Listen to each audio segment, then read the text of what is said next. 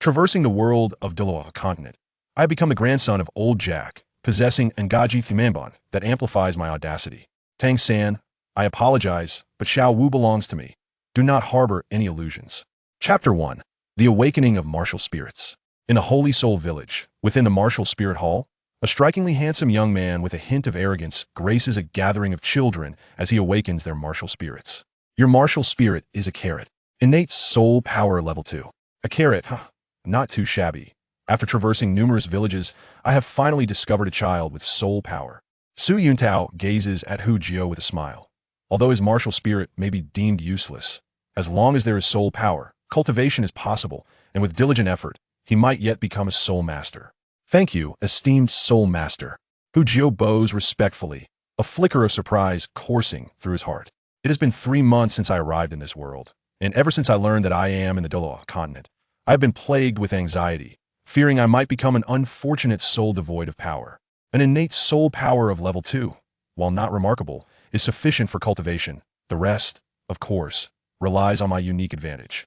As a time traveler, how could I possibly be without the quintessential cheat code? Stepping aside, Hu Jiuhao felt perplexed. Was it not said that Brother Tao would recruit anyone with soul power? Why then was he so indifferent towards me? Why was I not recruited? Am I deemed unworthy? This must be disdain. Well, my level 2 soul power. Did not Su Yuntao himself possess the same innate level 2? Is it simply because he looks down upon my weapon martial spirit? Truly, he is the blind Douluo, as his vision is clearly lacking. Hu Jiuhao glared indignantly at Su Yuntao, who was awakening the last child. It goes without saying that the last child to awaken is undoubtedly the protagonist. Typically, significant figures make their entrance last.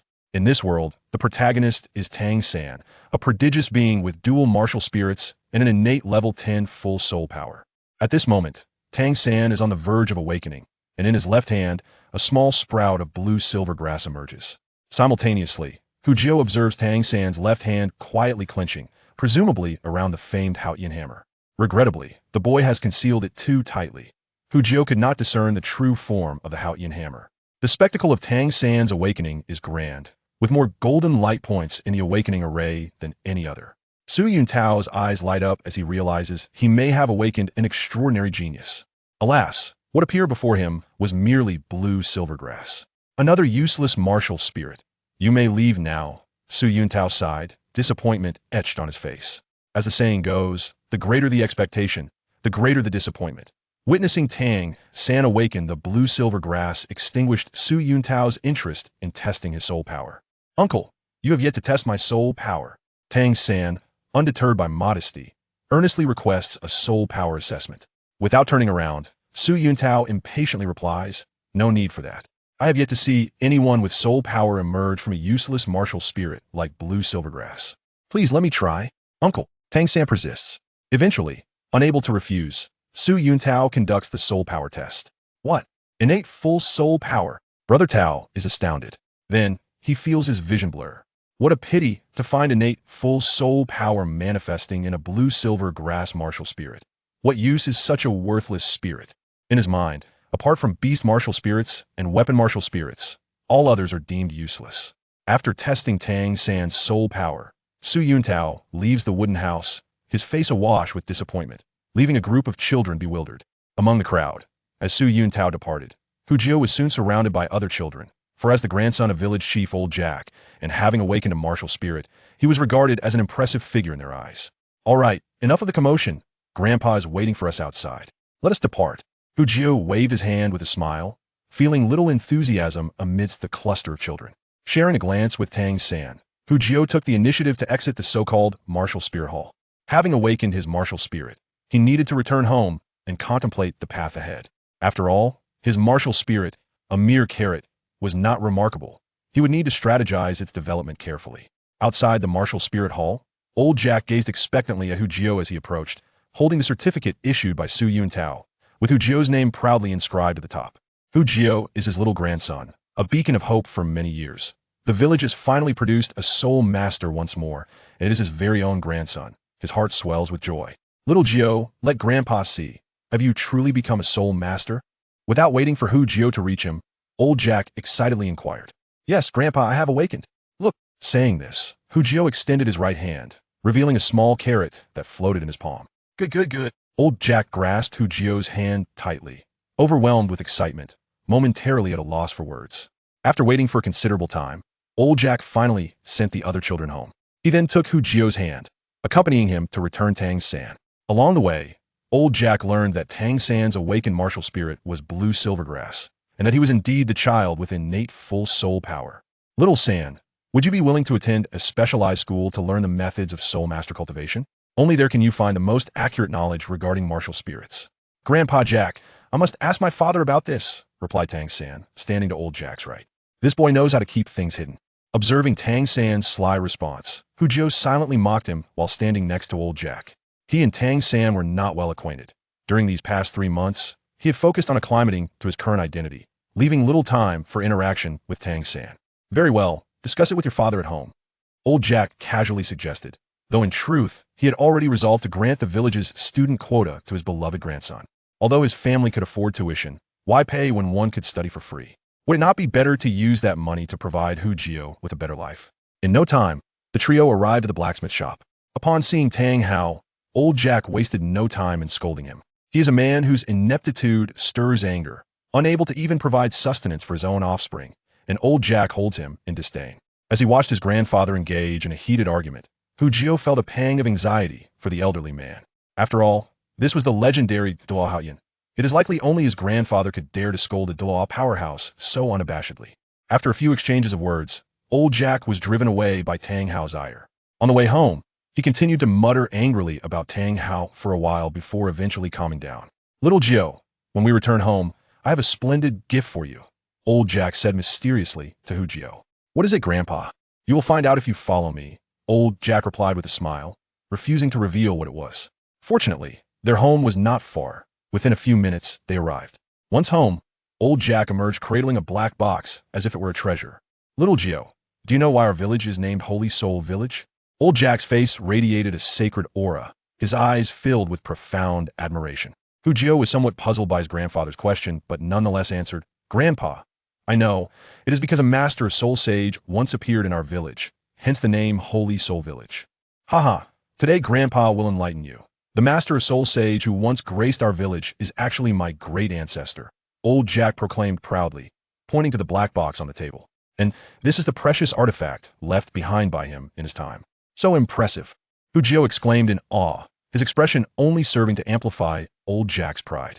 With great solemnity, Old Jack opened the black box, revealing 2 weathered tomes that he gingerly extracted. Little Jio, behold, these are the cultivation secrets passed down from our Soul Sage ancestor. For the time being, you will study under my guidance, and once you have mastered them, I shall take you to the Junior Martial Soul Academy in Notting City for further studies. Upon hearing that the cultivation secrets were left by a Soul Sage, Hu Jio exhaled deeply, realizing that his golden finger would finally have its moment to shine. However, he was soon captivated by another piece of news. Martial Soul Academy? Indeed, our village has an available spot for a work-study student this year, and I shall grant this opportunity to you so that you may attend the academy. Wonderful, wonderful. I want to go to school. Upon hearing this, Hu Jio's eyes sparkled like bright bulbs. This opportunity was not merely about studying, but it also represented Xiao Wu. This opportunity was equivalent to a betrothal. Chapter 2, The Idle Panel. Alas, is a pity for Tang San. Judging by the appearance of his inebriated father, it is evident that he will not be permitted to attend school. Old Jack sighed, simultaneously feeling a sense of relief. There was only one slot for a student worker in the village, and if Tang San were to go to school as well, it would indeed place him in a difficult position. After all, that lad has always been exceptionally well behaved, and Old Jack has quite taken a liking to him. Meanwhile, Hu Jio was gleefully devising strategies to win over Xiao Wu. From what he gathered, it seemed Tang San had managed to win her affections merely with a new quilt. Perhaps he should attempt a similar approach. Secretly jotting this idea down in his mind, he resolved to have his mother prepare a new quilt shortly. Xiao Jio, allow me to introduce you to our family's treasures. In Old Jack's eyes, the 2 tomes were indeed priceless. Since their unveiling, he had not allowed Hu Jio to even touch them, merely permitting him to lean in for a closer look. Hu Jio recognized the titles. One was titled Soul Power Meditation Method, and the other 5 Senses Enhancement Technique. The former was self-explanatory, a method for cultivating soul power. But it was a technique left behind by a soul sage, far superior to ordinary cultivation methods. As for the latter, through Old Jack's explanation, Hu Jio finally grasped its purpose. This was the self-created soul skill that had brought fame to old Jack's ancestor, enhancing the human five senses: taste, hearing, vision, smell, and touch on all fronts. Once successfully cultivated, this skill would prove immensely beneficial, even that esteemed ancestor had only reached the second level in his lifetime. Achieving merely the second level had granted him significant advantages, allowing him to evade many dangers, whether in life or combat. Upon hearing the introduction, Jiuhao was already filled with anticipation, eager to master the skills at once and utilize his innate advantages for enhancement. With a thought, he summoned forth a translucent azure panel before his eyes, a simple, square interface reminiscent of an item backpack in a game. The panel was divided into small compartments, with 3 slots already available for use. The 4th slot would likely unlock in a few days. He understood the purpose of this panel. It served solely for idle training, without any harmful effects. By placing the skills or techniques he wished to practice into the small slots, he could enhance his abilities continuously, 24 hours a day. The insights gained from this idle training will be bestowed upon him without any adverse side effects. This was the essential tool for the idle, a boon for those who had traversed into new worlds. Thus far, he had not possessed any skills eligible for idle training, which is why he had gazed longingly at the panel for 3 months without truly utilizing it. Now, an opportunity had arisen. Both the soul power meditation method and the 5 senses enhancement technique were indeed skills, perfect for his panel. Old Jack seemed to regard these 2 skills as more precious than life itself, and he was not yet prepared to teach them today. The only reason he had revealed them was to allow Jiuhao a glimpse of their potential.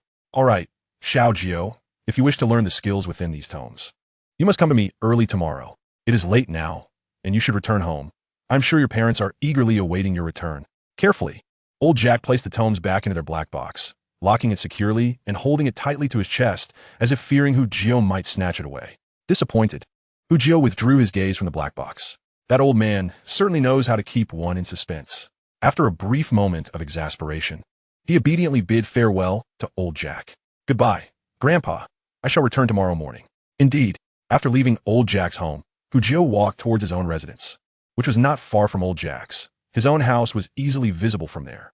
Upon returning home, he found his father, Rui, and mother, Ma, had just returned from the fields. Jiuhao, how did it go? What soul weapon did you awaken? Rui, who was chopping firewood in the yard, looked up to inquire. In truth, he had merely asked out of habit, never truly believing Jiuhao would possess the talent of Soul Master. The odds were akin to winning the lottery. Simply asking what his soul weapon was seemed to be a good fortune. Just like you, it's a carrot. Jiuhao replied with a grin. But I have soul power, father.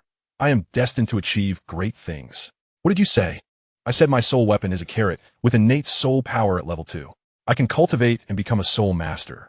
Jiuhao reiterated, understanding well the excitement that came with possessing soul power, an extraordinary force that could not help but elate him.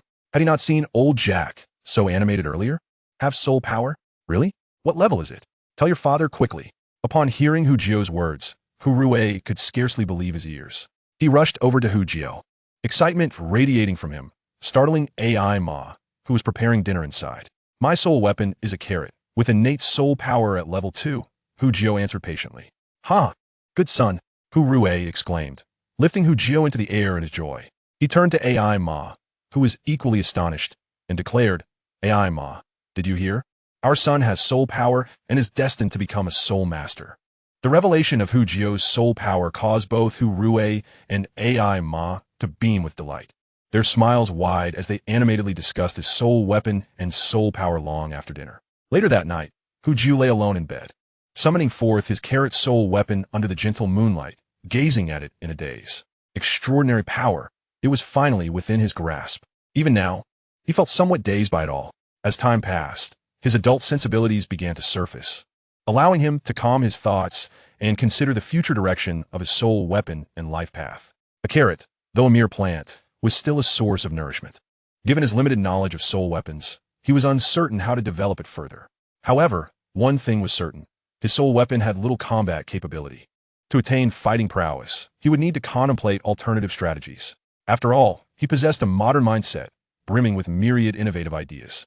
The challenge of having a support soul weapon that lacked combat abilities was hardly insurmountable. Yet, one concern loomed. His innate soul power was only at level 2.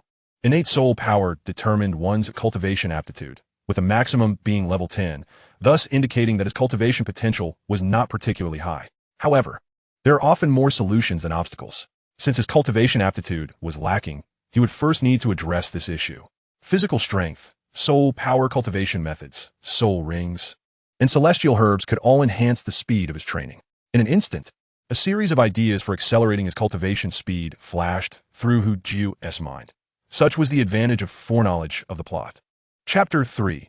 Mastery of skills. Early the next morning, Hu Jiu, sporting dark circles under his eyes, rose early with anticipation. Today, he would learn the soul power meditation method from old Jack, and he could hardly contain his excitement. After hastily finishing breakfast, he quickly made his way to old Jack's home.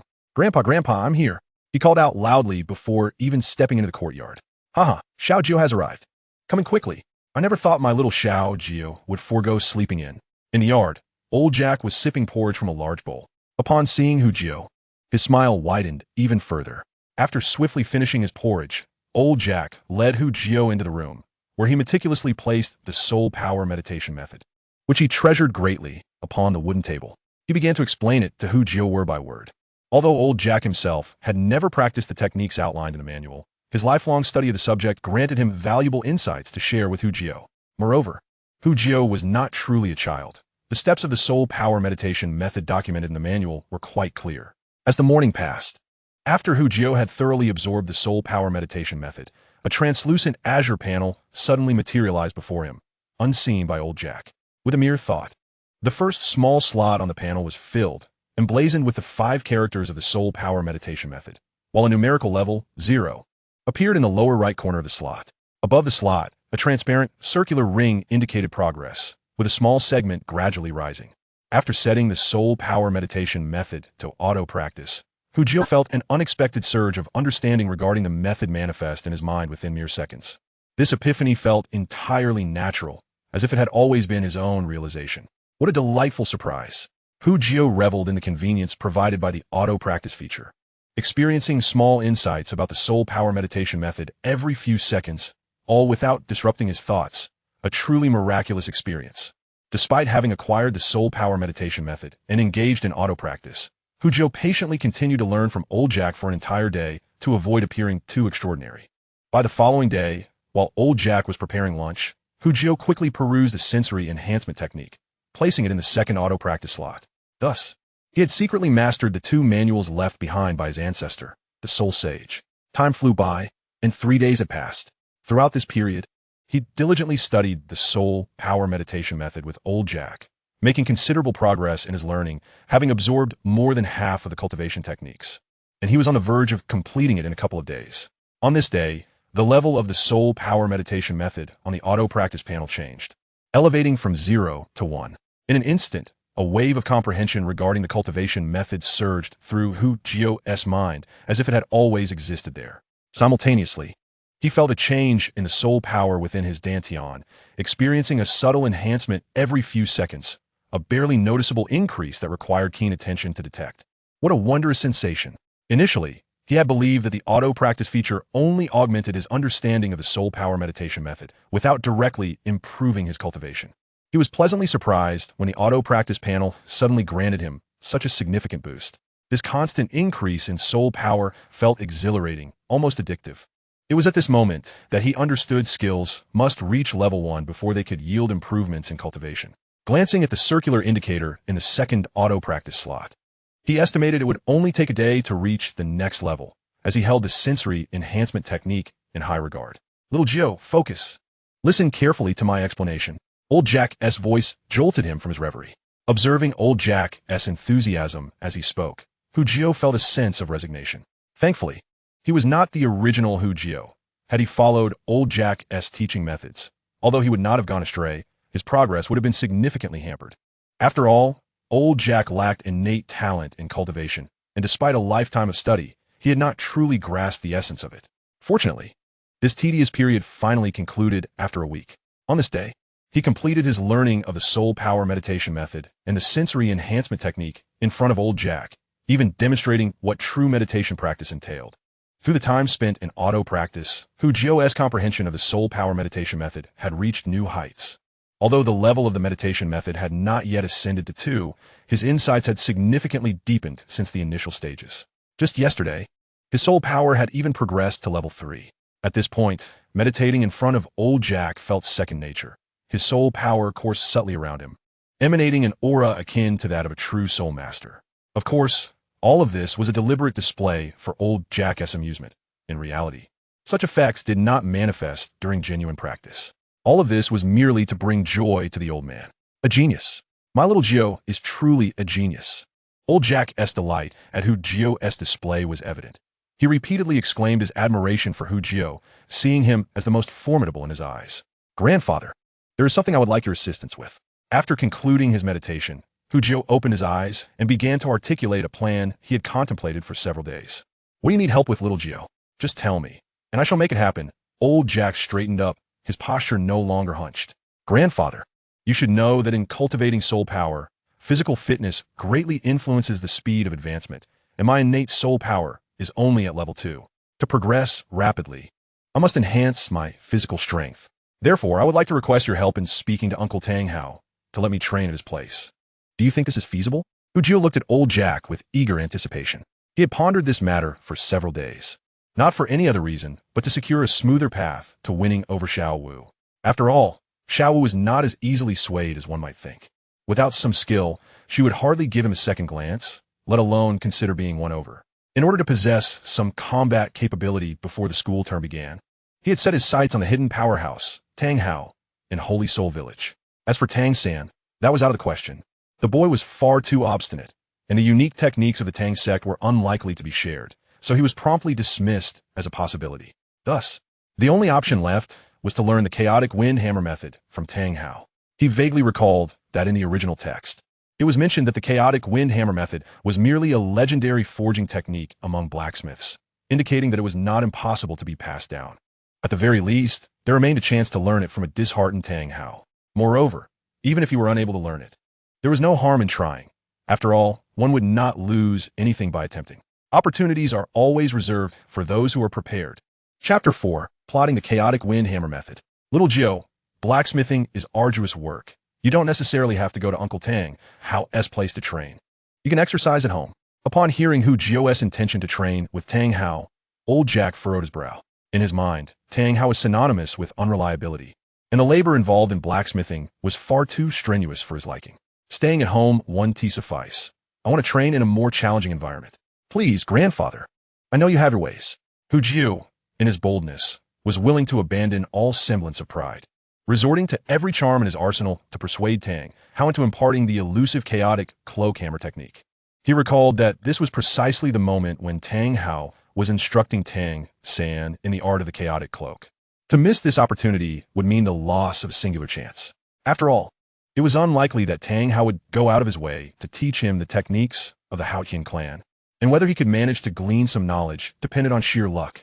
Very well, very well. I shall oblige you, my dear. Old Jack relented. I will visit Tang Hao shortly. I trust that the old drunkard will acquiesce to such a trivial request. With a sense of resignation, he ultimately conceded to Hu Jiuhao's entreaty. As for whether Tang Hao would agree to this matter, old Jack hardly contemplated it. After all, in his eyes, he was still the respected village chief of Holy Soul Village, and such a minor matter ought to be a mere formality. He. Then I shall accompany you. It will show our sincerity. Hu Jiuhao beamed, pleased with old Jack's agreement. All right then, let us be on our way. To ensure their success, Hu Jiuhao took the precaution of bringing along 2 jars of fine wine from Hu Rui's collection, slinging the small basket over his shoulder before setting off with old Jack towards Tang Hao's residence. Tang Hao's abode was situated on the western side of Holy Soul Village, not far from Hu Jiuhao's home. In just over 10 minutes, they arrived at Tang Hao's doorstep. Old Jack's slow pace had prolonged the journey. Had Hu Jiuhao walked alone, he could have reached in mere minutes. Tang Hao, Tang Hao. Upon reaching the gate, old Jack wasted no time and called out boisterously before even stepping inside. Who was making such a ruckus? Came Tang Hao's impatient voice from within. As the door curtain parted, Tang Hao's figure appeared before them. Old Jack, what brings you here? Of course, I come with a purpose, old Jack remarked, observing Tang Hao's disheveled appearance with a frown. Yet today, with a request for assistance at hand. He held his tongue. In the past, such circumstances would have led to a quarrel. Speak, Tang Hao replied nonchalantly. This is my grandson, Hu Jiuhao. He recently awakened his martial soul, and I wish for him to train under your guidance while also providing you some assistance. You should be pleased, old Jack proudly proclaimed. raising his cane as if presenting a prized possession. It was as if he expected Tang Hao to express gratitude for receiving Hu Jiao. Absolutely not. Tang Hao curtly refused without even glancing at Hu Jiao. Uncle Tang Hao, please lend a helping hand. I know how much you enjoy fine wine, and I have brought you 2 jars of exquisite wine today. Sensing the escalating tension, old Jack appeared ready to lose his temper, prompting Hu Jiao to hastily intervene. He stepped forward, placing the basket down, and swiftly uncorked the wine, releasing the delightful aroma of rice wine. As a connoisseur of spirits, Tang Hao could hardly resist such temptation. Moreover, he had refrained from drinking for several days to ensure that Tang San was well fed. The cravings overwhelmed him, and without hesitation, he approached Hu Jiao, seizing a jar and pouring its contents down his throat. Glug, glug, glug. Ah, this wine is quite commendable. On the strength of this offering, you may come here to train. However, I will not teach you anything. Whether you wish to pursue this is entirely up to you, Tang Hao stated, casting a fleeting glance at Hu Jiao. How dare you, Tang Hao? Old Jack could hardly contain his indignation. This was his cherished grandson, and the audacity of Tang Hao to refuse him instruction was utterly outrageous. Grandfather, Hu Jiao interjected quickly, stepping forward to quell the brewing conflict. He regretted enlisting old Jack's help, realizing now that 2 jars might have sufficed to resolve the matter without such complications. Thank you, Uncle Tang Hao. I will arrive punctually tomorrow morning, Hu Jiao assured him, his demeanor obedient. With the first step of his plan successfully executed, Hu Jiao felt a wave of relief wash over him. However, a lingering concern nagged at him. Although old Jack had agreed to grant him the internship position, he recalled that Tang Hao had ultimately consented to allow Tang San to attend the Soul Master Academy. He wondered how his presence might alter the course of events. Winning over Xiao Wu would be a formidable challenge. Competing with Tang San, the destined child, for her affections felt audacious, yet he couldn't help his feelings. Despite never having met her, he had long been captivated by her charm, having indulged in the original story and anime. The following morning, Hu Jiao, clutching 2 meat pies, made his way alone to Tang Hao's residence.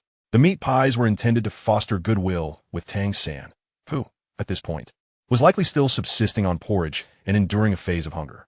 Upon reaching Tang Hao's home, he found the courtyard gate still closed and patiently waited outside, determined to maintain a respectful demeanor as he prepared to engage in training. After a brief wait, he spotted Tang San approaching him at a brisk pace, likely returning from his morning practice. Little San, Hu Jiao called out. Little Jiao, Tang San replied, equally spirited. I'm here to learn. Have you eaten yet? Hu Jiao inquired with a broad smile, no longer vying for dominance in their exchanges. Not yet, come with me. Tang San shook his head and opened the courtyard gate, ushering Hu Jiao inside. Little San, Tang San turned back, puzzled by Hu Jiao's call. Hu Jiao produced the 2 meat pies from his cloak and offered them to Tang San. These are homemade by my mother. I brought them for you to try. Tang San stared at the meat pies in Hu Jiao's hands, momentarily taken aback. It was an unfamiliar gesture for friends to share food, and his emotions became somewhat conflicted. What are you standing there for? Take them. Hu Jiao feigned impatience, thrusting the pies into Tang San's embrace before striding confidently into the courtyard. Although Tang San had lived 2 lives, his previous existence had been spent cloistered within the Tang sect, leaving him unfamiliar with the nuances of interpersonal relationships. He was no match for Hu Jiao, the seasoned veteran. With just those 2 simple meat pies, Hu Jiao had forged a bond with Tang San. Within the house, he declined Tang San's invitation to join them for breakfast, opting instead to accompany Tang San and his father until their meal concluded. The 3 of them then made their way to the forge. Little San, you will teach him how to work later, Tang Hao declared, already indulging in the wine Hu Jiao had brought the day before. Of course, father.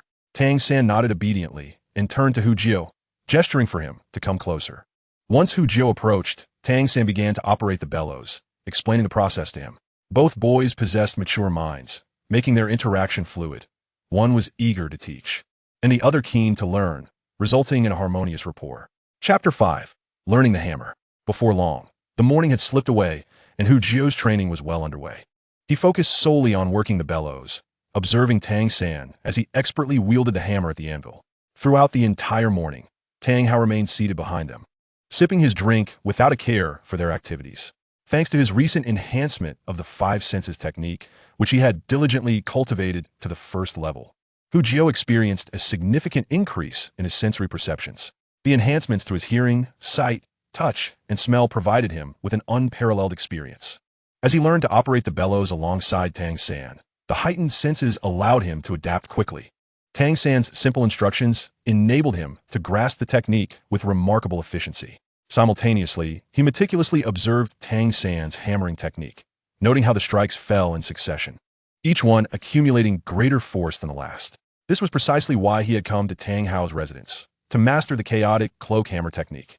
On the surface, the chaotic wind hammer technique seemingly lacks combat prowess, merely serving as a means for disciples of the Haotian sect to strengthen their bodies. However, as evidenced by Tang San's multiple applications of it in the original text, it becomes apparent that once mastered to a certain level, the technique proves to be quite practical in battle. This aspect is precisely what Hu Jiuhao values most, for with his martial soul being a carrot, he is destined to pursue an auxiliary path, a route typically devoid of combat ability. To enhance his actual combat capabilities, he must devise strategies concerning soul skills. Mastering the chaotic wind hammer technique would enable him to utilize the idle panel, allowing him to elevate it to considerable heights in a remarkably short period. At that juncture, making a favorable impression in front of Xiao Wu should pose no challenge. Moreover, Hu Jiuhao has come to a sudden realization regarding his martial soul. As it is a carrot which can be consumed, it aligns perfectly with a food-type martial soul. Xiao Wu, being a rabbit, grants him a distinct advantage over Tang San in terms of innate attributes. During noon, after returning home and having lunch, Hu Jiuhao hurried to Tang San's residence to continue covertly learning the hammer technique, for Tang San's home offered no sustenance for him. In a mere half-day, Hu Jiuhao's rapport with Tang San escalated significantly. This is partly due to Tang San's lack of friends in both this life and his previous one. Hu Jiuhao's straightforward and sincere companionship has greatly endeared him to Tang San. It is worth noting that Tang San is a person deeply rooted in emotions. At this stage of his life, he finds himself devoid of friends, thus cherishing the presence of Hu Jiuhao, a peer. Noticing Hu Jiuhao's interest in his forging technique, Tang San, mindful of Tang Hao's silence, refrained from directly teaching him but subtly adjusted his forging posture to allow Hu Jiuhao a clearer view. This scene was observed by Tang Hao, who, feigning ignorance, continued to sip his drink. Hu Jiuhao, astute as he is, felt a surge of excitement upon witnessing Tang San and Tang Hao's reactions. It seemed he had surmised correctly that Tang Hao did not hold the chaotic wind hammer technique in high regard. While it was impossible for him to learn the Haotian 9 absolute techniques, reserved strictly for true disciples of the Haotian sect, mastering the chaotic wind was not overly challenging. Despite this, Hu Jiuhao was still able to glean insights into the chaotic wind hammer technique from Tang San, albeit with only a rudimentary understanding of the movements and methods involved. 3 days later, Hu Jiuhao's soul power meditation technique reached level 2, compared to level 1. He distinctly perceived an enhanced ratio of soul power acquisition during his idle sessions, approximately a 10% increase. His heightened senses were the reason he could discern such subtleties. Notably, on this day, the 4th idle slot on his panel was finally unlocked, enabling him to simultaneously engage in 4 skills. Regrettably, he only possessed the soul power meditation technique and the enhanced senses art, leaving the other 2 slots vacant. This revelation invigorated him. Despite spending the last 3 days merely operating the bellows and never laying hands on hammer, Tang Hao occasionally approached Tang San to offer insights on the cultivation of the chaotic wind. Hu Jiuhao also noticed a peculiar trait in Tang Hao. When he indulged in drink and his spirits were high, his verbosity increased, providing more guidance to Tang San. With this discovery, Hu Jiuhao decided to invest heavily, occasionally pilfering wine from his father Hu Rui's cellar to present to Tang Hao, all in pursuit of acquiring further knowledge regarding the chaotic wind's cultivation methods. On the 4th day of his hammering studies, the enhanced senses art was elevated to level 2. Upon reaching this new level, he realized his vision and hearing had sharpened considerably. Merely observing Tang San forge provided him with immense benefits. He estimated that if he remained there for another 2 months, he could master the chaotic wind hammer technique through observation alone, given that Tang San was still in the initial learning phase and the technique itself was not overly complex.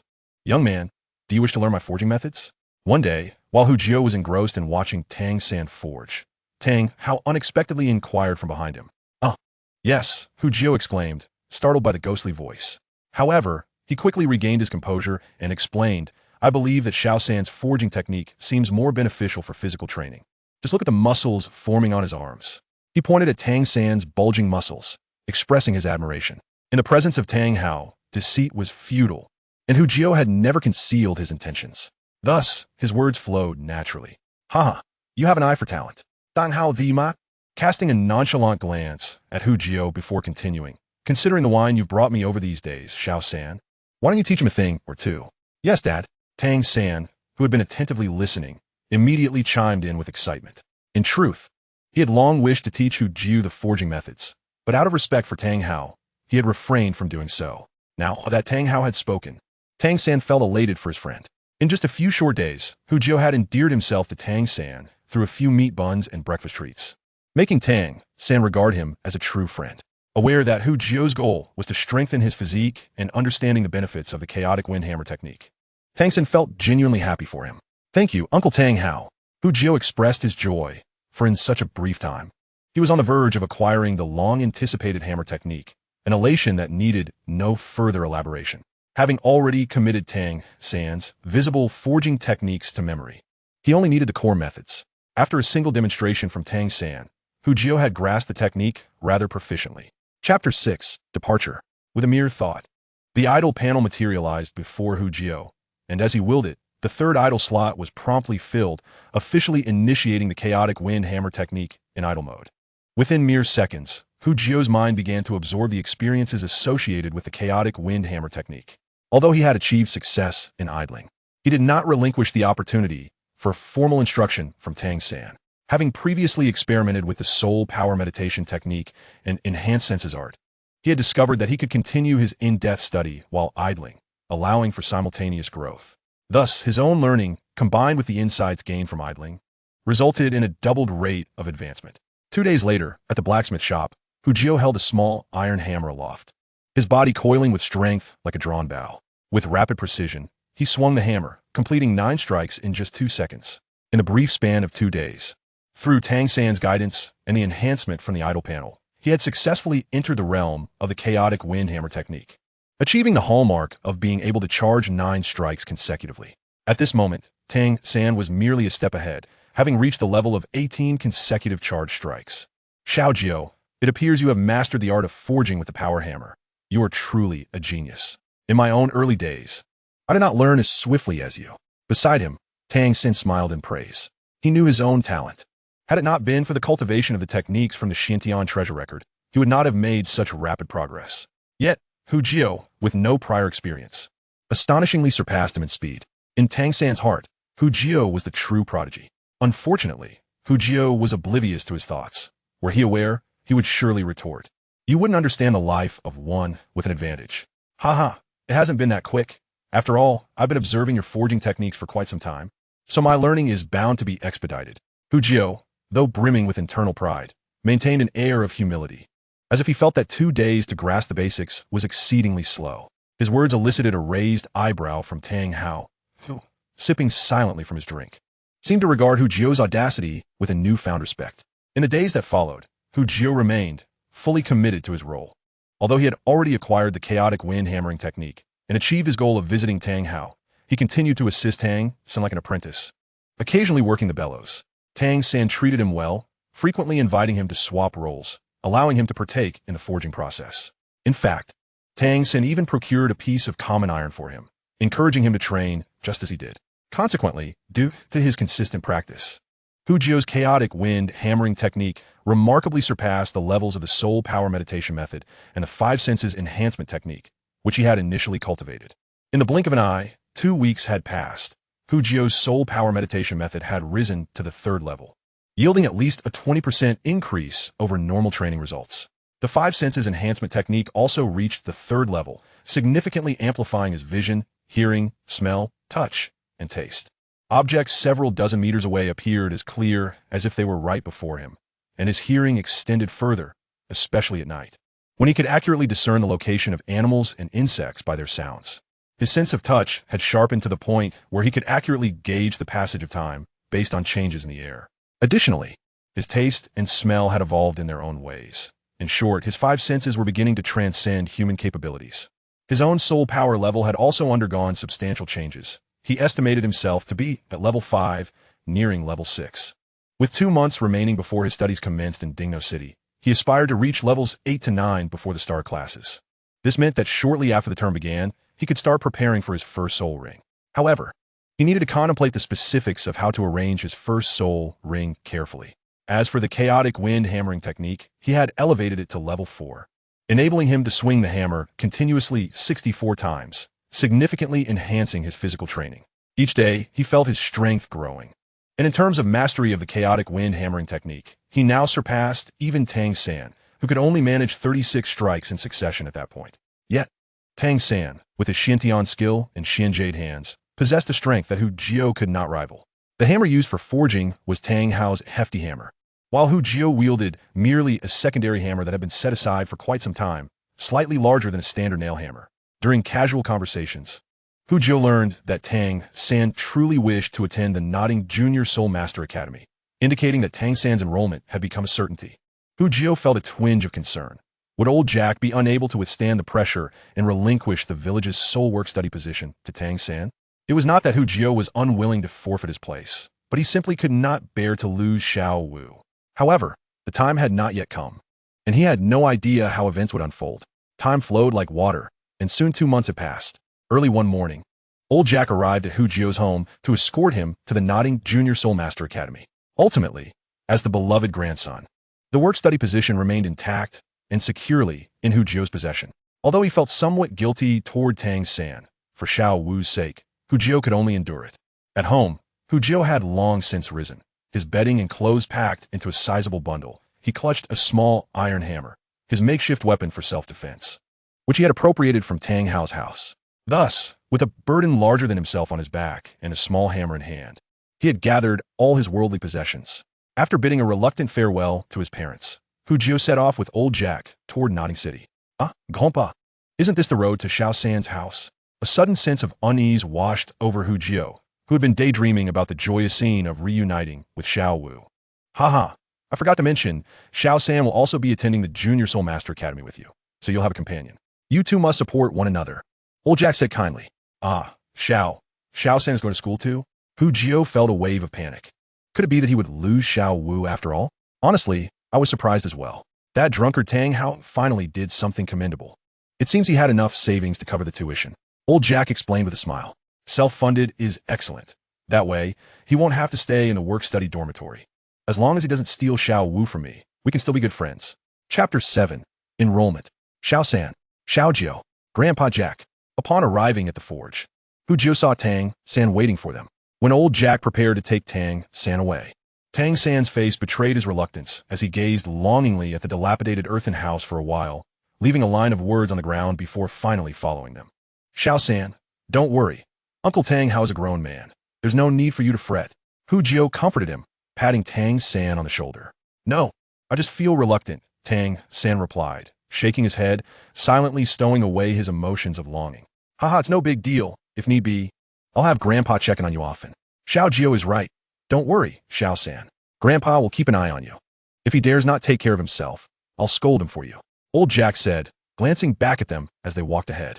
The trio took half a day to arrive in Nodding City, reaching the Junior Soul Master Academy just around noon after asking for directions several times.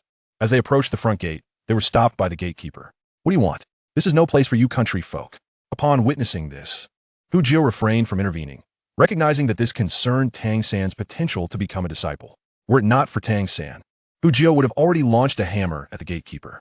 Old Jack smiled and said, Young man, we come from Holy Soul Village. These two are our students for this year's enrollment. Could you please inform us of what procedures we need to complete? Holy Soul Village? That little village hasn't produced a soul master with talent in many years. Can a phoenix truly rise from the ashes? The gatekeeper frowned, speaking in a sarcastic tone. Madness, if you cannot speak, it would be wise to remain silent. Do you dare to challenge me with a single blow? At that moment, Hu Jiuhao's ears twitched suddenly. A sly smile crept upon his face, and his expression transformed into one of brazen defiance as he raised his hammer, casting a menacing glare at the doorman. The doorman, a coward at heart, was instantly intimidated by Hu Jiuhao's tyrannical aura, despite the fact that Hu Jiuhao appeared no older than 6 years. Nevertheless, Hu Jiuhao wielded a weapon, and a mere ordinary man like the doorman had every reason to feel fear. You are outrageous. This is Nodding Academy. How dare you? The doorman exclaimed, his bravado faltering. He lacked the courage to approach Hu Jiuhao as in the original tale. After all, a blow from Hu Jiuhao could very well leave him injured. What is the matter? Just then, a hoarse and rigid voice echoed from a distance. Upon looking up, they beheld the master. The master was of average height, somewhat lean, and bore a languid and despondent visage. Master, you have returned. The doorman's expression shifted as if he had found a pillar of support, stepping forward to speak first. This boy here is causing trouble. Look at him wielding a hammer, intending to strike me. Humph. Hu Jiu scoffed. Were it not for your contemptuous gaze, I would not have bothered to engage with you. The master frowned, halting Hu Jiu's words. Esteemed teacher, we have come to enroll in the academy. This doorman not only barred our entry, but also spoke to us with malice. My companion was merely provoked into this response, Tang San added, standing beside him to elucidate the situation. The master cast a calm glance at the doorman, who felt a wave of pressure wash over him. He had not anticipated that these two children would be so quick to articulate the events. Do you possess the certification from the Spirit Hall? If so, present it to me for verification, the master inquired, turning his expression gentle. Even the master could not maintain a stern demeanor in the presence of an elderly man and two children. Here it is, Master, old Jack, having been village chief for many years, quickly recognized the master's distinguished status within the academy and promptly produced Hu Jiu and Tang San certificates for him. Spirit, Carrot. Innate Spirit Power Level 2. This indeed is a certification issued by the Spirit Hall. The master first examined Hu Jiu's certificate, but upon seeing Tang San's, his expression shifted dramatically. A full innate spirit power, and the spirit is blue silvergrass. At this revelation, the master raised his gaze, scrutinizing Hu Jiu and Tang San with newfound interest. Which of you is Tang San? Teacher, I am Tang San, replied Tang San, a hint of confusion in his voice, wondering if there was something amiss with his spirit. Excellent, the master nodded, then turned to old Jack. I apologize on behalf of the academy for the earlier incident. I shall take these two children under my wing and guide them through the registration process. It was clear that the master had recognized the peculiarity of Tang San's spirit and had become more amiable in his demeanor. No need, no need. My child simply has an overly impatient temperament. I entrust these two to your care. Little Jiu, little San, be sure to follow this esteemed master. Old Jack advised Hu Jiu and Tang San before slowly departing. Once old Jack had left, the master cast a measured glance at the doorman. This is your final warning. Should there be a next time, you need not return. This admonition nearly caused the doorman to lose his composure. It was well known that although the master held no official position within the academy, his connection to the principal made it simple for him to deal with such matters. I shall not, I swear. The doorman stammered, utterly cowed. With the doorman reprimanded, the master forced a stiff smile and addressed Hu Jiu and Tang San. Children, let us proceed inside. Thank you, master. Tang San expressed his gratitude, following closely behind. Master, I am not a teacher of the academy, the master remarked, casting a sidelong glance at Tang San. Not teacher? But did you not say you represent the academy? Tang San queried, puzzled. Beside him, Hu Jiu watched the exchange with keen interest, realizing that the master had taken a liking to Tang San. While he himself had no intentions of becoming the master's disciple, he would be pleased if it were Tang San, for it was evident that his earlier outburst had been time for the master's arrival. Subsequently, the master showcased his abilities, facilitating Tang San's apprenticeship. Meanwhile, Hu Jiu found himself at a loss, feeling overlooked. It seemed that the master had not uttered a single word to him throughout their journey, all due to his wretched talent. Humph, today you scorn me. One day, I shall make you regret it, Hu Jiu vowed silently. It was one thing for him not to wish to be the master's disciple, but it was quite another for the master to dismiss him so casually. As an illustrious transmigrator, to be ignored was a matter of great humiliation. Afterward, the master led Hu Jiu and Tang San to the academic affairs office. There, they swiftly became students of Nodding Academy, although Hu Jiu was classified as a working student while Tang San was designated as a self-study student. Filled with excitement at having successfully enrolled, Hu Jiu could hardly wait to see Xiao Wu. Little San, it seems our accommodations are not in the same place. Once we are settled, I shall meet you again. Hu Jiu thought it best to keep his first encounter with Xiao Wu away from Tang San, knowing full well that Tang San was the destined child of this world and wielded considerable power, which Hu Jiu found intimidating. Chapter 8, Xiao Wu, Building 7, a unique establishment within Nodding Academy, housed only working students. Hu Jiu now stood before this legendary dormitory, where boys and girls resided together, tightening his grip around the hammer. Hu Jiu approached the entrance of Building 7, determined to use it to forge a perfect first encounter with Xiao Wu. He knocked on the open door, capturing the attention of everyone inside, and smiled. Greetings. I am a new working student. I look forward to your guidance. You are this year's working student? No sooner had he spoken than a tall, burly young man approached Hu Jiu, towering over him and eyeing the hammer in his hand. I am Wang Sheng. My spirit is Battle Tiger, and I am the leader here. What is your name? And what is your spirit? Hu Jiu. My spirit is Carrot. Little Jiu. I am the boss here. You must heed my words, understood? Wang Sheng proclaimed arrogantly after gauging the threat level of Hu Jiu's hammer. Should I heed you? Very well. But first, you should inquire whether my hammer agrees. Hu Jiu replied with a smile, raising the hammer. This would do nicely. A warm-up match before meeting Xiao Wu sounds splendid. You brat, trying to toy with me? It seems a lesson is in order. Wang Sheng's smile vanished as he rubbed his wrist, preparing to strike. Hold on, Hu Jiu shouted, startling the ready-to-strike Wang Sheng. What, are you backing down? Wang Sheng sneered derisively. Ignoring him, Hu Jiu approached the nearest bed and carefully placed his bag down, which contained treasures meant to win over Xiao Wu. Whether he could share a bed with her depended on this. With the hammer in hand, once more, Hu Jiu stood before Wang Sheng, taunting, Are you ready now? Come at me. Come and get hit. Wang Sheng's foot shifted, propelling his body forward as he unleashed a punch aimed directly at Hu Jiu's face. You'd better activate your martial spirit. Don't forget, I possess a weapon. With a swift motion of his right hand, Hu Jiu effortlessly deflected Wang Sheng's strike with his hammer. You are forcing my hand. Casting a wary glance at Hu Jiu's hammer, Wang Sheng let out a thunderous roar. A halo of white light enveloping him as his form began to transform. His hands morphed into formidable tiger claws, and two sharp fangs protruded from his mouth. While a faint Wang character materialized on his forehead, not one to be caught off guard, Hu Jiu began to swing his hammer, accumulating power in a relentless barrage as Wang Sheng underwent his metamorphosis. Over the past 2 months, he had honed the chaotic wind hammer technique to a 5th level of mastery, enabling him to unleash 81 strikes in rapid succession, each one more powerful than the last. Should he reach the full count of 81 strikes, even a level 20 Soul Master would find themselves injured by a single blow. With a resounding crash, the tiger claw collided with the hammer, sending Wang Sheng hurtling through the air. Recognizing Wang Sheng's relative weakness, Hu Jiu had only accumulated 10 strikes. Had he pushed further, Wang Sheng would likely be unable to rise. This blow left Wang Sheng reeling, struggling on the ground before he finally managed to stand. Wait, Hu Jiu, did you just use a soul skill? Wang Sheng swallowed hard, astonished that Hu Jiu's auxiliary martial spirit, a mere carrot, could outshine him, a battle soul master. No, it's merely a blacksmithing technique applied in combat, Hu Jiu replied, turning toward his pack. He selected a well-placed empty bed and opened his pack, revealing new bedding inside, all the while anticipating Xiao Wu's arrival. What, is that truly a blacksmithing technique? Hu Jiu's declaration left Wang Sheng and their classmates utterly astounded. After all, Hu Jiu's previous strike had sent Wang Sheng flying. Such a formidable skill being dismissed as mere blacksmithing seemed preposterous. Impressive, Hu Jiu.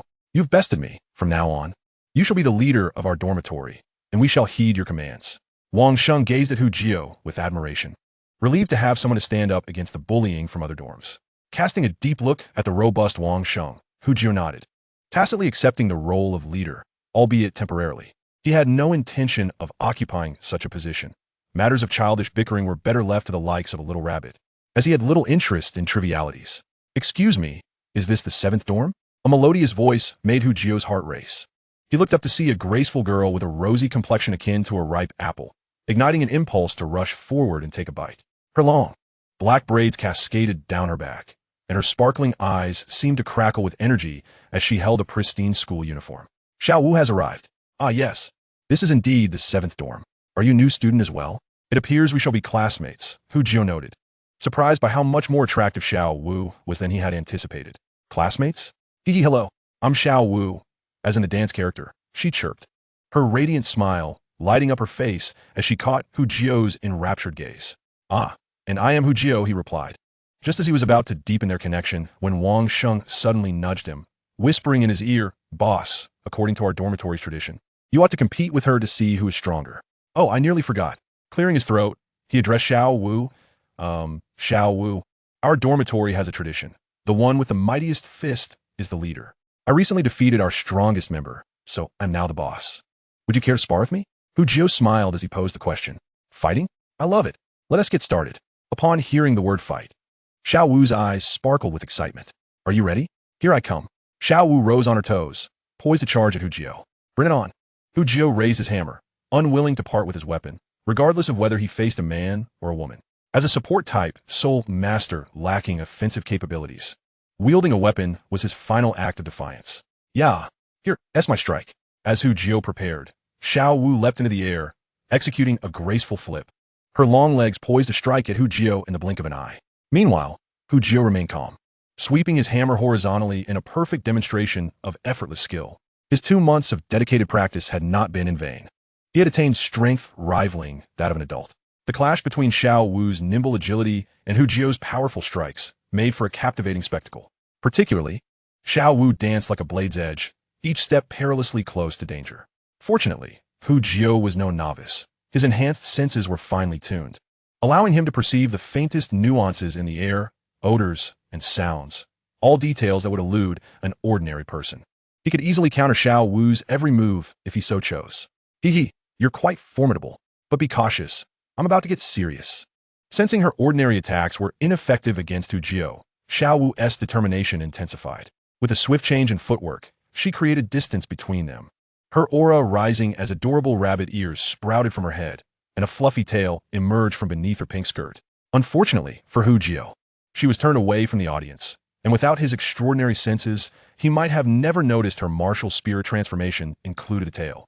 Is a real-life transformation more impressive than role-playing? Surely not. This world is truly a paradise for men.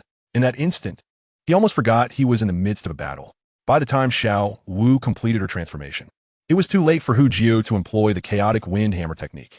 Wait, as Xiao Wu charged at him with remarkable speed, Hu Jio urgently called for a pause. He certainly did not wish to be struck without cause. What's wrong? You're not thinking of conceding, are you? Xiao Wu halted her attack, her eyes wide with surprise. She was far from finished enjoying the fight. Haha, come now, don't be upset. Ha carrot. Hu Jio chuckled as he summoned the power of his martial spirit, producing a carrot in his hand. As his soul power grew, Hu Jio's carrot underwent a remarkable transformation, not only enlarging but also taking on a crystalline sheen, rivaling that of a work of art. Handing the carrot to Xiao Wu, Hu Jio shrugged in resignation. As you can see, my martial spirit is a carrot, while yours is a rabbit. Do you truly believe I stand a chance against you? So your martial spirit is a carrot. How delightful. I adore carrots. Upon seeing the carrot, Xiao Wu forgot all about the fight, gratefully accepting the offering and happily munching away. Delicious, absolutely delicious. It surpasses anything I have unearthed from the soil. As she savored the treat, Xiao Wu could not help but extol its virtues. At that moment, Hu Jio, who had summoned his martial spirit, suddenly paused, sensing a faint whisper from within, though the signal was so delicate that it eluded his comprehension. Could it be? Hu Jio, it seems you've lost, haven't you? Just as their conversation was heating up, Wang Sheng rudely interrupted. Lost? As a support-type martial spirit, what do you expect? Winning would be the anomaly, Hu Jio retorted, a hint of irritation in his tone. If it weren't for wanting to impress Xiao Wu, I'd have no interest in fighting at all. There's no benefit to it. With our idle time, why exert ourselves so? Do we not allow others to thrive? It appears I shall be the queen of the dormitory henceforth. From now on, you shall all address me as Sister Xiao Wu. She chirped merrily, munching on a carrot, her head bobbing proudly, her scorpion braid swaying playfully behind her, exuding adorableness. Yes, Sister Xiao Wu. With such a charming leader, the boys in the dormitory were practically ecstatic, their cheers louder than when they had called out for Hu Jio just moments earlier. Delicious. I want more. After devouring the carrot, Xiao Wu daintily extended her small hand towards Hu Jio, requesting another. Of course. Here you go. Hu Jio, delighted to see Xiao Wu's enjoyment of his carrots, felt a step closer to winning her affection. Turning away, he pretended to make the bed while discreetly observing Xiao Wu's reactions. His efforts bore fruit, as she soon noticed the pristine bedding in his hands. Hu Jio, where did you get this bedding? A sense of foreboding washed over her as she beheld its style. Oh, this. I brought it from home. I figured that as a work-study student, the living conditions might not be the best, so I decided to bring my own bedding.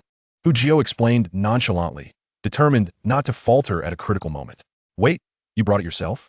Doesn't the academy provide bedding? Xiao Wu stared blankly, chewing on her carrot, her appetite suddenly waning. We're work-study students. The academy providing us with accommodation is already quite generous. And as for bedding, we all brought our own from home. Wang Sheng interjected. Sister Xiao Wu, why not use mine? I can share with my classmates. Use my bedding. Mine is larger. In no time, the entire dorm erupted into a flurry of activity, each boy rushing forward with their bedding to curry favor with Xiao Wu. Alas, none of the dark, shabby quilts appealed to her. As a beautiful fairy, how could she possibly use a filthy blanket? Her gaze ultimately landed on Hu Jio's new bedding, fixated upon it. Please don't look at me like that. Xiao Wu. I need to sleep too. Hu Jio felt somewhat uneasy. Even though he had rehearsed this scene in his mind countless times, the impending moment still sent a rush of blood to his face. Hu Jio, let us negotiate something. Xiao Wu said, her big eyes blinking adorably. What is it? Your bedding is so large that one person cannot possibly cover all. Why don't we push the two beds together and share? She suggested, casting a furtive glance at Hu Jio, whose attire was simple yet impeccably clean. That might not be appropriate. Though his heart yearned to agree immediately, he feigned reluctance. What is inappropriate? I'm not afraid of you, and I certainly won't bite. Xiao Wu's cheeks flushed adorably, hinting at her own shyness. But you just consumed my martial spirit. Hu Jio regarded her skeptically. Keep pretending. I must craft a blissful future for myself, he thought. Xiao Wu glanced at the half-eaten carrot in her hand, dismissing it with a grand gesture. It's settled then. Yilot, help me push this bed over. In a matter of moments, the two beds were joined. Hu Jio, place your belongings in the middle as a boundary. If you dare to cross it, you shall see what I do. Xiao Wu threatened playfully. All right. With Xiao Wu's strategy progressing, Hu Jio felt a sense of satisfaction. There was ample time ahead. Xiao Wu was merely 6 years old, and he intended to nurture her into the woman of his dreams. Perfection. Xiao Jio, just as Hu Jio and Xiao were preparing the beds. A voice called out from outside. Tang San, you're here. Sorry, you're a bit late. Chapter 10. Tang San's disappointment. Why does it feel as though my heart aches? Am I unwell? Outside the 7th dormitory, Tang San stood frozen, watching the harmonious scene of Hu Jio and Xiao Wu tidying up the bed together. An inexplicable sensation gripped him, as if something profoundly significant was slipping away from him. Xiao San, didn't I say I would come find you? Why did you come by yourself? Hu Jio interrupted Tang San's swirling emotions. I noticed you hadn't come to see me for a while, so I thought I'd check on you, Tang San replied, momentarily dazed before regaining his composure and smiling at Hu Jio. In truth, he was slightly worried that Hu Jio might be in some trouble, only to find him merrily playing with the little girl, which irked him. Oh, it's nothing. Let us go. It's already noon. We should have lunch. Hu Jio clapped his hands, turning to Wang Sheng. You know where the dining hall is, right? Lead the way. Sure, let us eat. I want more of your carrots. Xiao Wu exclaimed excitedly, having developed quite the appetite after just 2 carrots. Perfect, we're also heading to eat. So let us go together. Wang Sheng nodded, calling for the other students to join. Xiao Jio, I want to be going. You go on ahead. Tang San shook his head. He had spent all his money on tuition and had no extra fund for food. Come on, I'll treat you. Hu Jio, well aware of the situation, would not take no for an answer. He hooked his arm around Tang San's neck and led him along. Since you've taken my Xiao Wu, Tang San, you're my brother from now on. By the way, does eating require money? Like soul coins or something? Suddenly, the exuberant Xiao Wu halted in her tracks, sensing impending trouble. It's fine. Just stick with me. I've got money. Hu Jio waved his hand reassuringly. As the grandson of the village chief, although his funds were limited, he could manage to cover meals as long as he didn't waste money. Thank you. Hu Jio's generosity instantly boosted Xiao Wu's fondness for him. Compared to Tang San, Hu Jio was slightly more handsome, though dressed modestly. He still bore an air of attractiveness. This led Xiao Wu to regard Hu Jio, her fellow villager, with little special sentiment, aside from exchanging nods upon meeting. She hardly acknowledged him otherwise. Hu Jio was quite pleased with the situation, showing no intention of introducing Tang San to Xiao Wu. Engaging in separate conversations with both Tang San and Xiao Wu was effortless for him. They were each preoccupied with their own discussions, undisturbed. Were these not the impoverished souls from Wang Sheng's group? As they entered the cafeteria, an irksome voice echoed through the air. Looking up, they spotted a cluster of upperclassmen standing on the stairway between the 1st and 2nd floors, gazing down at them with condescension. The speaker, a boy of about 12 or 13, pointed derisively at Wang Sheng in front of Hu Jio, declaring, "A pauper is forever a pauper. I fear he will never ascend to the 2nd floor for a meal." On their way to the cafeteria, Wang Sheng had already informed Xiao Wu about the need for their dorm leader to assert himself.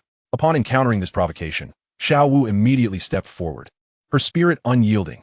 Who do you think you are? What is so special about the 2nd floor? As soon as Xiao Wu made her presence known, the boy on the upper floor's eyes lit up, nearly drooling at the sight of her. What a beautiful little lowly. I'm off to eat now. Consider yourself fortunate this time. How dare you speak to me like that? Hu Jio, brandishing his hammer, shifted his stance, ready to engage in a debate. This was an excellent opportunity for him to make an impression. He could not let it slip by, even if he were outmatched. He had faith that Xiao Wu and Tang San would not stand idly by. Indeed, as Hu Jio began to move, Xiao Wu mirrored his actions. having caught the disdainful tone in his words. However, at this critical juncture, Tang San faltered, stepping quickly in front of Hu Jiuhao and Xiao Wu. Shaking his head, "Let it go. We are here to eat." "Hey, why are you such a coward? Look, your brother isn't afraid," Xiao Wu retorted, her face a mask of disdain as she regarded Tang San. He remained silent. "Fine, let it be for now. There will be plenty of opportunities to teach them a lesson later." Hu Jiuhao waved his hand dismissively. Whether or not a fight broke out mattered little. What was significant was the display of attitude, and he was certain his earlier actions would earn him points in Xiao Wu's eyes. "All right then, we must teach them a lesson later." With the group of upperclassmen now out of sight, Xiao Wu's enthusiasm waned. "Ah, Xiao San, your master has arrived." With an extraordinary sense of perception, Hu Jiuhao suddenly sensed a familiar aura approaching. Tang San turned around, and, indeed, it was Master. "Master." Tang San hurried over, bowing respectfully. "Have you tidied up your dorm?" Master inquired. "It's all set." "Then come with me to the second floor for a meal. Afterwards, I'll show you around my place," Master said. Tang San hesitated, his concern for Hu Jiuhao evident. He sensed that Hu Jiuhao had exhibited an increasingly volatile temperament since arriving at the academy, and he feared Hu Jiuhao might cause trouble. "Master, I do prefer to dine with my friends." After a moment's thought, Tang San declined. "Hey, are you foolish? The food upstairs is clearly better. You should go eat."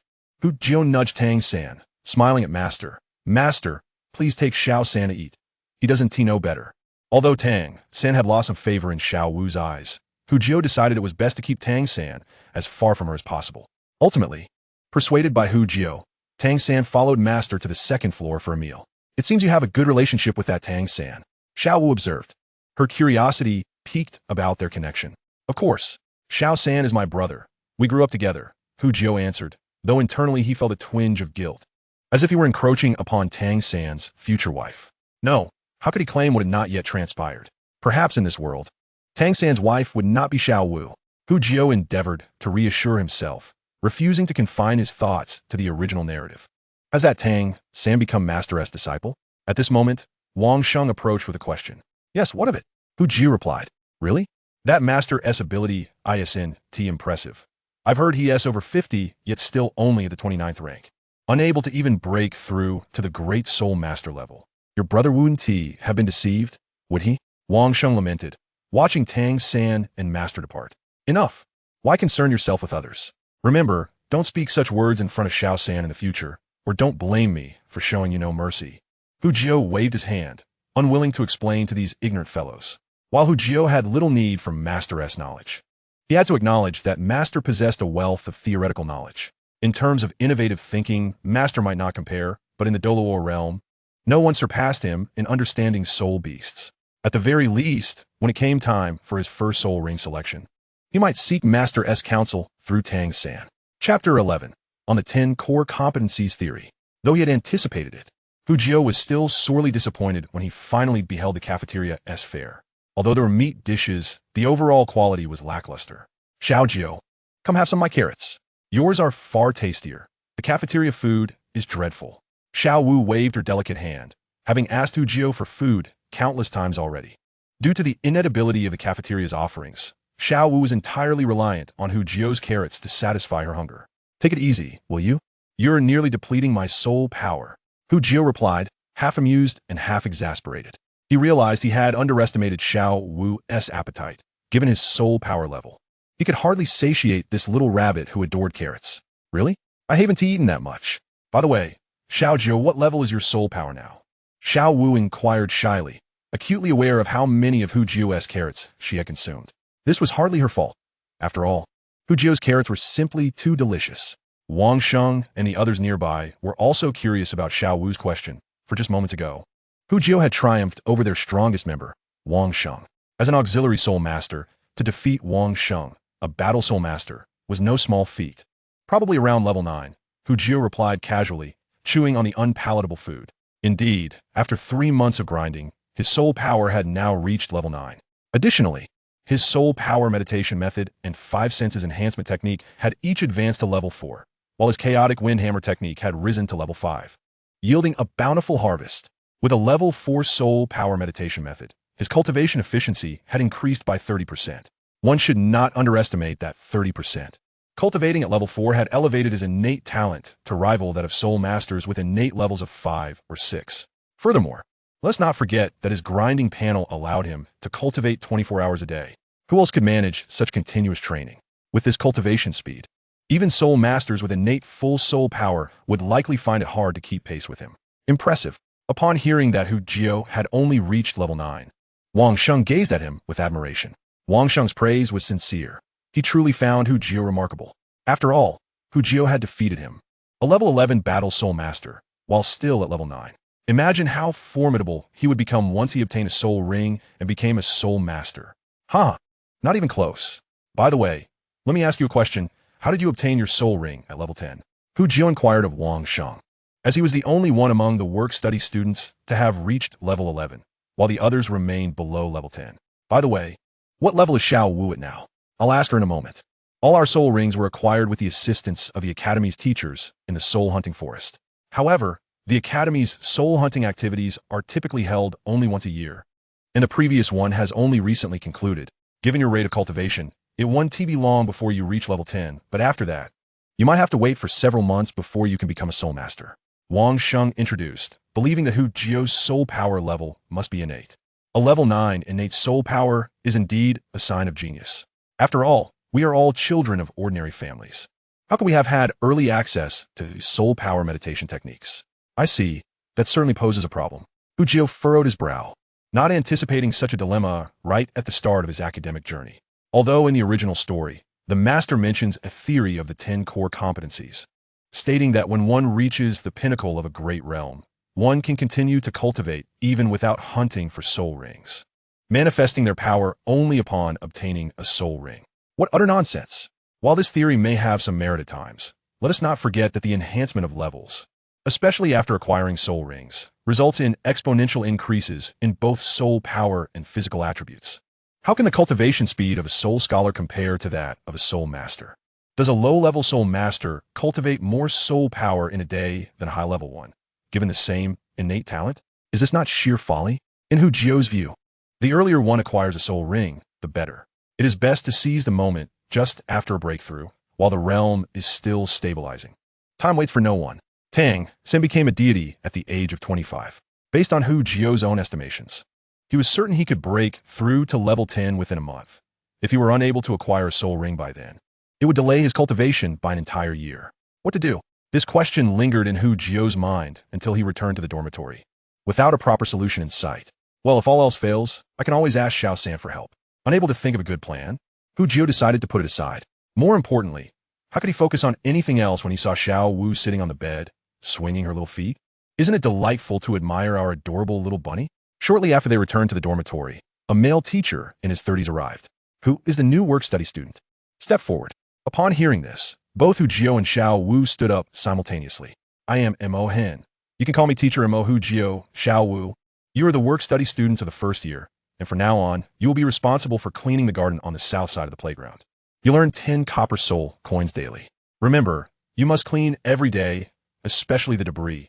It must be thoroughly cleared, or else your wages will be deducted. Should there be any negligence, the Academy reserves the right to expel you. Do you understand?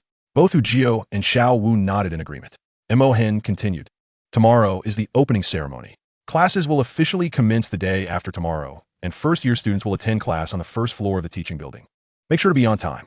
From the day after tomorrow, you will resume your normal work. I will conduct irregular inspections. All right, you may rest for now. Wang Sheng, you are the oldest here. Please explain the rules to them. Understood, Wang Sheng replied. Once the teacher left, he turned to Hu Jiuhao and said, actually, there isn't much work at school. As long as you clean on time, you'll be fine. Let me tell you about the classes. Generally, the Academy holds 2 classes in the morning, one for cultural knowledge and one for martial soul knowledge, followed by self-study in the afternoon. Most of us work-study students schedule our work for the afternoon to avoid hindering our learning. These work-study students come from impoverished families and cherish the opportunity to acquire knowledge more than those from wealthy backgrounds. Thank you for the reminder. Hu Jiuhao replied with a smile, realizing this would be his life at the Academy. No need to mention it. Wang Sheng waved his hand and turned to resume his studies, leaving Hu Jiuhao and Xiao Wu staring at each other in silence. By the way, Xiao Wu, what level is your soul power? I sense that your agility is remarkable. Unable to find a topic, Hu Jiuhao casually initiated a conversation. Hee hee. Let me introduce myself again. My martial soul is the soft-bone rabbit, and I'm an 11th level agility type battle soul master. Impressive. Hu Jiu praised her with a thumbs up, realizing that this little rabbit had already reached level 11, surpassing even Tang San's level. Chapter 12. A brother's wife cannot be wronged. Just as teacher Mo finished his visit, Tang San arrived. Xiao Jiu, tomorrow master has promised to take me to obtain a soul ring. I'm not sure how many days it will take, so I want to let you know. In this unfamiliar environment, Tang San instinctively grew closer to Hu Jiu. Their already amicable relationship deepened. A soul ring, how enviable. Hurry up and go. Hopefully, you'll acquire a powerful one that can assist me in obtaining mine. At that moment, Hu Jiu regretted not having spent more time cultivating earlier. With his own training, combined with the enhancements from idling, he would likely have already reached level 10. If he could join Tang San and benefit from Master's guidance, it would surely not be a difficult task. What a pity. All right, I'll help you. Tang San nodded earnestly, knowing that Hu Jiu's martial soul was of the support type, and he would undoubtedly need assistance when acquiring his soul ring. As a brother, he was more than willing to lend a hand. Furthermore, with the Xintian treasure record in his possession, preparing a few hidden weapons for hunting soul beasts would not be challenging for him.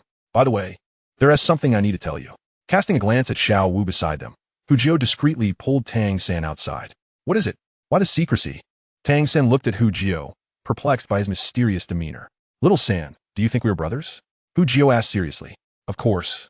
We've been brothers for a long time. Tang San replied without hesitation, recalling how Hu Jiu had always brought him food, solidifying their bond. Then, a brother cannot covet the woman his brother desires, can he? Hu Jiu continued. You mean? Tang San looked at Hu Jiu in shock. Surprised that at such a young age, he was already focused on women. Aren't you a bit too young for this? What are you talking about? This is a reservation. Do you understand? Once Xiao Wu grows up, I can claim her, Hu Jiu retorted confidently. What's wrong with liking someone? One must be so forthright. Liking is liking. Age is not a barrier. Tang San shook his head in disbelief. I really don't know what you're thinking. Don't worry. I prefer gentle girls. And that girl named Xiao Wu isn't suited for me. Brother, do you know how gentle Xiao Wu will be when she grows up? As he said this, Tang San felt a peculiar emptiness in his heart, filled with confusion. Haha, brother, you're truly wonderful. Receiving Tang San's promise, Hu Jiu excitedly patted his shoulder and laughed heartily. Tang San, though not perfect, was someone whose word was his bond. Hu Jiu believed in him even more than he believed in himself. Enough talk, it's getting dark. I should head back. After glancing up at the sky, Tang San waved his hand, feeling that today, Hu Jiu was acting strangely. Perhaps it was the sudden shift to a new environment that left him feeling a bit out of sorts. Xiao Jiu, do we still have any carrots left? I'm feeling a bit peckish. As soon as she returned to the dormitory, Xiao Wu flitted over. Well, you're not afraid of becoming plump, are you? After resolving the troublesome Tang San, Hu Jiu felt a surge of joy and playfully teased Xiao Wu, summoning a carrot and handing it to her. This carrot, which Hu Jiu had tasted himself, was hardly distinguishable from those in the fields. Its flavor was rather lackluster when consumed raw. But perhaps Xiao Wu's fondness for it stemmed from her being a rabbit. As if, no matter how many carrots I consume, I will never put on weight. Xiao Wu proudly tilted her head, her face beaming with satisfaction. That night, Hu Jiu drifted into a deep slumber, enveloped in peculiar emotions. The following day commenced with an opening ceremony in the morning, while the afternoon was left to their own devices. Their work-study duties would not commence until tomorrow, leaving them with a sense of boredom. Aren't you bored, Xiao Jiu? In the afternoon, within the dormitory, Hu Jiu lounged on his bed, legs crossed, relishing his leisure. Bored? Perhaps a little. Why don't we venture to Nodding City? Let us see the little white rabbit, enjoying the enhancements brought by the idle panel. Hu Jiu felt not a hint of boredom. Moreover, he was currently refining a new idea, so he was far from disinterested. However, since he aimed to pursue Xiao Wu, he decided that even if he himself was not bored, he ought to feign boredom for her sake. Nodding City? Sounds great. Let us go. Hu Jiu's suggestion ignited a spark in Xiao Wu's eyes. She was always eager for fun, and the prospect of visiting Nodding City was simply irresistible. She could hardly contain her excitement, and reached out to pull Hu Jiu from his bed, revealing her eagerness. Your little hands are quite soft. Hu Jiu grinned as he stepped out with Xiao Wu, secretly pondering that this could be considered a date, albeit a youthful one. That afternoon, Xiao Wu was in a frenzy of enjoyment, watching street performances, shopping, and indulging in snacks.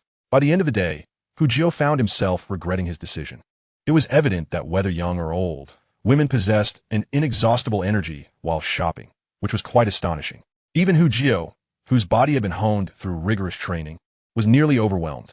Hee, Xiao Jiu, you're not up to par. Your physique is rather weak. Xiao Wu teased as they returned to the academy, laughter dancing in her eyes. Bah, I'm merely being suppressed by the laws of heaven, all right? Women are full of vigor while men are left feeble when shopping. It's a universal truth, akin to a curse that even the mightiest cannot escape. Oof, as if I would believe you. In just a few days, the bond between Xiao Wu and Hu Jiu had ascended to new heights. Under Hu Jiu's attentive care, they had grown inseparable. At this juncture, it seemed unlikely that even Tang San could pry them apart. Hu Jiu mused with pride. Over the past few days, he had been exceptionally attentive to Xiao Wu, providing her with an abundance of carrots and occasionally taking her outside the academy for delicious treats. As for training, what was that? They were merely idling away, enjoying life to the fullest. After enduring hardships in his previous life, he sought only leisure in this one. However, he couldn't help but notice that his wallet was depleting at an alarming rate. Hu Jiu himself rarely spent money, but the crux of the matter lay in the fact that Xiao Wu had no money at all, whether it was for food or entertainment. It was all funded by Hu Jiu, who was excessively generous, completely unaware of the need for frugality. Consequently, the monthly allowance his family had provided was rapidly dwindling, nearly exhausted in just 3 days. To support both Xiao Wu and himself, he resolved to find a way to earn money. There were alternatives, of course. He recalled that once one reached the Soul Master level, they could receive a stipend from the Spear Hall. If Xiao Wu registered, they could continue living their carefree lives. However, this notion was swiftly dismissed by Hu Jiu. Firstly, if he did so, he would be seen as living off Xiao Wu, which was unacceptable for him as a man. Secondly, registering at the Spear Hall would mean that his information would become known to them. Being someone from the information age, he was exceedingly cautious in this regard. Chapter 13.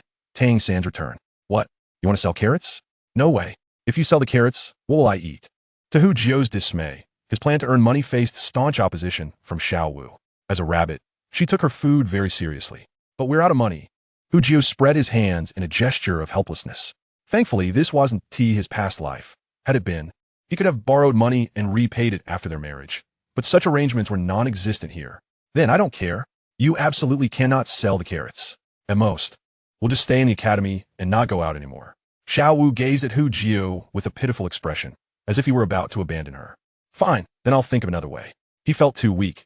If only he could feed Xiao Wu and still have excess soul power to sell carrots for profit.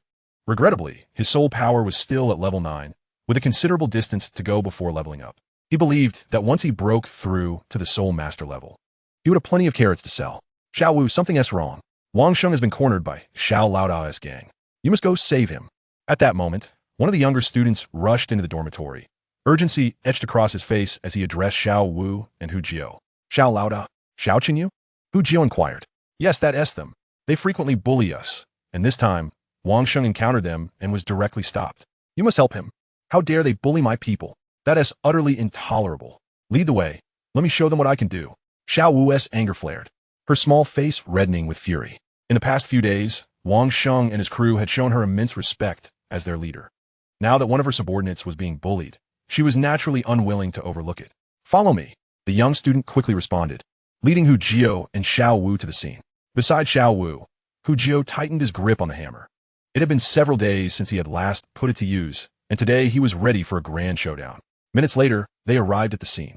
Wang Sheng was currently facing off against a group of over 20 upperclassmen, led by the tall and youthful Xiao Qinyu, who displayed a hint of maturity despite his boyish face.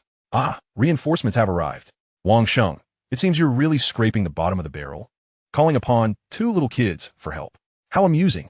Xiao Qinyu cast a disdainful glance at the newly arrived Hu Jiu and Xiao Wu, sneering at Wang Sheng. What makes you so great? Be careful not to lose your teeth later. Xiao Wu retorted fiercely, shaking her fist at Xiao Qinyu. Huh, you think you could take me on? Xiao Qinyu laughed loudly, prompting his lackeys to join in the mockery. Enough with the banter. Let us settle this with a challenge. Hu Jiu interjected, pulling Xiao Wu back from the brink of rage and looking up at Xiao Qinyu in a straightforward manner. I shall not impose upon you. Given that there are merely 12 of you, let us proceed as follows. We shall send forth 10 of our own, taking turns to engage in battle. The victor shall continue to face the next opponent until one side is entirely vanquished. Although it is evident that this arrangement places us at a disadvantage, Xiao Wu readily agreed. Very well, it is settled. Who among you shall be the first to step forward? Behind her, Wang Sheng attempted to intervene, yet Xiao Wu's swift consent rendered his efforts futile. Xiao Lauda gestured towards his subordinates, and a tall senior student promptly emerged. Gritting his teeth, he looked up at Xiao Wu and declared, "Sister Xiao Wu, allow me to take this round." He recognized the senior opponent, having faced him numerous times in combat, with a record of more losses than victories. However, aside from Xiao Wu and Hu Jiao, he was the only one left. The others were merely there to make up numbers. Wang Sheng, you stand no chance against him. Let me handle this, Hu Jiao said, firmly grasping Wang Sheng's shoulder to prevent him from entering the fray. The opposing combatant possessed a more refined soul power, and, judging by the aura he exuded, Wang Sheng was already defeated. Nodding at Xiao Wu, Hu Jiao approached the senior student with his hammer in hand. I am Hu Jiao, wielding the spirit of the carrot, a level 9 auxiliary soul master. As an auxiliary soul master, is it unreasonable for me to engage you with a weapon? A level 9 auxiliary spirit master. Wang Sheng, are there truly no capable fighters left on your side? Sending forth an auxiliary soul master to battle. Hilarious. Laughter erupted from Xiao Qinyu, who found Hu Jiao's introduction utterly amusing. A chorus of laughter followed from those behind him, as the notion of an auxiliary soul master entering combat, especially one with only soul master cultivation, seemed absurd to them. Hu Jiao scoffed disdainfully, remaining silent as he raised his hammer, initiating a series of sweeping motions. With each strike, the momentum of his chaotic hammer technique built, and soon his aura intensified beyond that of a mere soul master. Feeling the shift in energy, the student Lu Long sensed an impending crisis. The pressure from Hu Jiao's aura had surpassed his own. Acting swiftly, he summoned his weapon, lunging forward with a direct thrust aimed at Hu Jiao. Too late. At that moment, Hu Jiao's chaotic hammer technique had accumulated 15 strikes. The 5th level chaotic hammer technique now exuded a formidable presence, with a faint red glow emanating from the hammer, a sign of overflowing soul power. With a resounding crash, one strike sent Lu Long, along with his staff, flying, leaving him sprawled on the ground, unable to move. What do you think?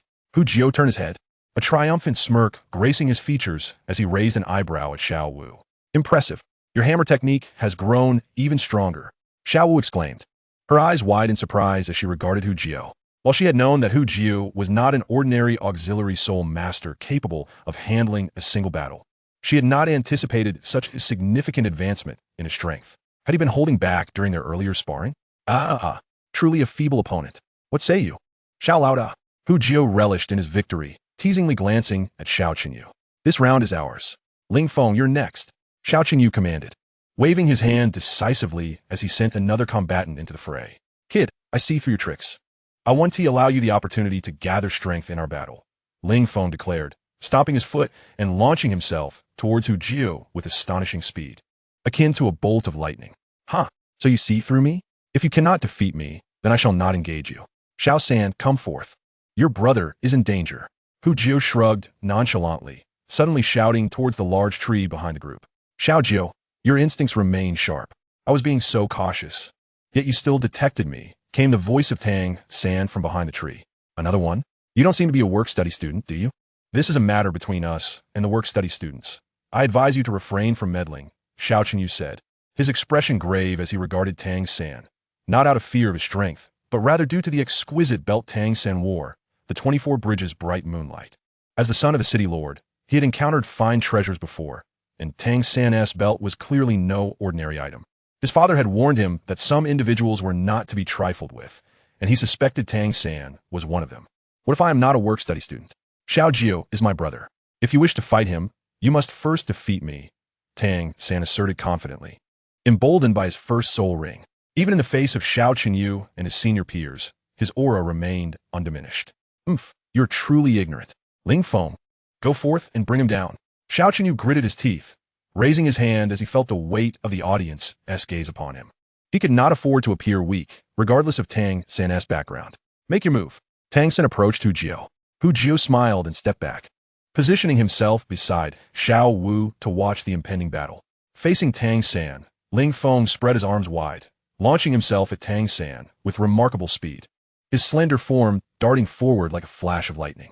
Yet Tang San stood still, seemingly unresponsive. Xiao Jiao, do you think Tang San can hold his own? I hope he doesn't embarrass us.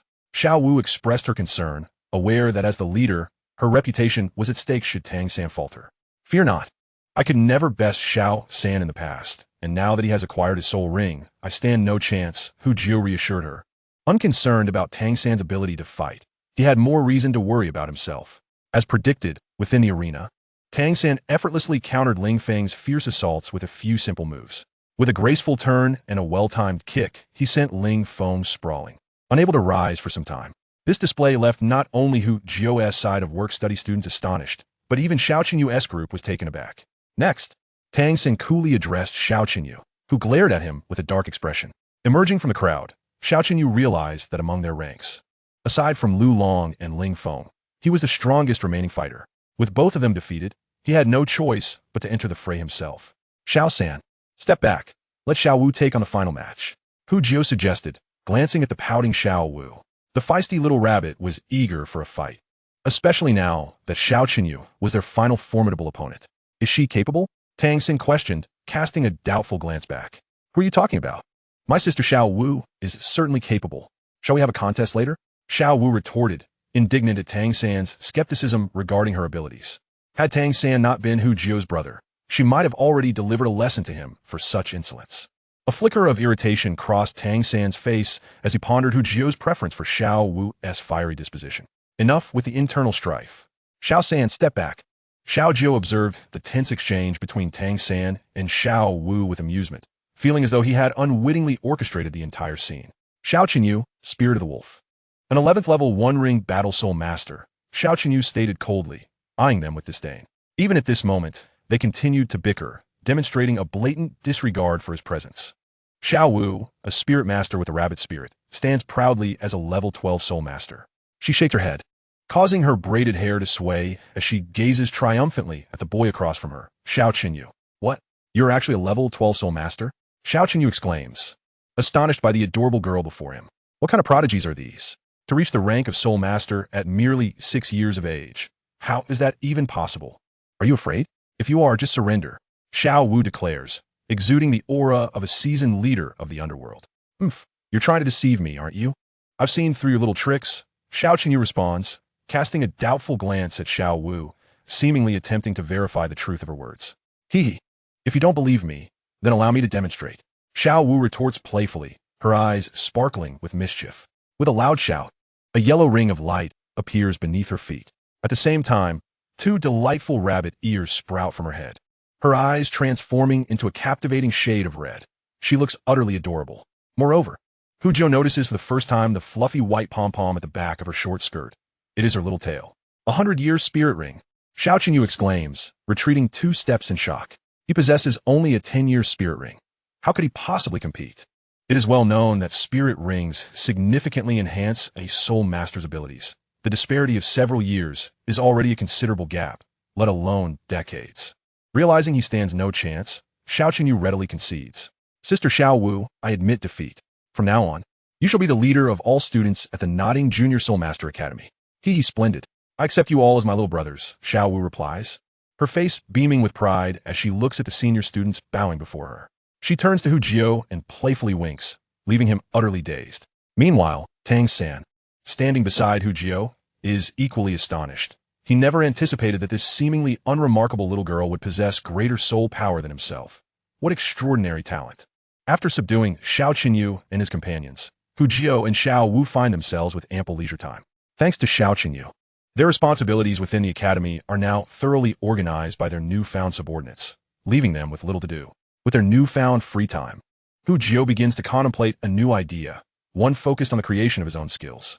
Currently, his idle panel has unlocked 5 slots, but only 3 skills are actively in use, leaving 2 slots vacant, a significant waste. He has inquired about skills at the academy, but found none available for him to learn. To avoid wasting these slots, he resolves to invent his own soul technique. The first idea that comes to mind is training in tree climbing and water walking, hoping to develop a skill for soul power manipulation. If successful, his aspiration to create a skill akin to rolling marbles would finally come to fruition. With a skill like rolling marbles, even as a support-type martial spirit, he could wield formidable offensive capabilities, unlike now, when he hesitates to engage in combat, lest others discover the flaws in his chaotic hammering technique. Winning is secondary. The inability to do so with style prevents him from showing off, and he has no desire to fight. After all, isn't it far more delightful to be a charming little rabbit caretaker like Xiao Wu? Chapter 15. Soul Power Manipulation. Tree climbing and water walking are methods employed in Naruto to train chakra control. Jiuhao believes that whether it is chakra or soul power, they ultimately represent a form of extraordinary energy.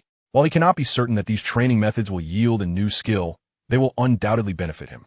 With determination, he begins experimenting. Starting with the simplest task, he retrieves a piece of paper, channels his soul power into his palm, and places his hand upon the paper. As he attempts to lift the paper using his soul power, he naturally faces failure on the first try. He persists, trying again and again, almost obsessively, engaging in this endeavor during meals, classes, and even at night while sleeping.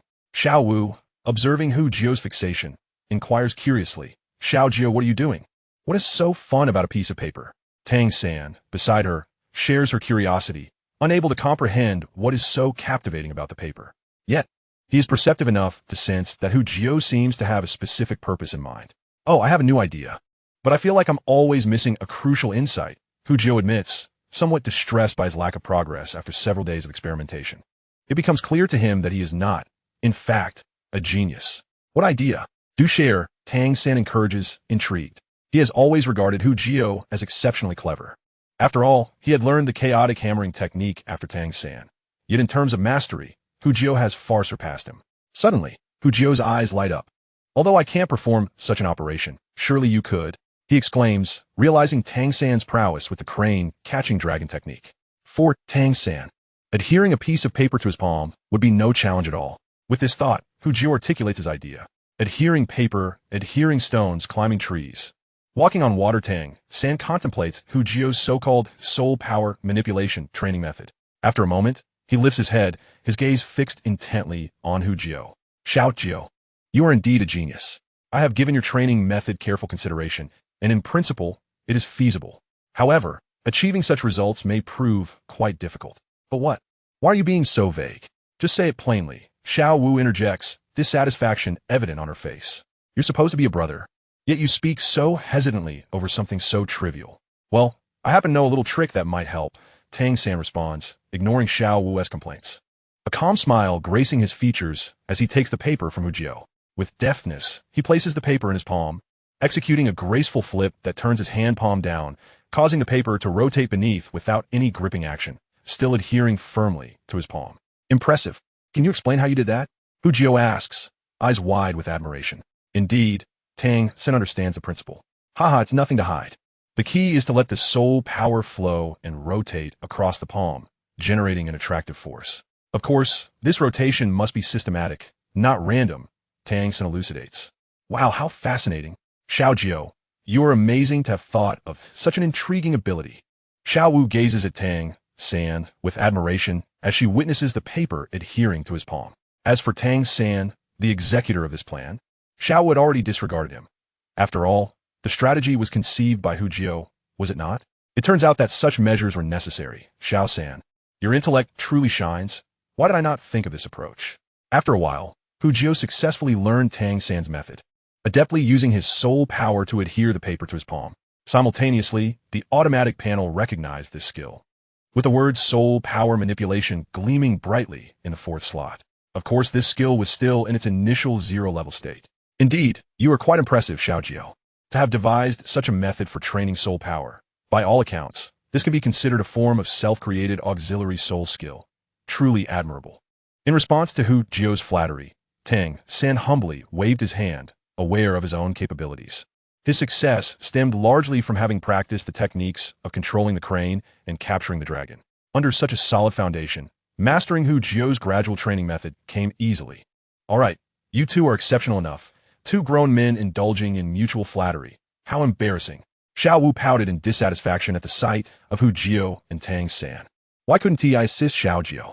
That Tang San, how infuriating. Observing Xiao Wu's jealousy towards Tang San, Jiuhao's heart swelled with delight. Haha, Xiao Wu, it seems your fate is about to change. Not pairing with Tang San is surely better for Xiao Wu. After all, in the original story, she had sacrificed herself for Tang San once, and now, with Jiuhao present, he would never allow her to make such a sacrifice again. 3 days later, Jiuhao's skill in soul power manipulation rose to level 1, finally transitioning from theoretical improvement to tangible effects on his body.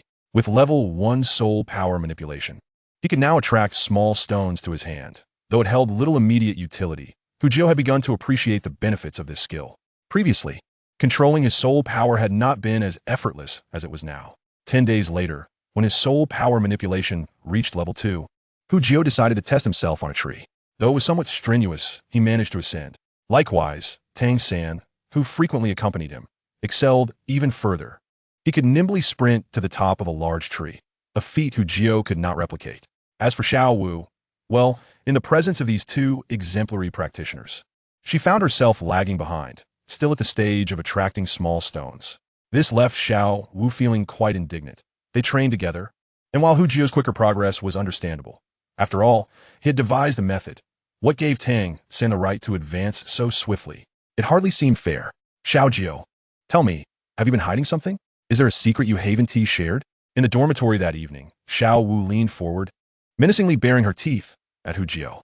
Oh no, not at all. Jiuhao was startled by her expression. What was happening? Had he somehow revealed his secrets? When had this occurred? Surely he hadn't spoken in his sleep. Oh heavens! In an instant, Jiuhao's face turned pale, cold sweat dripping down his brow. No. You must have some techniques you haven't taught me. Otherwise, how could I ever fall behind Tang San? Xiao Wu insisted, her expression one of certainty, as if she believed Jiuhao had been hoarding secrets. Phew, I truly have nothing of the sort. I see you've been progressing quite smoothly. Haven't you? Perhaps you've been distracted by play instead of focusing on your training? After a moment of panic, Jiuhao wiped the cold sweat from his brow, reminding himself to be cautious and never speak of anything untoward in his dreams. I think I've been quite diligent. Xiao Wu suddenly felt a twinge of guilt. To be honest, since becoming the leader, she hadn't devoted much time to training. Furthermore, her natural talent was exceptional, even with little practice. Her soul power had increased rapidly, now reaching level 13. The successful creation of the soul power manipulation skill greatly boosted Jiuhao's confidence, prompting him to embark on the self-creation of the spiral pill technique. However, after tinkering with it for several days, he realized that the spiral pill demanded a profoundly high level of control over one's soul power, far beyond what he could manage at his current level. Moreover, a critical requirement for the spiral pill was the detachment of soul power, an ability exclusive to soul masters, for someone of his soul scholar rank. It was sheer folly to even consider it. Recognizing this, he reluctantly decided to set aside this ambition for the time being. The days slipped by in playful banter with Xiao Wu. In the blink of an eye, half a month had passed. Hiccup. A long belch caught Jiuhao off guard. It seemed his soul power had finally surpassed level 10. Upon careful confirmation, he realized he had indeed ascended to the soul master stage. Jiuhao, what is wrong? Did you swallow soup the wrong way? Xiao Wu chuckled at Jiuhao in the cafeteria. Haha, no, I've broken through to level 10 in soul power. Jiuhao, ever astute, seized the moment to joyfully embrace Xiao Wu, overwhelmed with excitement. It felt as though he were hugging a doll. This is fantastic. Will your carrots taste even better now? Upon hearing this news, Xiao Wu was equally elated.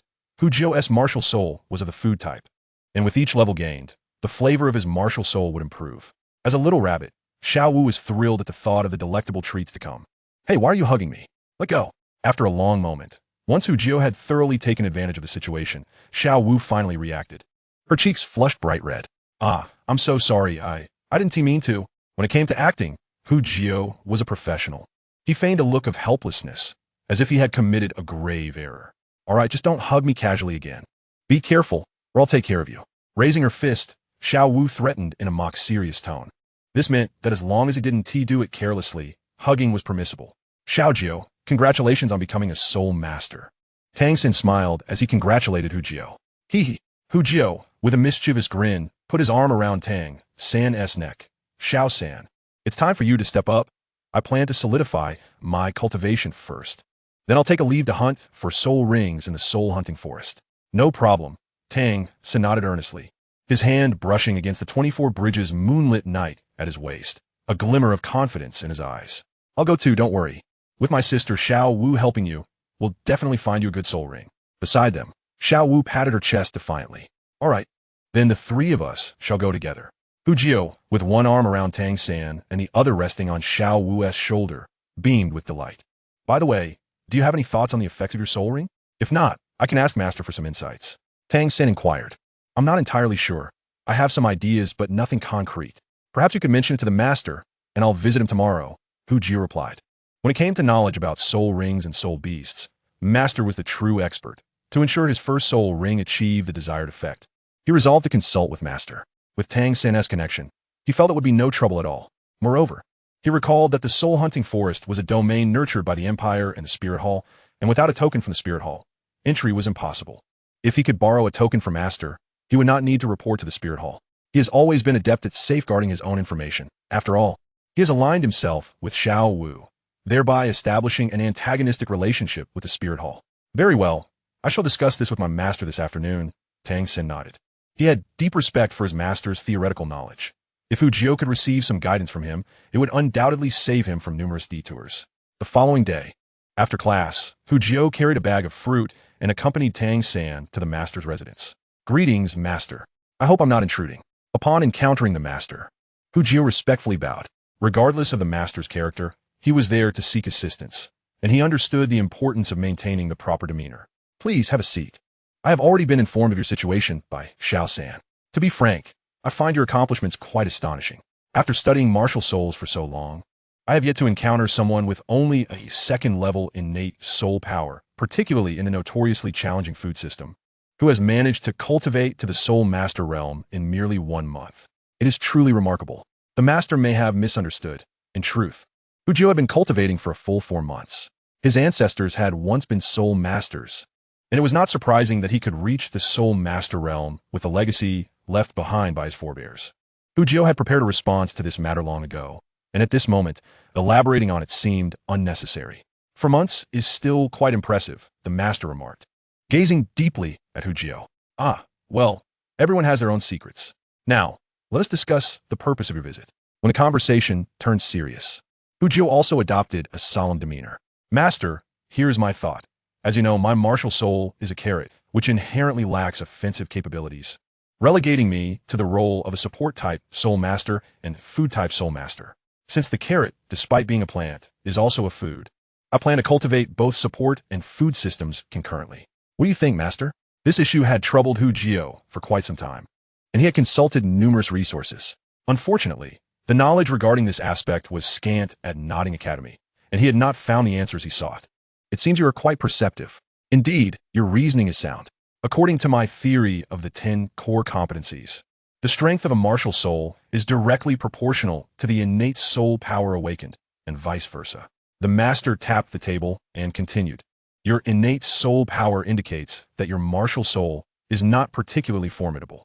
Although the master's words were blunt, Hu Jiu nodded in acknowledgement. It was a fact, and there was no point in disputing it.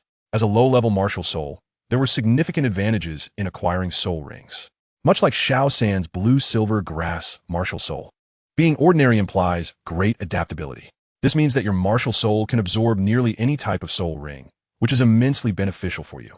The master's elucidation indeed illuminated Hu Jiu's understanding, and a certain notion within him began to crystallize. If that is the case, then my first soul ring should ideally enhance my cultivation speed. In the world of Douluo, every soul master is inextricably bound to the act of cultivation, a lifelong endeavor. Given Hu Jiu's modest talent for cultivation, he could only contemplate solutions through soul rings. This, however, necessitated the master's assistance. With so many soul beasts in the world, the effects of a soul ring derived from the same soul beast can vary between different soul masters. It is only natural to consult the master in pursuit of the desired effects. Indeed, enhancing cultivation speed is a coveted trait for all soul masters. Regrettably, based on my research into thousands of auxiliary soul rings, I have found only 3 that can achieve such an effect. The master cast a sidelong glance at Hu Jiu, as though assessing a fool, yet he proceeded to explain. The first is the Moonlight Beast, which can only be found in the Stardow Forest and is exceedingly rare. Unless you are willing to expend a tremendous cost, you will likely not find it. What about the other 2? Hu Jiu had already dismissed the Moonlight Beast.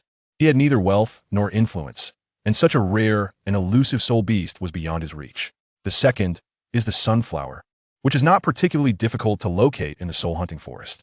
However, the chance of obtaining a soul ring that enhances cultivation speed from it is merely 1 in 10, or even lower. You should consider this carefully. Out of goodwill, the master offered this advice, given that Hu Jiu was a friend and compatriot of Tang San. 1 in 10? That is akin to winning a lottery. I shall pass. Hu Jiuhao gazed expectantly at the master, aware that there was still one last option unmentioned. As for the final choice, do not harbor excessive hopes. It is called the Devouring Toad. While it does indeed enhance soul power cultivation speed, the increase is a mere fraction, 1%, 1,000th, or even less. The effects are negligible. After explaining, the master fell silent, allowing Hu Jiuhao to ponder in contemplation. To gamble or not to gamble? Hu Jiuhao was deeply conflicted. He wished to choose the Devouring Toad as his soul ring. Although its potential for increasing cultivation speed was low, he couldn't forget that he possessed an idle panel. If the skills attached to the soul ring could also be enhanced through idling, then there would be no hesitation. The crux of the matter was that he was uncertain whether the skills from the soul ring could indeed be idled. This uncertainty weighed heavily on him. Little Jiuhao, perhaps you should reconsider the need for such a soul ring effect.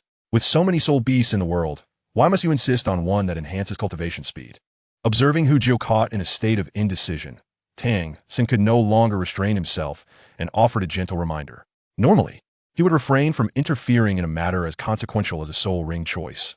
But seeing Hu Jiuhao's turmoil, he felt compelled to speak up. Tang San's words jolted Hu Jiuhao back to reality. He nodded and turned to the master. Master, I have made my decision. I shall choose the Devouring Toad. Could you please provide a detailed introduction to this soul beast? He was ready to take the plunge. After all, it was merely a soul ring, a low-level one at that. No matter how extraordinary the effect, it could not defy the heavens. And should he succeed in his gamble, it would indeed be a remarkable advantage. If the idle panel could elevate the skill effect level, even a mere doubling of the cultivation speed would yield significant benefits. Very well, I shall introduce you to the Devouring Toad. After a while, Hu Jiuhao left the master's residence with an expression of calm determination. Clutching a token in his hand, an identity badge of the spirit hall bestowed by the master. Little Jiuhao, have you truly decided to select the Devouring Toad as your first soul ring? That evening, after his lesson with the master, Tang San hurried to Hu Jiuhao's side. Yes, Hu Jiuhao nodded, as if the decision were as simple as choosing what to eat for dinner. Did you not grasp what the master just conveyed? The Devouring Toad has a maximum lifespan of only a few decades. There is no such thing as a century-old Devouring Toad. And the effect of the soul ring skill is subpar. Little Jiuhao, please reconsider. We could pursue a century-old soul beast instead. If you are concerned for our safety, rest assured, while I cannot guarantee anything else, I am confident in handling a century-old soul ring. Faced with Tang San's earnest concern and assurances, Hu Jiuhao felt a warmth in his heart. Tang San's charisma was indeed potent. Initially, he harbored a slight intention to exploit Tang San, but as they spent time together, he gradually began to regard him as a true brother. Rest assured, little San, my choice of the Devouring Heaven Toad as my first soul ring was made after careful consideration. Allow me to clarify, or rather, to explain. Tang San regained his composure.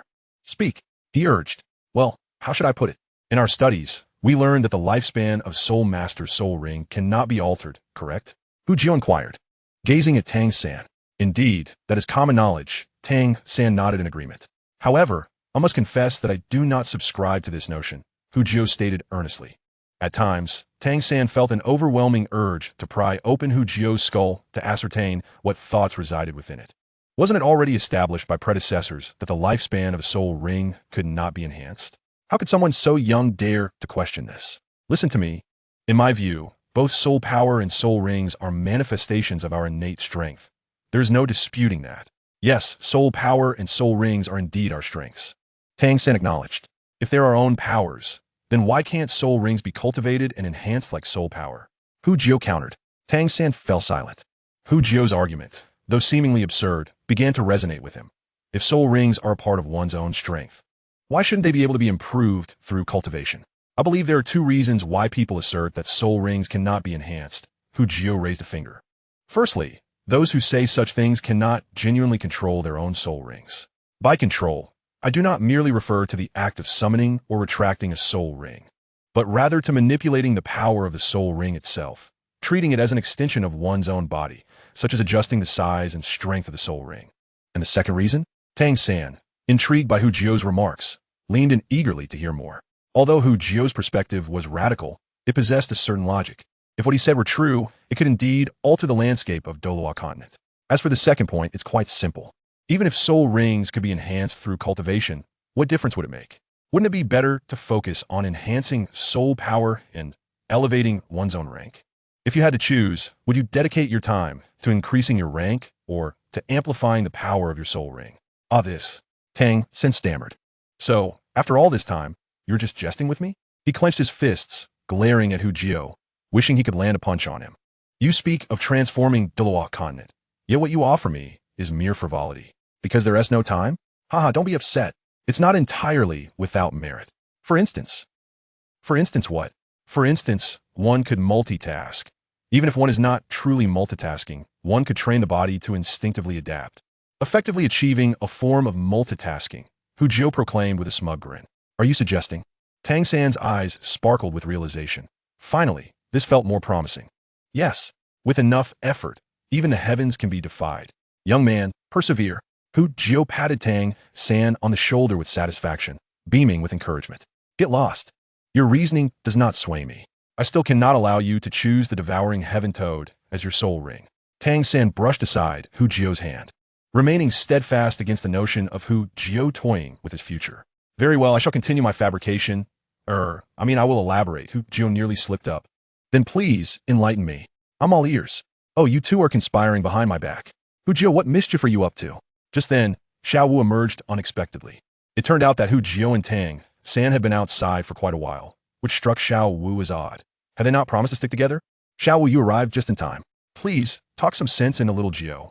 Upon seeing Xiao Wu, Tang San's face lit up, and he hurriedly relayed Jiuhao's desire to choose the devouring heaven toad as his soul ring. Naturally, he also mentioned Jiuhao's claims about the possibility of enhancing soul rings through cultivation. Are you foolish? Since little Jiuhao has already outlined a method, why not give it a try and see for yourself? You've certainly grown quite a big head without much thought. Xiao Wu cast a skeptical glance at Tang San, bemused.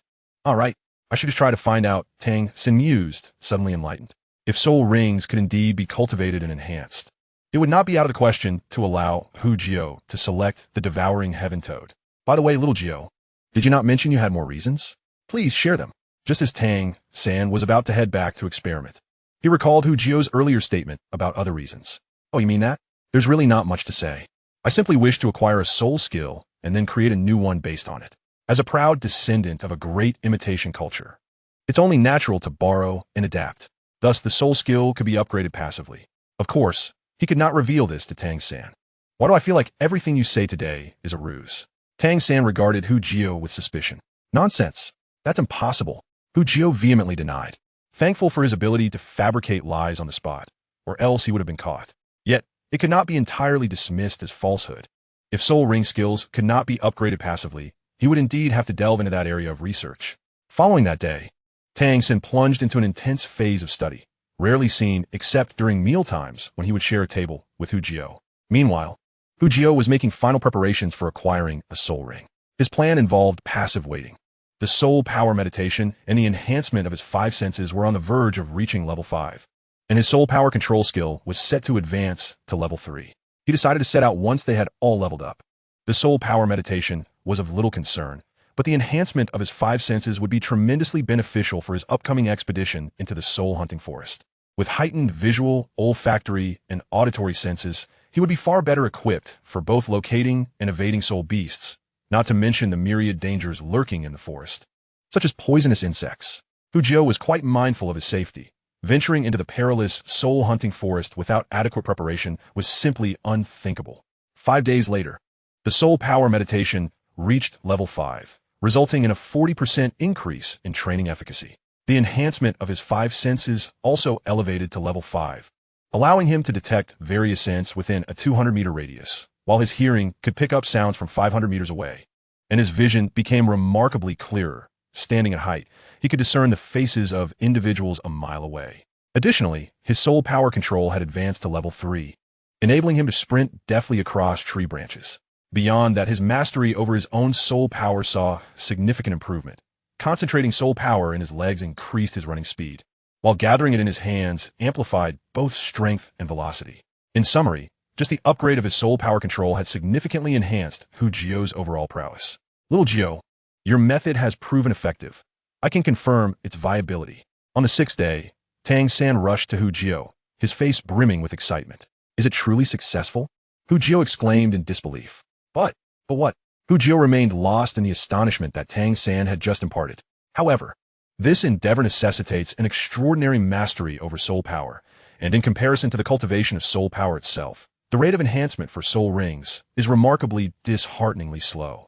At my current pace of cultivation, it may indeed require a full year of diligent effort to extend the duration of a soul ring by merely 1 year. Tang San, with a sense of resignation, spread his hands, feeling a pang of disappointment at this revelation. He had initially believed he had made a groundbreaking discovery that could transform the world, only to find it to be a rather lackluster ability. Were it not for his resilient mental fortitude, he might have succumbed to despair. Wasn't this an outcome that had been anticipated all along? Jiuhao, on the other hand, had foreseen this result. The elevation of soul ring levels was not an easy feat very well. I have resolved to venture into the soul hunting forest tomorrow to procure a soul ring. Xiao San, do you have any concerns? None at all. I will speak to Master shortly. We are ready to depart at any time. Tang San nodded, indicating his agreement. Then it's settled for tomorrow. Let us seek out Xiao Wu and request leave together. The management at the Nodding Junior Soul Master Academy is quite stringent, and it would take at least 2 to 3 days for them to return, making it imperative to request leave in advance. Of course, requests for leave with legitimate reasons are generally not an issue, as the Academy understands the significance of obtaining a soul ring.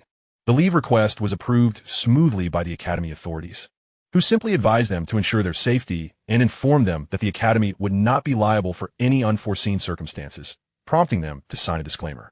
That night, amidst Xiao Wu's excited chatter, Jiuhao drifted into a hopeful slumber. The following morning, Jiuhao, Xiao Wu, and Tang San set off after a brief preparation. The soul hunting forest lies approximately 400 miles from Nodding City, and having visited once before, Tang San navigated the route with ease. They procured water, food, and camping supplies, and once adequately prepared, they hired a carriage to embark towards the soul hunting forest. Chapter 19, Soul Hunting. By midday the next day, the trio finally arrived at the soul hunting forest. At last, we have arrived. The journey was dreadfully tedious, Xiao Wu exclaimed, leaping from the carriage and stretching her limbs. Well done, well done. Here, have a carrot to start. Jiuhao, who had followed her out, stood beside her with a smile. You're not being tough enough. This expedition is primarily to assist him in obtaining a soul ring, while Xiao Wu and Tang San are volunteering their help. Xiao San, would you like a carrot as well? Jiuhao extended another carrot toward Tang San. I'll take one. To be honest, this carrot is crisp and delectable, quenching thirst and alleviating hunger. Best of all, it ensures one never goes hungry. Tang San, who had endured hunger under Tang Hao's strict upbringing, felt this sentiment deeply. You two, stop dawdling and hurry to find Jiuhao, a soul beast. Up ahead, Xiao was bouncing back to wave at them. With exchanged smiles, the two hastened to catch up. Upon reaching the entrance of the soul hunting forest, Jiuhao produced the Master's Spirit Hall token, effortlessly guiding Tang San and Xiao Wu inside. Xiao Wu, slow down and be cautious of dangers. Hearing the myriad sounds of soul beasts around them and sensing a faint aura of peril, Jiuhao felt a twinge of concern. Initially, he believed that with both Tang San and Xiao Wu, 2 battle soul masters, by his side, he would not experience fear. Yet, he seemed to have overestimated his own abilities. Walking through such a treacherous locale was an experience he had never encountered in this life, nor in the last. Especially with his heightened senses, he could detect various perilous presences lurking in the forest. It felt akin to a lamb wandering among wolves, instilling trepidation within him. Jiuhao, I see you're afraid. Fear not, Sister Xiao Wu will protect you. Upon noticing the expression on Jiuhao's face, Xiao Wu seemed to have stumbled upon a new discovery. Tang San, standing behind, understood. After all, Jiuhao was merely 6 years old, and it was entirely normal for him to be frightened in such a perilous setting. As for Xiao Wu, she was quite the spirited girl. Allow me to lead the way, Jiuhao. You stay in the middle, and Xiao Wu will bring up the rear. We shall protect you together. Naturally, Tang San assumed command of the group. All right. Once the matter turned serious, Xiao Wu straightened her demeanor, obediently adhering to Tang San's direction, closely following Jiuhao, fearful of any mishap befalling him. Do not make the atmosphere so tense. Though I am an auxiliary soul master, I possess combat capabilities as well. At the very least, I can ensure my own safety. Jiuhao raised the iron hammer in his hand, expressing his dissatisfaction. Compared to Xiao Wu, who was at level 13, and Tang San, who was at level 14, he might not measure up, but he was certainly not weak. Let me demonstrate my level 5 Windstorm Hammer technique.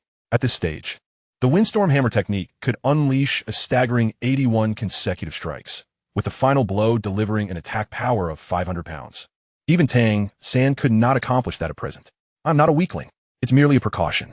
Tang San, walking ahead, likely sought to prevent any emotional outbursts from Hu Jio and offered an explanation. No need for explanations, I understand. By this point, Hu Jio had acclimated to the atmosphere of the soul-hunting forest, and his mood had settled. Take the left path. The right side bears the scent of a century-old soul beast. As they continued along, Hu Jio suddenly tugged at Tang San, urging him to change direction. Very well. Tang San did not question how he discerned this, and promptly altered course to the left. Xiao Wu, trailing behind, was quite curious. How did you know there was a century-old soul beast to the right? It's simple. One is the aura, and the other is the scent. These elements inform me that there are troublesome characters to the right. It was then that Hu Jio realized that in the soul-hunting forest, his sense of touch was his most valuable asset. With it, it was akin to having a sixth sense for survival. As they approached danger, his body would exhibit a natural response, much like an animal bristling with alarm, signaling that peril lurked in that direction, coupled with the foul odor wafting from his nostrils. Hu Jio, with a wealth of knowledge, could have identified the type of soul beast without difficulty. Your perception ability is remarkable. You can detect the presence of soul beasts in advance. With this skill, our hunting expedition will be considerably simpler. In the soul-hunting forest, the greatest danger lies in encountering soul beasts stronger than oneself. Yet Hu Jio's ability allowed them to preemptively locate the beasts, leaving Xiao Wu visibly astonished. This is a legacy soul skill passed down from my ancestors, but alas, it cannot be shared with outsiders. Otherwise, I would teach you. Hu Jio replied. It cannot be shared, only passed down internally. This is something I learned from Tang San, who keeps his Tang sect techniques tightly guarded. So he shall not receive any instruction. Humph. With Hu Jio's sensing ability in play, the subsequent events became straightforward. Once they detected the aura of a century-old soul beast, they would definitely avoid it. This time, Hu Jio's target was the swallowing heaven toad, a small soul beast that could only grow to a maximum of 90 years due to its relatively short lifespan, with living several decades considered a feat of longevity. Moreover, the swallowing heaven toad was not particularly strong, residing at the bottom of the food chain within the soul-hunting forest. The master had mentioned that swallowing heaven toads favored dark and damp environments. In pursuit of this goal, Hu Jio commenced his research on the soul-hunting forest during his time at the academy. Ultimately, he discovered that only the southwestern edge of the forest provided a suitable habitat for the devouring toad. This area, characterized by its low terrain and numerous small puddles, boasted a lush growth of trees nurtured by abundant water sources, rendering it an ideal sanctuary for the devouring toad. Currently, they found themselves situated in the northwestern direction, necessitating a considerable detour to reach their destination. Fortunately, Hu Jio possessed sharp instincts, allowing him to sense the presence of soul beasts and evade them in advance. Thus, they encountered not a single soul beast along their journey, as if they were traversing a tranquil garden rather than the perilous soul-hunting forest. Xiao San, veer left. Hu Jio instructed as he directed Tang San, who was leading the way. Behind them, Xiao Wu pouted in dissatisfaction, thinking Hu Jio was being overly cautious. It's merely the soul-hunting forest. Is such wariness truly necessary? Suddenly, Hu Jio's brow furrowed in concentration. We've been detected. Prepare for battle. He sensed an approaching soul beast rapidly closing in on their position. As his words fell, Tang San and Xiao Wu immediately halted, adopting a defensive stance in the direction that Hu Jio was observing. Xiao Jio, can you discern the specifics? Tang San inquired calmly. Yes, the aura isn't particularly strong. It's not a century-old soul beast. However, there are quite a few, 8 in total, likely a pack of social soul beasts. Through the enhancements of his sensory techniques, Hu Jio could glean no more than this. 8 soul beasts is somewhat troublesome, Tang San remarked, frowning. He turned to Hu Jio. I will use my martial soul to control them. Xiao Jio, Xiao Wu, take the opportunity to attack. Understood. Both Hu Jio and Xiao Wu nodded in agreement. Gripping his hammer tightly, Hu Jio continued to sense the positions of the approaching soul beasts. As they drew near, he began to swing his hammer repeatedly, unleashing the chaotic wind hammer technique. This time, he intended to unleash a formidable strike. Since elevating the technique to level 5, he had yet to fully exert its power, and now was the perfect moment to assess its effectiveness.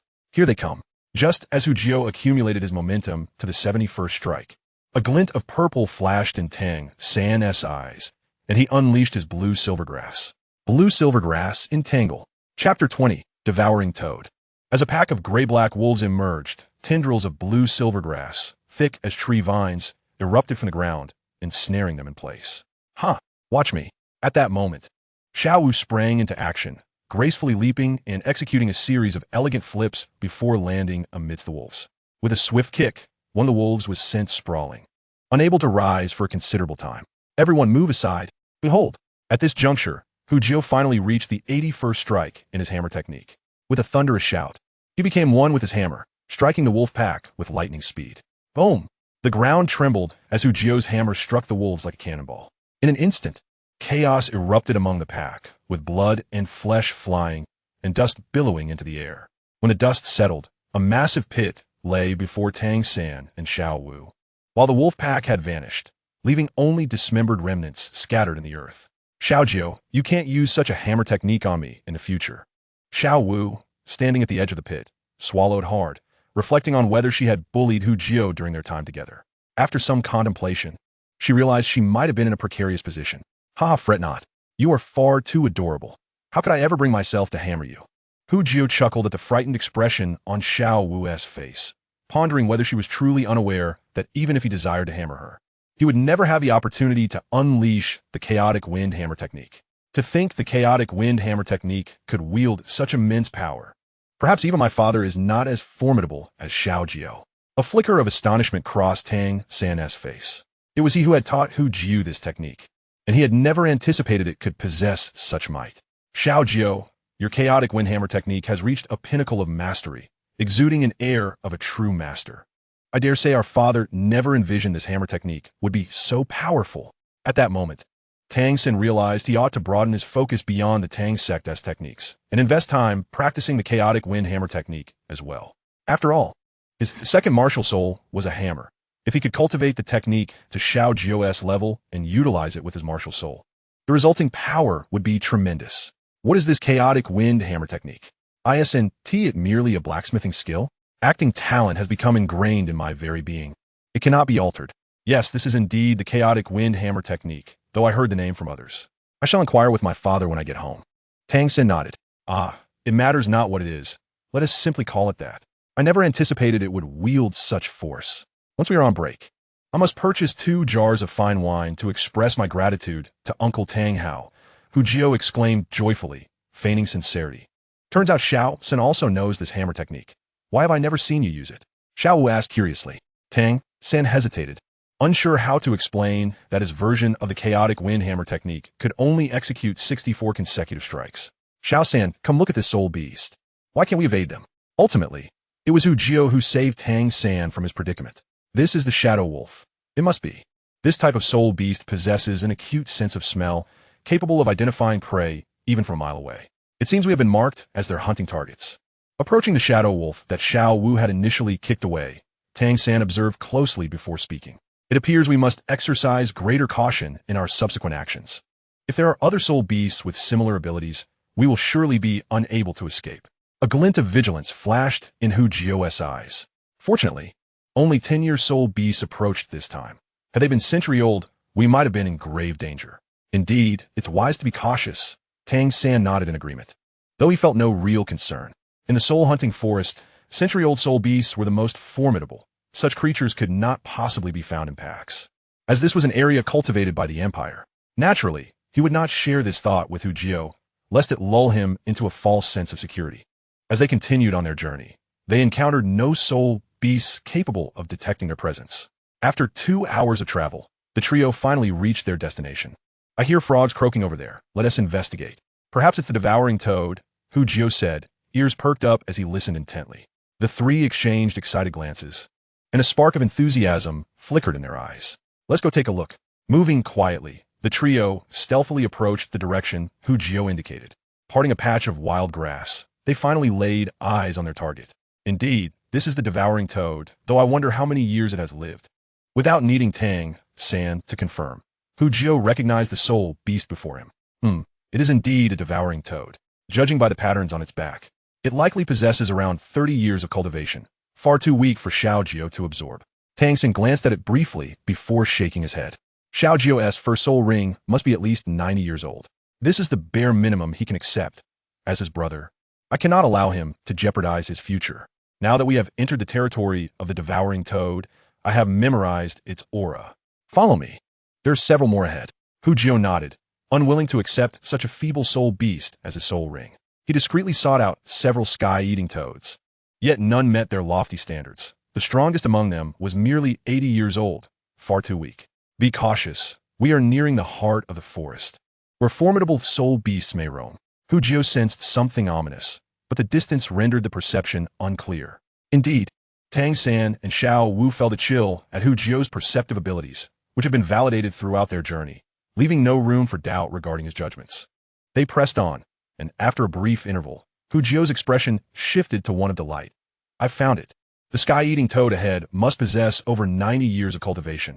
I'm certain of it. Splendid. Let us hasten, Xiao Wu whispered in excitement, relieved to finally have a target after such a long search. The sky-eating toad lies just ahead. Xiao San, you will employ your blue silvergrass for a surprise attack. Ensnaring it. Xiao Wu, it will be your turn next. Once Xiao San traps it, use your waist bow to bring it to me. Meanwhile, I shall prepare my ultimate move. With a faint smile, Hu Jiu swiftly devised their strategy. Agreed. Tang San and Xiao Wu expressed no dissent. Adhering to Hu Jiu's plan afforded them the perfect opportunity to ambush the sky-eating toad. Move. As Hu Jiu's command echoed, Tang San sprang forth like a wisp of smoke. At the same time, Xiao Wu, equally nimble, leapt into the treetops, bounding swiftly away. Meanwhile, Hu Jiu gripped his hammer, beginning to whirl it in circles, the air around him resonating with a cacophony akin to a tempest. Chapter 21. The Birth of the Tongue Monster. In the soul-hunting forest, Tang San's eyes transformed entirely to a striking violet, a manifestation of the purple extreme demon eye in full bloom. Determined to procure a soul ring for his brother, he was resolute in his efforts. He nodded toward Xiao Wu, perched upon the treetop, channeling his soul power to summon a blue silvergrass. Simultaneously, tendrils of vibrant blue silver grass erupted from the ground, rapidly encircling the sky-eating toad 20 meters away, particularly ensnaring its mouth with focused intensity. As Tang San executed his plan, Xiao Wu had already leaped into action. First soul skill waist bow. Her crisp voice accompanied the soaring form of the sky-eating toad. Boom! The toad crashed heavily to the ground, barely registering the impact before its vision was filled with a faintly luminescent iron hammer's phantom. Rumble! The earth trembled, and the forest howled in agony. The sky-eating toad vanished without a trace, leaving behind only a blurred mass of flesh and blood. A pearlescent circle slowly materialized in its wake. A flawless collaboration. Hu Jiu, pleased, stored away his hammer, eagerly awaiting the return of Tang San and Xiao Wu. A few moments later, they rejoined him. Xiao Jiu, hasten to absorb the soul ring. We shall guard you. Acknowledging Hu Jiu's determination to absorb the sky-eating toad's soul ring, Tang San refrained from further persuasion. Although a soul ring of over 90 years was slightly lacking, he trusted Hu Jiu's judgment. All right. Hu Jiu nodded, suppressing his excitement, extending his right hand to summon his carrot martial spirit. With a thought, he drew the soul ring towards him, enveloping it around his martial spirit. In that instant, Hu Jiu felt an overwhelming surge of soul power flooding his being, as if he had expanded in size. Without delay, he initiated the 5th-level soul power meditation method, swiftly refining the sky-eating toad's soul ring. Tang San and Xiao Wu stood vigil beside Hu Jiu, ever alert to their surroundings. Though Hu Jiu had previously stated that no other soul beasts lurked nearby, the commotion created by his earlier hammer technique could potentially attract unwanted attention. They awaited for 2 hours, and, as twilight approached, a change finally flickered across Hu Jiu's expression. Just as he prepared to open his eyes and rise, he suddenly perceived a shift in his surroundings. A pair of blood-red eyes, imbued with a feral aura, charged toward him. What is this? Hu Jiu's momentary confusion quickly dissipated as he grasped the cause. There was but one reason for such an occurrence: a soul bone. In that moment, instead of fear, Hu Jiu felt exhilaration. It was merely a manifestation of resentment, and as long as his resolve remained steadfast, he could endure this trial to reap immense rewards. Naturally, Hu Jiu was not foolish enough to await an unprovoked assault. His mental will transformed into a bolt of lightning, hurtling toward the approaching resentment of the sky-eating toad. Boom! Boom! Boom! The clash of wills and resentment ensued, a primal collision, a struggle for survival. The sky-eating toad bore heavy resentment. Having been ambushed without cause while peacefully residing in the soul-hunting forest, it remained oblivious to the reason behind its demise until its final moments. Was it infuriated? Its rage was palpable. Perhaps the heavens were moved by its grievances, finally granting it a chance to confront its enemy. It sought vengeance.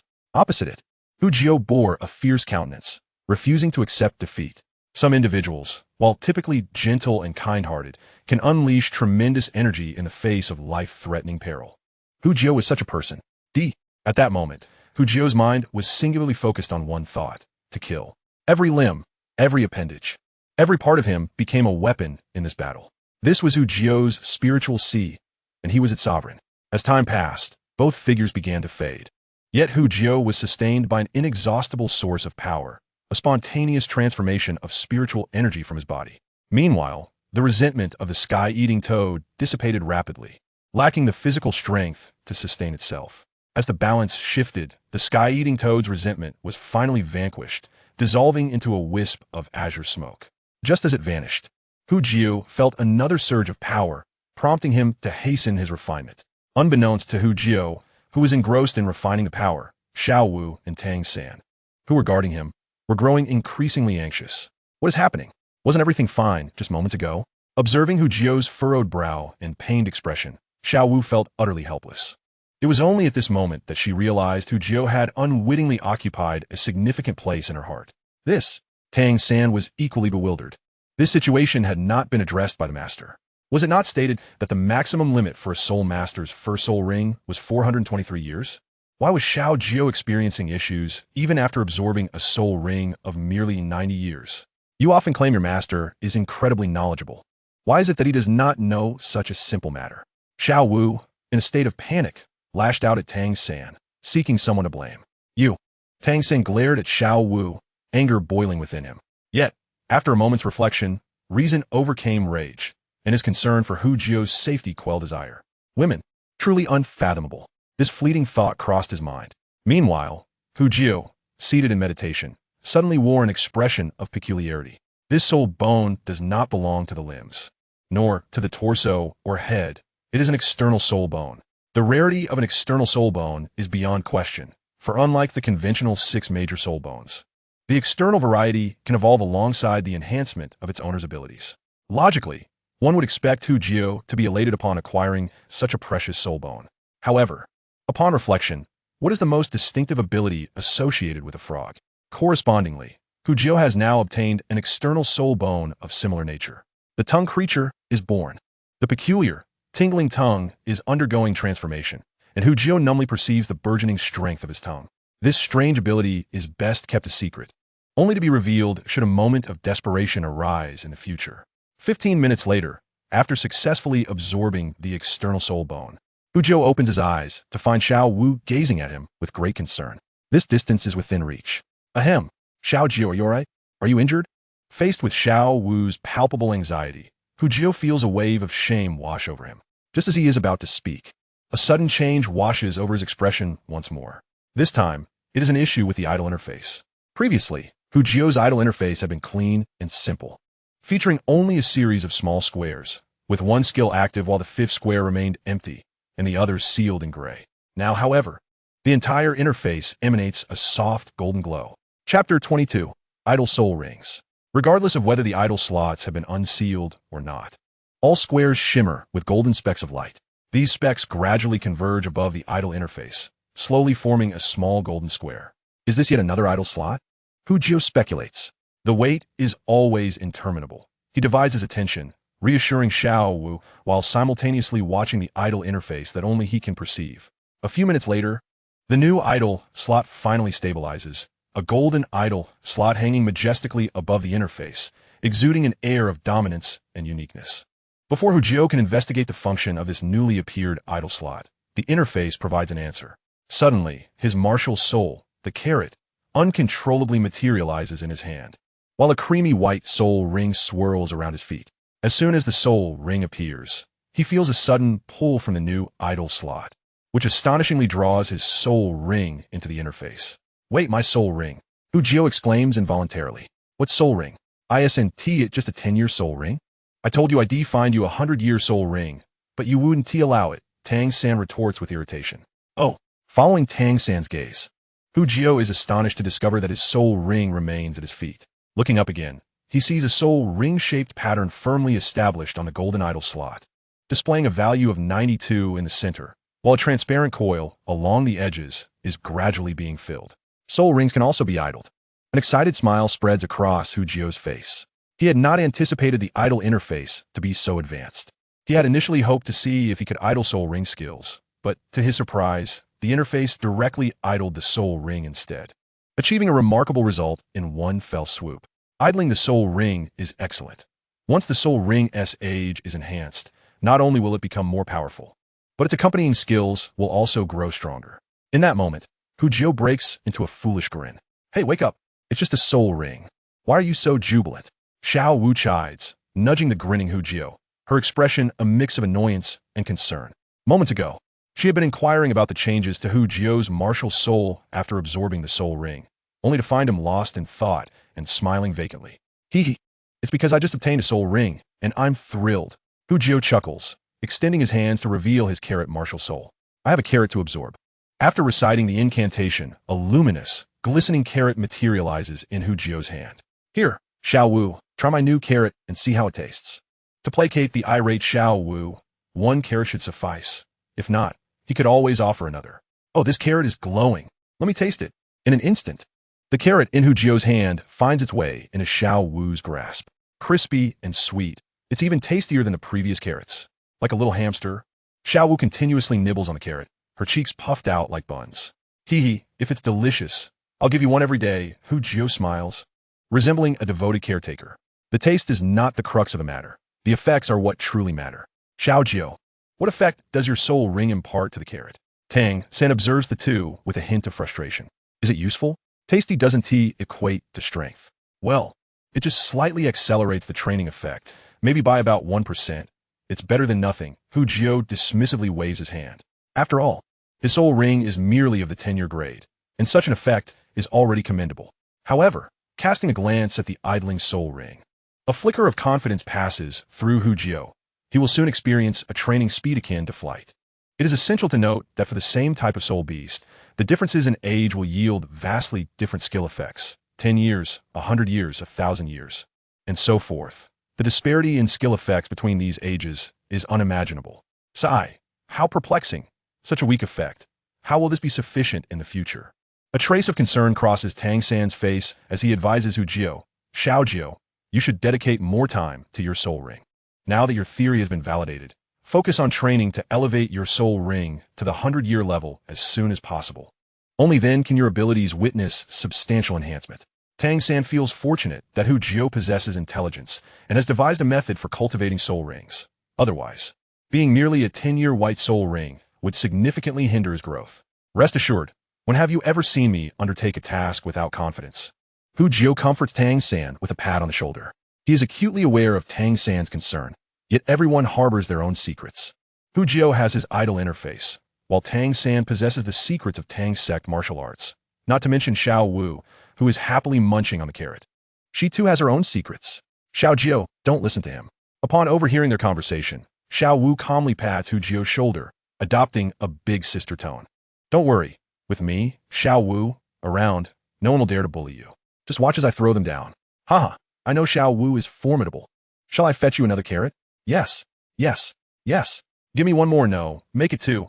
I haven't had enough yet. In the forest, Xiao Wu's melodic laughter resonates. Their mission to procure a soul ring for Hu Jiu has been accomplished, and it is time to return. However, before they do, they must first spend a night in the forest, as Hu Jiu's soul ring absorption took longer than expected. With nightfall approaching, the forest can be perilous after dark, making it unwise to travel. During their rest, Hu Jiu made a request to Tang San and Xiao Wu to keep the details of his soul ring's age confidential, ideally not revealing it to anyone. Both Xiao Wu and Tang San agreed, understanding that Hu Jiu's actions were preparing for future enhancements of their soul rings. After all, keeping such matters concealed was preferable to causing unnecessary complications for themselves and others. The trio promptly set off towards Nodding City the following morning. By the afternoon of the next day, a flicker of astonishment crossed Hu Jiu's face as he realized that the age of his soul ring had already reached 93 years. Although he was aware that his soul ring's duration would increase after idling, he had not anticipated such a rapid growth. This was merely a single day. What an astonishing pace. This meant that in just 7 more days, his white soul ring would ascend to a yellow one, enhancing the skill effects it conferred.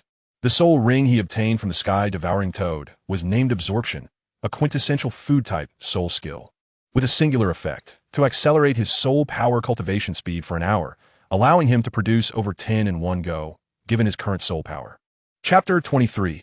The Century Soul Ring. It was imperative to devise a method to control the soul ring, as the skill of soul power manipulation required significant enhancement. The rapid increase in the soul ring's age was exhilarating, yet it also demanded composure. With the soul ring newly acquired, he could not yet effectively manage its color and intensity. Any seasoned soul master could readily discern the age of a soul ring. Given that its age was changing so swiftly, the only way to keep his secret hidden was to disguise it. Those influenced by the Confucian culture inherently possess a tendency to conceal their talents. Thus, the significance of developing his own soul skill for soul power manipulation became apparent. A higher level of manipulation would enable him to freely alter the color and intensity of a soul ring. While he could not yet elevate the color to a higher tier, reducing it was certainly within his capability. From that day forth, Jiuhao diligently practiced controlling his soul ring, aiming for mastery over its release and reception. Simultaneously, he reflected on the changes he had experienced before and after acquiring the soul ring. Through his perceptive abilities, he realized the immense enhancement the soul ring provided. His internal soul power had increased by several dozen times compared to before he obtained the ring. The increase in physical strength was more modest, around fivefold, primarily due to the disadvantages faced by auxiliary soul masters. Had he been a battle soul master, the augmentation would have been far more substantial, which is one reason auxiliary soul masters always lag behind their combat-focused counterparts. However, Jiuhao was unique. His 5th-level chaotic cloak hammer technique fortified his body daily. While he might not yet rival Tang San and Xiao Wu, he was indeed stronger than many soul masters of equivalent rank. Thus, as long as his level-up speed remained swift, even battle soul masters would find it hard to match his physical prowess. Moreover, he discovered that his first soul skill, Carrot, functioned as a veritable idle accelerator. Ever since he acquired the soul ring, the enhancement to his idle panel had seen a slight, yet permanent, boost, unlike others who faced time constraints. Realizing this, Jiuhao felt immense gratitude for choosing a soul skill that increased cultivation efficiency. Reflecting on the soul ring's potential, he noted that while he could enhance its age through idling, the current pace was remarkable. After all, a single day could equate to a year of growth, an almost godlike speed. Yet, contemplating the future soul ring ages, 10 years, 100 years, 1,000 years, 10,000 years, 100,000 years, and million years, was exhausting. Achieving a 10,000-year soul ring would necessitate over 10,000 days, translating to more than 20 years. By then, Tang San would have ascended to godhood. The thought of the subsequent 100,000-year and million-year levels was equally daunting. Upon returning to the academy, things remained largely unchanged. Tang San continued his rigorous training, while Jiuhao and Xiao Wu indulged in playful antics together, only occasionally squeezing in moments for cultivation. Yet, despite their leisurely approach, both Jiuhao and Xiao Wu advanced their soul power at a pace comparable to Tang San, often provoking feelings of envy in him, as well as frustration regarding Jiuhao's perceived decline due to Xiao Wu's influence. This contributed to Tang San's less than favorable view of Xiao Wu. A week later, Jiuhao joyfully summoned his martial soul, as a light yellow soul ring materialized beneath him, slowly rotating. A century soul ring had been achieved. Upon careful examination, he discerned that the effect of his soul ring skill had changed. Previously, it had enhanced cultivation efficiency by 1%, and now it had escalated to 10%. Although a 10% increase may not qualify as extraordinary, it was nonetheless commendable. It is essential to note that this enhancement was not akin to the temporary boosts in speed or power that other soul masters might experience. Rather, it was a genuine augmentation of cultivation efficacy, far more substantial than ephemeral status boosts. With the soul ring's enhancement, Jiuhao was eager to share the good news with his close friends. He called Tang San and Xiao Wu together, summoned the upgraded carrot, and handed each of them a piece, smiling quietly as he watched them. Xiao Wu, indifferent to his intentions, immediately began munching on the carrot, prioritizing her meal over everything else. Meanwhile, Tang San's eyes lit up, as if he had guessed what was afoot. He swiftly accepted the carrot, devoured it in a few bites, and then closed his eyes in silent contemplation. Moments later, a flicker of delight appeared in Tang San's eyes as he looked up excitedly and asked, "Xiao Jiuhao, is your soul ring?" "Ha! I knew I couldn't keep it from you." Jiuhao laughed heartily, explaining, "It's merely luck. I suspect that the sky-devouring beast we hunted last time had already reached its growth limit, allowing me to break through after just a few days of cultivation. Isn't that a stroke of fortune? Hu Jiao was merely putting on a show, devoid of malice, seeking to conceal the astonishing truth of gaining a year's worth of enhancement in a single day. As for what excuses he would concoct for future soul ring upgrades, that could wait. He needed to navigate the present moment first. What was the enhancement to your skill effect? Tang San had only sensed an increase in cultivation efficacy, but had not gauged the specific amount. 10%, Hu Jiao replied, brimming with pride. Truly?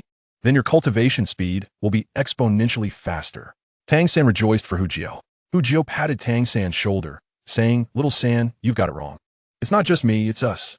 With me around, I'll ensure your future cultivation is taken care of. A 10% boost in cultivation efficacy was indeed commendable. Xiao Jiuhao.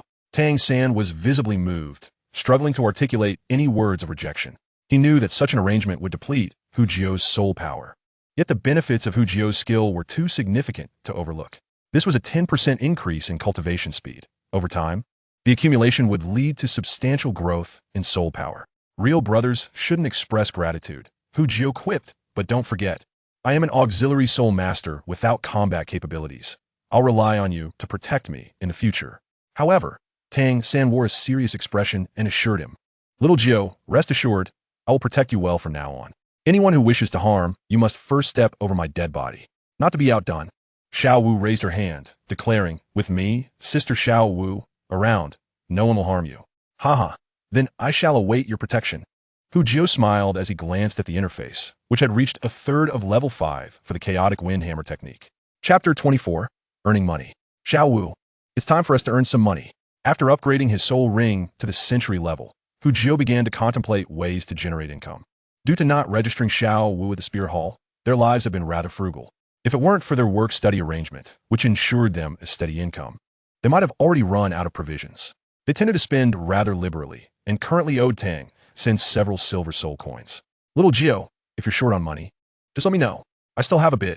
You can take it for now, Tang San said, pulling out a handful of soul coins from his belt.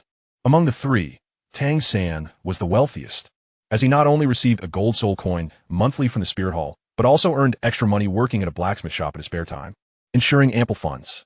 Haha, no need. What use is that little amount of money? It won't last even a few days. Hu Jiao promptly rejected without a second thought. I have a lucrative idea. Xiao Wu, are you familiar with the backgrounds of Xiao Qinyu and his group? Xiao Wu pondered, tapping her fingers against her lips. Xiao Qinyu is the son of the Lord of Nodding City. Lu Long is the son of the city guard commander, and Ling Feng is the son of a mercenary group leader.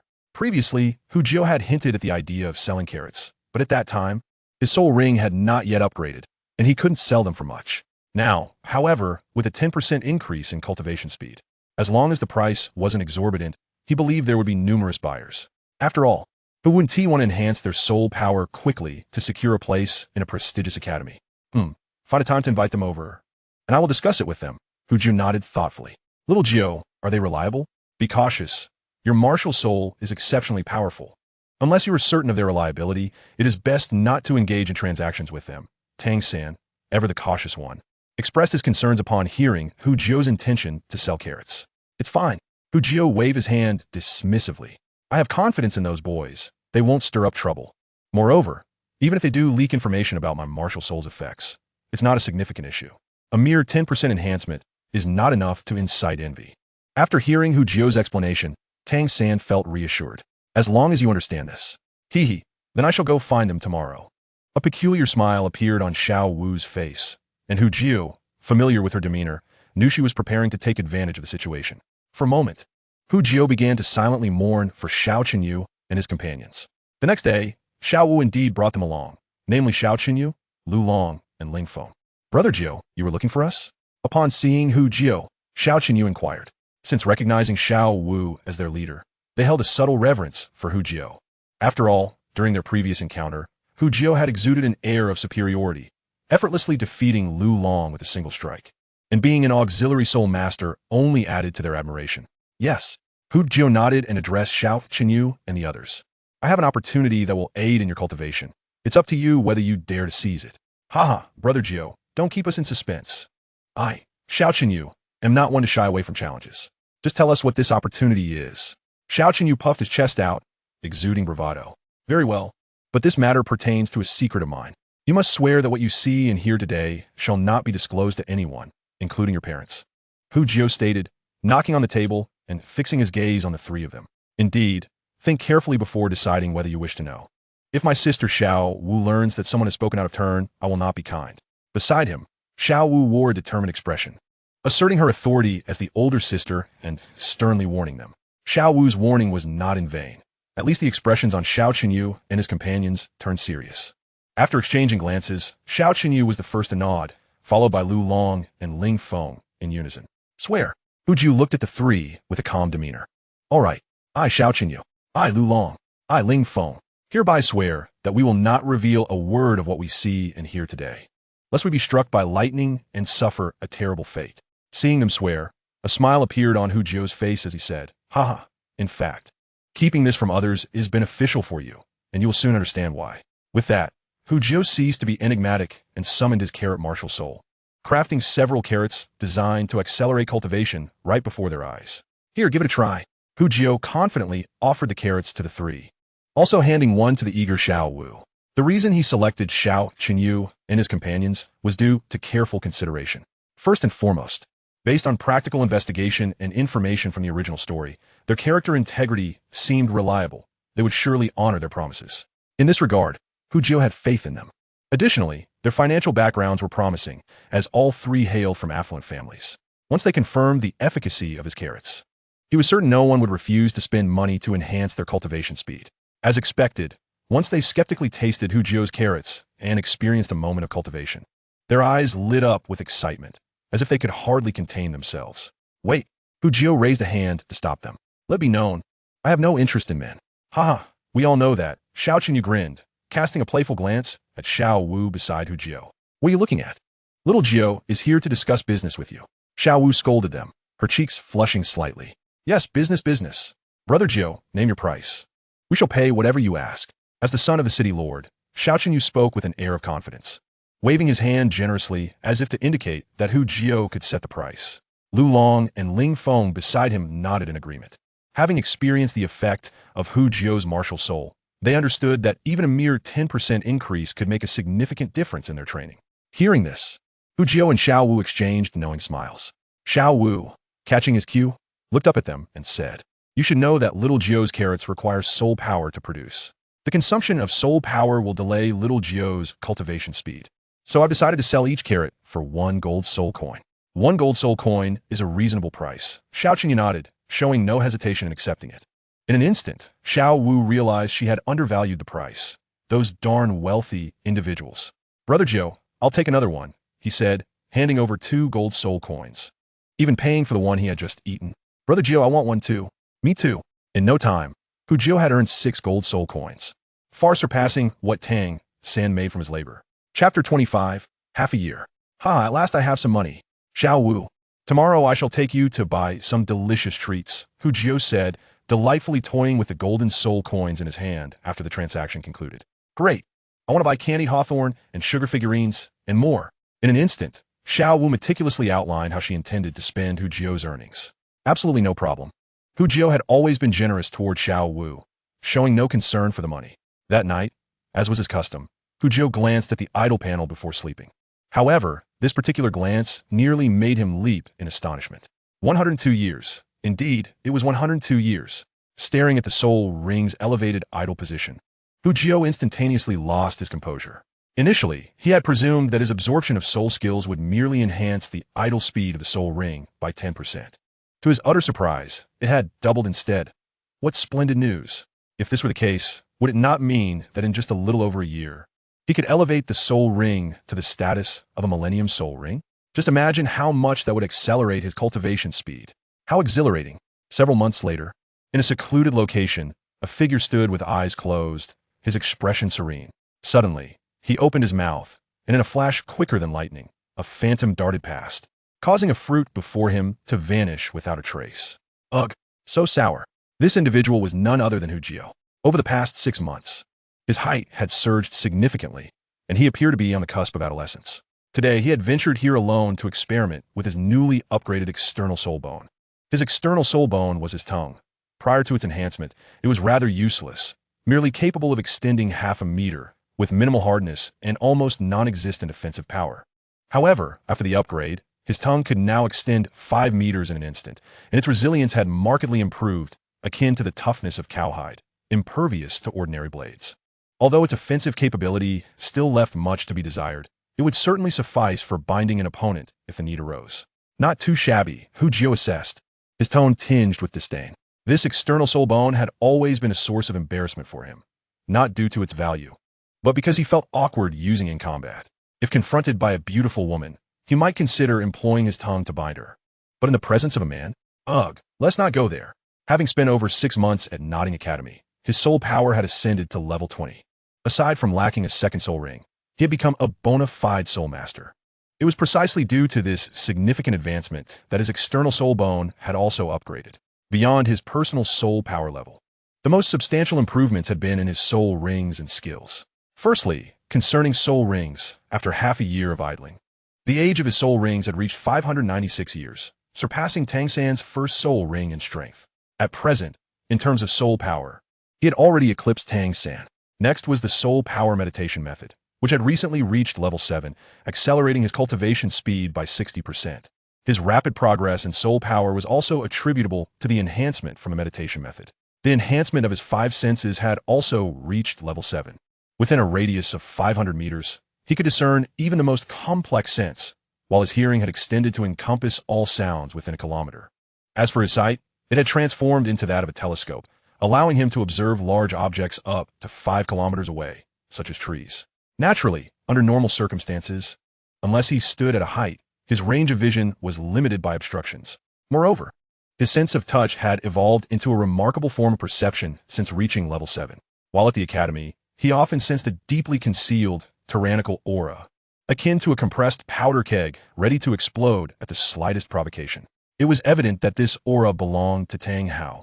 Apart from him, who else could possess such an overwhelming presence while secretly protecting Tang San? As for his sense of taste, it was best left unmentioned. Had he not sealed this ability, he might very well have starved by now. His control over soul power had also progressed to over level 6. At this level, he could navigate any environment with ease, except for volcanic magma areas, which still posed a challenge. The soul power within him had also allowed him to manipulate it into new forms. Soul power threads enabled him to traverse both high and low with the finesse of Spider-Man. Since obtaining the ability to manipulate soul power into threads, his agility had improved to such an extent that even Tang San would struggle to catch him in a short time. Lastly, the highest level skill he possessed was the chaotic cloak hammer method, now at level 8. The final strike, after a combination of 81 hammer blows, could yield an increase of 5,000 pounds of force. This amplification was daunting enough to deter Jiuhao from utilizing it, as he feared that the final blow might very well obliterate him. Furthermore, his golden finger idle panel had been unlocked to the 6th idle position over the past 6 months. Regrettably, no skills were available for idling, leaving 2 positions unutilized, a considerable waste. Due to this, he had been preoccupied with manipulating balloons, attempting to create a spiral pill. Unfortunately, it seemed that his soul power control level still fell short, preventing him from achieving the creation. Upon quietly returning to the academy, he encountered Tang San and Xiao Wu waiting for him. Quickly tell us, where have you been? We searched everywhere for you. Upon their first meeting, Xiao Wu glared at him fiercely, as if he had abandoned them. Ah, haha, I was just out buying you some treats, Jiuhao said with a sheepish grin, pulling out a bag of candy. Is that so? Xiao Wu looked at him doubtfully, skepticism evident in her gaze. By the way, Tang San, do you need something from me? He signaled to Tang San, realizing that brotherly assistance was essential in such moments. Yes, after several months of training, the 3 of us have all reached level 20. Now we should consider the matter of our second soul rings. I came to discuss this with you, Tang San said with a smile, subtly lending Jiuhao a hand. What are your thoughts? Jiuhao inquired. I have already discussed the matter of soul rings with my master. I have decided to focus on enhancing the resilience of the blue silvergrass. I will seek a soul beast that aligns with this purpose, Tang San explained. I wanted to ask if you have decided on your second soul ring. The second soul ring, you say? Jiuhao cast a deep gaze at Xiao Wu, who was blissfully enjoying her candy, and smiled calmly. I intend to choose the ditto as my second soul ring. What? Are you out of your mind? Even the typically composed Tang San was taken aback by Jiuhao's words, exclaiming in disbelief. What is ditto? It is the most useless soul beast in the soul master realm. A decade of cultivation merely qualifies one to be a royal among dittos. Some even argue that Ditto shouldn't even be classified as a soul beast and should be excluded from that category altogether. Such a soul beast would not be desired by even the most talentless soul master as a soul ring, due to its exceptionally low age.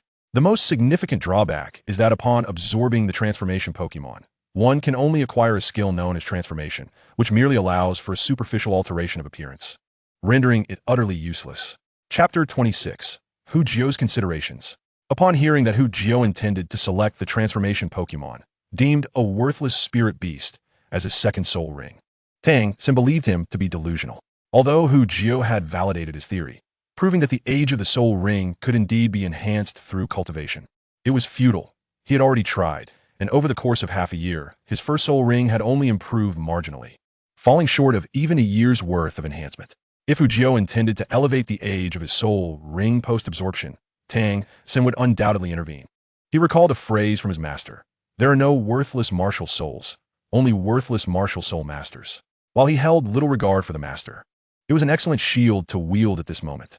"Xiao Jiu, please refrain from this course of action. I cannot stand idly by as you leap into the flames," Tang San exclaimed passionately, interrupting Hu Jiu's explanation.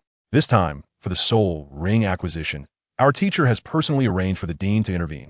I have made an agreement with him that we will act together, and your second soul ring must be one that exceeds 500 years in age. There is no room for negotiation." By the end of his declaration, Tang San's tone had grown unusually fervent. In his heart, Hu Jiu was his dear brother, and he, as the older brother, could not bear to witness his good friend plunge into peril. He must pull him back. "Xiao San, please listen," Hu Jiu implored, gazing helplessly at Tang San, who seemed to have developed a skewed perspective over time. Perhaps it was time to nickname him Tang Sanzong. "I refuse to listen. I refuse to listen. This is non-negotiable." Tang San repeatedly shook his head, offering Hu Jiu no chance to explain. "Goodness, Xiao San, don't be like this." Faced with Tang San's obstinacy, Hu Jiu, in desperation, resorted to a last resort. Summoning his martial soul, Hu Jiu shouted, "Xiao San, take a look at my soul ring." Tang San was momentarily bewildered. What was so remarkable about a soul ring? Following Hu Jiu's gaze, he noticed the vibrant yellow soul ring beneath his feet, radiating brilliance. Bright? Wait, why was Xiao Jiu's soul ring so luminous? The intensity of its glow was almost more dazzling than his own. In an instant, Tang San felt as though he had been blinded by the brilliance of Hu Jiu's soul ring. "Ah, Xiao-san, now you won't try to dissuade me from choosing any spirit beast as my soul ring, will you?" Hu Jiu beamed at the astonished Tang San. "Xiao Jiu, you would do well to keep the age of your soul ring under wraps. Otherwise, it may lead to unnecessary troubles." After a moment of stunned silence, Tang San finally reacted, regarding Hu Jiu with a deep gaze, offering a cautionary reminder. "Rest assured, I am not so foolish. Only you and Xiao Wu are aware of my soul ring's age," Hu Jiu responded, dismissively waving his hand. He was no fool. The mere fact that a martial soul could be enhanced through cultivation was not particularly noteworthy. After all, one could invest that time in bolstering their own soul power. However, Hu Jiu's rate of soul ring enhancement was alarmingly swift. In just half a year, it had increased by 400 to 500 years. If this were to be discovered by those with ill intentions, he could very well find himself subjected to research and dissection. "Xiao Jiu, though I am unsure how you have managed to elevate the age of your soul rings so rapidly, I do not wish to pry. However," Tang San gazed earnestly at Hu Jiu. "Every individual harbors their own secrets, and, as someone with secrets of his own, he understood this well. Yet, even if you can easily raise the age of your soul ring, I cannot allow you to select the transformation Pokemon as your second soul ring. What do you intend to do with the transformation skill? Xiao Jiu, I warn you, I promised old Jack to look after you, and should I discover that you have engaged in any wrongdoing, I shall not spare you." His tone turned stern as he reached the conclusion. What can the transformation skill accomplish? Tang San could enumerate a plethora of dubious applications without a second thought. As the older brother, he felt that if Hu Jiu were to stray down a dark path, it would be his responsibility. He had failed to safeguard old Jack's trust. Hu Jiu looked dejectedly at Tang San. "Brother, have you conjured up some troubling thoughts? Why do you seem to be overthinking things?" However, he found it difficult to explain his reasoning to Tang San. Could he possibly confess that his motivation for selecting the transformation Pokemon's skill stemmed from Xiao Wu? Even if he were to be honest, Tang San would likely not acquiesce. Thus, this matter would remain locked within his heart, unable to be shared even with Xiao Wu. He certainly could not approach her with, Hi, I already know you're a little rabbit. Don't worry, I won't hold it against you. Such a declaration would surely invite trouble. Hu Jiu's decision to adopt the transformation skill as his second soul technique stemmed from his own considerations, primarily for Xiao Wu. In his heart, she had already become his. And in the future, he would naturally take the opportunity to claim this adorable little rabbit. Yet, before that could transpire, he needed to ensure her safety. Not for any other reason, but to conceal Xiao Wu's essence from discovery as a transformed spirit beast, especially from the soul masters of the martial soul hall. Should they uncover the truth, the consequences would be dire. If the narrative followed the original storyline, perhaps Xiao Wu would successfully attain the Heartbroken Red, a legendary herb symbolizing beautiful love through Tang San's connections, thus allowing her to mask her spirit beast aura. But that was merely the original tale. With his involvement, the subsequent plot remained uncertain. After all, even the protagonist Tang San's soul power cultivation had accelerated significantly compared to the original. What if he were to be prematurely eliminated due to his prodigious talent? In search of a method to conceal Xiao Wu's identity as a spirit beast, Hu Jiu meticulously reviewed extensive materials and ultimately uncovered a viable approach. The information revealed that while the transformation skill acquired from the transformation Pokemon seemed trivial, it possessed an inconspicuous hidden effect, the ability to alter one's aura. This knowledge was easily overlooked. Had he not scrutinized the details, he might have missed it entirely. Although such an aura change would not escape the notice of formidable experts, it should be remembered that Hu Jiu could elevate his soul ring's age. If 10 years wasn't sufficient, then 100. If 100 wouldn't suffice, then 1,000. While he could not guarantee that Xiao Wu would remain concealed before title de law, it was certainly preferable to taking no action at all. Moreover, he had another plan in mind. He decided to temporarily adhere to the original growth trajectory, hoping to successfully procure the legendary herb. That herb would yield significant benefits for both Xiao Wu and himself, and once acquired, he would no longer have any reservations about future actions. Regrettably, these thoughts remained unspoken, buried deep within his heart. In that moment, he felt extraordinarily heroic, akin to a great hero or champion. Once he married Xiao Wu, he would certainly expect her to bear him several little rabbits in gratitude for his efforts. For a fleeting moment, Hu Jiu gazed at Xiao Wu, who was happily munching on a carrot, contemplating far-reaching dreams. Chapter 27. Elopement? The following day, Hu Jiu and Xiao Wu set out from the Nuoding Academy early in the morning, heading west towards the nearby city of Mado. Xiao Wu, are you truly determined to accompany me to Mado City? It is quite a distance, and the journey alone will consume a considerable amount of time. Hu Jiu, with a hefty hammer dangling from his waist, observed the exuberant Xiao Wu bounding ahead. Of course, as a support-type soul master, while I possess a modicum of combat capability, it still falls short. Hence, Sister Xiao Wu has graciously decided to lend you a hand, she chirped, turning her head back with a radiant smile and gesturing with her fingers. I require 500 carats. After a moment's contemplation, she winked and added, no, I want 1,000, not a single one less. Haha, very well. I shall ensure you feast on carrots for a lifetime. Hu Jiu chuckled softly at the adorable Xiao Wu.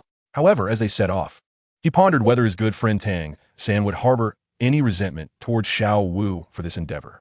Xiao Wu, while unconcerned with Hu Jiu's choice of second soul ring, respected his decision, provided that his carrots were exceptionally delectable. Do not fret, little San. Once I acquire the soul ring, there's naught he can do.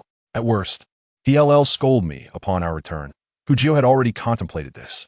Moreover, he held high hopes for the transformation skill. Indeed, a 10-year variant of the transforming beast did not bestow formidable abilities.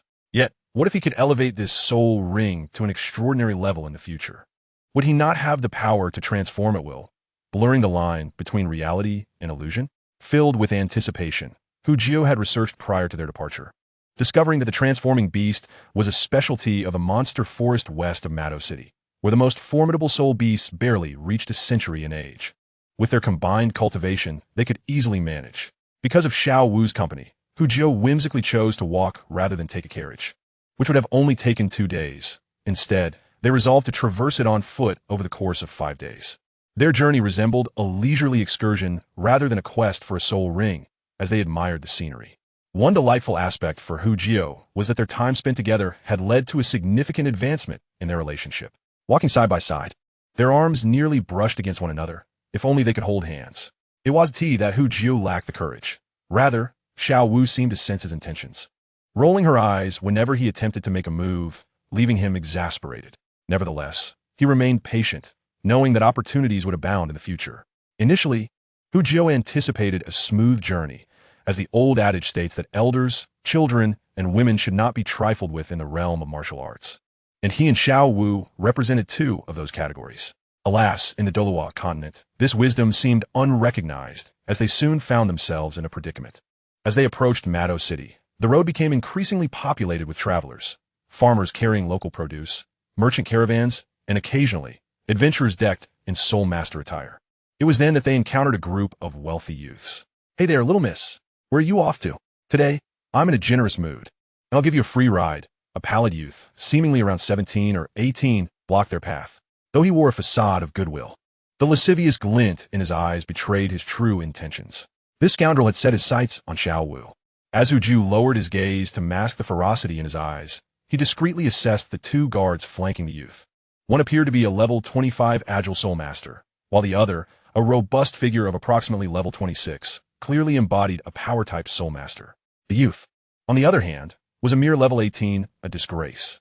In an instant, Hu Jiao gleaned all this information through his 7th level sensory enhancement technique. Meanwhile, the youth continued to prattle on, inviting Xiao Wu onto his carriage. "Get lost." Xiao Wu, uncharacteristically icy, retorted coldly.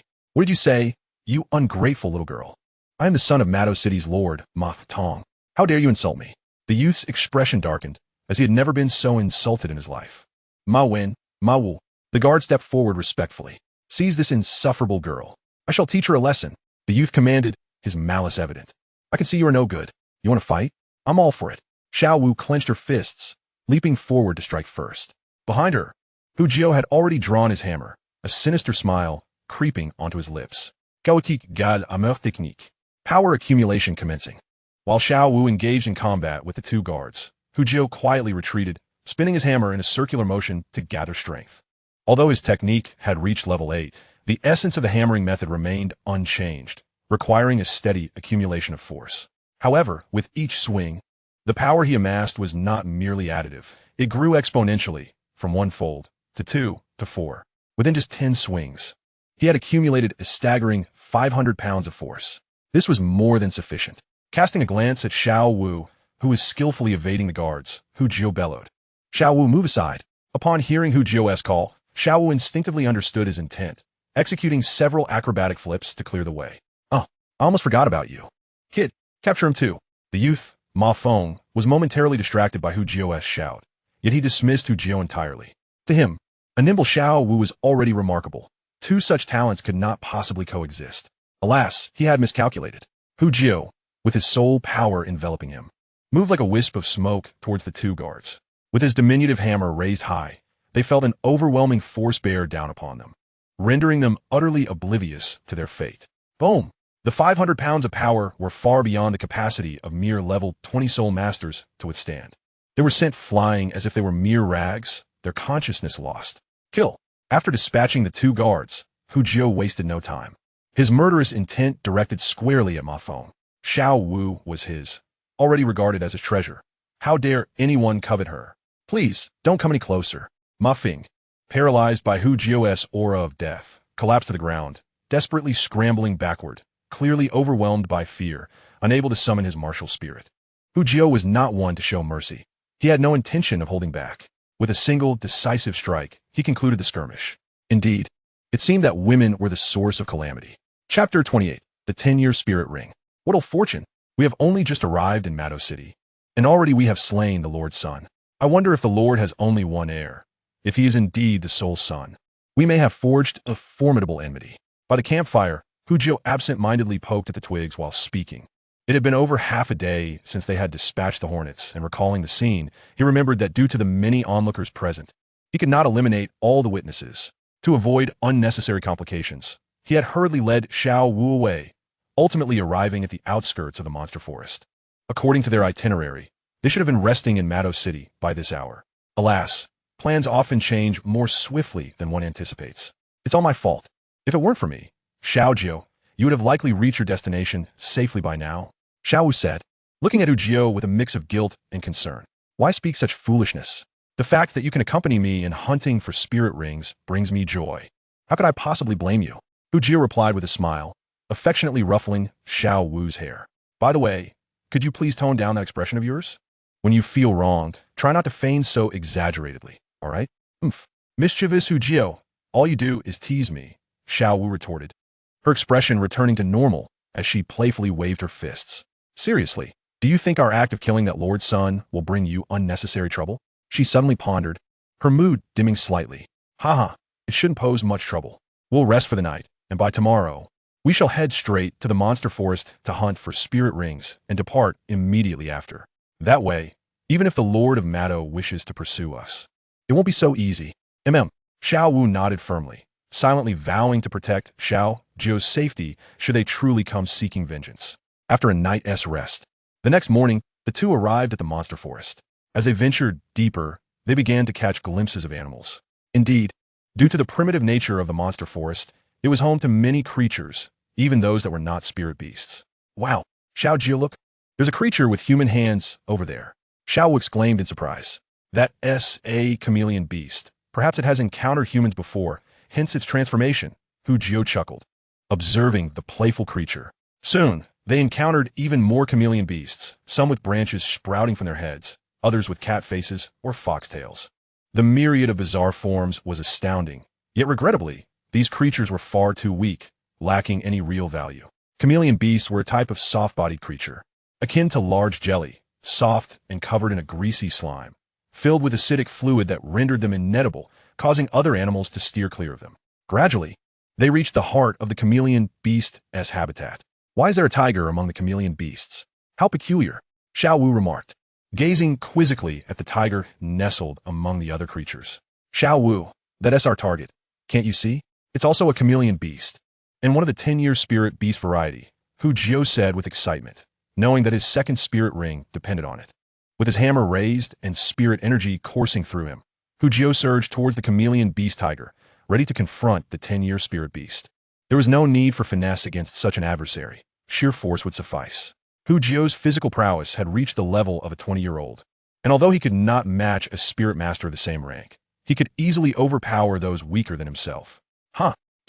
His arrival sent the chameleon beasts into a frenzy, with many of the weaker ones scattering in terror from his aura. Only the chameleon beast king, having attained the status of a spirit beast, crouched low, issuing a warning growl as Hu Jio charged. However, Hu Jio had always been ruthless in battle. Once he identified an enemy, he showed no mercy. The hammer whistled through the air as he swung it towards the chameleon beast king's head. Roar! Faced with the incoming hammer, the chameleon beast king let out a fierce roar, springing into the air with remarkable agility, narrowly evading Hu Jio's blow. In the blink of an eye, it began to shrink and transform, its head becoming diminutive while feathers of unknown birds adorned its body. Not good. It's trying to escape. Xiao Wu, help me keep it occupied. The chameleon beast king's movements were astonishingly swift, so much so that even Hu Jio struggled to keep pace. With a leap and a blink, it transformed into a large bird, astonishingly fast. Hee, watch this. Bow, an arrow. Xiao Wu, having remained by Hu Jio's side for just such contingencies, sprang into action without needing to be told. In a flash, as Hu Jio was retracting his hammer to prepare for another strike, Xiao Wu dashed forward, confronting the now transformed bird. Despite its mere 10-year cultivation, the chameleon beast stood no chance against Xiao Wu. With a simple motion, she swiftly seized the bird by its neck. Haha, well done, Xiao Wu. At that moment, Hu Jio had reached her side, swinging his hammer down with decisive force, instantly claiming the chameleon beast that had transformed into half a serpent, attempting to escape once more. I'm Xiao Wu, of course I'm impressive. Xiao Wu proudly lifted her chin, flashing Hu Jio a charming smile. This chameleon beast is truly fascinating. If only you could acquire such abilities. Xiao Wu mused, feeling a twinge of envy at the creature's transformative powers. Though this chameleon beast was weak, its previous evasive tactics had already demonstrated the excellence of such abilities.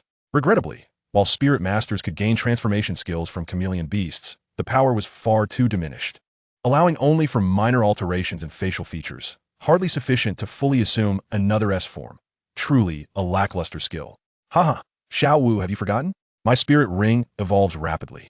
Who knows, perhaps in a century or a millennium, I could achieve transformations akin to the chameleon beast. At that time, I might even enable you to transform into other animals.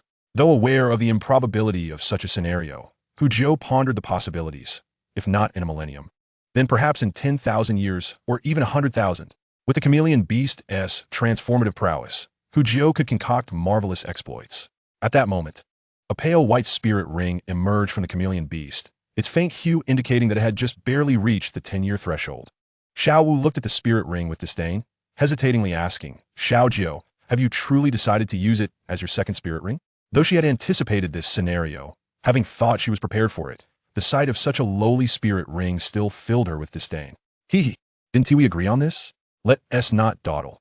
You protect me while I absorb the spirit ring. Jiuhao gazed at the spirit ring without a hint of concern, a flicker of delight gracing his features. Xiao Wu, I sacrificed my second soul ring for your safety. Chapter 29, Changing Skills. Just a 10-year soul ring, Jiuhao easily absorbed and fused it in just 5 minutes. Sure enough, the 10-year-old versatile monster soul skills are garbage. It seems that we still need to wait for the upgrade of the AFK panel. Feeling that there hasn't been much increase in soul power inside, Jiuhao thought to himself. When it comes to the AFK panel, a deep blue panel immediately appears in front of Jiuhao's eyes, with golden lights flashing on the panel.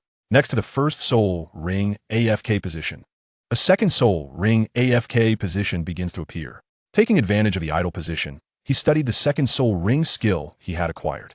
The second soul ring skill is called Change, which was known for a long time.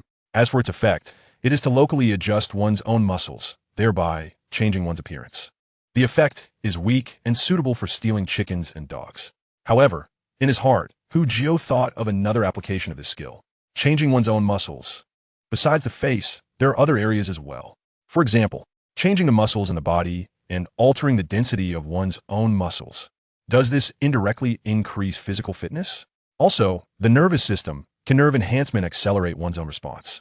While Jiuhao was daydreaming, the second soul ring hanging position had already been successfully activated. In an instant, the image of the second soul ring has appeared on the AFK panel. The soul ring has a lifespan of 10 years, no more than 1 year and no less than 1 year. Looking at his 2 soul ring years, Jiuhao was a bit amused. The first soul ring is already 606 years old, while the second soul ring is only 10 years old. Isn't this a mistake? Jiuhao, how are you doing? Is the new skill effective? Seeing Jiuhao open his eyes, Xiao Wu, who was guarding him, eagerly asked. Shaking his head, Jiuhao said with a calm expression, the effect is not very good, but it's still within expectations. As he spoke, a light red glow began to cover Jiuhao's face. Under the illumination of the light, his appearance underwent subtle changes, with a lengthened nose, widened eye corners, and a slightly rounded chin. With such a small change, at first glance I thought it was Tang San. Huh, Jiuhao, this is so interesting. If it weren't for someone who is particularly familiar with Tang San, they would have thought you were him. Xiao Wu clapped her hands and exclaimed, give me a carrot to taste, and I'll help you see the effect too. Faced with Xiao Wu's expectant gaze, Jiuhao extended his right hand and activated his second soul technique, slowly revealing a light red carrot in his hand. His carrot martial soul has great advantages, as it can serve as both a plant-based soul master and a food-based soul master. When he was in the plant department, his soul skills worked on themselves and did not require eating carrots. He could use the skills with just one thought, and the duration was also very long. As a food-type soul master, he can apply his skills to carrots and give them to others to take. This way, others can also use his skills, but the duration will be relatively reduced. The current second soul skill change allows people to change their appearance for half a day after use. Within the effective time of the skill, multiple modifications can be made until the duration ends. Hee, Jiuhao, your carrots are even more delicious. Unable to wait to eat Jiuhao's carrots, Xiao Wu narrowed her eyes with happiness, her eyes forming a cute crescent shape. After eating the carrots, Xiao Wu's appearance also underwent slight changes. Her eyes became smaller and longer, her nose became thicker, her lips became thicker and larger, and her face began to elongate. She had transformed into Jiuhao. Hee. How about it? I don't look like your sister. No, I don't look like your sister. After changing her appearance, Xiao Wu asked mischievously. You should look like a younger sister. Xiao Wu, you're too young. Jiuhao chuckled. It's my sister. Xiao Wu was not satisfied with her tone. Well, anything is fine. If you want to play, there will be plenty of opportunities. It's time for us to leave now. Maybe the Lord of Mado is sending someone to find us. Jiuhao patted Xiao Wu's head and reminded him. What are we waiting for? Let's go quickly. Otherwise we'll be in trouble when they find us.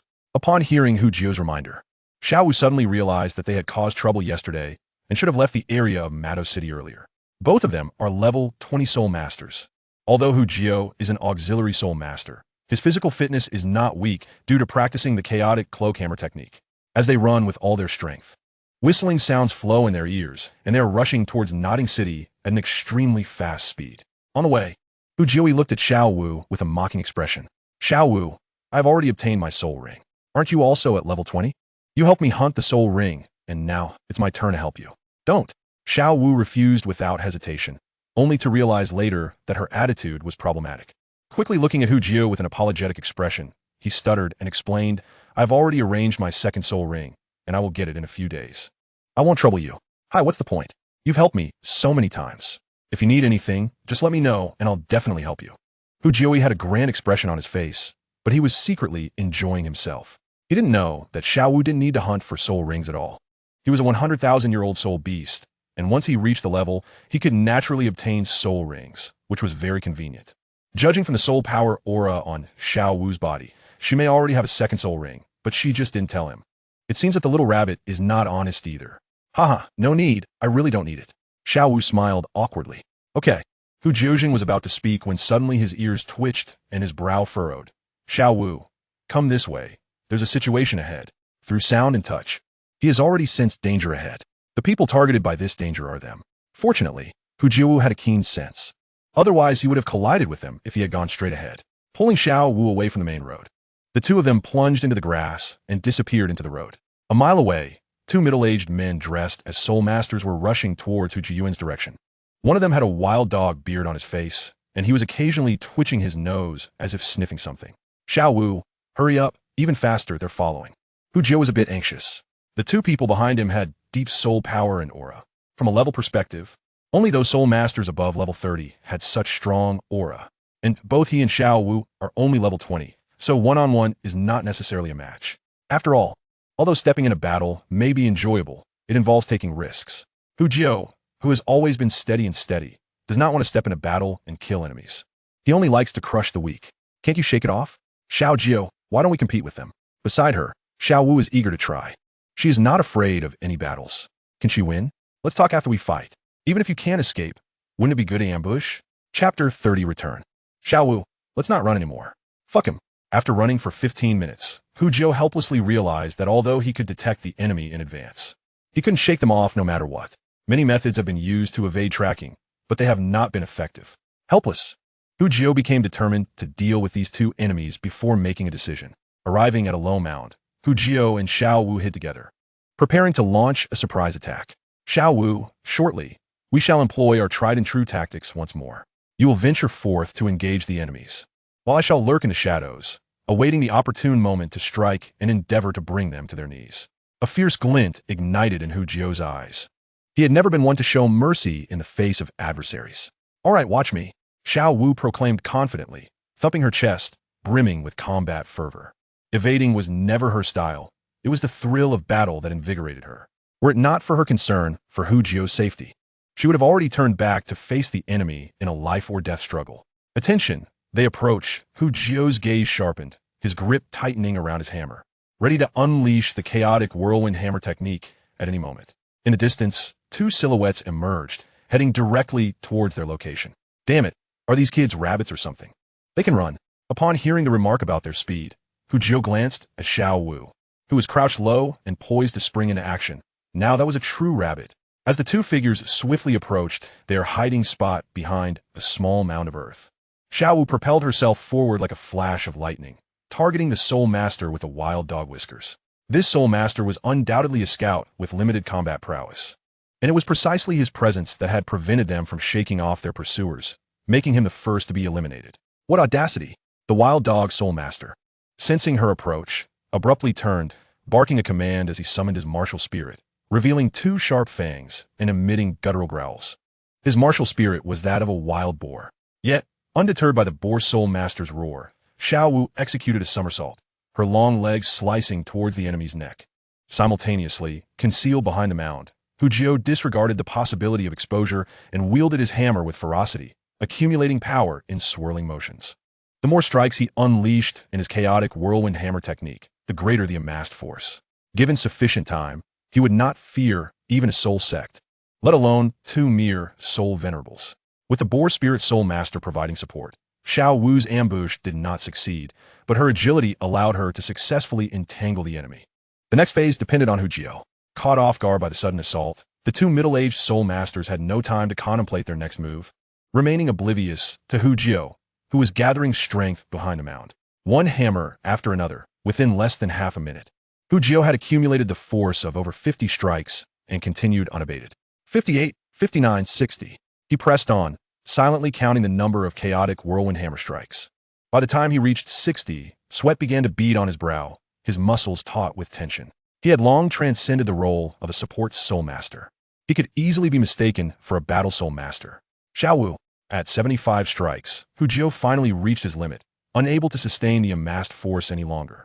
The 8th level of the chaotic whirlwind hammer technique meant that by the time he reached 81 strikes, each strike would wield a force of 5,000 pounds. With his current physique, he could hardly bear such weight. Nevertheless, the 75th strike was already formidable, possessing over 2,000 pounds of strength. The enemy's failure to interrupt his grand move was their gravest error. With a resounding crash, the hammer surged forward, unleashing a thunderous roar that sent the earth trembling beneath its might. Hu Jiuhao did not even glance at the enemy. Focusing solely on the devastation he would unleash after ensuring Xiao Wu's retreat.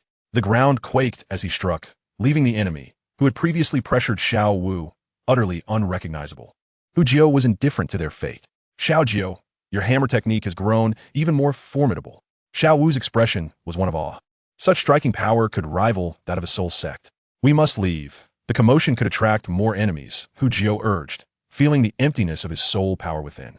Without strength, he felt an unsettling vulnerability. Despite the depletion of his soul power, his physical prowess remained intact, allowing him to move with speed. 2 hours later, he and Xiao Wu had traversed beyond the borders of Mado City, entering the territory of Nodding City. We are safe now, Xiao Wu. The pursuers from Mado City cannot catch us, Hu Jiuhao remarked, slowing his pace to a casual stroll. After all, it was merely a small city lord. Securing a soul venerable scout was already a remarkable feat, considering the limited strength of scout-type soul masters, few of whom managed to develop further. Xiao Jiuhao, I wish to learn your hammer technique. Hu Jiuhao hesitated at the thought of Xiao Wu wielding a hammer. This technique was passed down to me by Little San's father. If you wish to learn, you should ask Uncle Tang how when we next meet. Xiao Wu was merely captivated by the hammer's devastating power when the time came. She would likely find it inadequate. Moreover, mastering the chaotic whirlwind hammer technique was not so simple. Just look at Tang San. Despite witnessing the technique's high-level prowess and practicing diligently, remained at 64 strikes. At this stage, aside from the final strike possessing some merit, the rest were nearly useless. Oh, then forget it. I won't bother seeking out Tang San's father. Xiao Wu huffed, displaying her disdain. At present, her relationship with Tang San was hardly amicable. Had it not been for Hu Jiuhao, they might have already clashed. Haha, it's merely a hammer technique. Once your cultivation rises, such complexities will be unnecessary. Indeed, the chaotic whirlwind was troublesome. Its power was negligible until fully charged, especially in critical combat situations.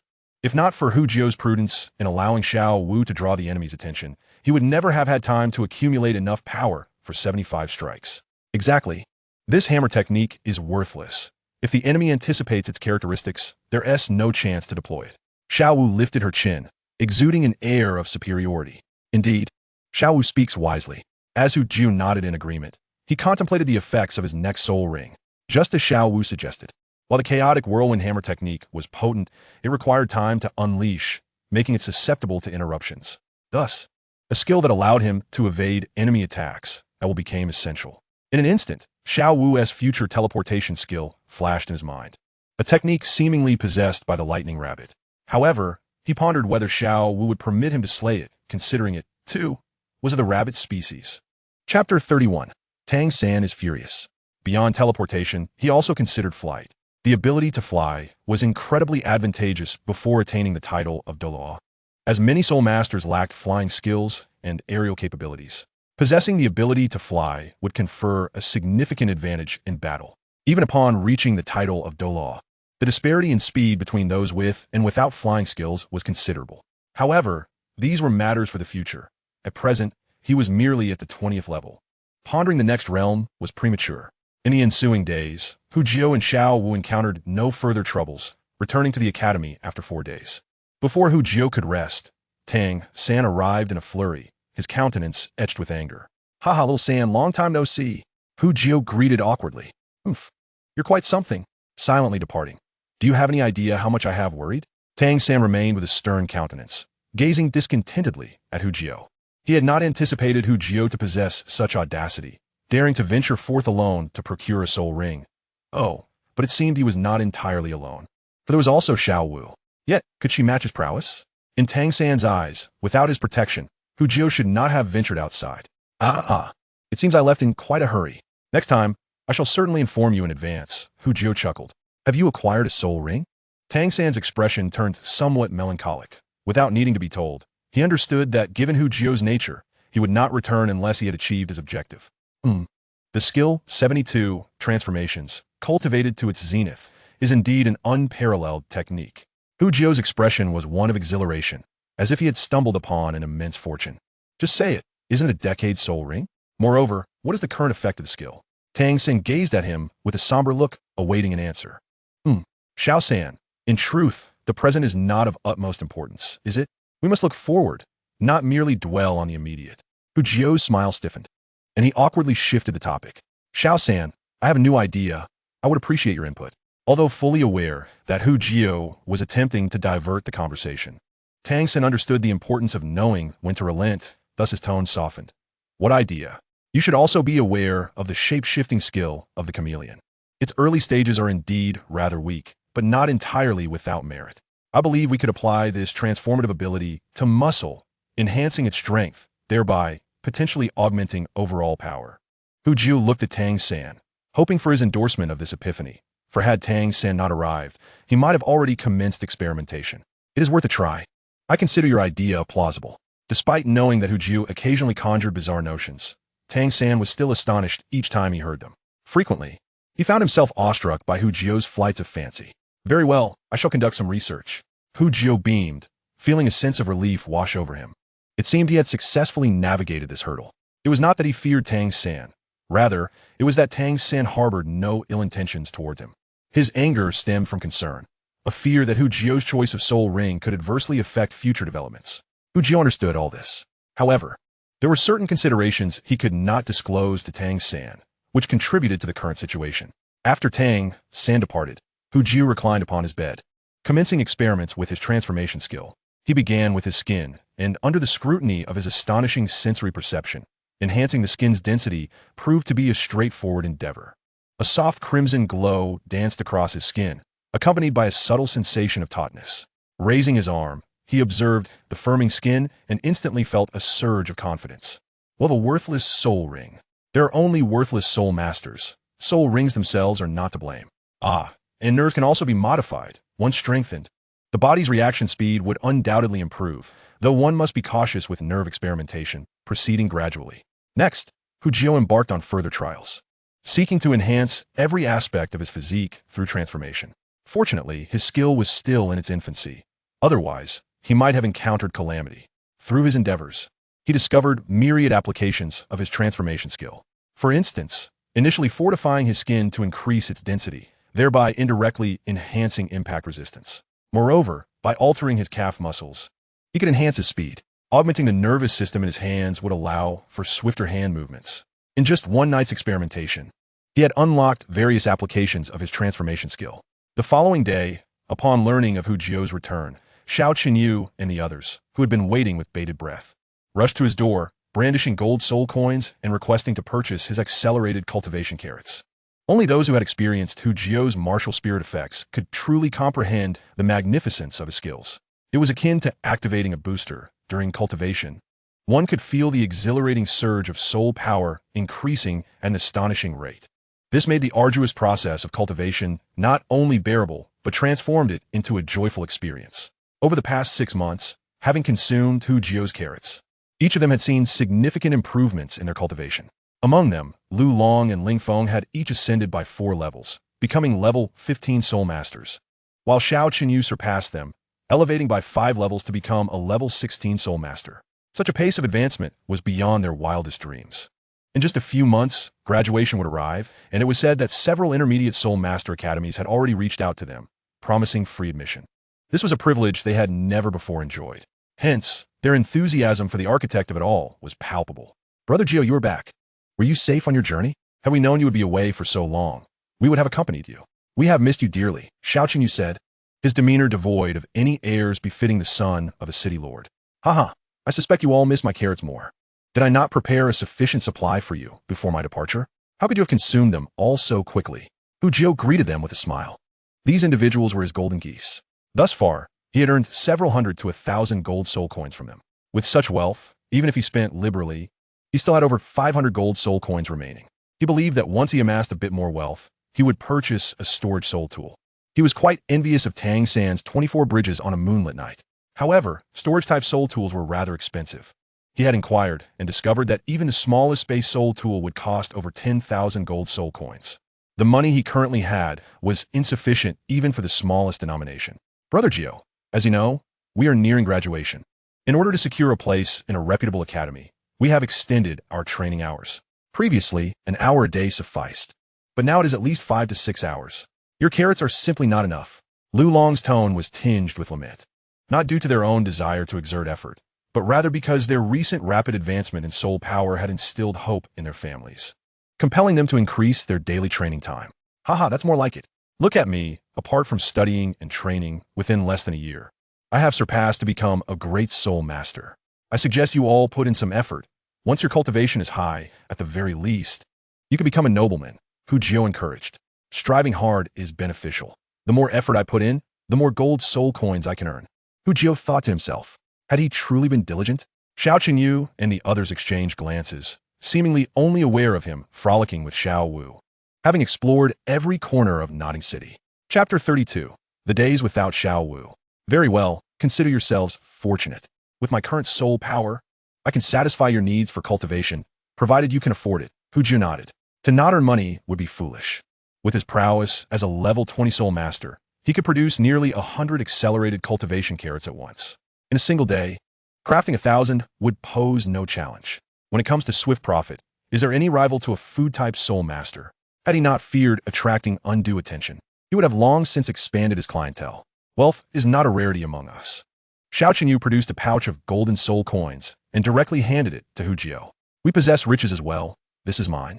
Lu Long and Ling Feng, unwilling to be outdone, also retrieved their respective coin pouches. Although it pained them somewhat, they acknowledged that hastening their cultivation was worth the cost. After all, the three of them were affluent second-generation heirs, and purchasing carrots posed no problem at all. Very well, 30 carrots each. Once you use them up, return to me. Operating on a pay-for-service basis, Jiuhao promptly produced 100 carrots, with the surplus serving as a generous discount. After all, crafting his carrots incurred no cost beyond a slight expenditure of soul energy, which would naturally replenish over time. By the time Xiao Wu and the others expressed their heartfelt gratitude and departed, night had already fallen. In the dormitory, Wang Sheng and the others had returned from classes. Upon their reunion, a lively exchange ensued. Within the 7th dormitory of the work-study students, Jiuhao occupied a somewhat unique position.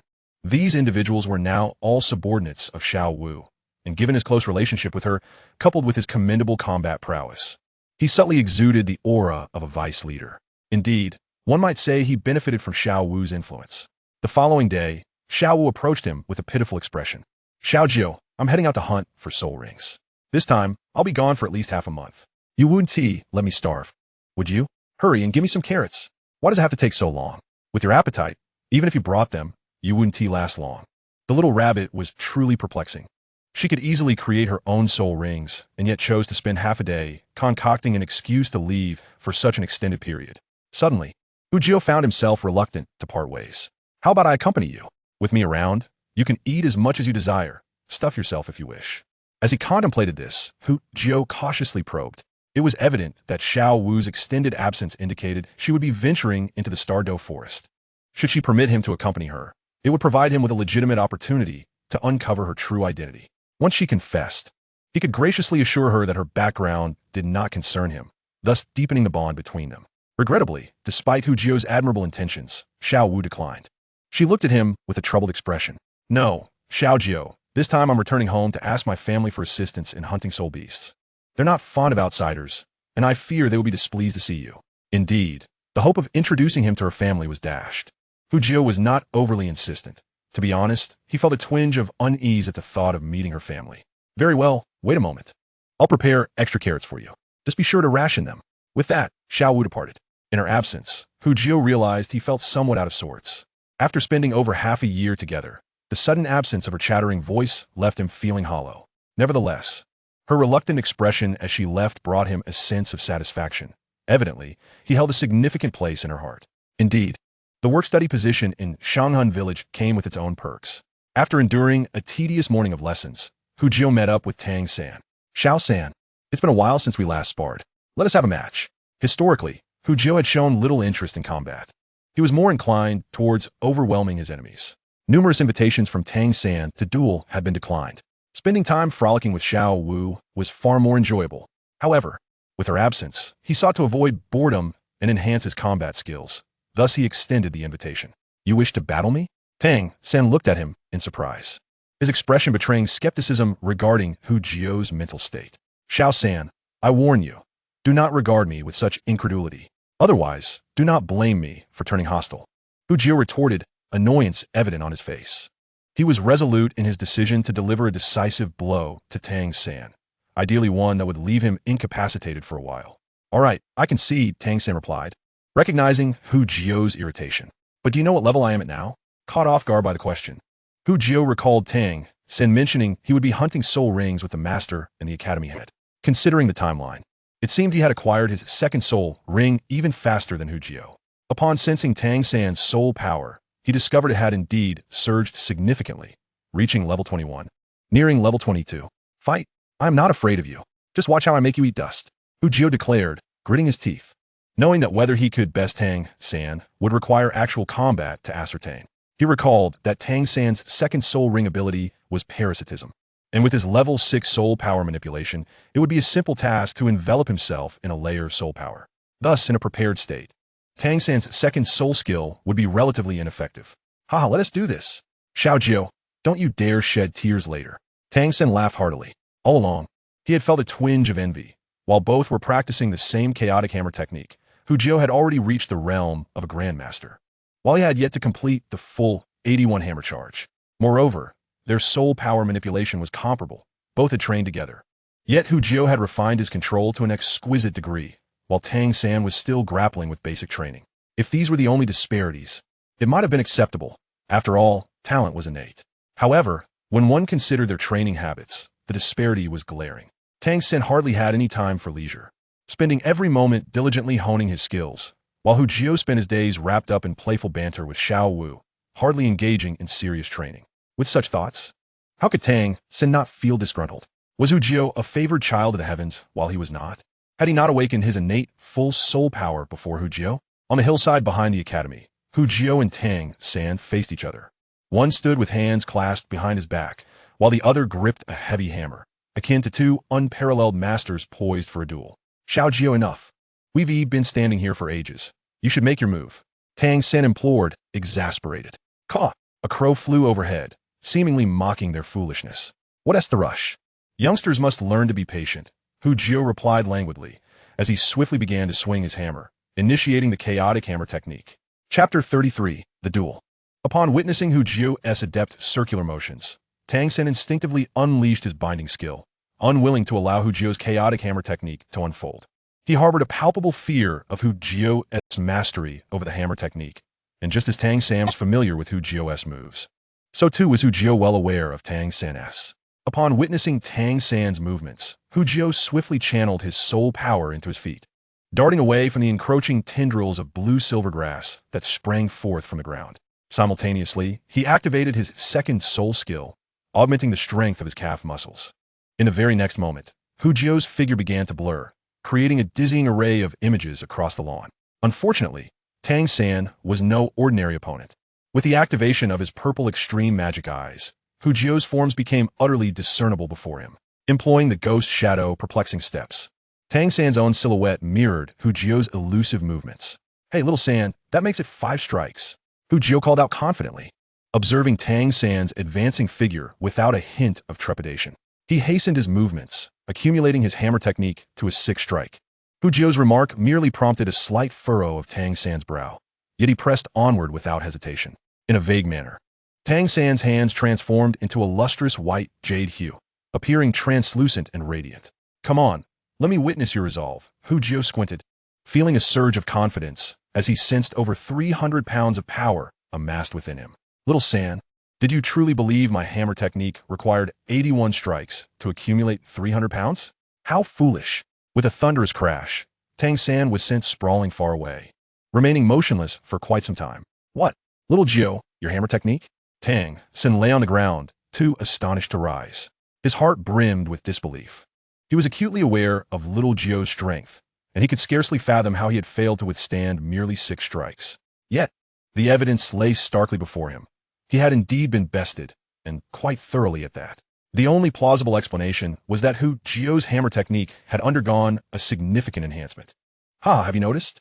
I've gained a modicum of insight recently. It seems my chaotic wind hammer technique has leveled up. Hu Jiu grinned broadly. Tang San fell silent, contemplating the irony that his own technique had been elevated by another's discovery. Skill outshone by another. What could he do? It appears your transformation skill has proven successful. I sense your speed has increased, Tang San remarked as he regarded Hu Jiu, feeling a sense of dullness in his own capabilities. Indeed, the experiment has yielded promising results, revealing numerous applications. However, to amplify the skill's potency, one must enhance the soul ring's level, Hu Jiu replied, casting a glance at his second soul ring. Now elevated to level 20, a look of anticipation crossing his face. Given its practicality after merely a decade of cultivation, he mused. What enhancements could a century-old soul ring provide? Calculating the time, he realized that in just over a month, he could achieve an upgrade. With over 2 months left of school holiday, ample time. In the following days, Hu Jiu entered a state of serious training, diligently practicing with a water balloon, striving to refine his control over soul power. Currently, his sole offensive technique was the chaotic wind hammer technique, a fact that left him somewhat dissatisfied. Despite his efforts to enhance his speed to compensate for its evident shortcomings, the results remained less than satisfactory. Thus, it was time to unveil his self-created skill, the Spiral Sphere. To manifest the Spiral Sphere, mastery over soul power control was indispensable. Only through exceptional control could soul power be shaped into a rapidly rotating sphere, thus generating tremendous offensive force. With Xiao Wu absent, Hu Jiu found himself with ample time to delve into his training. In just a few days, his soul power control had seen remarkable improvement. The progress panel indicated that he was merely a fraction away from the next upgrade. Perhaps, by the time Xiao Wu returned, he would have successfully developed his Spiral Sphere skill. His playful manipulation of the water balloon soon piqued Tang San's curiosity. Little Jiu, what are you up to this time? Tang San knew that whenever Hu Jiu engaged in actions he could not comprehend, it signified the birth of a new idea, possibly a highly practical skill. In this regard, he seemed to possess more confidence than Hu Jiu himself. It's nothing much. I merely believe our control over soul power remains insufficient. I envisioned that if we could condense the soul power and induce it to rotate at high speed, akin to this water balloon, using precise control to generate explosive power. Hu Jiu explained with an easy smile, unreservedly sharing his thoughts with Tang San. At present, he was grappling with how to induce the water balloon to explode, and he thought that Tang San, with the legacy of Tang Sek's profound techniques, might offer him a unique insight. After all, his advantage lay in his passive training. Even if Tang San learned it, his progress would never match Hu Jiu's velocity. That's quite an intriguing notion. How did you come up with it? Tang San inquired, amazed by Hu Jiu's explanation, longing to delve into the workings of his mind. The idea is indeed promising, though it seems challenging to execute. Apart from a slight deficiency in soul power control, I have yet to thoroughly experiment with the specific mechanics of the rotating explosion. In Naruto, even a simple-minded character like Naruto could master the Spiral Sphere. There's no reason I should struggle. Hu Jiu mused, albeit acknowledging that Naruto had the benefit of a cheat, yet theoretically, the gap wasn't vast. With a concrete method, he believed his current level of soul power control could easily meet the requirements. Upon hearing Hu Jiu's conundrum, Tang San furrowed his brow, mentally rifling through the techniques he had learned in his previous life within the Tang sect for anything pertinent.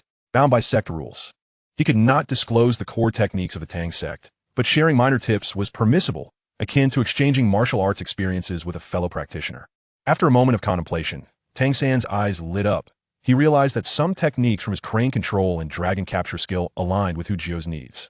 While not entirely fitting, they were certainly close enough that, with Hu Jiu's intelligence, he would undoubtedly be able to develop his new skill. If Hu Jiu succeeded in creating this skill, Tang San might just benefit from it without any effort on his part. He knew that without the use of the Haotian hammer, his blue-silver grass's offensive capabilities were limited. Acquiring an additional attack skill would undoubtedly be advantageous for him as well. Subsequently, Tang San found a casual excuse to share several minor techniques from his crane control and dragon capture skill with Hu Jiuhao. These seemingly trivial techniques, as perceived by Tang San, ignited a spark of excitement in Hu Jiuhao's eyes. "Good brother," Hu Jiuhao exclaimed, patting Tang San's shoulder, his gratitude evident. What Tang San considered minor tips were, in Hu Jiuhao's eyes, invaluable treasures. Perspectives differ, and so do values. Chapter 34, Soul Power Spiral Sphere. With Tang San's assistance, Hu Jiuhao spent the following days successfully completing training in explosive water balloons and rubber balls. By now, he could generate a rapidly rotating sphere of energy in his hand. However, its duration remained fleeting, dissipating within mere seconds. Unable to sustain it for long, he could not yet claim success in skill creation. Nevertheless, he had conquered the most arduous step. With persistent training, the explosive spiral sphere skill would inevitably come to fruition. The days spent in earnest study have flown by swiftly. In the blink of an eye, it has already been 20 days since Xiao Wu departed. According to her words, she is expected to return in the coming days. Haha! Spirit Power Spiral Sphere, launch! At the hillside behind the academy, Hu Jiuhao excitedly flung the sphere from his hand, which appeared blurred due to its rapid rotation. With a satisfying thud, the spiral sphere struck a tree trunk a meter away, causing a small piece of bark to tumble to the ground. The power of this attack was evidently impressive. Haha, I've finally mastered it. Hu Jiuhao was unconcerned about the attack's relatively modest power. He was elated to see the name Spirit Power Spiral Sphere appear in the 5th slot of his automation panel. As for the unremarkable attack power, he was confident that the automation panel would enhance it. After all, with a sufficiently high skill level, even the heavens could be pierced. At the moment the spiral sphere was successfully created, his spirit power control skill advanced to level 7, flooding his mind with insights into energy manipulation, making it easier to condense the spirit power spiral sphere. These two skills seemed to complement each other quite well. Hu Jiuhao carefully etched this moment into his memory, recognizing it as a significant discovery that might prove useful in the future. With the successful creation of the spiral sphere, he felt compelled to show it off. Though it was a pity that Xiao Wu was not present. Thus, he decided to seek out Tang San. After all, it was Tang San who had greatly aided him in developing this skill. Without the guidance of Tang San's techniques, although Hu Jiuhao could have eventually created the skill on his own, it certainly would not have been accomplished in just 20 days. Therefore, out of gratitude, he was determined to let Tang San witness his new skill. Of course, he would never admit that he was merely trying to show off in front of him. Tang San, prepare yourself. With deftness, he pushed open Tang San's dormitory door and, without a moment's hesitation, launched a spiral sphere. Startled, Tang San quickly assumed a defensive posture, his eyes flashing with purple light as his hands took on the hue of white jade, crossing protectively over his chest. With a whoosh, the rapidly spinning spirit power enveloped Tang San, brushing against him like a gentle breeze, surprisingly refreshing. Xiao Jiuhao, Tang San exclaimed with irritation. His anger was not directed at Hu Jiuhao's surprise attack, but rather at the fear of his hidden weapons being unleashed upon him. Had he not heard Hu Jiuhao's call, his wrist crossbow might have already responded. Oh! At Tang San's furious shout, Hu Jiuhao froze in place. It dawned on him that Tang San was not Xiao Wu. This was a formidable individual, armed with lethal hidden weapons. If any of those were to strike him, he would likely emerge grievously injured, if not worse. A cold sweat began to bead on his forehead. This was the first time he realized how bold he was to dare befriend someone so heavily armed. How courageous. Just kidding, Xiao San. I hope you won't take it too seriously. Hu Jiuhao feigned nonchalance, secretly resolving never to engage in such foolish antics again. Alas, now it was Tang San's turn to feel vexed. He certainly couldn't tell his good brother that he had nearly been riddled with hidden weapons moments ago. What was that spirit power sphere you just created?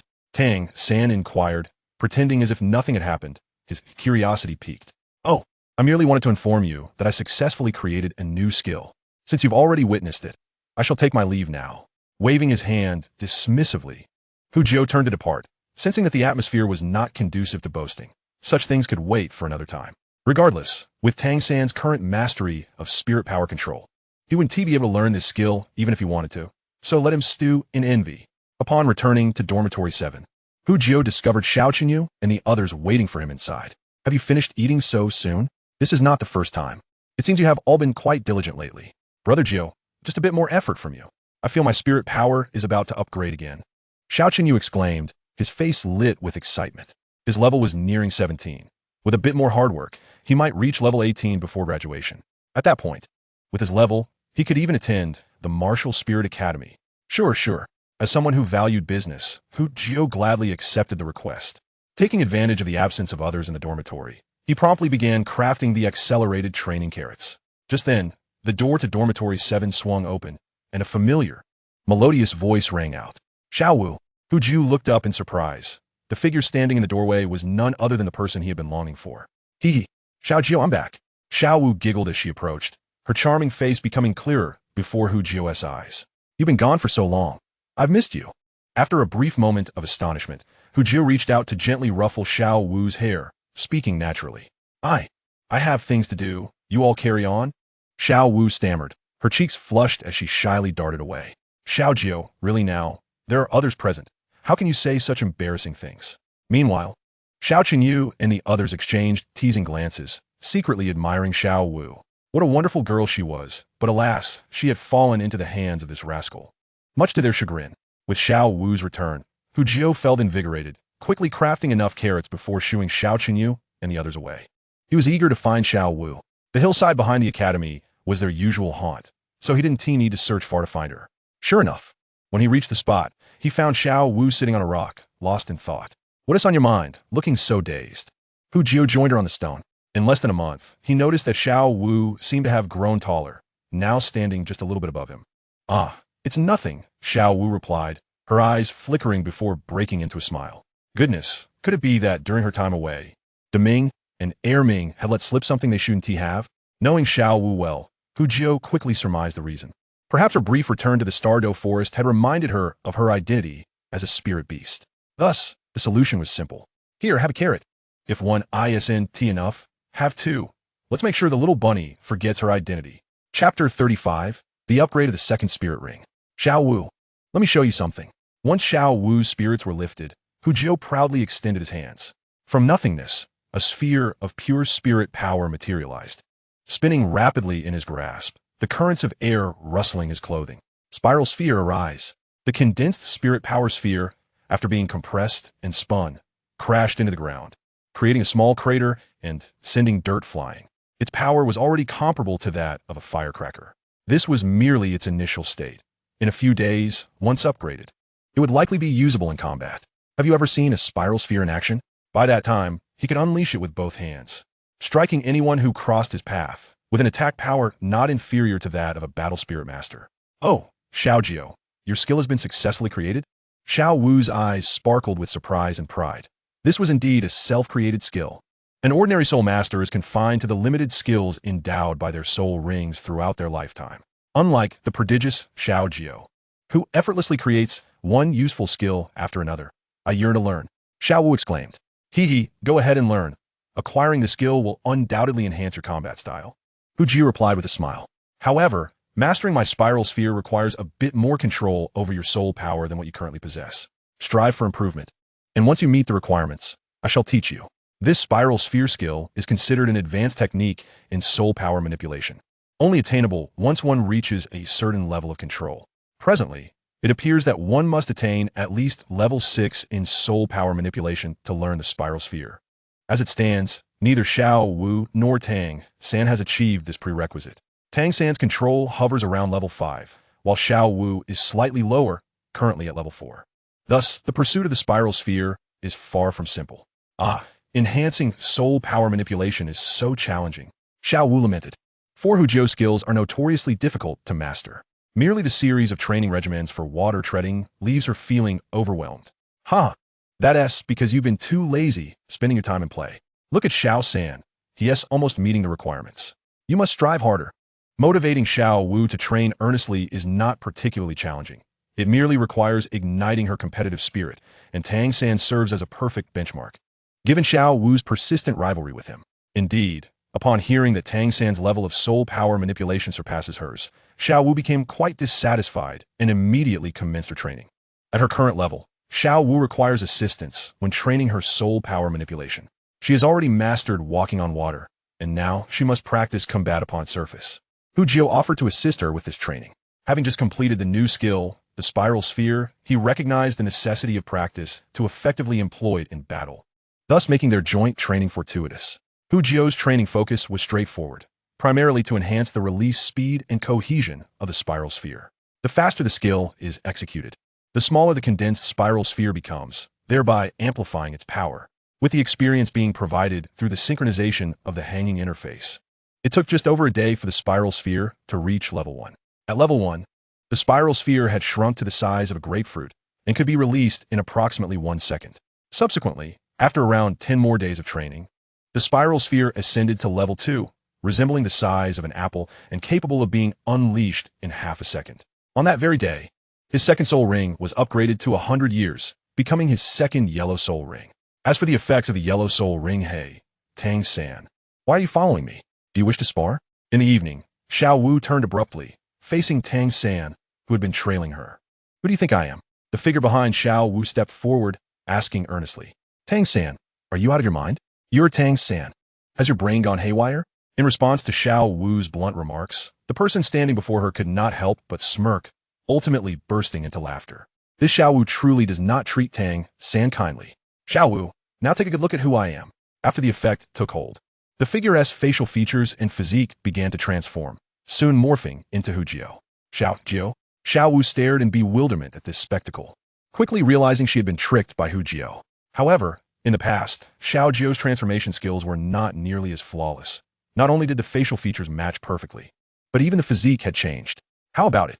Were you just able to distinguish between me and Tang San? Hu Jiao inquired with a beaming smile. He noted that the century-old transformation skill had grown substantially more potent. Now, it could perfectly mimic anyone's appearance, with no discernible differences in aura either. This skill would allow him to impersonate others without issue, provided he refrained from revealing his martial soul. Currently, the transformation skill still could not alter one's martial soul. I cannot discern the difference. Not only are the features and physique identical, but even the aura is the same. How marvelous! Xiao Wu marveled. Indeed, it is quite remarkable. I wonder if the century-level transformation can conceal the aura of your spirit beast. This is something I cannot verify, as only a titled Douluo could discern your true form. Regardless of whether it can conceal it or not, I have decided to ensure you consume one of my transformation carrots daily, just in case. Beyond the ability to transform into others, this skill also significantly enhances his own abilities. The century-old soul ring elevated his soul power level to 21 and augmented his muscle and nervous system, resulting in effects at least 5-fold greater than before. Given the current results, he felt reassured that his choice was indeed wise. This soul ring skill was worth it. Simultaneously, he eagerly anticipated the transformation upon the soul ring's upgrade to a millennium level. Would it allow him to perfectly replicate other soul rings or even transform into other creatures? Akin to a ditto? A month later, as the Academy's vacation approached, the Spiral Sphere reached level 3, condensed to the size of an egg, with a conspicuous surge of energy emanating from his soul power sphere. After this period of training, Xiao Wu had also made significant progress. Her soul power manipulation had met the requirements to learn the Spiral Sphere, and she was currently engaged in the first training of the Spiral Sphere, bursting water balloons. As for Tang San, he too was not lagging behind. Besides working on his soul power manipulation, he was also practicing the techniques from the Xiantian treasure record. Consequently, his progress had not been as swift as Xiao Wu's, yet he had already reached level 6 and was beginning to delve into the training of the Spiral Sphere. If one were to consider the innate talent for cultivation, it seemed that Tang San might pale in comparison to Xiao Wu. However, Xiao Wu's penchant for playfulness often detracted from her focus on training, making their talents appear nearly equal. In the blink of an eye, Hu Jiao had been at the academy for a year. During this time, old Jack, Hu Rue, and Emma had visited a few times. Now, the time for the academy's vacation had arrived. Chapter 36, Returning Home. Xiao Wu, the academy is about to go on break. What are your plans? Hu Jiao gazed at Xiao Wu, knowing that this break extended for a month. To avoid feeling reluctant to part with her, he resolved to coax her into coming home with him. Me? I suppose I will just stay at the academy. The vacation isn't very long, after all. Xiao Wu replied, absent-mindedly tapping her pink lips. You're not going home? Hu Jiao feigned surprise, embracing the role of a dramatist. I want to be going back. I don't have any family, and it wouldn't be entertaining, Xiao Wu said, her mood visibly dampened. Xiao Wu, too, was quite the dramatist. During her previous departure, she claimed her family was assisting her in obtaining soul rings, yet now she spoke of having no family. How casually she shifted her narrative. Alas, what a pity. After the vacation, I will be returning home. In the meantime, I shall prepare ample carrots for you, lest you find yourself wanting. Hu Jiuhao remarked with a feigned sense of regret.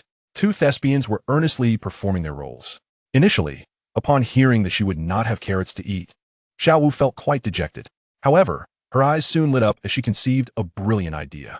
Hey, Xiao Jiuhao, how about I accompany you home after the vacation? Would you allow me to visit your house? The carrots you have prepared in advance cannot compare to the freshness of those made on the spot. My little rabbit only relishes the fresh ones. Come to my home? Certainly, you are always welcome. Although he was already quite confident. The success of the plan still surprised Hu Jiuhao, for after all, being with Tang San was nowhere near as enjoyable as being with Xiao Wu. Well then, let's head to your home, Xiao Wu affirmed with a nod. As a rabbit spirit, she was not particularly concerned with worldly etiquette. Many of her actions were dictated by her preferences. She adored carrots, which naturally brought her closer to Hu Jiuhao. Perhaps this was the advantage of caretaker? 3 days later, Xiao Wu, Tang San, and Hu Jiuhao embarked on their journey home. As 21st level soul masters, their pace was exceedingly swift, and in just 2 short hours, they found themselves near the Holy Soul Village. Upon sighting the village entrance, Tang San's eyes gleamed with anticipation. In this lifetime, he yearned for familial affection. During the past year of studying, he often felt a pang of disappointment whenever Hu Jiuhao's family visited, for his own father, Tang Hao, was notably absent. After a year apart, he was eager to see his father again. Observing Tang San's countenance, Hu Jiuhao silently shook his head. Oh, little San, you are bound to be disappointed. Your father is notorious for his cruelty, preferring to protect you from the shadows rather than meet you face to face.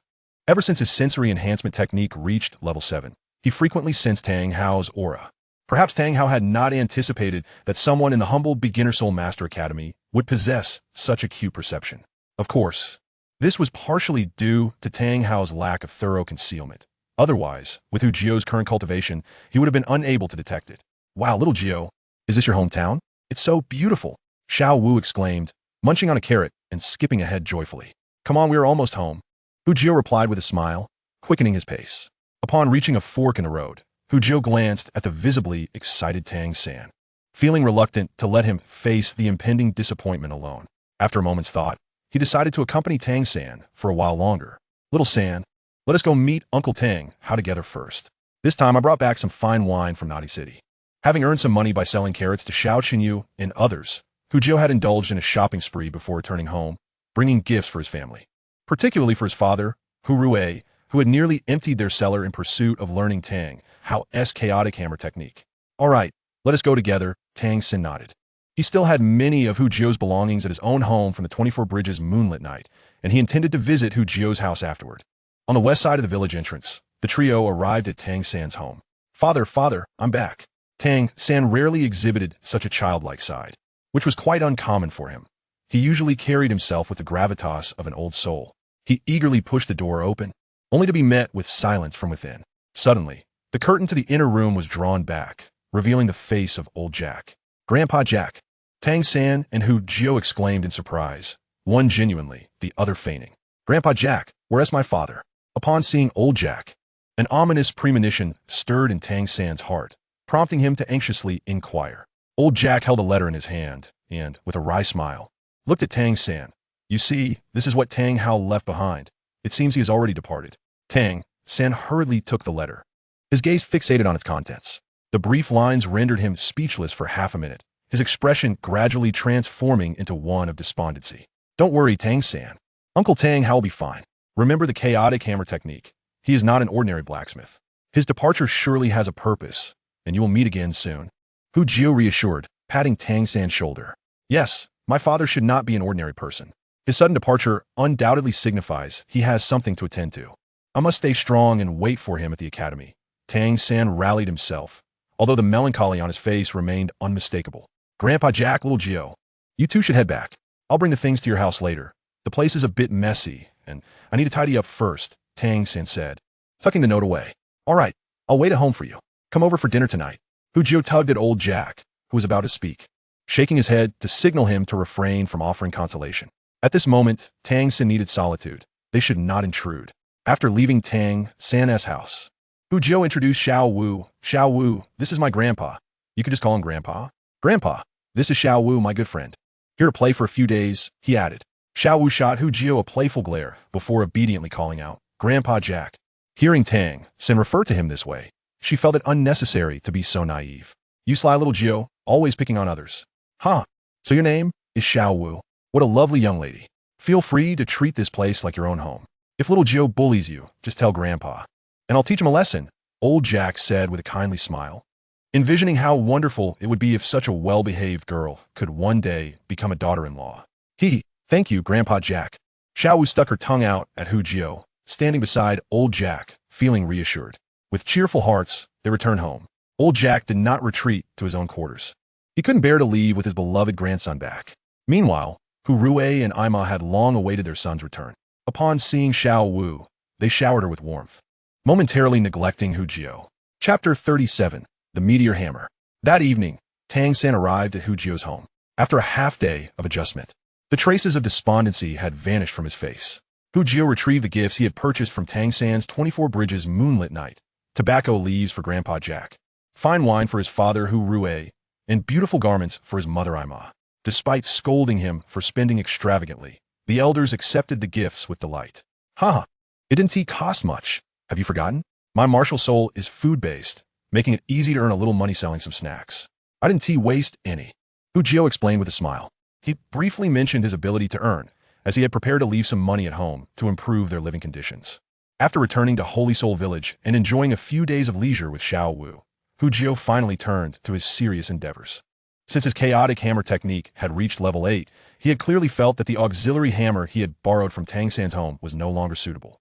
It felt light in his hand, and he could not fully exert his strength, which severely hampered his capabilities. Previously, he had lacked the time, but now, with the academy on break and Tang San, the adept blacksmith, at hand, it was the perfect opportunity to ask for help in forging a new hammer. Perhaps it can no longer be called a hammer, he mused. "You want a hammer with a spherical head and spikes on it?" Upon hearing Hu Jiu's description of the weapon, Tang San's gaze shifted. "This isn't a meteor hammer, is it? What kind of person would conceive of using such a weapon? Can you make it?" Hu Jiu inquired, noticing Tang San's hesitation. "I can make it, but are you certain you want to use this weapon?" Tang San cautioned. "Once the meteor hammer is in play, it can only lead to severe injury or death. I hope you will think this through. Of course, since it is a weapon, it is meant for killing. Murderous weapons should indeed be as ruthless as possible," Hu Jiu declared matter-of-factly. "When confronting an enemy, one must be merciless, if necessary. It is best to eradicate them completely. Showing mercy to adversaries is tantamount to jeopardizing one's own life. Well, the weapon you desire is rather heavy. Even a 100-pound hammer requires considerable effort to forge. Come lend me a hand." Aware that Hu Jiu understood the gravity of his actions, Tang San ceased his attempts to dissuade him. "Brother, don't even mention it. When it comes to ruthlessness, who can rival the hidden weapons of the Tang sect?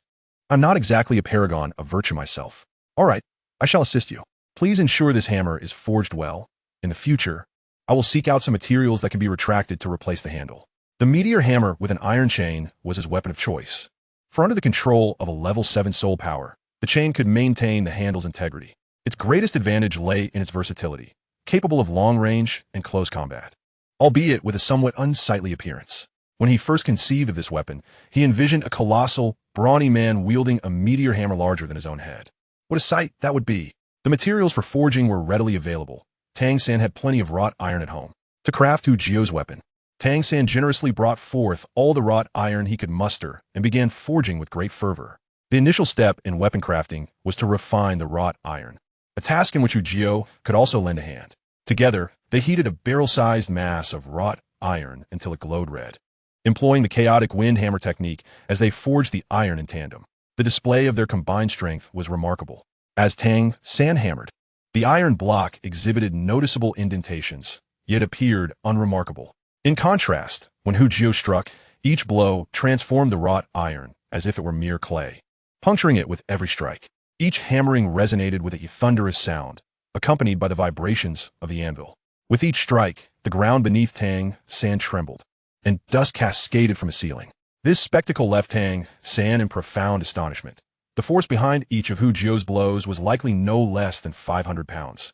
And as time passed, his strength only increased. Concerned, Tang San cautioned, "Xiao Jiu, be gentle. Don't burn my house down." "Oh, very well, Xiao San. Why don't you operate the bellows? I can manage the refining of the wrought iron on my own." Hu Jiu flashed a grin. relishing the very effect he sought. He recalled how, in his eagerness to learn the chaotic wind hammer technique, he had spent countless days watching Tang San hammer away while he had been relegated to the task of operating the bellows. Now, at long last, it was Tang San's turn to work the bellows for him. All right, I will work the bellows. Tang San had no objections with Jiuhao's formidable prowess. He felt there was little he could contribute. Moreover, he had his own items to forge, and having Jiuhao as a free labor would lighten his load significantly. While Jiuhao and Tang San were fervently engrossed in their work, it was poor Xiao Wu who suffered in solitude. Without Jiuhao's company, she found the days dull. Fortunately, Emma, her mother, was there to keep her engaged. Observing the situation, Emma took her along while working on the farm, allowing her to experience rural life. Of course, even while bringing her along, she didn't require her to labor. It was more akin to playtime. This arrangement allowed Jiuhao to focus on crafting his weapon in the comfort of Tang San's home. After a week of diligent effort, Jiuhao and Tang San managed to refine the barrel-sized wrought iron into a mass the size of a small ball. At this point, it could no longer be referred to as wrought iron, but rather as refined iron. The refined iron gleamed with a deep, lustrous black hue, unmistakably indicating its superior quality. It was now Tang San's moment to showcase his skills. Besides being tutored by Tang Hao, he had also worked in a blacksmith shop in Notting City for nearly a year. In terms of craftsmanship, few could rival him. If not for this, Jiuhao would not have sought his assistance in weapon forging. He had no shortage of funds and could easily have hired any blacksmith for the task. Why go through such trouble?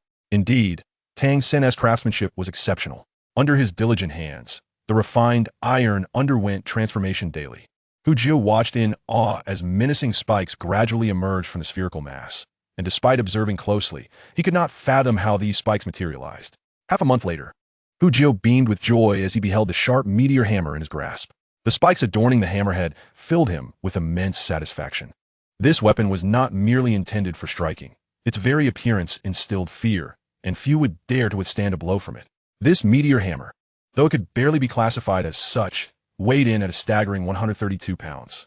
Were it not for the chaotic wind hammer technique subtly enhancing his physical capabilities, he might have struggled to wield it. Holding it in his hands, Jiuhao felt a profound sense of fulfillment. My friend, we shall fight side by side for a long time to come, he murmured as he caressed the meteor hammer. Chapter 38. Xiao Wu acknowledges kinship. After acquiring the meteor hammer, Jiuhao was eager to test its might. So he sought out Tang San and Xiao Wu to engage in a friendly spar. Alas, upon seeing the fearsome spikes adorning his meteor hammer, both instinctively refused, steadfastly declining to spar with him. The mere sight of the spikes sent shivers down their spines, while they trusted Jiuhao would not harm them. Their trepidation left them unconvinced of their ability to prevail in a fight. For battles they were unlikely to win, neither Tang San nor Xiao Wu held any interest. Jiuhao, I have completed the crafting of your weapon. Now it is your turn to assist me. I also require some weapons, Tang San said with a smile. With Jiuhao as an invaluable source of free labor, he planned to produce a number of simple yet practical hidden weapons in the ensuing fortnight. The names of various hidden weapons flashed through his mind: willow leaf blades, money darts, penetrating nails, shadowy projectiles, tightly strung crossbows, Zhuge divine crossbows, and so forth. Jiuhao was adept at being exploited. Sure, no problem, Jiuhao readily agreed. After all, the meteor hammer in his hands was Tang San's masterpiece. Lending a hand was no burden. Moreover, he was curious to see just how many hidden weapons Tang San could forge, regardless of their practical utility. He merely wished to witness the renowned hidden weaponry of the Tang sect. In the following days, Jiuhao found himself in a grueling labor mode, as he had not anticipated Tang San's relentless work ethic. Each day, he was tasked with refining various ores, with no moments of respite. Jiuhao even began to wonder whether the abundance of ores would fill Tang San's 24 moonlit bridges to capacity. This Tang San was no ordinary person. After having him toil for days on end, even Xiao Wu had no time to keep him company. Speaking of Xiao Wu, a peculiar smile crept across Jiuhao's face. Emma, his mother, was proving to be exceedingly supportive, for reasons unknown, during the time he and Tang San were immersed in their labor at the blacksmith shop. Emma had taken to accompanying Xiao Wu daily, and in the course of their time together, she had come to regard Xiao Wu as her goddaughter. Jiuhao recalled his shock upon learning this news. Xiao Wu suddenly advanced from a captive to a god-sister, catching him off guard. On the spot, he asked a question that Emma had been teasing for a long time. Mom, that little dance has become a god-sister. Can we still get married in the future?